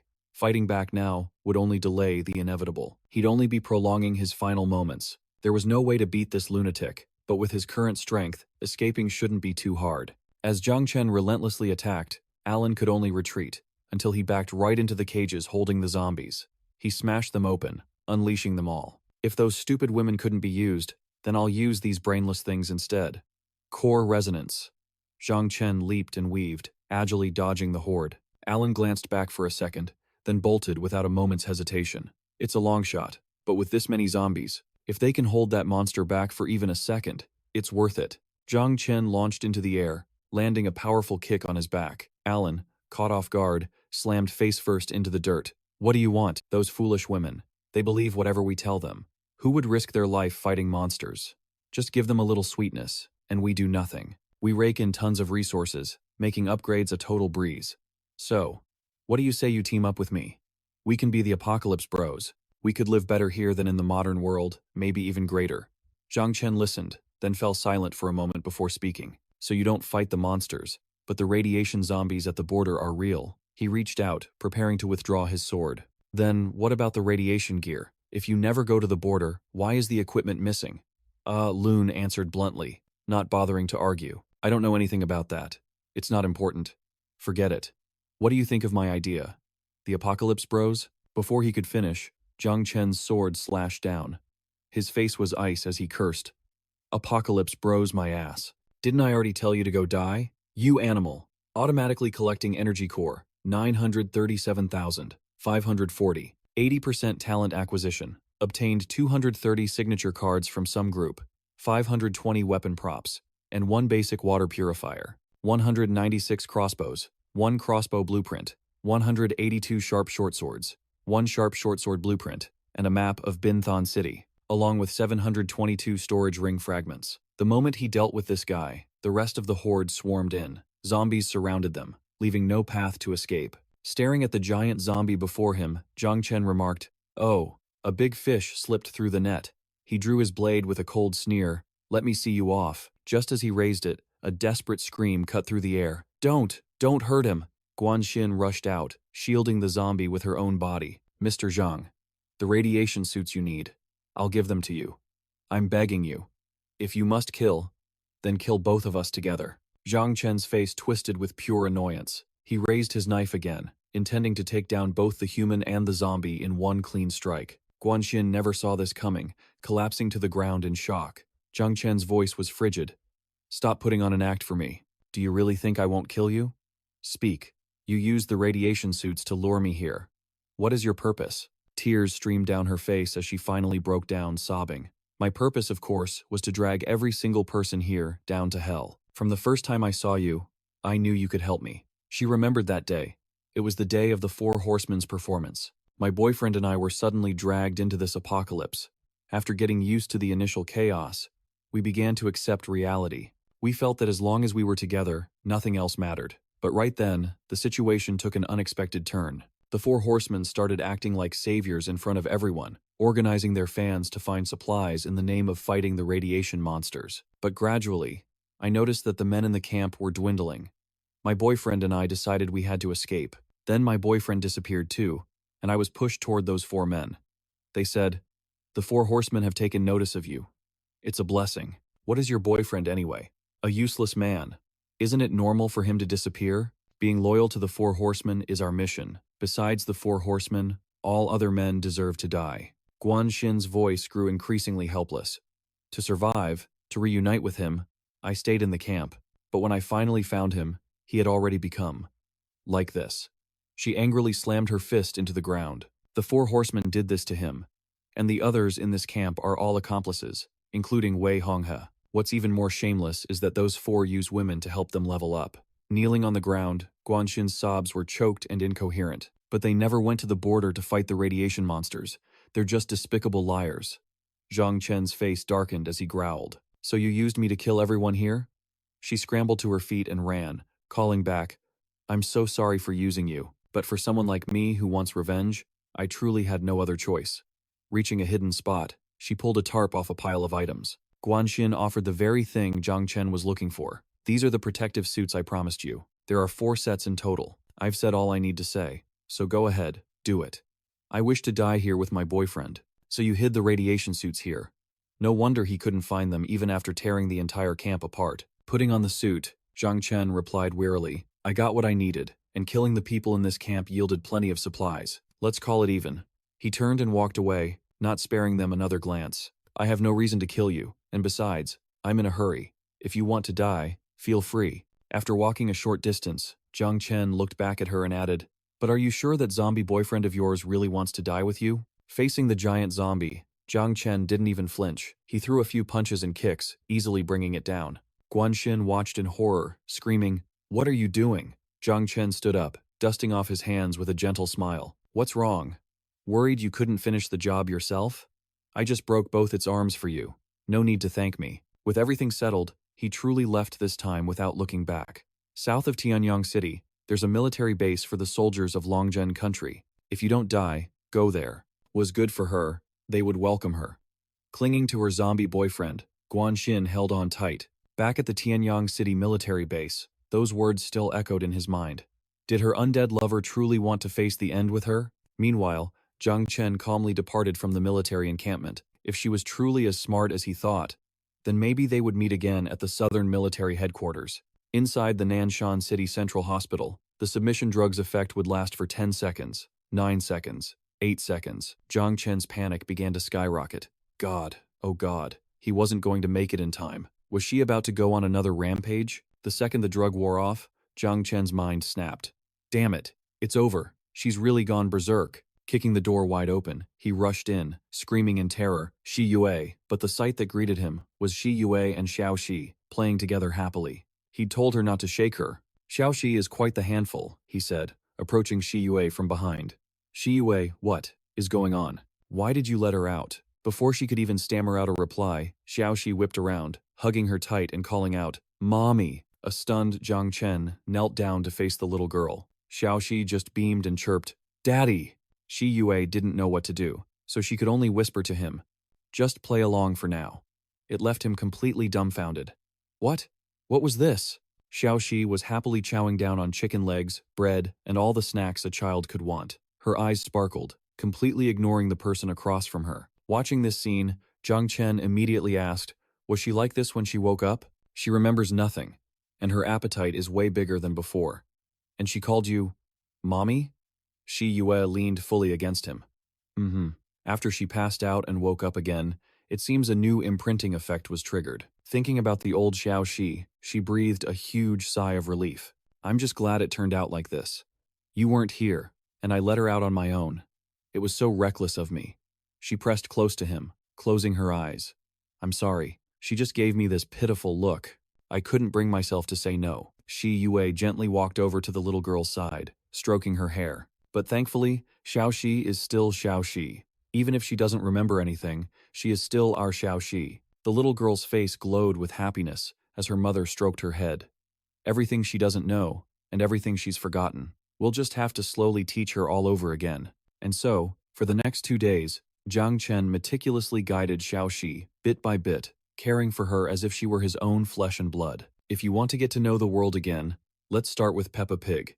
Just try not to only learn how to oink. However, the things Xiao Shi was interested in were the complete opposite of her lessons. Ha ha ha. She grabbed a massive gun and unleashed a hail of bullets on the zombies until they were nothing but shredded meat. Then she jumped up and down happily, shouting, Daddy, Daddy, look! On the surface, Zhang Chen clapped and cheered.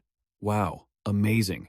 Your zombie-killing skills haven't faded one bit. But don't call me Daddy anymore. You have to call me Boss. In response, the girl just screamed even louder, Boss, Daddy! He was so exasperated he could have exploded. No matter how much the little girl played, the two of them still had important business to discuss. Xiao Shi is recovering so fast. It would be great if she remembered the past, but we can't force memories. She's doing fine for now. Right. Given Xiao Shi's current state, we should continue heading towards the Crystal Lake. Our current total crystal energy is 2,100. The total number of condensed crystal cores is 4. Zhang Chen turned to Xiao Xi and called out, Little mouse, stop playing. We're leaving after lunch. The little girl completely ignored him, and then suddenly bolted, running for her life. Zhang Chen yelled in a panic, Where are you running? He and Shi Yue immediately gave chase. Seriously, I'll have to go after her. Shi Yue, you get the aircraft ready. Deep in the hospital corridor, Zhang Chen moved forward, calling out her name. Mouse. Little mouse. Xiao Xi, stop messing around. We have to go. Suddenly, a bizarre sound echoed through the hall, and he instantly snapped into a combat stance. What is that sound? Zhang Chen launched himself down the stairs, moving so fast he was practically flying. When he landed, he roared, Xiao Xi, what are you doing? Pointing his blade toward the girl, he warned, That's a whaler. Xiao Xi, get over here now. I didn't realize there was still something like this in the building. This unlucky hidden prompt gave me the intel too late. But Xiao Xi stood beside another woman and spoke up. She's pretty. I fixed her up. She's mine. If we go, I have to take her with us. Zhang Chen was floored. You're Shuruina? How did you end up like this? The pink-haired woman simply pointed to the syringes beside her. He was reeling from one shock to the next, his face darkening. So in the few days he hadn't seen her, she'd been secretly injecting herself. Though she hadn't turned human again, she was easier on the eyes. Seeing him crouch down in front of her, Xiao Xi reacted with alarm. Boss Daddy, you're not allowed to hurt her. But Zhang Chen had no intention of attacking. Instead, he asked, Hey, Shu Ruina, we're about to head out to the crystal meteorite site to find more crystals. Do you want to come with us? The aircraft in the sky let out a pathetic cry, attracting hordes of zombies. Xiao Xi screamed, clinging to the doorway, refusing to let go. Boo-hoo, my pretty baby zombie. Zhang Chen, flying the plane, his face was a mask of utter helplessness. Hai Duyet gently approached to comfort the little girl. Don't worry, she'll be perfectly fine staying behind. Now hurry back and sit down. Xiao Xi tearfully poured her heart out. It's all Big Boss Ba's fault. He was too aggressive. He scared her away. Zhang Chen was at a loss. While piloting the craft, he glanced back to explain. Why are you blaming me for this? She was the one who felt her condition was too unstable to come with us. He let out a long sigh. I'm just telling you the truth. If she decides to follow us later, she will. Sniffling, Xiao Xi walked up to the cockpit and asked, Really? Hai Duyet also chimed in, backing up Zhang Chen to soothe the child. Brother Chen would never lie to you. Stop crying, and get back to your seat, Zhang Chen warned in a low voice. Even if she doesn't show up, you are not allowed to cry. I don't spoil children, you know. It's like a kid who wails and throws a fit for a toy they can't have. He was a classic example of that principle. No meant no, and tears wouldn't change his mind. The plane flew onward, and their tense conversation continued. Hai Duyet called out, feeling conflicted, Brother Chen, but he refused to yield an inch. Hai Duyet, you can't indulge her. You don't understand. I once had to deal with a group of obsessed fans. After they landed, Zhang Chen took the lead, effortlessly clearing every single obstacle in their path. In the lockdown zone, where the meteorite struck the edge of Nanshan City, Xiaoxi looked around and gasped in awe. The trees here are so tall. Hai Duyet nodded in agreement. Yeah, and they're incredibly dense. He called out from the front to explain. From this point on, we're in the meteorite's lockdown zone. There's a high probability of intense radiation. Hai Duyet, what are the current readings? She glanced at her watch, studying it carefully. I'm not entirely certain, but if this is just the border of the zone, it might not be dangerous yet. In our world, radiation units are grays, sieverts, and rems. The lethal limit for the human body is 100 rems, but the unit of measurement here is TT. The reading is flickering between 0 and 1. Zhang Chen was struck by a realization he'd somehow forgotten. All because the structure of this world felt so familiar. He'd forgotten that they and this place belonged to two different civilizations. Suddenly, a system notification appeared, reminding him that TT is the radiation unit of the Blue Mercury star. The absolute limit for a normal person is 200 TT of radiation. For an awakened, regardless of rank, the limit is 2600 TT. However, it's possible to use an energy shield skill, which consumes a large amount of crystal cores as its price. It can briefly reduce the radiation damage inflicted on the body. The anti-radiation suits can block 500 TT. Once that threshold is crossed, the suits will lose all protective effects. The mutated, the infected, and the dead are unaffected by this radiation. But when the radiation exceeds 1,500 TT, the zombie virus becomes inactive, and once it surpasses 300 TT, the zombie virus begins to die off. The current bioengineered beings can resist 200 TT of radiation. As the environment changes, their resistance will gradually increase. After reading the long stream of system information, he cursed under his breath. Damn it. So their resistance will constantly increase to match the environment? How broken is that? Standing beside him, Xiaoxi had no idea who he was talking to in the empty air. Broken? What does broken mean? Forgetting himself for a moment, Zhang Chen quickly covered her mouth. It's that thing you hide in the third drawer. The third row of your storage ring. TT is this world's radiation unit. The tolerance limit for ordinary people is 200 TT. To be safe, we should still wear the anti-radiation suits. Taking his advice, she immediately agreed. Understood. The three of them geared up in the anti-radiation suits. All right, let's move out. Trailing behind with Hai Duyet, Xiaoxi asked with curiosity, Mama, what is this? As they walked, the two of them seemed completely carefree, chatting happily. Xiaoxi, why are you still holding on to that? Throw it away, quickly. The little girl didn't understand the reason and asked back, Why? Zhang Chen, leading the group, spoke with a helpless tone. Could you two please have a little sense of urgency? I thought this was a jungle. But it turns out this place used to be a city. It's just been completely transformed without any humans around to interfere. The deeper they went, the bigger the trees grew. They had even lifted entire cars up into the air. He looked down at a sign on the ground and confirmed it. This was the National Forest Park, the place where the meteorite landed. Hai Duyet checked the radiation meter on her wrist, then turned to him. Brother Chen, the radiation index has already climbed to 230 TT. Your guess was correct. The closer we get to the meteorite, the stronger the radiation. He carefully scanned their surroundings. From here on out, this is an area where humans can't survive. Yet, on our way here, we haven't seen even the shadow of a zombie. The silence itself is what's so unsettling. And although those cowards from the Four Knights camp have never been to this border, they confirmed that some kind of radiation monster exists here. Could that be why it's so quiet? They pushed deeper into a new area. Hai Duyet reported. The radiation level here has broken 1000 TT. Next to her, Xiaoxi just danced around without a care. Whoa. Is this our destination? It looks like so much fun. And before anyone could react, the little girl dashed straight inside. She was already inside. The two of them froze in their tracks, unable to react. You fool, don't run. Plunging deeper into the zone, Xiaoxi's eyes went wide. The trees, they touched the sky. Zhang Chen and Shi Duyet raced after her. Kid, We haven't even scouted this area. How dare you just run off like that, Xiao Shi. Suddenly, her eyes lit up as a giggle escaped her lips. Over there, third boss. Look, there's something over there. Zhang Chen whipped his head around. What in the world? As they crept closer, a shadowy figure flashed past. A sharp rustling sound sliced through the air. He yelled out in alarm, "Watch out! Something's coming!" But it wasn't a person. It was a creature that looked exactly like a fire phoenix. It didn't attack, simply soaring over their heads. All three of them craned their necks to watch it, their hearts pounding, bracing for a vicious fight. But the creature just flapped its wings and vanished from sight, leaving Xiaoxi with sparkling eyes, squealing with delight. Whoa, it's so pretty. Those feathers are amazing. I want it. Zhang Chen's expression darkened as he yanked her back. Knock it off. What are you, a wild animal? It's gone. Just then, the hidden system chimed in with a notification about an energy beast. It thrives by absorbing radiation to grow on its own.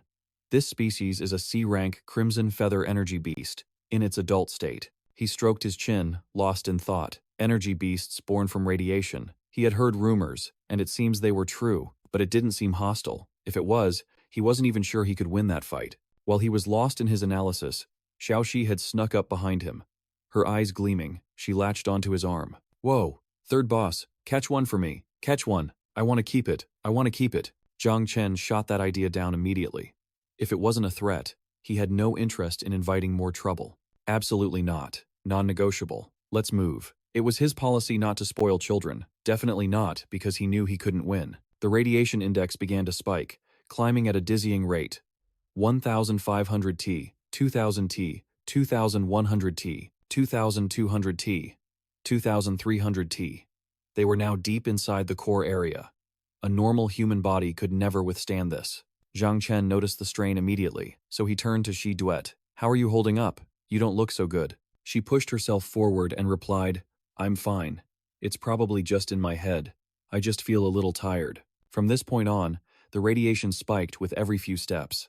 It looks like we're getting closer and closer to the meteorite. Xiaoxi, trailing behind him, mumbled, I'm tired too. I want to sleep. Zhang Chen's mind raced, calculating the risks. 2,400 T. Even with their radiation-proof suits, they had reached the absolute limit for an awakened. The spikes would only get worse from here. If the levels jumped suddenly, someone at Shi Duyet's rank might not survive the radiation, and Xiaoxi's resistance seemed to drain her energy as a cost. His mind made up. He turned to face them. From here on, I go alone. You two fall back to a safe zone and wait for me. Of course, they weren't going to obey that easily. But, I want to go with you. Zhang Chen quickly cut to the chase, proposing a deal. No arguments. Here's the plan. Protect your mother, and I'll be back before you know it. If you can catch a non-aggressive energy beast, I'll let you keep it. How does that sound? An offer like that was impossible to refuse. You promise? If I catch one, I can keep it? He immediately added a condition. You have to show it to your mother first. You can only catch it if she says it's okay. Standing nearby, Si Duyet's face turned beet red. Did Brother Chen just call me her mother? Unbeknownst to them, Ruina was silently closing in. Zhang Chen forged ahead alone towards the crystal's location. The radiation climbed with every step. 4,950 T. If he took even one more step, his radiation suit would be useless. This was absolute madness. The radiation was now so dense it was visible, like a shimmering haze. But the meteorite's core was right in front of him. Hesitation was pointless. He had to risk it all. At the 5,000 T threshold, his radiation suit started to dissolve, unable to withstand the pressure. The moment it vanished completely, he activated his energy barrier and leaped directly into the crystal pit before him. He slowly advanced, his eyes scanning the area. There it is, the crystal core, the most powerful energy source in this world. It was tiny, but in terms of energy density, this thing was equivalent to at least 5 kilograms of pure power. He remembered Shu Ruina's experiment. Using just 1/1000th of the energy from an outer fragment, had turned a small mouse into that twisted monster. The image of that mouse made him flinch, pulling his hand back. And right now, he didn't even have his radiation suit. If he made direct contact, he feared even the dust from this core could reshape the entire world's ecosystem, wiping out civilization. The purest core of the meteorite was right before him. Just how much power did it hold? He couldn't pass this up. But could his storage space even hold it? Could he even absorb it? Just then, the system lit up again. Unique meteorite core detected. The meteorite's core could be stored away, but it pulsed with a chaotic, violent energy, a truly mysterious and eternal power. The instant of contact would trigger a terrifying energy backlash. Even a split-second touch, at peak condition, would take him at least 10 days to fully absorb, and once he did, his power would ascend to a whole new level. While absorbing that chaotic energy, he would be completely immune to all damage. Hearing this, his resolve hardened. If it meant he couldn't be killed, that was enough. Then I'll be the one to take this power. But just then, Shu Ruina lunged from behind him, rushing straight for the crystal. What? Is she trying to absorb its power herself? Shu Ruina? Zhang Chen dove to pull her back in a panic. What are you doing here? Don't touch that thing. You can't handle this level of radiation. It was my mistake. I thought the radiation was too intense for anyone to follow me. Yet she's been tailing me this whole time without any protective gear. What on earth is she trying to do? Doesn't she know this thing can deactivate the zombie virus? Shu Ruina must have discovered that the nuclear radiation can temporarily suppress the virus's control over her body. She's trying to use the meteorite's core to completely kill the virus inside her. But that's impossible. She's insane. Her body is already a corpse. It's the virus that keeps her moving. If the virus dies, so does she. Not to mention, she's been exposed to this intense radiation completely unprotected. Could it be that Shu Ruina has already reached her absolute limit? They say there's a thin line between genius and madness. And this girl is definitely on the side of madness. A complete lunatic. Forget it. I can't worry about the core right now. It's not like another lunatic will show up. But if she stays here any longer, she's a goner for sure. Reinforcing his energy shield, he knew he had to get her out of the radiation zone immediately. Deep within the radiation-free zone, He Yue was desperately searching for her rebellious child. Xiao Shi! Xiao Shi! Where are you? But no matter how loudly she called, Xiao Shi didn't answer, completely captivated by a nest of newborn chicks. Hey little birds, come home with me. Less than 5 seconds later, Zhang Chen appeared behind her, his face as dark as a thundercloud. Little pest. What did you just say you were taking home? Xiao Shi jumped, whipping around in shock. Boss Dad, how did you get back so fast? He lowered his voice, emphasizing every single word. Didn't I tell you that those were off limits? The next moment, a comedic flurry of fists and kicks erupted. Hearing the commotion, He Yue cried out, Brother Chen! Xiao Shi! He snatched the kid by her collar and leaped down from the tree. He Yue rushed over, relieved. Thank goodness, I finally found you. Seeing her, Xiao Shi immediately started crying. Wah!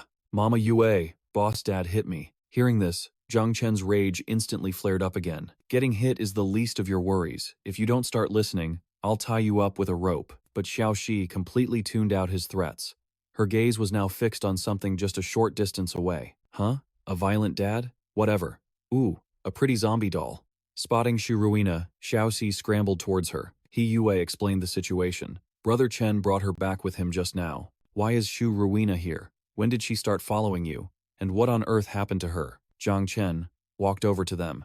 She followed me in secret, hoping to use the meteorite's radiation to kill the virus inside her. And this is the result. I don't even know if she can be saved. Xiao Shi took a curious sniff, but the overwhelming stench of a decaying corpse made her gag instantly. All I smell is a rotting corpse. It's disgusting. Is she not a zombie anymore? He sighed to himself. To think she was crazy enough to turn herself into a zombie just for an experiment, and then to risk it all again to become human. The irony was staggering. He Yue turned to him. Brother Chen, should we bury her? Tapping on his system interface, he replied, Not yet. Her body is unique. There might still be a chance to turn this around. Also, I'll have to stay at the meteorite crater for a while. Take these supplies. Seeing the pile of gear he pulled from his storage, He Yue froze. Weapons and supplies. You're planning on staying there for a long time? You're not actually going inside the crater, are you? The radiation levels. Even as the radiation battered his body, Zhang Chen tried to reassure her. Don't worry, I can take it. You two take care of yourselves and wait for me to get back. I'm leaving now. With those words, he shot off like an arrow, heading straight for the crater's heart. He Yue shouted after him, Brother Chen, you have to be careful. Entering the high radiation zone, Zhang Chen grimaced. This place always felt awful. He quickly reached his destination. The moment he stepped into the crater's core radiation stream, his protective suit would be useless. So, with one deep breath, he plunged headfirst into the abyss. Level 5, Soul Burn. Fury. The immense radiation slammed into him. His entire body turned crimson, with every vein and artery bulging on the surface. Zhang Chen used Flash Step, appearing right above the crater's maw. He was at the very edge, and then he jumped. He reached down to absorb it into his body, but as he gripped the crystal core, he found it resisting his power. Zhang Chen poured all of his strength into it, but the core's radiation rapidly ate away at his energy shield. It seemed he'd have to give up for now, but suddenly, a fire ignited in his eyes. He couldn't accept defeat this easily. How could he possibly give up? Absorb for me. At last, he succeeded. A single crystal core. The power held within it was immeasurable. Even if he put it in his bag, there was no telling if it would burn right through. Could it be that even his item storage couldn't suppress this thing's energy? As the crystal core invaded Zhang Chen's body, he felt like he was shattering into a million pieces. What kind of monstrous energy was this? Yu Ming was already a high-level Tier 1 awakened, so why couldn't his skill absorb this? Damn it, his body felt like it was dissolving. Could that ominous warning have meant that this area was somehow immune to the radiation? At the slightest sound, Xiaoxi would look up, checking to see if he had returned. Watching her, Shi Yue's heart ached, noticing Xiaoxi no longer seemed tired or sleepy these days. It was as if she had completely adapted to their current life. But she just kept staring blankly, deep into the forest. What on earth was she looking at? Finally, Shi Yue offered a warm smile to the little girl. Xiaoxi, stop looking now. Come and eat. The little girl, Xiaoxi, hesitated. Wait a second, she finally decided. Mama Ziyue, I'm going to find Boss Daddy. You wait right here for me, okay? Before Shi Yue could even react, the little girl had already dashed deep into the forest, her figure vanishing from sight. Huh? What? Xiaoxi. Xiaoxi. The little one's speed grew faster and faster. As she ran, she scanned the surrounding terrain. The reek of radiation was everywhere. It was sickening. What in the world was Boss Daddy doing in there for so many days? Now, even the smell of radiation was starting to fade. After leaping through the woods for some time, she finally reached the crystal crater. The stench of radiation was pouring out from the massive pit. Peering inside, her eyes lit up. I found him. Boss Daddy. Xiaoxi skipped cheerfully toward the shadowy figure. Boss Daddy, why are you sleeping in a place like this? Mama Shi Yue already made dinner. Let's go back. But her words were met with the sight of a dried-up husk that barely resembled a human anymore. A storm of emotions crashed over the little girl as she let out a scream that shook the entire forest. Panting for breath, Xiaoxi hugged the motionless body tightly and started back. Mama Ziyue, her weak voice called out. Ziyue spun around, her eyes widening in horror. Xiaoxi, where have you been? I was just getting ready to go look for you. Xiaoxi looked up, her expression unusually serious. I went to find Boss Daddy. Shi Yue froze, staring at the person the little girl was carrying. Her voice trembled with a mix of anger and dread. Brother Chen, she cried, rushing forward. Dropping to her knees to check on him, she found his body was completely stiff. She could hardly breathe. How could this happen? How? Didn't you say it wouldn't be dangerous? You liar. Though exhausted and out of breath, Xiaoxi tried to comfort her. Mama Shi Yue, don't cry. Boss Daddy is fine. Shi Yue lifted her head, tears blurring her vision as she looked at his still form. You're saying he's fine, but he's not breathing, and there's no heartbeat. The little girl remained firm. He's okay anyway. Boss Daddy is just sleeping. Mama Ziyue, you really don't have to worry. Ziyue clenched her fists. Xiaoxi's words sounded absurd, but her eyes were crystal clear and filled with faith. She fell silent, lost in thought. She also couldn't believe someone as strong as Brother Chen would die so easily. Xiaoxi might be simple, but her instincts had never once been wrong. So now, with Brother Chen in this state, and Xiaoxi so innocent, she had to be the one to act. I have to take care of everyone in his place. Wiping away her tears, she resolved to carry his burden. Xiaoxi trotted over to Si Yue's side, her eyes sparkling with excitement as she pointed at the parked helicopter. Ooh, Mama Si Yue, so Boss Daddy left the helicopter for us. Are we going to fly again? A faint smile touched Shi Yue's lips as she gently stroked the aircraft's frame. She glanced over at the helicopter. It was the clearest proof that Brother Chen had been prepared for this all along. After we eat, we'll go home. Elsewhere, a survival team cautiously approached their rally point, the air thick with tension. There are 3 of them. We should be able to handle this, Captain Dong Shijun said, crouching behind a slab of concrete. He watched the 3 giant zombies lumbering nearby, his voice low and firm. In a moment, I'll deal with the straggler. You guys get behind that structure and draw the other 2's attention. Before I kill it, don't let them get near me. One of the soldiers gave a quick nod, signaling he understood. The captain tightened his grip on his massive blade, then with a wave of his hand, gave the quiet command, "Move out now." He advanced on the isolated zombie, his body melting into the shadows, gliding across the ground without a sound. Everything was going according to plan, until a loud crash drew their attention. A sudden scream shattered the silence. Li Lei instantly spun around, his face paling. "We haven't even reached our position yet. What was that loud noise?" The man who caused it pushed himself up, trembling, his face white with fear.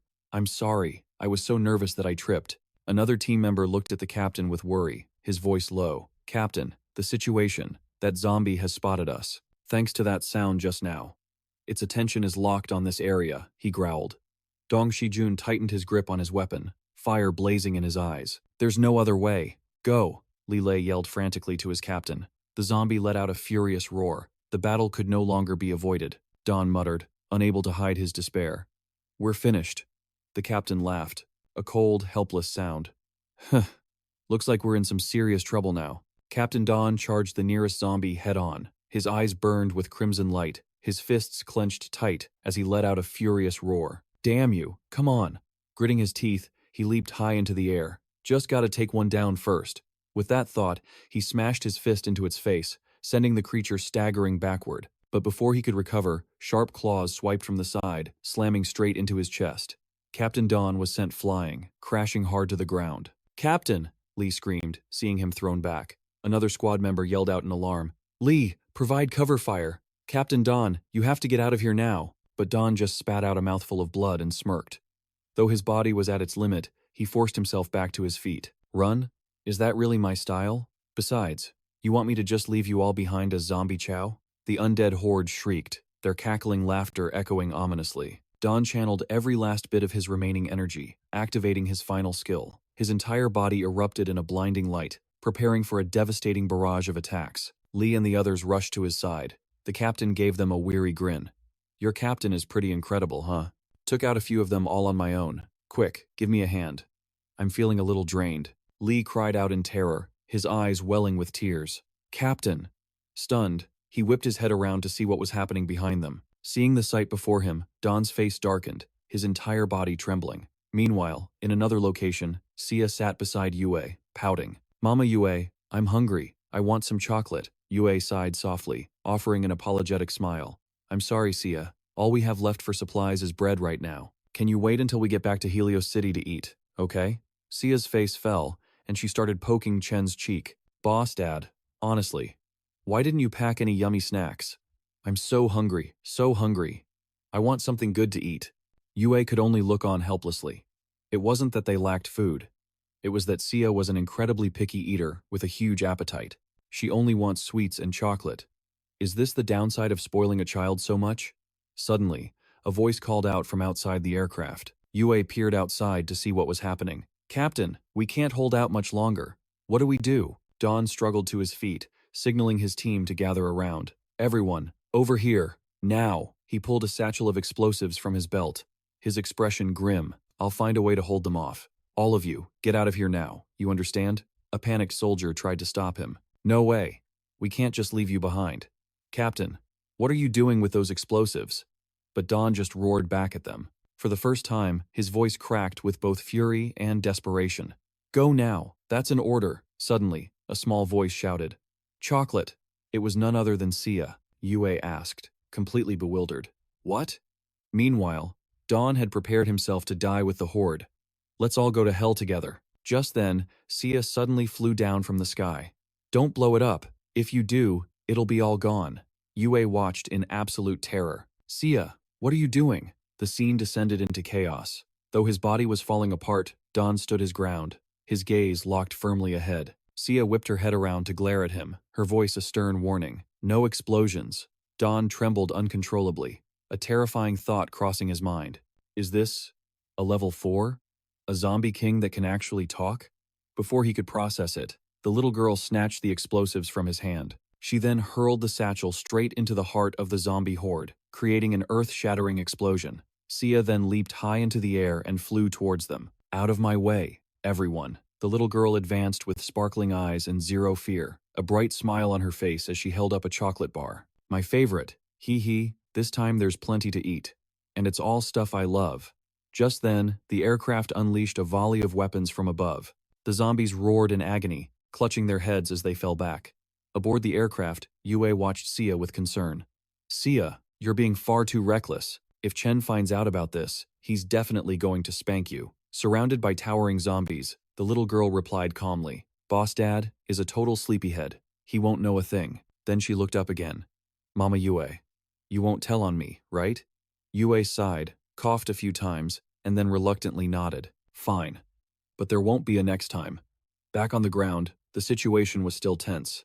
Lee stared at Sia and asked his captain with concern, Captain, what's the situation? Who are these people? They're unbelievably strong.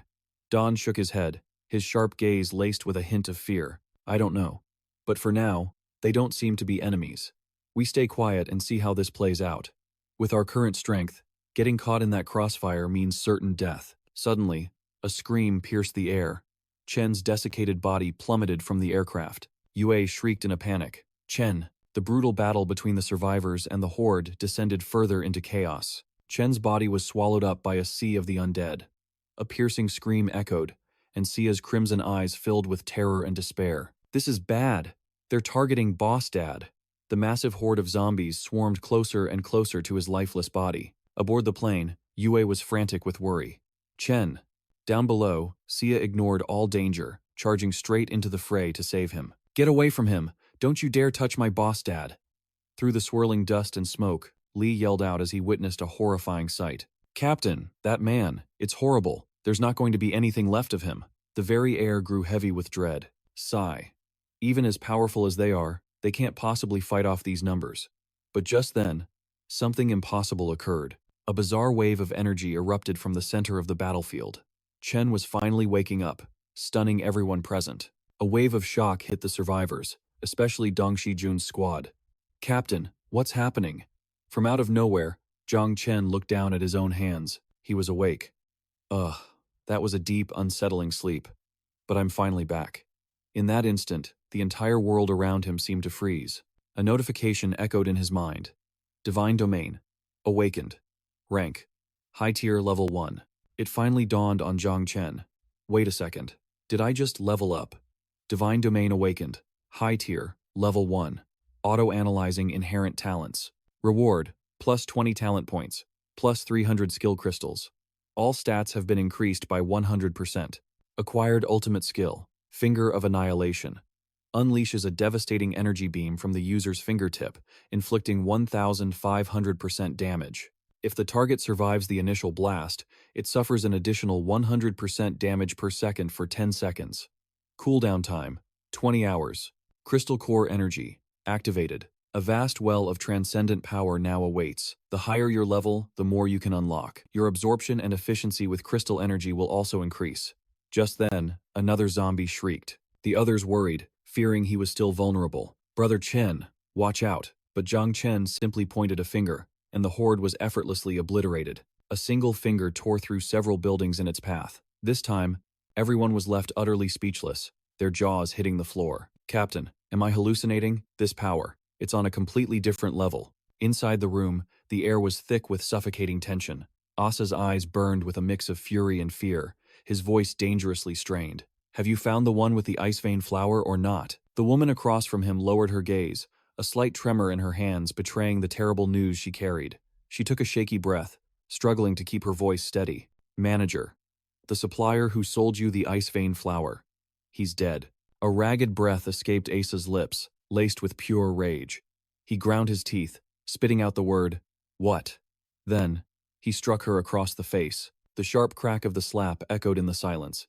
You useless trash. Why didn't you find him sooner? The 3-day deadline is almost here. If Zhang Chen returns and that ice vein flower isn't here, every single one of us is dead. From the oppressive shadows, a figure emerged. His cold gaze swept across the room before he spoke, a hint of surprise in his tone. Oh? So you've met Zhang Chen?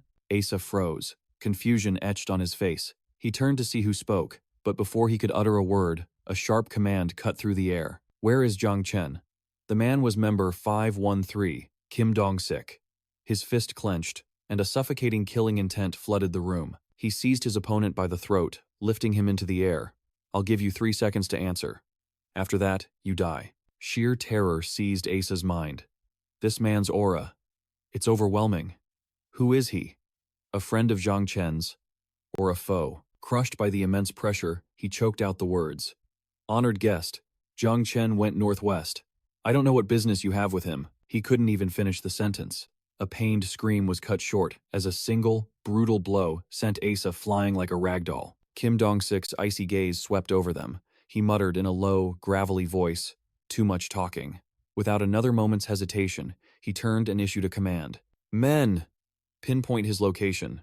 We're going to hunt him down and avenge Park Chung-le. A chilling giggle echoed from within the group. He. All I want is one of his arms. The rest of the parts are all yours.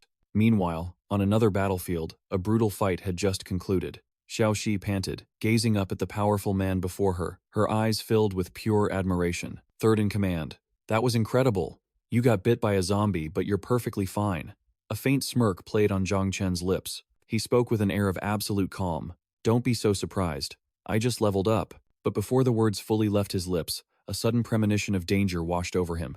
He whipped his head around, his voice a low growl. Watch out. In the blink of an eye, screams erupted from all sides. Help me! Captain! Save me! A blood-curdling shriek was suddenly cut short, followed by the sickening crunch of bone and flesh. The metallic tang of blood filled the air. The captain gritted his teeth, his eyes bloodshot as he roared, Damn it! Xiaoxing is gone! Amidst the chaos, a desperate voice cried out. Captain, we have to run. There isn't just one of those titans around here. Cutting through the panic, Zhao Longchuan suppressed his grief. He clenched his fists, his voice firm. I'll hold the rear. The rest of you, get out of here now. Shi Yue whipped around, pure panic in her eyes. The sound of frantic footsteps echoed, drowned out by the horrifying roars of the approaching monsters. The wave of chaos crashed over them. Zhao Longchuan was thrown to the ground, his body covered in blood. A trembling voice called out his name in alarm. He flinched, turning his head sharply, but his gaze softened when he saw who it was. Ji Yue? What are you still doing here? She rushed to his side, her eyes wide with worry as she saw his injuries. Tears welled up in her eyes. You're wounded. But the danger hadn't passed. Another immense presence was closing in fast. Zhao Longchuan's brow furrowed, his senses screaming, This isn't good. Suddenly, a blur of motion shot in from the side, slamming directly into the massive zombie. The creature staggered, losing its balance, before crashing heavily to the ground. Zhao Longchuan grabbed Shi Yue, pulling her to safety. Get back! At the same time, Xiaoxi shrieked from behind the newcomer. Third in command! You almost hit Shi Yue! Zhang Chen let out an awkward laugh, scratching his head in embarrassment. Whoops. In an emergency, I might have overdone it a little. The figure stepped closer, his eyes filled with purpose.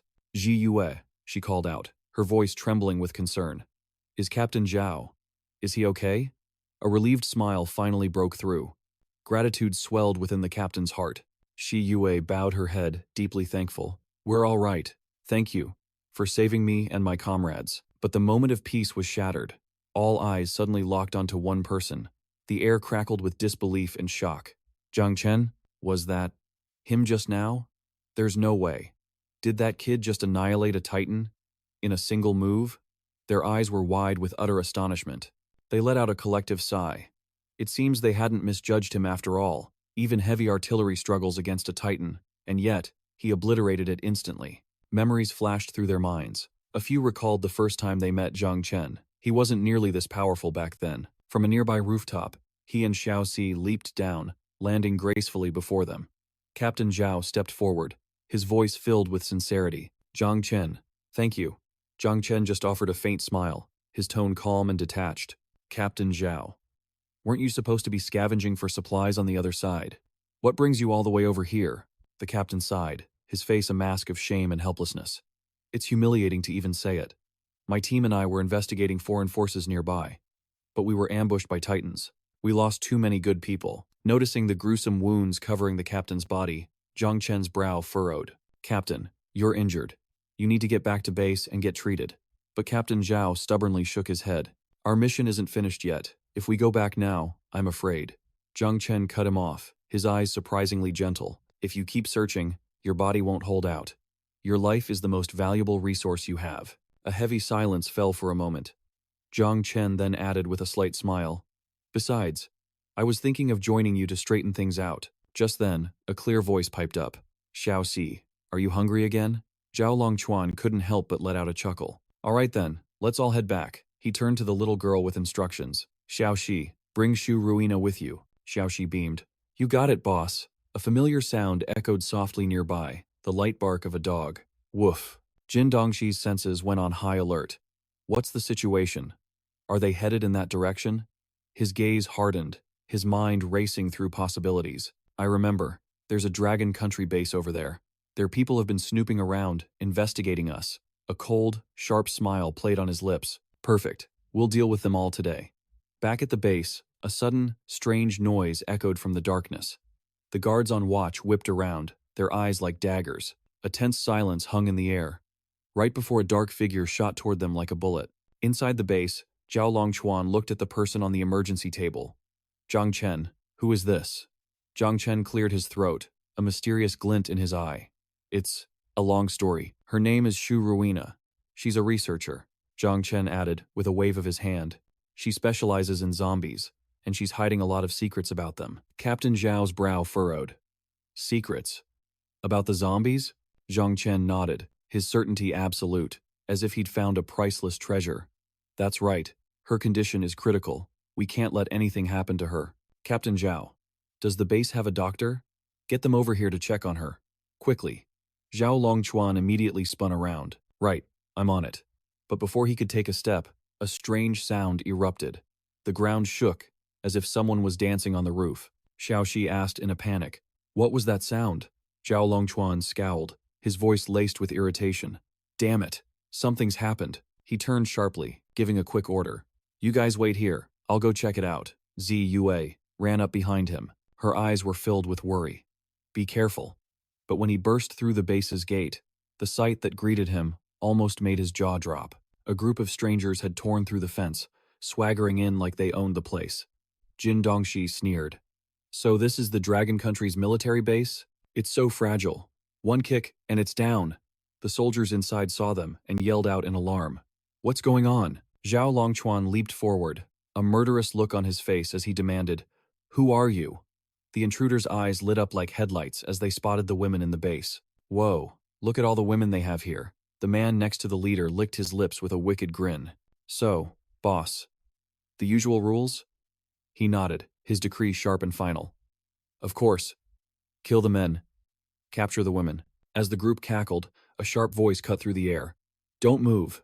Zhao Longchuan stood with his hands on his hips, his face an icy mask. Who are you people? Why have you broken into our base? The others began to mutter amongst themselves. Hey, this one's a pretty boy. I hate pretty boys the most. Leave him to me. I'll enjoy tearing him to pieces. Jin Dongshi's face twisted into a malicious grin. Hey, you, and you too. Stay with me. He ordered the others. The rest of you, split up. Find me Zhang Chen. The name hit Zhao Longchuan like a lightning bolt. His mind reeled. He said, Zhang Chen? In a flash, the invaders leaped into action, taking down the base's personnel in an instant. One of Jin Dongshi's lackeys called out a reminder.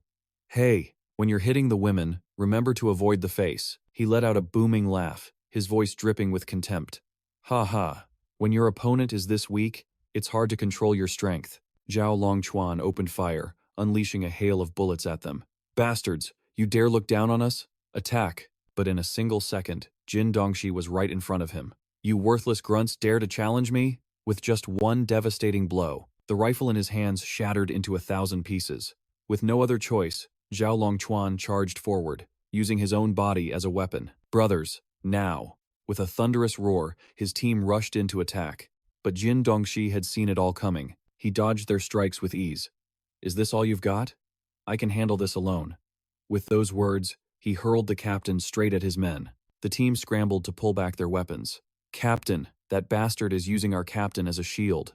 Jin Dongshi dealt with them effortlessly. He even had time for an insult. Fools. With this pathetic level of skill, all your struggling is useless. I'm done playing with you. Zhao Longchuan thought to himself, he's too strong. This man has to be at least a mid-tier, stage 2 awakened being. We can't win this. Staying any longer will just mean more casualties. Making a split-second decision, he turned and yelled, I'm fine! Everyone, retreat immediately. Now, Jin Dongshi's underlings sneered in response. Hey, what's this? You're not going to leave the ladies behind, are you? They quickly gave chase. You want to leave? Who gave you permission? Back at the base, Shi Yue paced back and forth anxiously. He's still not back.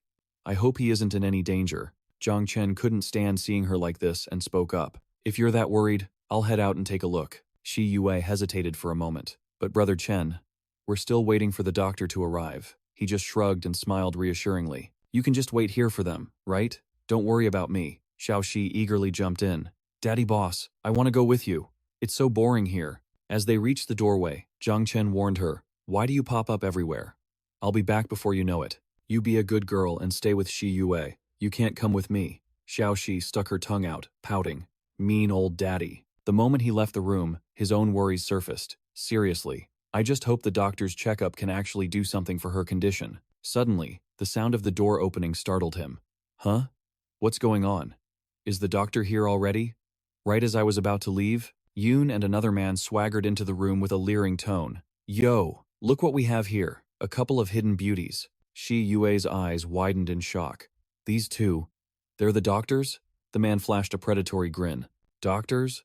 What kind of game is this? I'm willing to play any game with a pretty lady, for as long as you want, as long as you tell me one thing first. Do you know a man named Zhang Chen? Where is he? Panic seized Shi Yue, as a terrifying thought crossed her mind. This man is definitely not a doctor, and he's looking for Brother Chen. Could he be one of his enemies? Yoon stepped forward, his hand reaching out for Shi Yue. The look on your face says you know something. Answer me nicely, and maybe our little game will be less painful. But Xiao Shi wasn't about to let that happen. She leaped down from above in an instant. Pervert, get away from Mommy Zi Yue. But Yoon was fast, snatching Xiao. He yanked her down, crushing her into a brutal embrace. This one has some fire. I like it. But she refused to surrender, fighting back with every ounce of her being. What? Let me go. His lackey just snickered from behind him. Looks like Boss Doan has a thing for the feisty ones. Isn't that other one more of a proper lady? Doan shot his man a look of disdain. You fool. You have no idea how much more fun a spirited one can be. Hai Duyet gripped her pistol, her knuckles turning white. Let Xiao Shi go. Get out of here right now, or I'll shoot. Her threat only seemed to make the two thugs more excited. Now, put the gun down. I want you in one piece for when we play later. Doan's eyes narrowed. He hated having a gun pointed in his face. Go on, he taunted her. I dare you to take a shot. Taking the bait, Hai Duyet unleashed a hail of bullets. But unbelievably, he dodged every single shot with ease. Damn it. He's too fast. In a flash, he lunged forward, his hand clamping around her throat, lifting her clean off the ground. The last person who pointed a gun at me is already feeding the daisies. Xiao Shi screamed in terror. Auntie Hai Duyet! The other thug grabbed the little girl tight. Don't bother running, kid. Your friend is a goner. That just leaves you to play with us. Doan raised his hand, preparing a final, deadly strike. Now, you can join that other guy in hell. In that desperate moment, one name appeared in Hai Duyet's mind, Zhang Chen, and as if summoned by her thoughts, he was there, instantly crippling the arms of both Doan and his henchmen. I heard you were looking for me? My name is Zhang Shen. Doan trembled from the searing pain, but still charged forward recklessly. You brat! You dare launch a sneak attack? Taking me on when I'm not ready. For that, I'll take your damn life. Zhang Shen calmly pulled Hai Duyet behind him, a cold smirk on his lips. Not ready, you say? And you think being ready would have made any difference? Her face was still pale with worry. Shen, be careful, she warned. This guy's speed is unreal. He just gave a casual shrug. Relax, Hai Duyet. A nobody like this is nothing more than a clown. With a single, fluid motion, the fight was over. Doan died before he even knew what hit him. How? How could he be this strong? Zhang Shen stood over him, blade in hand. With such pathetic skills, you dared to come for revenge? You even harmed one of my comrades. A system notification popped up. Automatic collection initiated. Zhang Shen looked at the item that dropped, completely baffled. A doll? What the hell is this thing? Beside him, a happy Xiao Shi skipped in place, calling him Godfather. The remaining henchman, however, was silent, completely frozen in paralyzing terror. What just happened? Boss Doan was a mid-tier, stage 2, awakened. How could this kid just kill him like that? Just then, Zhang Shen stepped into the next room with his sword, and his furious voice thundered out. Your friend is already in hell. Why don't you go join him? But as Zhang Chen advanced, the bald man's bravado shattered. He trembled. No. Stay away from me. Zhang Chen wasted no words. He answered with the cold steel of his blade. The strike sent the man flying, a spray of fresh blood erupting from his mouth as his body spun through the air. Zhang Chen leaped after him, his brow furrowed, and delivered another merciless blow. You dare lay a hand on the woman at my side? Not a single one of you will leave here alive. His words were a death sentence. Zhang Chen sent the man to his grave, his gaze like ice, as he stared down at the crumpled body. Suddenly, something streaked in from above, detonating in a massive explosion right in front of Zhang Chen. A wounded figure charged through the smoke. Zhao Longchuan? You're rushing in like this, covered in injuries? Captain, Zhao Shiwei cried out, her voice filled with panic. She rushed to catch him in her arms, sobbing. Are you all right? Are you hurt? Don't scare me like that. Xiao Shi also looked over with a worried expression, asking Zhang Chen, Big brother, what's wrong with him? Zhang Chen met the captain's gaze, his frown deepening. I don't know, he replied grimly, but something terrible must be happening outside. Outside, Chen Chen and his squad were desperately trying to hold back Jin Dongxi. Stop them. We can't let them get near the captain. Chen Chen's bullets hammered into their bodies, but had no effect whatsoever. Jin Dongxi lunged forward, and with a single devastating strike, sent the three of them flying. A bunch of trash thinks they can stop me? You don't know your place. Beaten and overwhelmed, Chen Chen and his teammates could only scream in helpless fury. After dealing with the three of them, Jin Dongxi charged straight for Zhang Chen, his voice dripping with mockery. So this is the best the Dragon Kingdom has to offer? How pathetic. Let me give you the gift of a glorious death. Seeing the monster about to strike, Shi Yue was frozen with terror. All she could do was cling to Zhang Chen, shielding him with her body. But sensing the imminent danger, Zhang Chen grabbed her by the shoulder, pulling them both out of harm's way just as the attack crashed down. The blow struck nothing but air. A flicker of shock crossed Jin Dongxi's face. Zhang Chen glared at him, his voice dangerously cold. You bastard. You've targeted my friends time and time again. You're begging to die. With that, he raised his sword and unleashed a furious assault. Zhang Chen lunged forward with a rage-fueled strike, but unfortunately, it missed its mark. Jin Dongxi dodged the blade with ease and asked with a cold sneer, Do you have any idea who I am? How dare you act so arrogant before me? Zhang Chen ignored his words. Planting his feet, he stared back defiantly. I don't care if the Heavenly Emperor himself stands before me. I, Zhang Chen, fear no one. Hearing this, the creature looked slightly surprised. So, you're Zhang Chen? Zhang Chen's only reply was to unleash his crystal resonance technique. The attack slammed into him, sending him staggering backward with a roar of pain.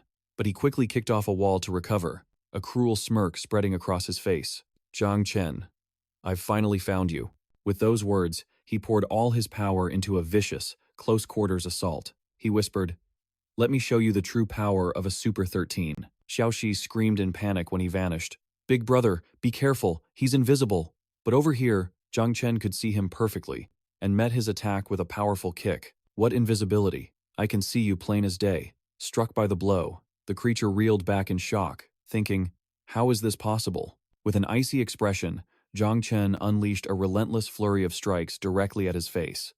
So, this is the power of a Super 13? Show me what you can do. Under the onslaught, all the creature could do was scream in agony. He couldn't take it anymore, and finally fought back. Incinerate. Don't you dare look down on me.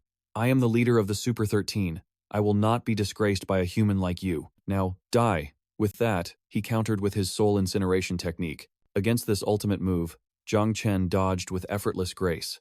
He casually swung his blade, and it sliced deep into the creature's body before he even realized what had happened. Impossible. How could the power of a high-level awakened like me be so useless?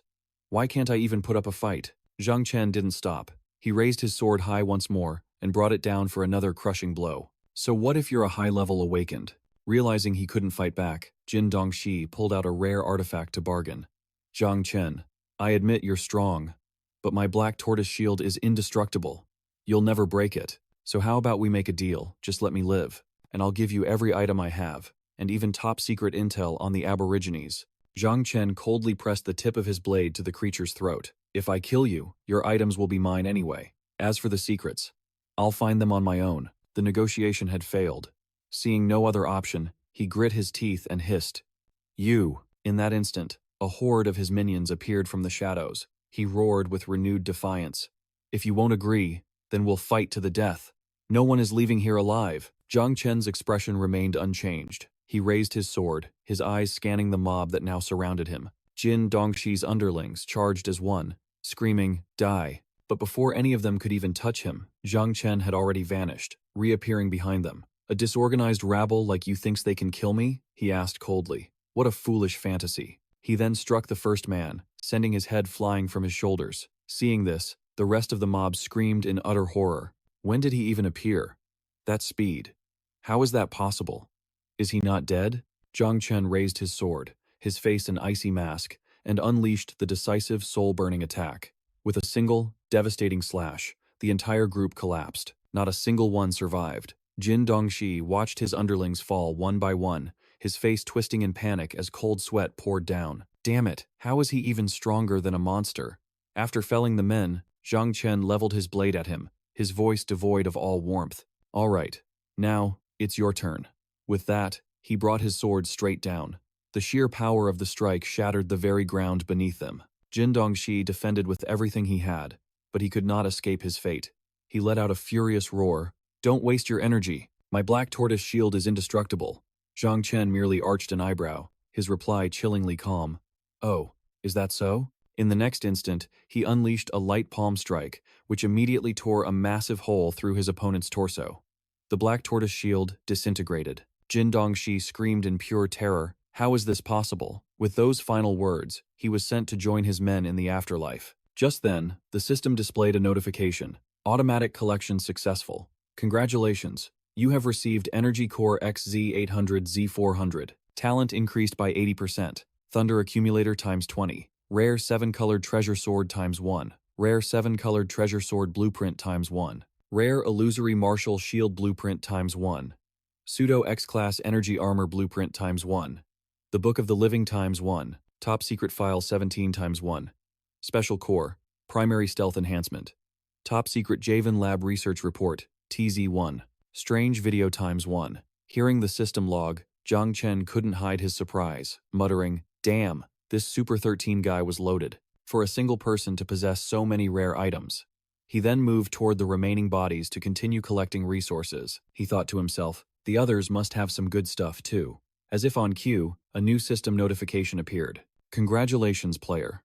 You have received the rare skill, Anti-Gravity Flight, the rare skill, Fatal Charm, and the energy weapon Ice Javelin. Also, the rare skill, Equipment Enhancement, and Primary Bad Luck Level, 3 times 11. Rare skill, Fatal Charm, causes the opposite gender to completely lose all defensive capabilities, for a short period of time. The effect vanishes upon entering combat. Energy weapon, Ice Javelin. By dismantling energy weapons and other rare weapons, there is a certain probability of extracting their special attributes and integrating them into new equipment. Primary Bad Luck, Level 3. After use, the designated target will suffer from misfortune for the next 10 minutes. Rare skill, Anti-Gravity Flight. It allows the body to ascend, unbound by the laws of gravity. After collecting the massive haul of items, Zhang Chen finally felt a chill run down his spine, letting out a long sigh of relief. I completely underestimated these guys. Thank God I fused with that meteorite core. If I hadn't, I'd be the one lying dead on the ground right now. Suddenly, the sound of Cuyue's choked sobs echoed from behind him.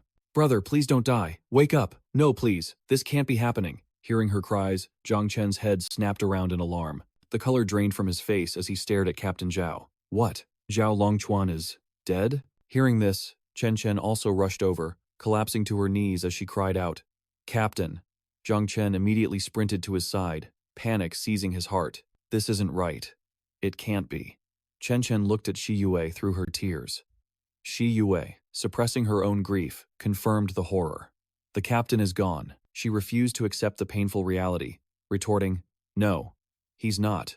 The others were overcome with grief, blaming themselves. "It's all because he was saving me. Captain Zhao sacrificed himself for me." Zhang Chen shook his head, his gaze darkening. "Something is definitely wrong here. Shi Yue, let me see." Zhao Longchuan, though confused, she still moved her brother toward him. Xiao Shi stood beside them, asking curiously, "Third boss, what are you doing?" He touched the ring on Captain Zhao's finger and replied, "Checking for some clues." Zhang Chen activated his peeping eye to investigate, and immediately found an anomaly. Just as I thought. Through his mystical sight, he discovered a doll, This doll, again. Zhang Chen's brow furrowed, a bead of sweat on his forehead as he thought. A level 3 storage ring has incredibly limited space. It would be illogical to waste that space on a useless prop. But the strange thing was, Captain Zhao's ring was almost completely empty, except for this one doll. Seeing the grave expression on his face, Shi Yue asked worriedly, "Brother Chen, my brother isn't really dead, is he? We can still save him, right?" Hearing this, the others could only shake their heads in sorrow. "Shi Yue, you have to accept the truth." Chen, sitting nearby, added through her sobs, "No matter how painful it is, if we can't accept the deaths of our comrades, we can never move forward." Those were the captain's own words. After speaking, she reached out to take the captain's body for cremation. "Even though the captain is gone, we will continue to strictly follow the rules he established. I will secure his body now." Seeing this, Zhang Chen quickly stopped her. "Wait, don't be so hasty." He looked up at the entire group. "Everyone, calm down for a moment. Captain Zhao might not be dead yet." At his words, the group gasped in shock. "What? Is that true, Brother Chen?" Xiao Shi, thinking he was just delirious with grief, stepped forward to console him. "Third boss, I know you're devastated about the captain's death, but the dead can't be brought back." Zhang Chen's brow furrowed in frustration. He brushed Xiao Shi's hand away, his voice sharp. "You kids need to stay out of this. It's not about bringing him back. What if he never died in the first place?" He then revealed a bizarre-looking doll, explaining, "This doll I just found in Captain Zhao's ring. It has to be connected to all this." Chen was stunned. "It belonged to the captain?"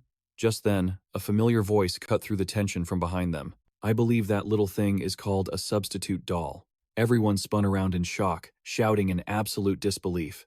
"See, Captain?" Zhao Longchuan let out a heavy sigh, his eyes scanning over his team, confirming he was truly safe. A wave of pure relief washed over them as they cried out his name. Shi Yue rushed toward her brother, urgently asking, "What in the world just happened?" Captain Zhao offered a faint smile.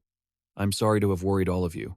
As you can see, I'm still alive." Overwhelmed by emotion, Shi Yue threw herself into her brother's arms, sobbing, "I was worried to death." "I'm sorry," he whispered, holding her tight. As Chen watched him standing there, he glanced blankly at the corpse on the ground, confused. Then, "What is that thing?" Zhang Chen held up the doll. "This has to be what created it, right?" Captain Zhao nodded. "Exactly. I'm amazed you figured it out." Zhang Chen stared at the doll, speculating. "It's because I couldn't figure out its purpose, no matter how hard I looked. But he wasn't the only one carrying one, and something that unusual is always a red flag. If it has no daily use but is always kept on person, the greatest possibility is that it's a life-saving item, right? Besides, the doll's design itself strongly suggests that." Captain Zhao took back the doll and began to explain. "Impressive. You're absolutely right. This item is called a substitute doll. When its owner receives a fatal injury, it sacrifices every item and a portion of the storage ring's level to teleport the user's real body to any point, safe within a 10-kilometer radius, while leaving a perfect duplicate behind." As he finished, everything instantly clicked into place for Zhang Chen. So that's why the ring's level was so low, and it was practically empty. "But why wouldn't you tell your own teammates about this? You made us worry sick," Shi Yue chimed in, her voice filled with angry relief. "He's right, Captain Zhao." Zhao Longchuan looked conflicted as he explained. "I was afraid if you knew I could fake my death, you wouldn't agree to the plan that was our only path to victory. We needed the element of surprise. After all, mine isn't the only one of these items in existence." As he spoke, a chilling realization hit Zhao Longchuan. He turned sharply to Zhang Chen. "You just said more than one person was carrying a doll." "That's right," Zhang Chen confirmed, his voice grim. "If the doll can teleport its user, then the blonde man I thought I killed is very likely still alive. If that guy is alive, he's a massive threat. We have to find him." Without another word, he opened his system and broadcast a message to everyone. Elsewhere, Asa was enjoying a peaceful meal with Bazir. Suddenly, a message materialized in front of him. "Zhang Chen, forget the ice condensation flower. Find the blonde named Super 13. Asa was so shocked he spat out his tea. Bazir jumped, startled. "What's wrong?" Staring at the message in disbelief, Asa stammered, "Zhang Chen, he's alive, and he wants us to find someone." The color drained from Bazir's face as he crushed the food in his hand. "What? He's still alive?" He seethed, his anger flaring. He roared, "Can we never escape that monster's grasp?" Asa sighed helplessly. "It's pointless. If he's alive, then it is far better to anger his enemy than to anger him." With that, The old man stood up to go issue the new orders. Come with me. Inform every single staff member. We are using all of our resources to find the blonde man called Super 13. In another part of the settlement, Zhang Hao was meticulously checking his supplies, muttering, "This week's list of contributions and distributions is." As he read, a system message suddenly appeared, making him freeze. At that same moment, a man burst frantically through the door. "It's bad, Brother Hao," he yelled. Zhang Hao quickly closed the system window. "What's the emergency?" The man pointed outside, panting for breath. "It's some of the new survivors. They're causing trouble. You need to come see for yourself." Zhang Hao was stunned for a moment, then whipped his head around. "Not again. How is this possible? I'll go see what's happening." "Yes, sir." A mob of women had gathered, swarming and bullying a single, frail-looking girl. "Hey! On what grounds do you get to eat different food from the rest of us?" one shrieked. Not stopping there, men in the crowd started adding fuel to the fire. "That's right. We're all in the same camp. Why the special treatment?" Their voices grew louder, their actions more aggressive. One man jabbed a finger in the girl's face, his logic completely twisted. "Is it because our faith is different from yours? You're the ones discriminating against us." The girl was trembling violently, clutching an object to her chest as she tried to protest. "No, that's not it at all." Seeing his opening, the man pressed his advantage. "Then why don't you hand over what you're hiding?" She curled into herself, refusing to give it up. "This is something I found myself." At that exact moment, a shadow appeared at the door. Clenching his fists, he drew closer. The sounds of the argument inside growing clearer with every step. The thug resorted to violence, his patience clearly gone. He raised his hand, ready to strike as he spat out a threat. "You looking for a beating?" The helpless girl could only lower her head in surrender. But in that instant, the door was thrown open by Zhang Hao. The sudden intrusion made everyone in the room freeze and stare. They immediately recognized him, calling out his name. Zhang Hao. He stepped inside, a friendly smile on his face and a relaxed tone in his voice. "Gentlemen, what you say is right. I respect your beliefs." His first words managed to cool the heated situation. "You should go first," he said to the girl. "Leave this to me." Hearing this, she was overjoyed and immediately agreed. "Yes, divine envoy." She practically scrambled out through the open door. The moment she was gone, the gang started pointing and sneering. "A guy in charge of some tiny base, and you call yourself a divine envoy? How dare someone falsely claim such a title?" They belittled another's faith without a shred of hesitation. "Your god is a fake." Despite the insults, Zhang Hao kept a level head, showing no arrogance as he replied as calmly as he could. "Gentlemen, our god is very tolerant. If you have any prayers, you can tell me." The gang's leader immediately spoke up. "Our demands are simple. All the best food has to be shared with us. Anything less is discrimination." Zhang Hao turned their own words back on them. "I see. A moment ago, you said the god we worship is a false one. So, let me ask, is your god a real entity?" A wave of smug laughter filled the room. "Of course he is. You should abandon your false god and believe in the Lord. Only the Lord can save you." The friendly smile on Zhang Hao's face vanished, replaced by a cold, inhuman grin. "Very good. I understand your request now. Since you believe your god can save you, I'll give you 10 seconds to pray. Let's see if your god shows up to prove his existence. Your prayer is simple. Just ask him to save your lives. 10, 9, 8, 7, 6, 5, 4. A brilliant aura of power began to radiate from Zhang Hao's entire body. Seeing this, the thug's confidence finally started to crack. Time was running out, but they still didn't grasp the situation, wondering to themselves, "Save our lives? What does he mean by that?" Even at a time like this, they had the nerve to preach. A god does not appear in a way that humans can comprehend. You can't use this trick to insult the Lord. 3, 2, 1. Time's up. Now, let me show you the blessings of a different god. He shot forward like an arrow, delivering a series of decisive, spinning kicks. Every single move was as fast as lightning. "How pathetic," Zhang Hao declared with absolute pride.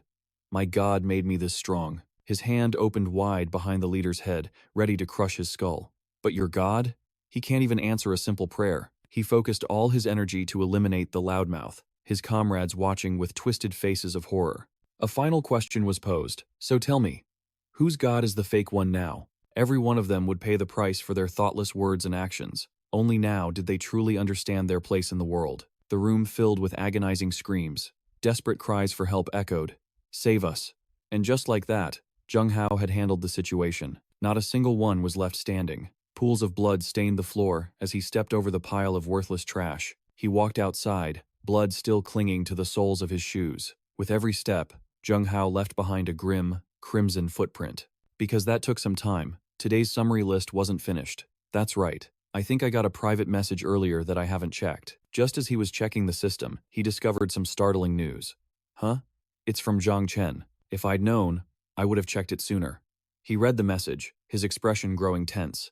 It told him to find a blonde man named Super 13 as soon as possible. It seemed Zhang Chen had already taken care of his end of things. All right, all the necessary wanted notices have been sent out. Hopefully, we can find that guy quickly. For now, I should organize my items. It looked like this recent operation had been quite satisfying for Zhang Chen. I've collected too many items lately. I should use what I can. He observed his inventory for a moment, then decided to select one of his favorite items. Ding. You have consumed 11,500 storage ring fragments and 25,000 energy crystal cores. Storage ring successfully upgraded to level 9. Zhang Chen let out a pleased smile. Very good. A new item also appeared. The level 9 storage ring is about to unlock a personal manner. The sudden system notification left him stunned. He lightly touched the interface and muttered to himself. A personal manner? Zhang Chen wasn't a machine. There were things even he couldn't possibly know. So it was only natural to be unaware of something like this. This thing exists? A powerful curiosity surged within him, and he hurriedly set off. I'll go check it out. The deeper he went, the murkier the path became, forcing him to slow down. Why is everything?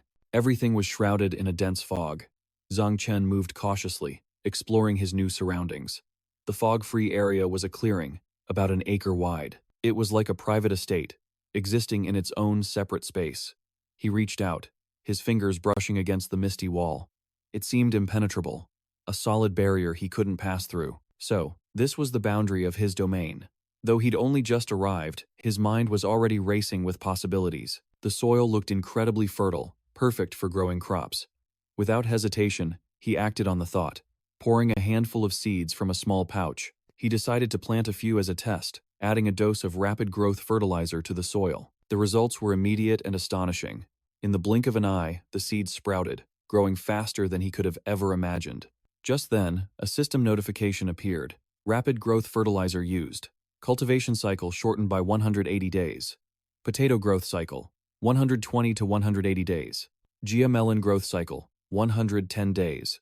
Jade fruit growth cycle, 180 days. Minimum harvest time for all crops, 24 hours. This system certainly knew how to keep things interesting.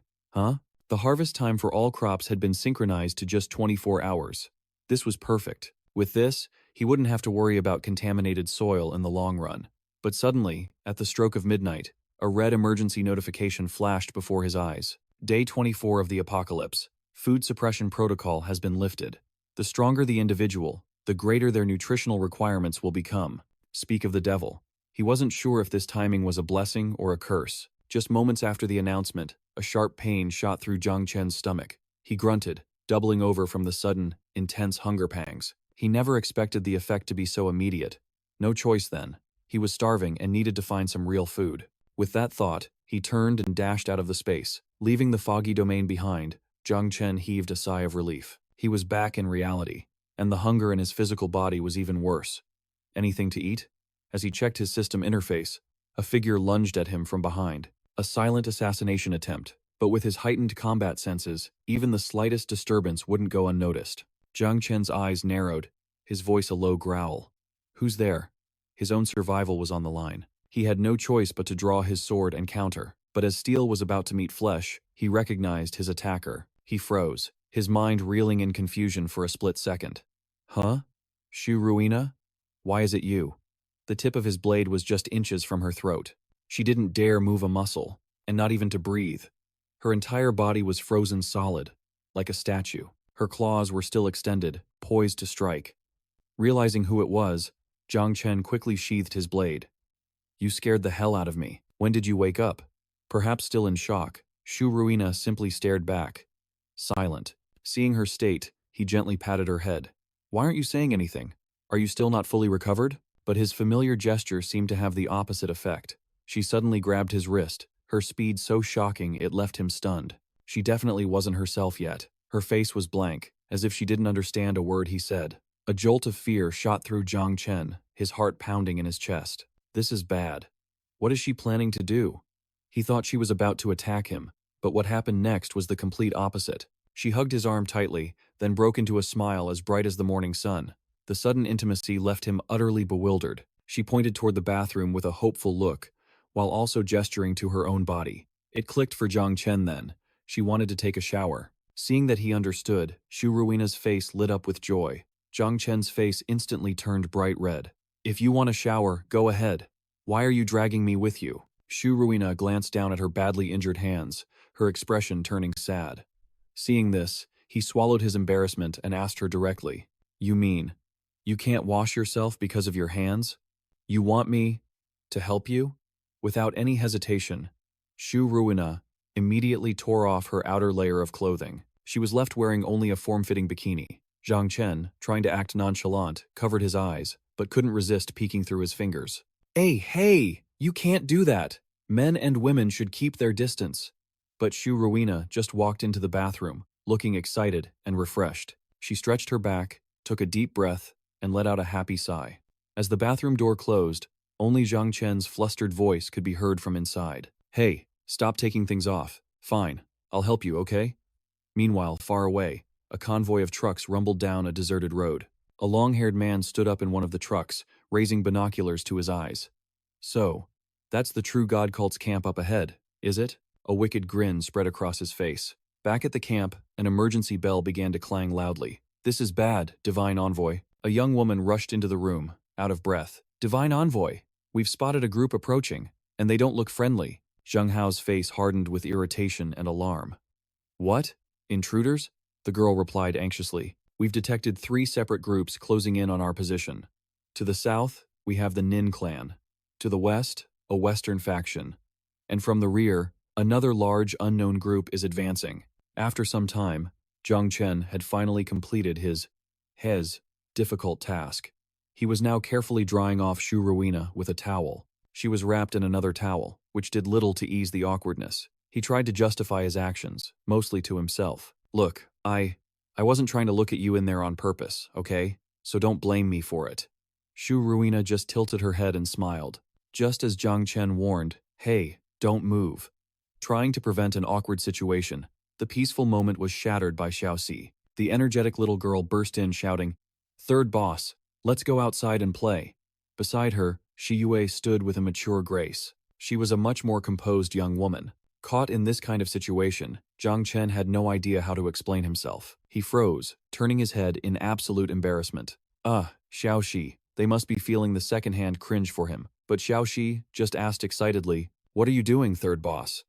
Zhang Chen played it cool, pushing the matter aside and turning to answer. It's nothing. Nothing at all. Shi Yue ignored the personal matter, stepping forward to get straight to the point. Brother Chen, we've been at this base for quite a while. Shouldn't we head back to the main camp for a visit? Hearing this, the atmosphere around Zhang Chen grew tense. He stroked his chin thoughtfully. Speaking of that, Zheng Hao's camp is only 40 kilometers from here. We could go there. We could see how those seeds I gave him are growing. At the same time, the system displayed a crucial notification. Instantaneous teleportation available. Next, use in 3 days. When teleporting, people near the leader will also be transported. The limit is 10 non-teammates, but there is no limit for official team members. Reading the info, Zhang Chen's eyes widened in shock. Huh? We can actually teleport there? The 4 of them huddled around his system panel. Shi Yue looked almost as thrilled as Zhang Chen. I've never experienced teleportation. Let's give it a try. Let's do it right now. And with that, he pressed the button. Flash. In an instant, they vanished, reappearing at Zheng Hao's location. They arrived to find a grim meeting in progress. Zheng Hao's people were gathered in small groups, tackling a brewing crisis. One by one, they gave reports, starting with Bing Yu. The drone has detected an army approaching. They're less than 3 kilometers away. Zhen Yu continued, her voice trembling with anxiety. We just survived a massive zombie wave. We lost half our people and only have 120 fighters left. What are we supposed to do? Facing a situation hanging by a thread, Bing Yu had a surprisingly simple thought. Maybe we should pray to the saint and ask him to come help us. Hearing this, Zhen Yu grabbed her head in frustration. Are you kidding? The saint is a supreme existence. What power do we have to think we can summon him and he'll just appear? After listening to the opinions, Zhang Hao raised his hand and declared with confidence, "Everyone, stay calm. We survived a zombie horde, so why should we fear this obstacle? The divine envoy of the ninjas has already reached the southern square. He's preparing a surprise attack. The Africans have moved even faster. They've reached the Wangshan Hotel behind the farm and seem to be assembling something. The hardest to deal with are the Westerners. I'll show everyone the footage from the drone before it went down." People were shown tied up and being tortured. The place was swarming with zombies, their eyes glowing with a terrifying light. Everyone stared, their mouths hanging open in utter shock. Fear washed over them. With so many zombies, we're all going to die. They scrambled for a solution, before one idea took hold. "Maybe we should run. It's our best bet." Zhang Chen looked up, his face twisting into a frown. "Damn it. They're nothing but a pack of treacherous cowards." The common folk had already formed a mob, and were pushing forward, shouting loudly, "I want to see the sect master. Yes, we want to see the divine envoy." Zheng Hao's people tried to control the chaos, but they were completely powerless. "The divine envoy is busy. If you have something to say, you can tell me first." But the more they were told, the louder they got. Their arrogant voices grew, only concerned for themselves. "Who the hell are you? The enemy is invading. We must ask the saint to appear." Noticing the chaos outside, Zheng Hao finally stepped out to join the fun. His powerful voice cut through the noise with just 3 words. "What is this?" And just like that, every eye snapped towards him. In unison, they called his title, their voices soft and filled with expectation. The divine envoy had arrived, though. Zheng Hao himself still didn't understand what was going on. What is all this commotion about? A subordinate quickly ran over to brief him on the situation. "Divine envoy, the believers claim the enemy is invading. They're causing a riot, demanding that the saint appear. What should we do?" Bing Yu sighed, her voice laced with steel. "Believers? I think they're spies for the Westerners." The accusation hit its mark. They immediately grew defensive, stammering out a rebuttal. "You, don't you dare slander us. What gives you the right to say we are spies? We just want to see the saint." "That's right, the zombies are coming. So why hasn't the saint appeared yet?" Bing Yu elegantly brushed back her flowing hair, her voice gentle as she moved with grace. "Still denying it? The zombie attack was supposed to be a secret. Not even the ninjas or the Africans knew about it. So how did you people find this out? So far in advance?" A simple question was enough to expose their lies. We, of course, we have our own sources of information." Suddenly, a brilliant blue energy erupted from behind them. One of the men panicked, sensing the power, and spun around to look. The light was growing bigger and brighter, sending them into a frenzy. They scattered in every direction. A guilty conscience makes one jump at the slightest sound. What is that?" Zheng Hao was stunned, but a wave of relief washed over him. It was Zhang Chen and his friends. They had teleported in at the perfect moment. He casually raised a hand, greeting Zheng Hao with a smile. But the survivors stared in awe at his flashy entrance, whispering amongst themselves. Who were these people? Was that man in front of them? For a god? How else could he just appear out of thin air? Appearing from the void itself? Besides a divine being, who else could possibly do such a thing? Seizing their chance, the survivors swarmed him, eager to get on his good side. Zhang Chen had barely arrived, and already, before he could grasp the situation, he was completely surrounded. What is this? They were just guessing, and already they were bowing in submission. "We greet the Divine One.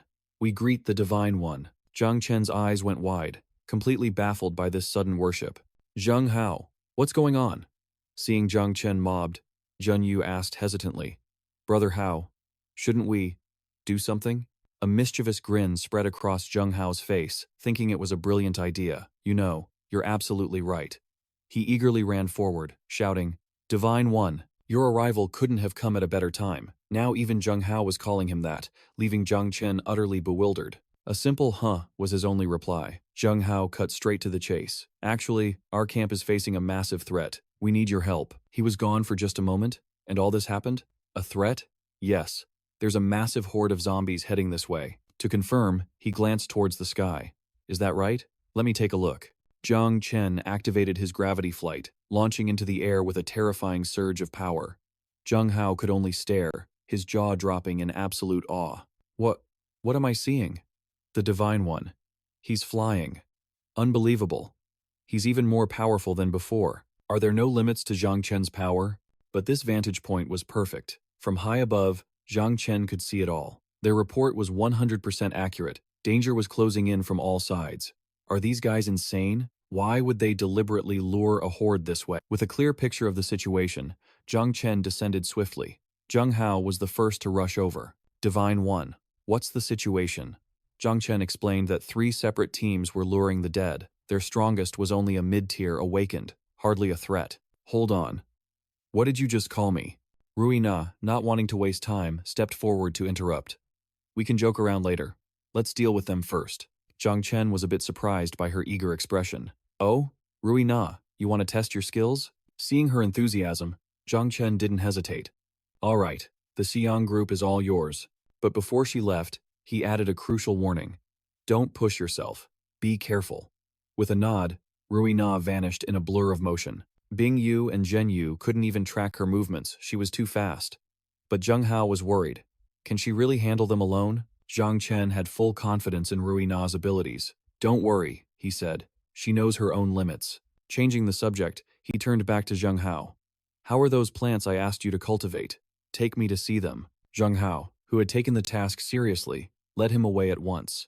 Before them lay a vast, lush green field, clearly tended with meticulous care. The farming project has been a great success. We assigned 300 people to this task. Right now, a single harvest yields about 4 tons of crisp fruit, 7 tons of potatoes, and 2 tons of zara. As they walked, they discussed the yield and the stockpiles they'd built. Standing amidst the fields, Zhang Chen felt a deep sense of satisfaction. He had chosen the right man for the job. Not bad at all. In 6 days, the apocalyptic monster suppression will be lifted. Even though it's only a partial lift, the land will become contaminated, and the plants will begin to mutate. Xiaoxi happily played amongst the plants. That was why, no matter how hard things got, they couldn't afford to let their guard down. Everything looks good for now, but we can't relax. For the next 6 days, we must put everything into planting and stockpiling. The sheer intensity in Zhang Chen's voice made Zheng Hao shudder. Understood. Meanwhile, the enemy faction's vehicles were closing in on their target. Through binoculars, they scanned the terrain ahead. All 4 of our battle squads are in position. We can launch the assault at any moment. How many squads do you think we'll need to shatter the Dragon Country's defenses? From what they knew, the people of the Dragon Country were weak and frail. That arrogance was why they were so careless, with one of them declaring confidently, "A single squad will be more than enough." The others quickly agreed. Yeah, I think so too. Last time, destroying the Fu Country's camp was over before I even broke a sweat. I hope these Dragon Country folks put up a better fight. But as one of them scanned the horizon, he saw a blur approaching at incredible speed. Shocked, he could only wonder, what is that thing? Soon, he didn't need the binoculars. The figure was close enough to see with the naked eye. Look, someone's charging out from the Dragon Country camp. Heh, just one? But, damn, they're fast. The words had barely left his mouth when Rui Na dove down from above, straight towards them. Only then did they realize their opponent was a girl with superhuman abilities. Without a word, Rui Na began to cut them down, one by one. As his comrades fell, the leader gripped his knife, finally forced to make his move. Trouble, it's an ambush. But before he could react, Yuna was already upon him. She attacked with razor-sharp claws, a flurry of strikes that shattered his knife instantly. Staring at the dust that was once his only weapon, his mind went blank, unable to process what just happened. How could she be a mid-tier, level 2 awakener like him? At this rate, he'd be dead in a flash. After finishing him, Yuna moved on to the others. The next man, having watched her attack, was far more cautious. He managed to dodge her first strike. He thought. Still, this is incredibly dangerous. Damn it, she's too fast. I almost didn't make it. Without pausing, Yuna unleashed a dizzying storm of blows. He might have dodged once, but he couldn't dodge the second, or the third. By now, his strength was completely drained. The driver's jaw dropped as he screamed, What is that? A massive explosion seemed to have gone off up ahead. One by one, they fell to Yuna, sent flying before tumbling across the ground. The man was drenched in sweat, utterly exhausted. His underlings rushed over, asking useless questions. Leader, are you all right? Before he could answer, a fist slammed into his face, swelling it instantly. He took his rage out on them, screaming, What are you useless idiots standing around for? Get her, all of you. Hearing the order, they charged forward with their guns raised, but their battle stances were anything but confident. Yuna alone handled the entire group with ease. Close combat was impossible, so they backed away, firing relentlessly at her. Just then, a nearby group of zombies froze, hearing the commotion. Their dead eyes darted around, searching. The sound of gunfire had unintentionally drawn the horde. They swarmed forward, their numbers growing by the second. What the hell? The zombies are here. Did they even have time to wonder how she summoned them? Could it be she wasn't from the Dragon Kingdom base, but one of the plague-infected? Even united, they couldn't survive this. Kill them all. Now. It's no use. They're too close. There are too many. Gone was their bravado from moments ago. They broke rank and ran, screaming for their lives. But running alone wouldn't save them. The leader fired his gun as he fled, picking them off one by one, muttering under his breath. Damn it. How did it come to this? If it wasn't for that bizarre plague-infected woman. He never realized Yuna had already appeared right behind him. The moment he sensed her, her claws were already inches from his face. His eyes widened in stunned silence. In a heartbeat, his head was separated from his neck. She stood over the corpses of the trash she'd just taken out, and the entire event was being recorded. Behind the scenes, more powerful leaders were watching. Rima and Koyi's faces twisted in annoyance as they took in the situation. These Westerners are completely useless, Rima scoffed. Killed by the very zombies they led here. Koyi, however, seemed unconcerned by their presence, as if she never considered them part of the plan to begin with. Forget them. Whether they were here or not, we would have had to act. She gently stroked her pet snake, her voice firm. Our goal is to expand the dynasty religion. If the people of the Dragon Kingdom won't convert, then let them taste true suffering. Don't worry, leader, her followers declared with confident, challenging smiles. Everything is already in place. Immediately, the two female leaders ordered their forces to charge with iron resolve. Rima and Koyi weren't just pointing fingers. They both led the assault, rushing toward the city gates. In moments, the entrance was swarmed by their people. From inside the walls, the defenders heard a thunderous noise, like an earthquake. Looking through binoculars, they saw a massive army charging toward them. What country are they from? This is bad. The Nin people are attacking. Report this to the divine emissary at once. Meanwhile, Chen Zhang and his friends were busy tending their fields, completely unaware of how tense the situation outside had become. A long time had passed, and with Yuna still missing, a wave of anxiety began to ripple through the group. Chen Zhang. That girl still isn't back, one of them said grimly. Chen Zhang quickly tried to reassure them. It's fine. But as he was speaking, a system notification pinged for Hao Zheng. Reading the message, Hao Zheng's face grew pale, and he broke out in a cold sweat. Seeing his sudden reaction, Chen Zhang immediately pressed him. Hao Zheng, what happened? The news spread like wildfire. It was the Nin. They had moved faster than anyone predicted. And they were already here. For the others, it was an urgent crisis that needed to be dealt with instantly. But for Chen Zhang, it was just another entertaining challenge. He kept his easy smile, showing no sign of worry. He even boosted his team's morale, saying, Don't worry, they're just a bunch of small fries. Let me go. Saya's eyes lit up with excitement. Boss, I want to go. It's been too long since I got to stretch my legs. Let me handle those Nin people. But Chen Zhang immediately stopped her, worried her childish personality would accidentally ruin their plans. Yet, Yue was just as eager to join in. Brother Chen, I'll go with Sia. Seeing how enthusiastic the two of them were, Chen Zhang gave in, deciding to satisfy their thirst for action. All right, it's a small matter. If you two are that interested, then go. I'll sit this one out. Seeing Chen Zhang entrust them with such confidence, Hao Zheng couldn't help but worry. He couldn't help but be impressed. A small fry like this wasn't even worth the boss's time. The moment she got the signal, Xiaoxi vanished in a blur. Shi Yue couldn't even keep up. Xiaoxi, slow down. Zhang Chen watched from behind as their figures faded into the distance, waving a quiet farewell. First it was Rui Na, now Xiaoxi. Bingyu's group was secretly in awe. The kid was unbelievably fast. But hadn't Xiaoxi's personality completely changed from before? Outside, the enemy forces had gathered at the gate, primed for battle. Gu Yi, their leader, asked with a thrilled voice, So, this is the place? Her underlings roared behind her, already celebrating a victory not yet won. Gu Yi raised her blade, pointing it at the fortress as she gave the order. Everyone, prepare to take this stronghold for me. Yes, ma'am. But then, Irma sensed that something was terribly wrong, her eyes widening in horror. She was the one who had saved Gu Yi before. A girl who only knew how to charge forward without thinking. A truly dangerous wild card. Leader, be careful. Thanks to Irma's warning, Gu Yi's head wasn't blown clean off. Instead, the subordinate behind her took the fatal shot, his life cut short in an instant. The sniper was Shi Yue, who felt a slight sting of disappointment. Ah, that person looked just like their leader. It's a shame I couldn't kill her with one shot. Xiaoxi remained unfazed. Don't worry, Mama Shi Yue. Leave it to me. The little girl launched forward with incredible power. A bright smile plastered on her face. You're the one with the snake toy, right? Irma threw herself in front of Gu Yi, determined to protect her at all costs. Leader, get back. So fast. It seemed they had crossed paths before. It's you again. Hello, invader. Xiaoxi unleashed a devastating attack from above. Below, Irma gritted her teeth, bracing for the impact. The force was beyond her limit, and she coughed up a spray of fresh blood. In the next moment, she collapsed to the ground. Gu Yi scrambled to her side, catching her and crying out her name in anguish. Jia Irma. Despite the pain, Irma was filled with guilt, feeling she'd been taken down so pathetically without being of any real help. Her voice came out in a weak whisper. I'm sorry, leader. I was useless.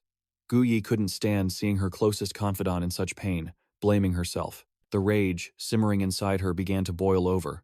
Damn it, how dare she hurt you this badly? She roared with absolute resolve. I will never let her go. With that command, the serpent on Gu Yi's body lunged into the fight. It opened its massive jaws, revealing a long, slithering tongue, as if it planned to swallow its enemy whole. Facing such a terrifying creature, it would be a lie to say Xiaoxi wasn't scared. Fear paralyzed her, rooting her to the spot. From the back line, Shi Yue screamed a warning. Xiaoxi, get out of there! But it was already too late. Before she could even process the danger, the massive snake had clamped its jaws around the upper half of her body. Shi Yue was frozen with absolute terror, cowering like a frightened rabbit. Seeing her gave Gu Yi the signal she needed. Xiaoxi had backup. She ordered the snake to attack. Gu Yi never left Irma's side as she issued her next command to the troops. Capture that woman for me. Yes, ma'am. But as they charged, the snake began to react strangely. It looked like it was about to explode, forcing the soldiers to a sudden halt. A moment later, the giant serpent was dead. Gu Yi stared in disbelief, unable to comprehend what had just happened. What's going on? The snake had writhed in agony, a fate worse than death. Xiaoxi had caused its stomach to bloat and burst from the inside out, emerging from the gore-splattered mess. But the blood and viscera were all from the snake. She herself was completely unharmed. Having escaped certain death, Xiaoxi immediately charged toward the remaining soldiers. She flew at them with fists like steel, sending them flying with every blow. Your little snake was too aggressive. That's no fun at all. Despite the chaos unfolding, Gu Yi stood frozen in place, her heart filled with bitter disbelief. How could this be? Not only was this brat alive, she had killed her precious pet serpent. This was unforgivable. Watching the things she loved destroyed one by one, Gu Yi drew her knife, her eyes burning with pure hatred. You damn brat! Give me back my Xiaoqing! As she lunged, Xiaoxi dodged with ease. Facing Gu Yi in a real fight, Xiaoxi felt nothing but contempt. Wow, you're way too slow. With those words, she landed a powerful kick to Gu Yi's back. A simple move. This girl was physically weak, having depended on her snake for everything. Now that it was gone, she was completely useless. Gu Yi spat out a mouthful of blood, the whites of her eyes showing in a terrifying grimace. She collapsed in a heap before her subordinates, who flinched in shock. Xiaoxi stood calmly before the humiliated girl, but even in defeat, Gu Yi refused to accept it. Damn it, what kind of monster exists in a place like this? In the blink of an eye, she vanished, but not before turning back to deliver one last promise. A smart person knows when to retreat. We'll fight again later. This ending didn't satisfy Xiaoxi at all. Sigh. That's it? I wasn't done playing yet. Where do you think you're going?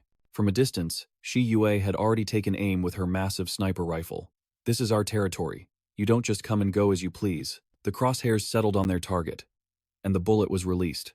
Xiaoxi had already mocked Gu Yi's turtle-like speed. How could she possibly outrun a bullet? Realizing her fate was sealed, Gu Yi screamed in hopeless desperation. No, please don't. But a bullet has no conscience.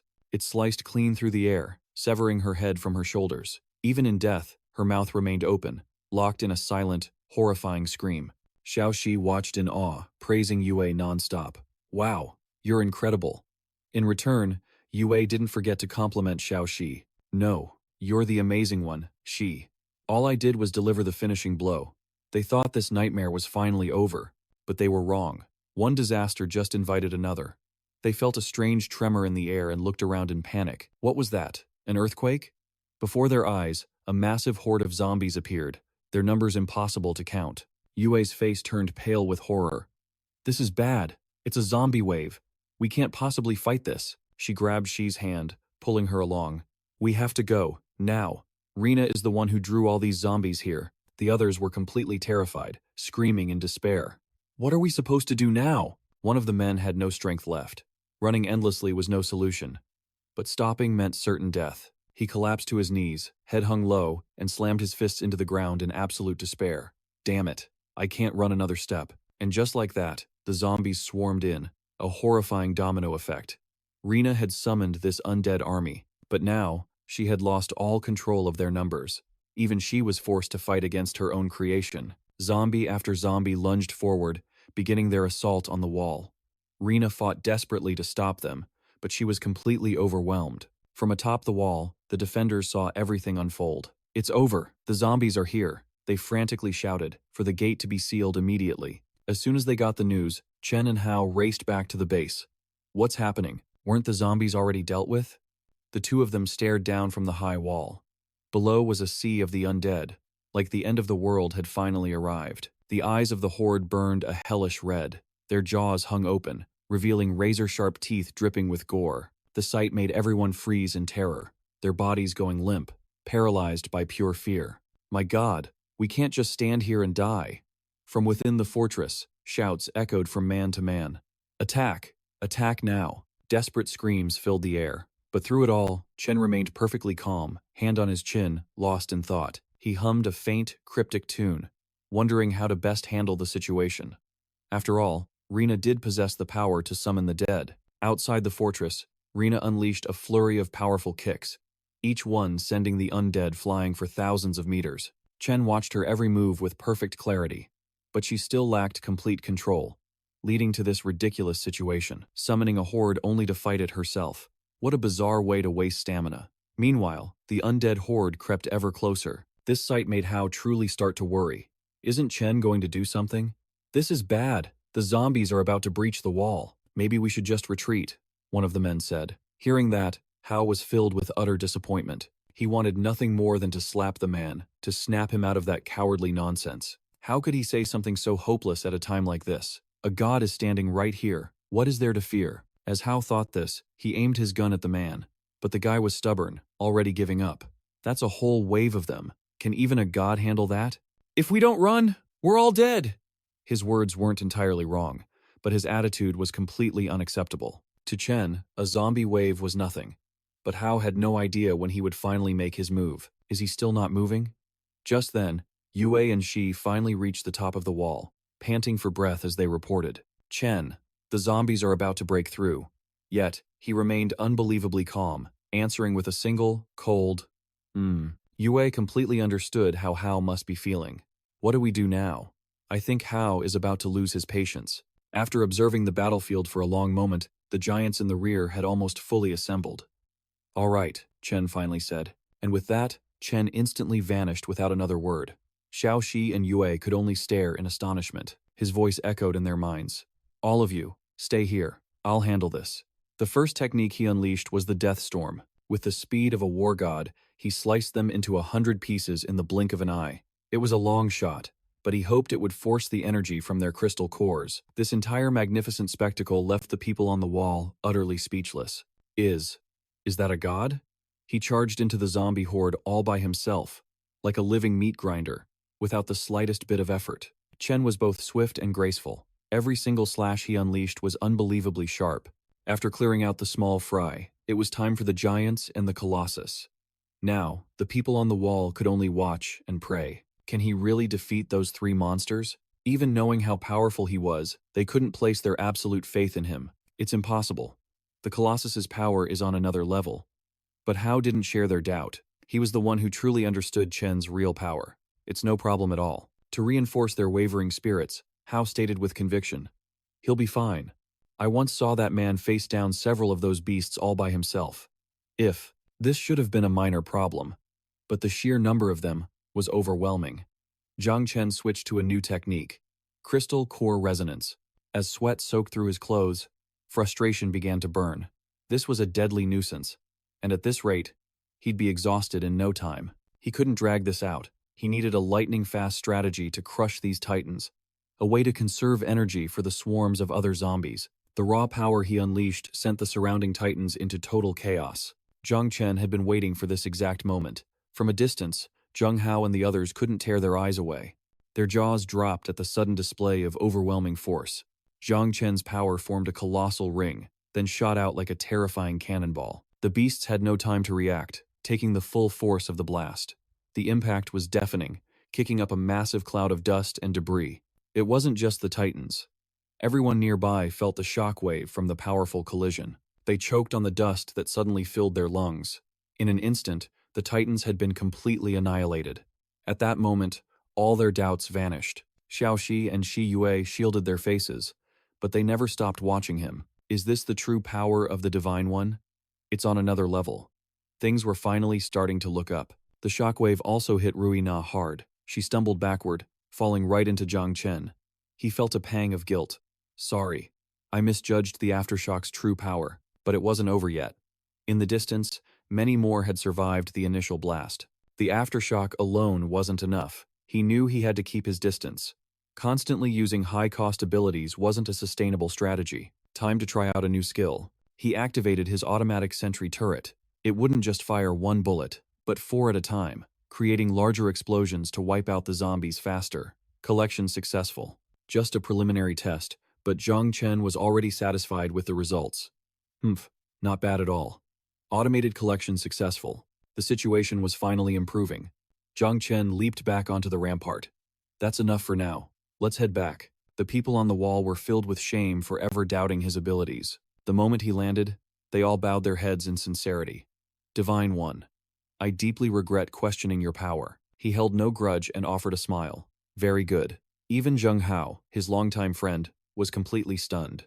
Honestly, the power you have now, it's almost terrifying. Shi Yue, however, was focused on the final attack he'd unleashed. Brother Chen, what was that new weapon? It was something he'd acquired not long ago. It couldn't take down a titan, but for clearing out the small fry, it was perfect. They were forced to see him in a completely new light. With Zhang Chen around, what problem couldn't be solved?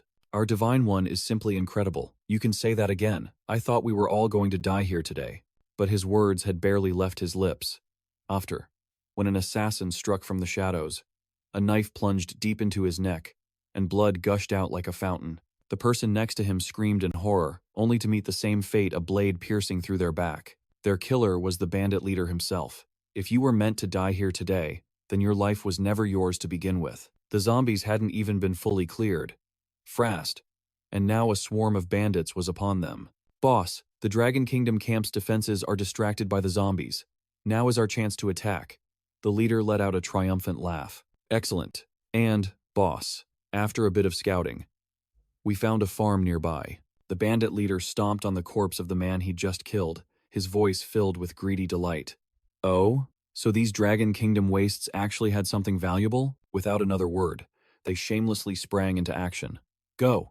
Search the nearby warehouses and see if there's any food worth taking. Up on the wall, the group remained completely oblivious to the horrific scene unfolding below. Hey, have you seen the two on patrol? They haven't come back to switch shifts yet. They were still laughing and joking. They're probably near the battlefield, too busy watching the divine summoning to remember the time. This response didn't sit well with one of the younger men. That's not an excuse, Sister Bing. You'll have to teach them a lesson later. As he spoke, he looked ahead, and his face turned pale with horror. Bing Yu didn't understand what was happening at first.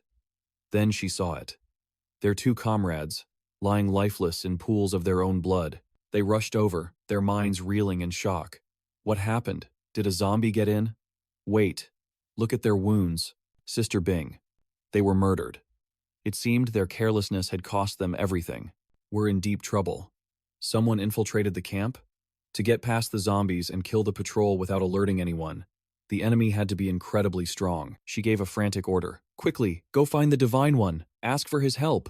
The man took off in a desperate sprint, but he'd barely turned around before the bandit leader appeared from the shadows, grabbing him by the throat. Hey, you just got here.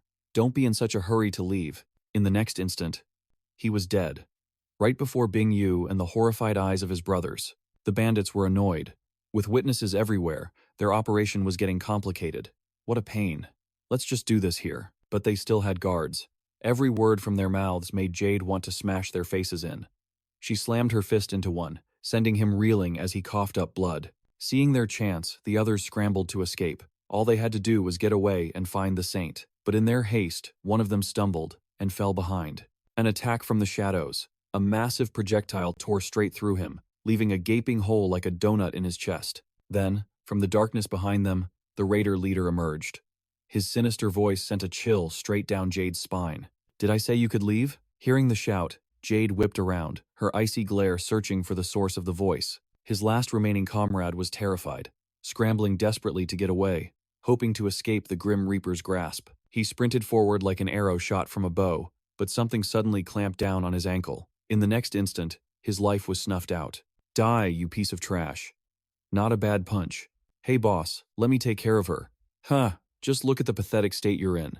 And just like that, he collapsed, dead on the floor. Watching her comrades fall one by one, Jade felt herself sinking into an abyss of despair. Before handing her over, the leader gave a warning.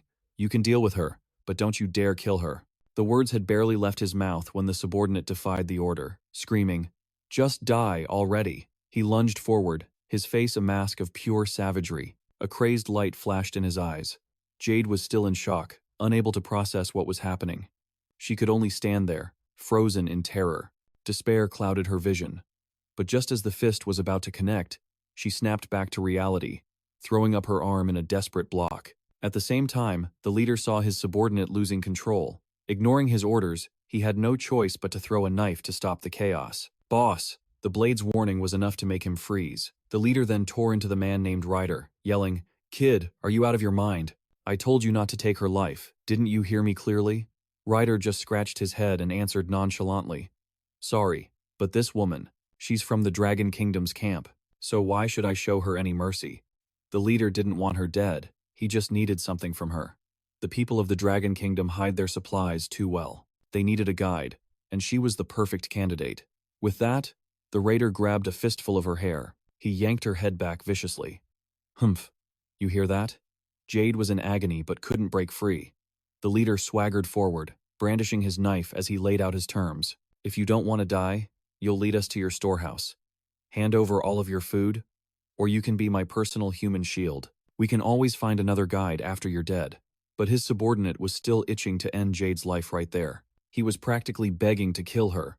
"Boss, just let me snap her neck." Hey. Jade was completely cornered. Survival was her only option. Revenge is a dish best served cold. For now, she had to play along. "Wait, I agree," she said. "I know where the storehouse is." Only then did he let her go, his voice dripping with satisfaction. "See, wasn't that easy? Now, lead the way." Jade clutched her bruised arm. She muttered to herself, her mind racing. "Damn it.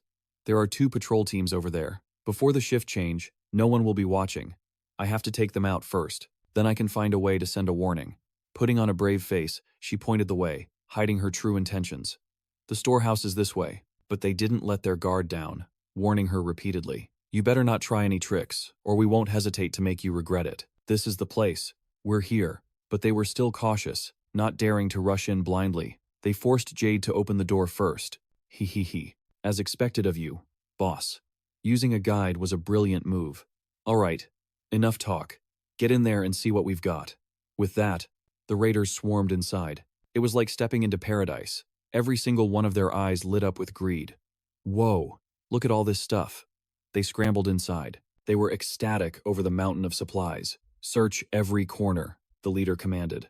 A blonde-haired raider rummaged around before pulling out a huge sack. "Boss, look what I found. There are tons of seeds here. And sweet potatoes too." The leader was clearly pleased with their haul. "Excellent. This trip was definitely worth it. All right, brothers, pack everything into your personal storage rings. We can take even more that way." While the gang was greedily stuffing their pockets, there was still one man who hadn't joined the frenzy. A moment later, he finally rushed in. Hey, don't forget about me." And in that instant, Jade knew. This was her chance. While they were all mesmerized by the treasure trove of food, it was the perfect time to make her escape. She silently backed away and slammed the heavy warehouse door shut. The resounding slam was impossible to ignore. It instantly snapped them out of their euphoria. The leader was holding a handful of glittering gold, but his joy evaporated in an instant. He stormed forward in a rage, shouting at the man who was supposed to be guarding Jade. "What the hell are you doing? You can't even keep an eye on one person?" The terrified guard scrambled for an excuse to cover up his own greed. I'm sorry, boss. I didn't expect her to run." Which was, of course, a completely ridiculous thing to say. Obviously, a woman with legs knows how to run. So, when we catch her, make sure you break her legs. Jade thought she was safe, for now. But she hadn't gotten far before disaster struck. Oh no. She couldn't believe they had already tracked her down. A wave of panic washed over Jade, pure terror reflected in her eyes. Seeing them, she immediately spun around and ran in the other direction. She had to find the saint. As she ran, she screamed with all her might, "Help me! Somebody! Help!" Meanwhile, Zhang Chen and his group were still casually waiting for good news when suddenly, he sensed something was wrong. I think I just heard something." Rena heard it too, pointing toward the direction of the sound. "Over there. It's her. Did you hear that? Where is that sound coming from?" Xiao Yue asked, seeing them glance around. "Chen, what is it?" "Yue Shi, Shuruina, and I thought we heard a cry for help over there. But the noise is too chaotic to be certain. Do you remember what's in that direction? Over there? Isn't that the agricultural zone? The food storage is there too. Just as I suspected. Someone must be raiding the food supply. Xiao Yue, let's go check it out." Hearing this, Xiao Shi wanted to join them. "Dad, I want to go too." Meanwhile, Bing Yu was running for her life, desperately trying to escape a group of terrifying men. But for a young woman, this was a brutal ordeal. "Help! Someone! Help me!" Just as the leader's hand was about to clutch her hair, a knife sliced through the air and plunged straight into his palm. He roared in pain, yanking his hand back, his face contorting in agony. The blonde thug beside him froze for a few seconds. "Boss." This only fueled the leader's simmering rage. "Damn it. So you ran here to find backup, did you?" Zheng Hao was the first to arrive. "Who are you people? Why have you broken into our base?" Seeing him, Bing Yu's heart flooded with relief. Zheng Hao," she cried, tears of terror streaming down her face. Zheng Hao spoke to her calmly. "I saw the bodies on the way here. I'm glad you're safe." But the leader was determined to hunt them down to the last one. "Safe, you say? You dare throw a dagger at me and think you'll be okay? How did a bunch of pathetic weaklings like you get the most fertile base? Tell me, what do you think we came here for?" With that, he hurled the knife back toward them with devastating speed. Luckily, Zhang Chen appeared in that very instant, stopping the blade's path. The force of the impact was so great it shattered into 100 fragments. Here to plunder, are you?" Seeing him, Zheng Hao was overjoyed. "Zhang Chen." When Bing Yu saw Zhang Chen, her joy doubled. "Saint Chen." The leader, however, was absolutely furious and immediately demanded to know his identity. "You damn brat, who the hell are you?" His men, seeing Zhang Chen, immediately began to complain. "Saint Chen, they must be the bad guys." Bing Yu, having just escaped the jaws of death, was still weak, staying close to Zheng Hao's side. "These people are incredibly strong. Please be careful." Zhang Chen was confident in his abilities. "It's fine. They're just a pack of bandits. Nothing to fear." The leader's hatred for him intensified to the bone. Such big words. His knife gone, he switched to an axe. "I originally planned to just take your things quietly. But since it's come to this, going all out doesn't sound so bad." He ordered his men to attack. "Get them. Let's kill them all and seize this base."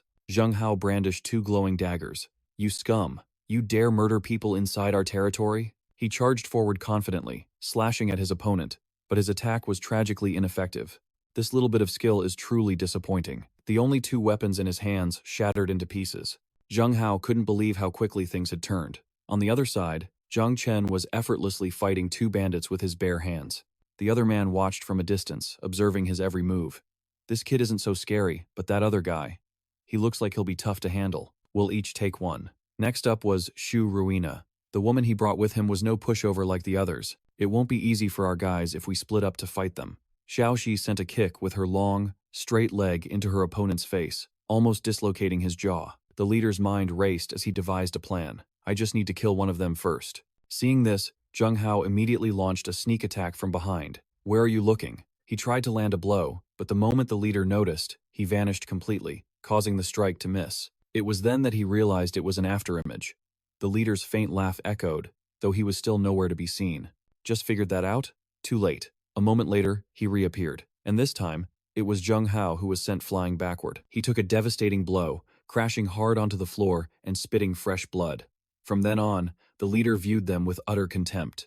A Longguo weakling who can't even take 3 of my moves. What right do you have to possess so much food and supplies? He raised his axe high, preparing to end his life. At the same time, Zhang Chen sensed his comrade was in mortal danger. Bing Yu screamed in terror. Zhang Chen! Zhang Hao! Zhang Chen grabbed the curly-haired bandit by the neck, leaving the man utterly confused. Huh? It turned out he was using the enemy against the enemy. He threw the man like a missile toward the leader, forcing him to abandon his attack. Both of them were sent flying, smashing hard against the wall. Without stopping, Zhang Chen lunged forward, locking his hand around the leader's wrist and smirking coldly. I told you, you're just a bunch of bandits, and you dare think of killing my people? He activated his supernatural ability. With what looked like a gentle squeeze, he actually shattered every bone in the man's hand. You don't know your own limits. A horrifying scream echoed, a sound of absolute agony. Ugh. Ah. He stumbled back, his voice filled with hatred. You bastard. You actually dared to sneak attack me? The accusation even caught Zhang Chen by surprise. What? He drew another weapon.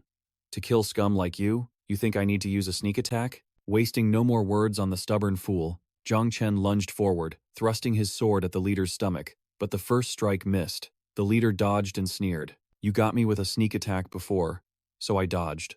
Don't think for a second I'm afraid of you. The screech of metal on metal filled the air. The sound was ear-splitting, adding to the drama. Suddenly, Zhang Chen's gaze became dangerously sharp. He smirked. Oh, is that so? I love it when they talk tough like you. The more he spoke, the more his fighting spirit surged, still running your mouth with death at your doorstep. They couldn't even track his movements, and in a flash, a hole tore through the leader's skull. Blood gushed out as he collapsed in absolute agony. A subordinate rushed over in a panic. Boss, are you all right? The leader could only writhe in pain. His subordinate stood there, completely helpless, not knowing what to do. His eyes pleaded with his underling. But it was too late. And he died right there, frozen in a desperate plea for help. The swarm of bandits panicked. The boss is dead. It's over. What do we do now? But Zhang Chen wouldn't spare a single one of them. Simple. I'll send you all on the same road.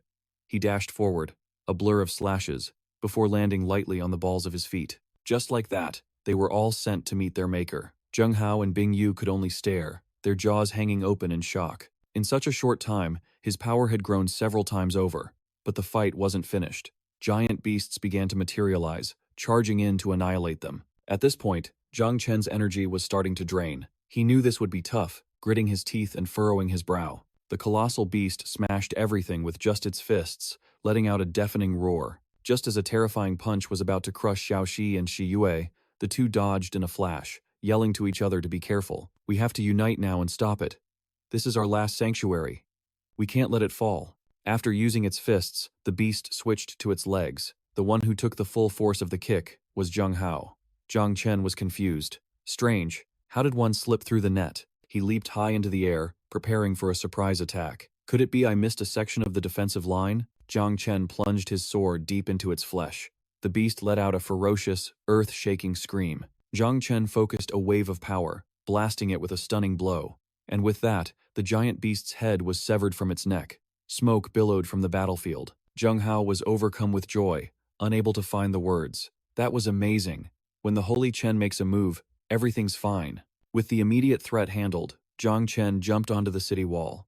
He surveyed the entire layout, and a suspicion grew.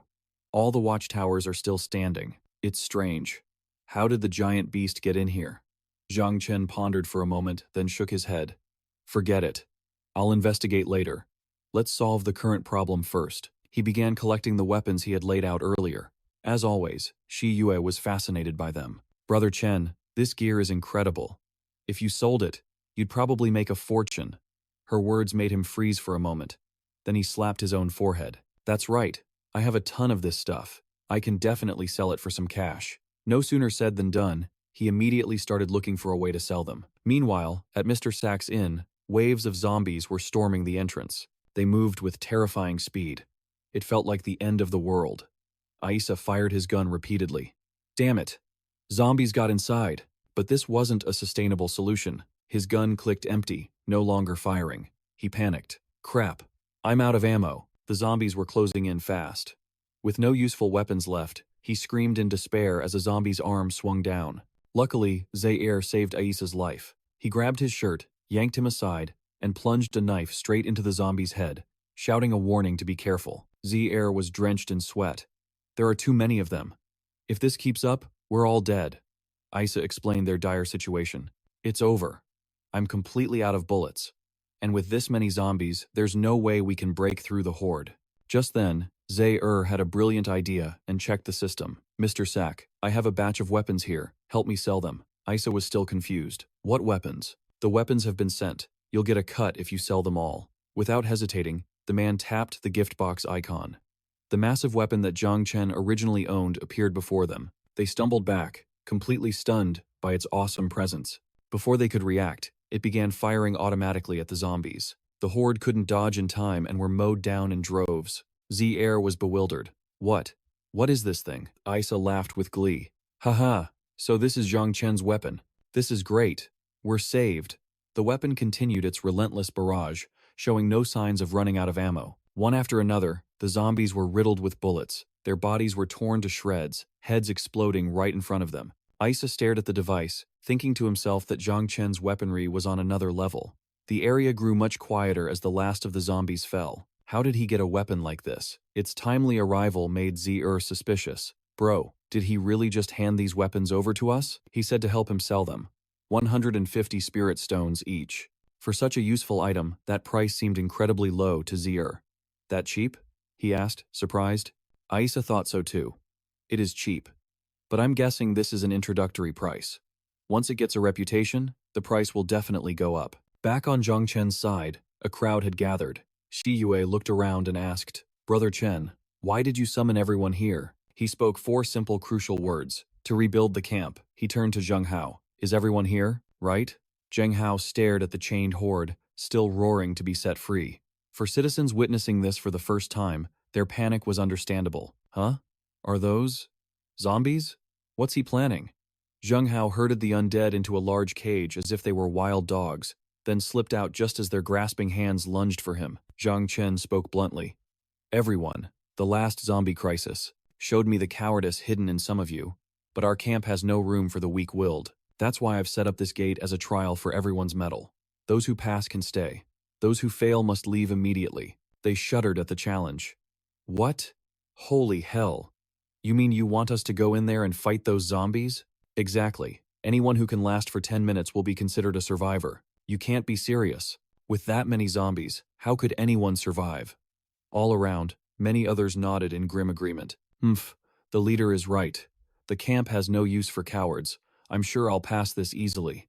Xiaoxi, open the gate for me, but don't you dare follow me in. Xiaoxi sighed softly. He always gave such specific orders. Okay. The brave ones charged forward, rushing into the fray without a second thought. I will clear this trial and earn the leader's recognition. The rest stood back, frozen by fear, hesitating to move a single muscle. Are you choosing to give up? One girl was trembling so violently she couldn't take a single step. I'm scared. Her reply filled Zhang Chen with disgust.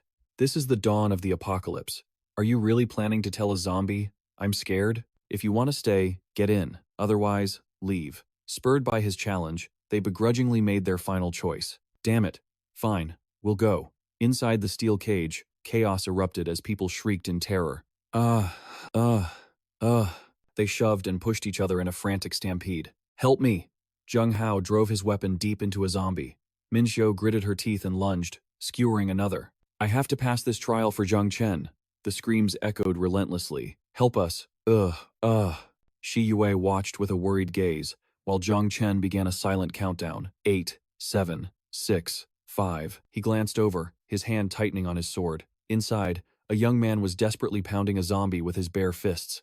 Die! Just die already. But suddenly, the zombie lunged up and seized him by the throat. Urk!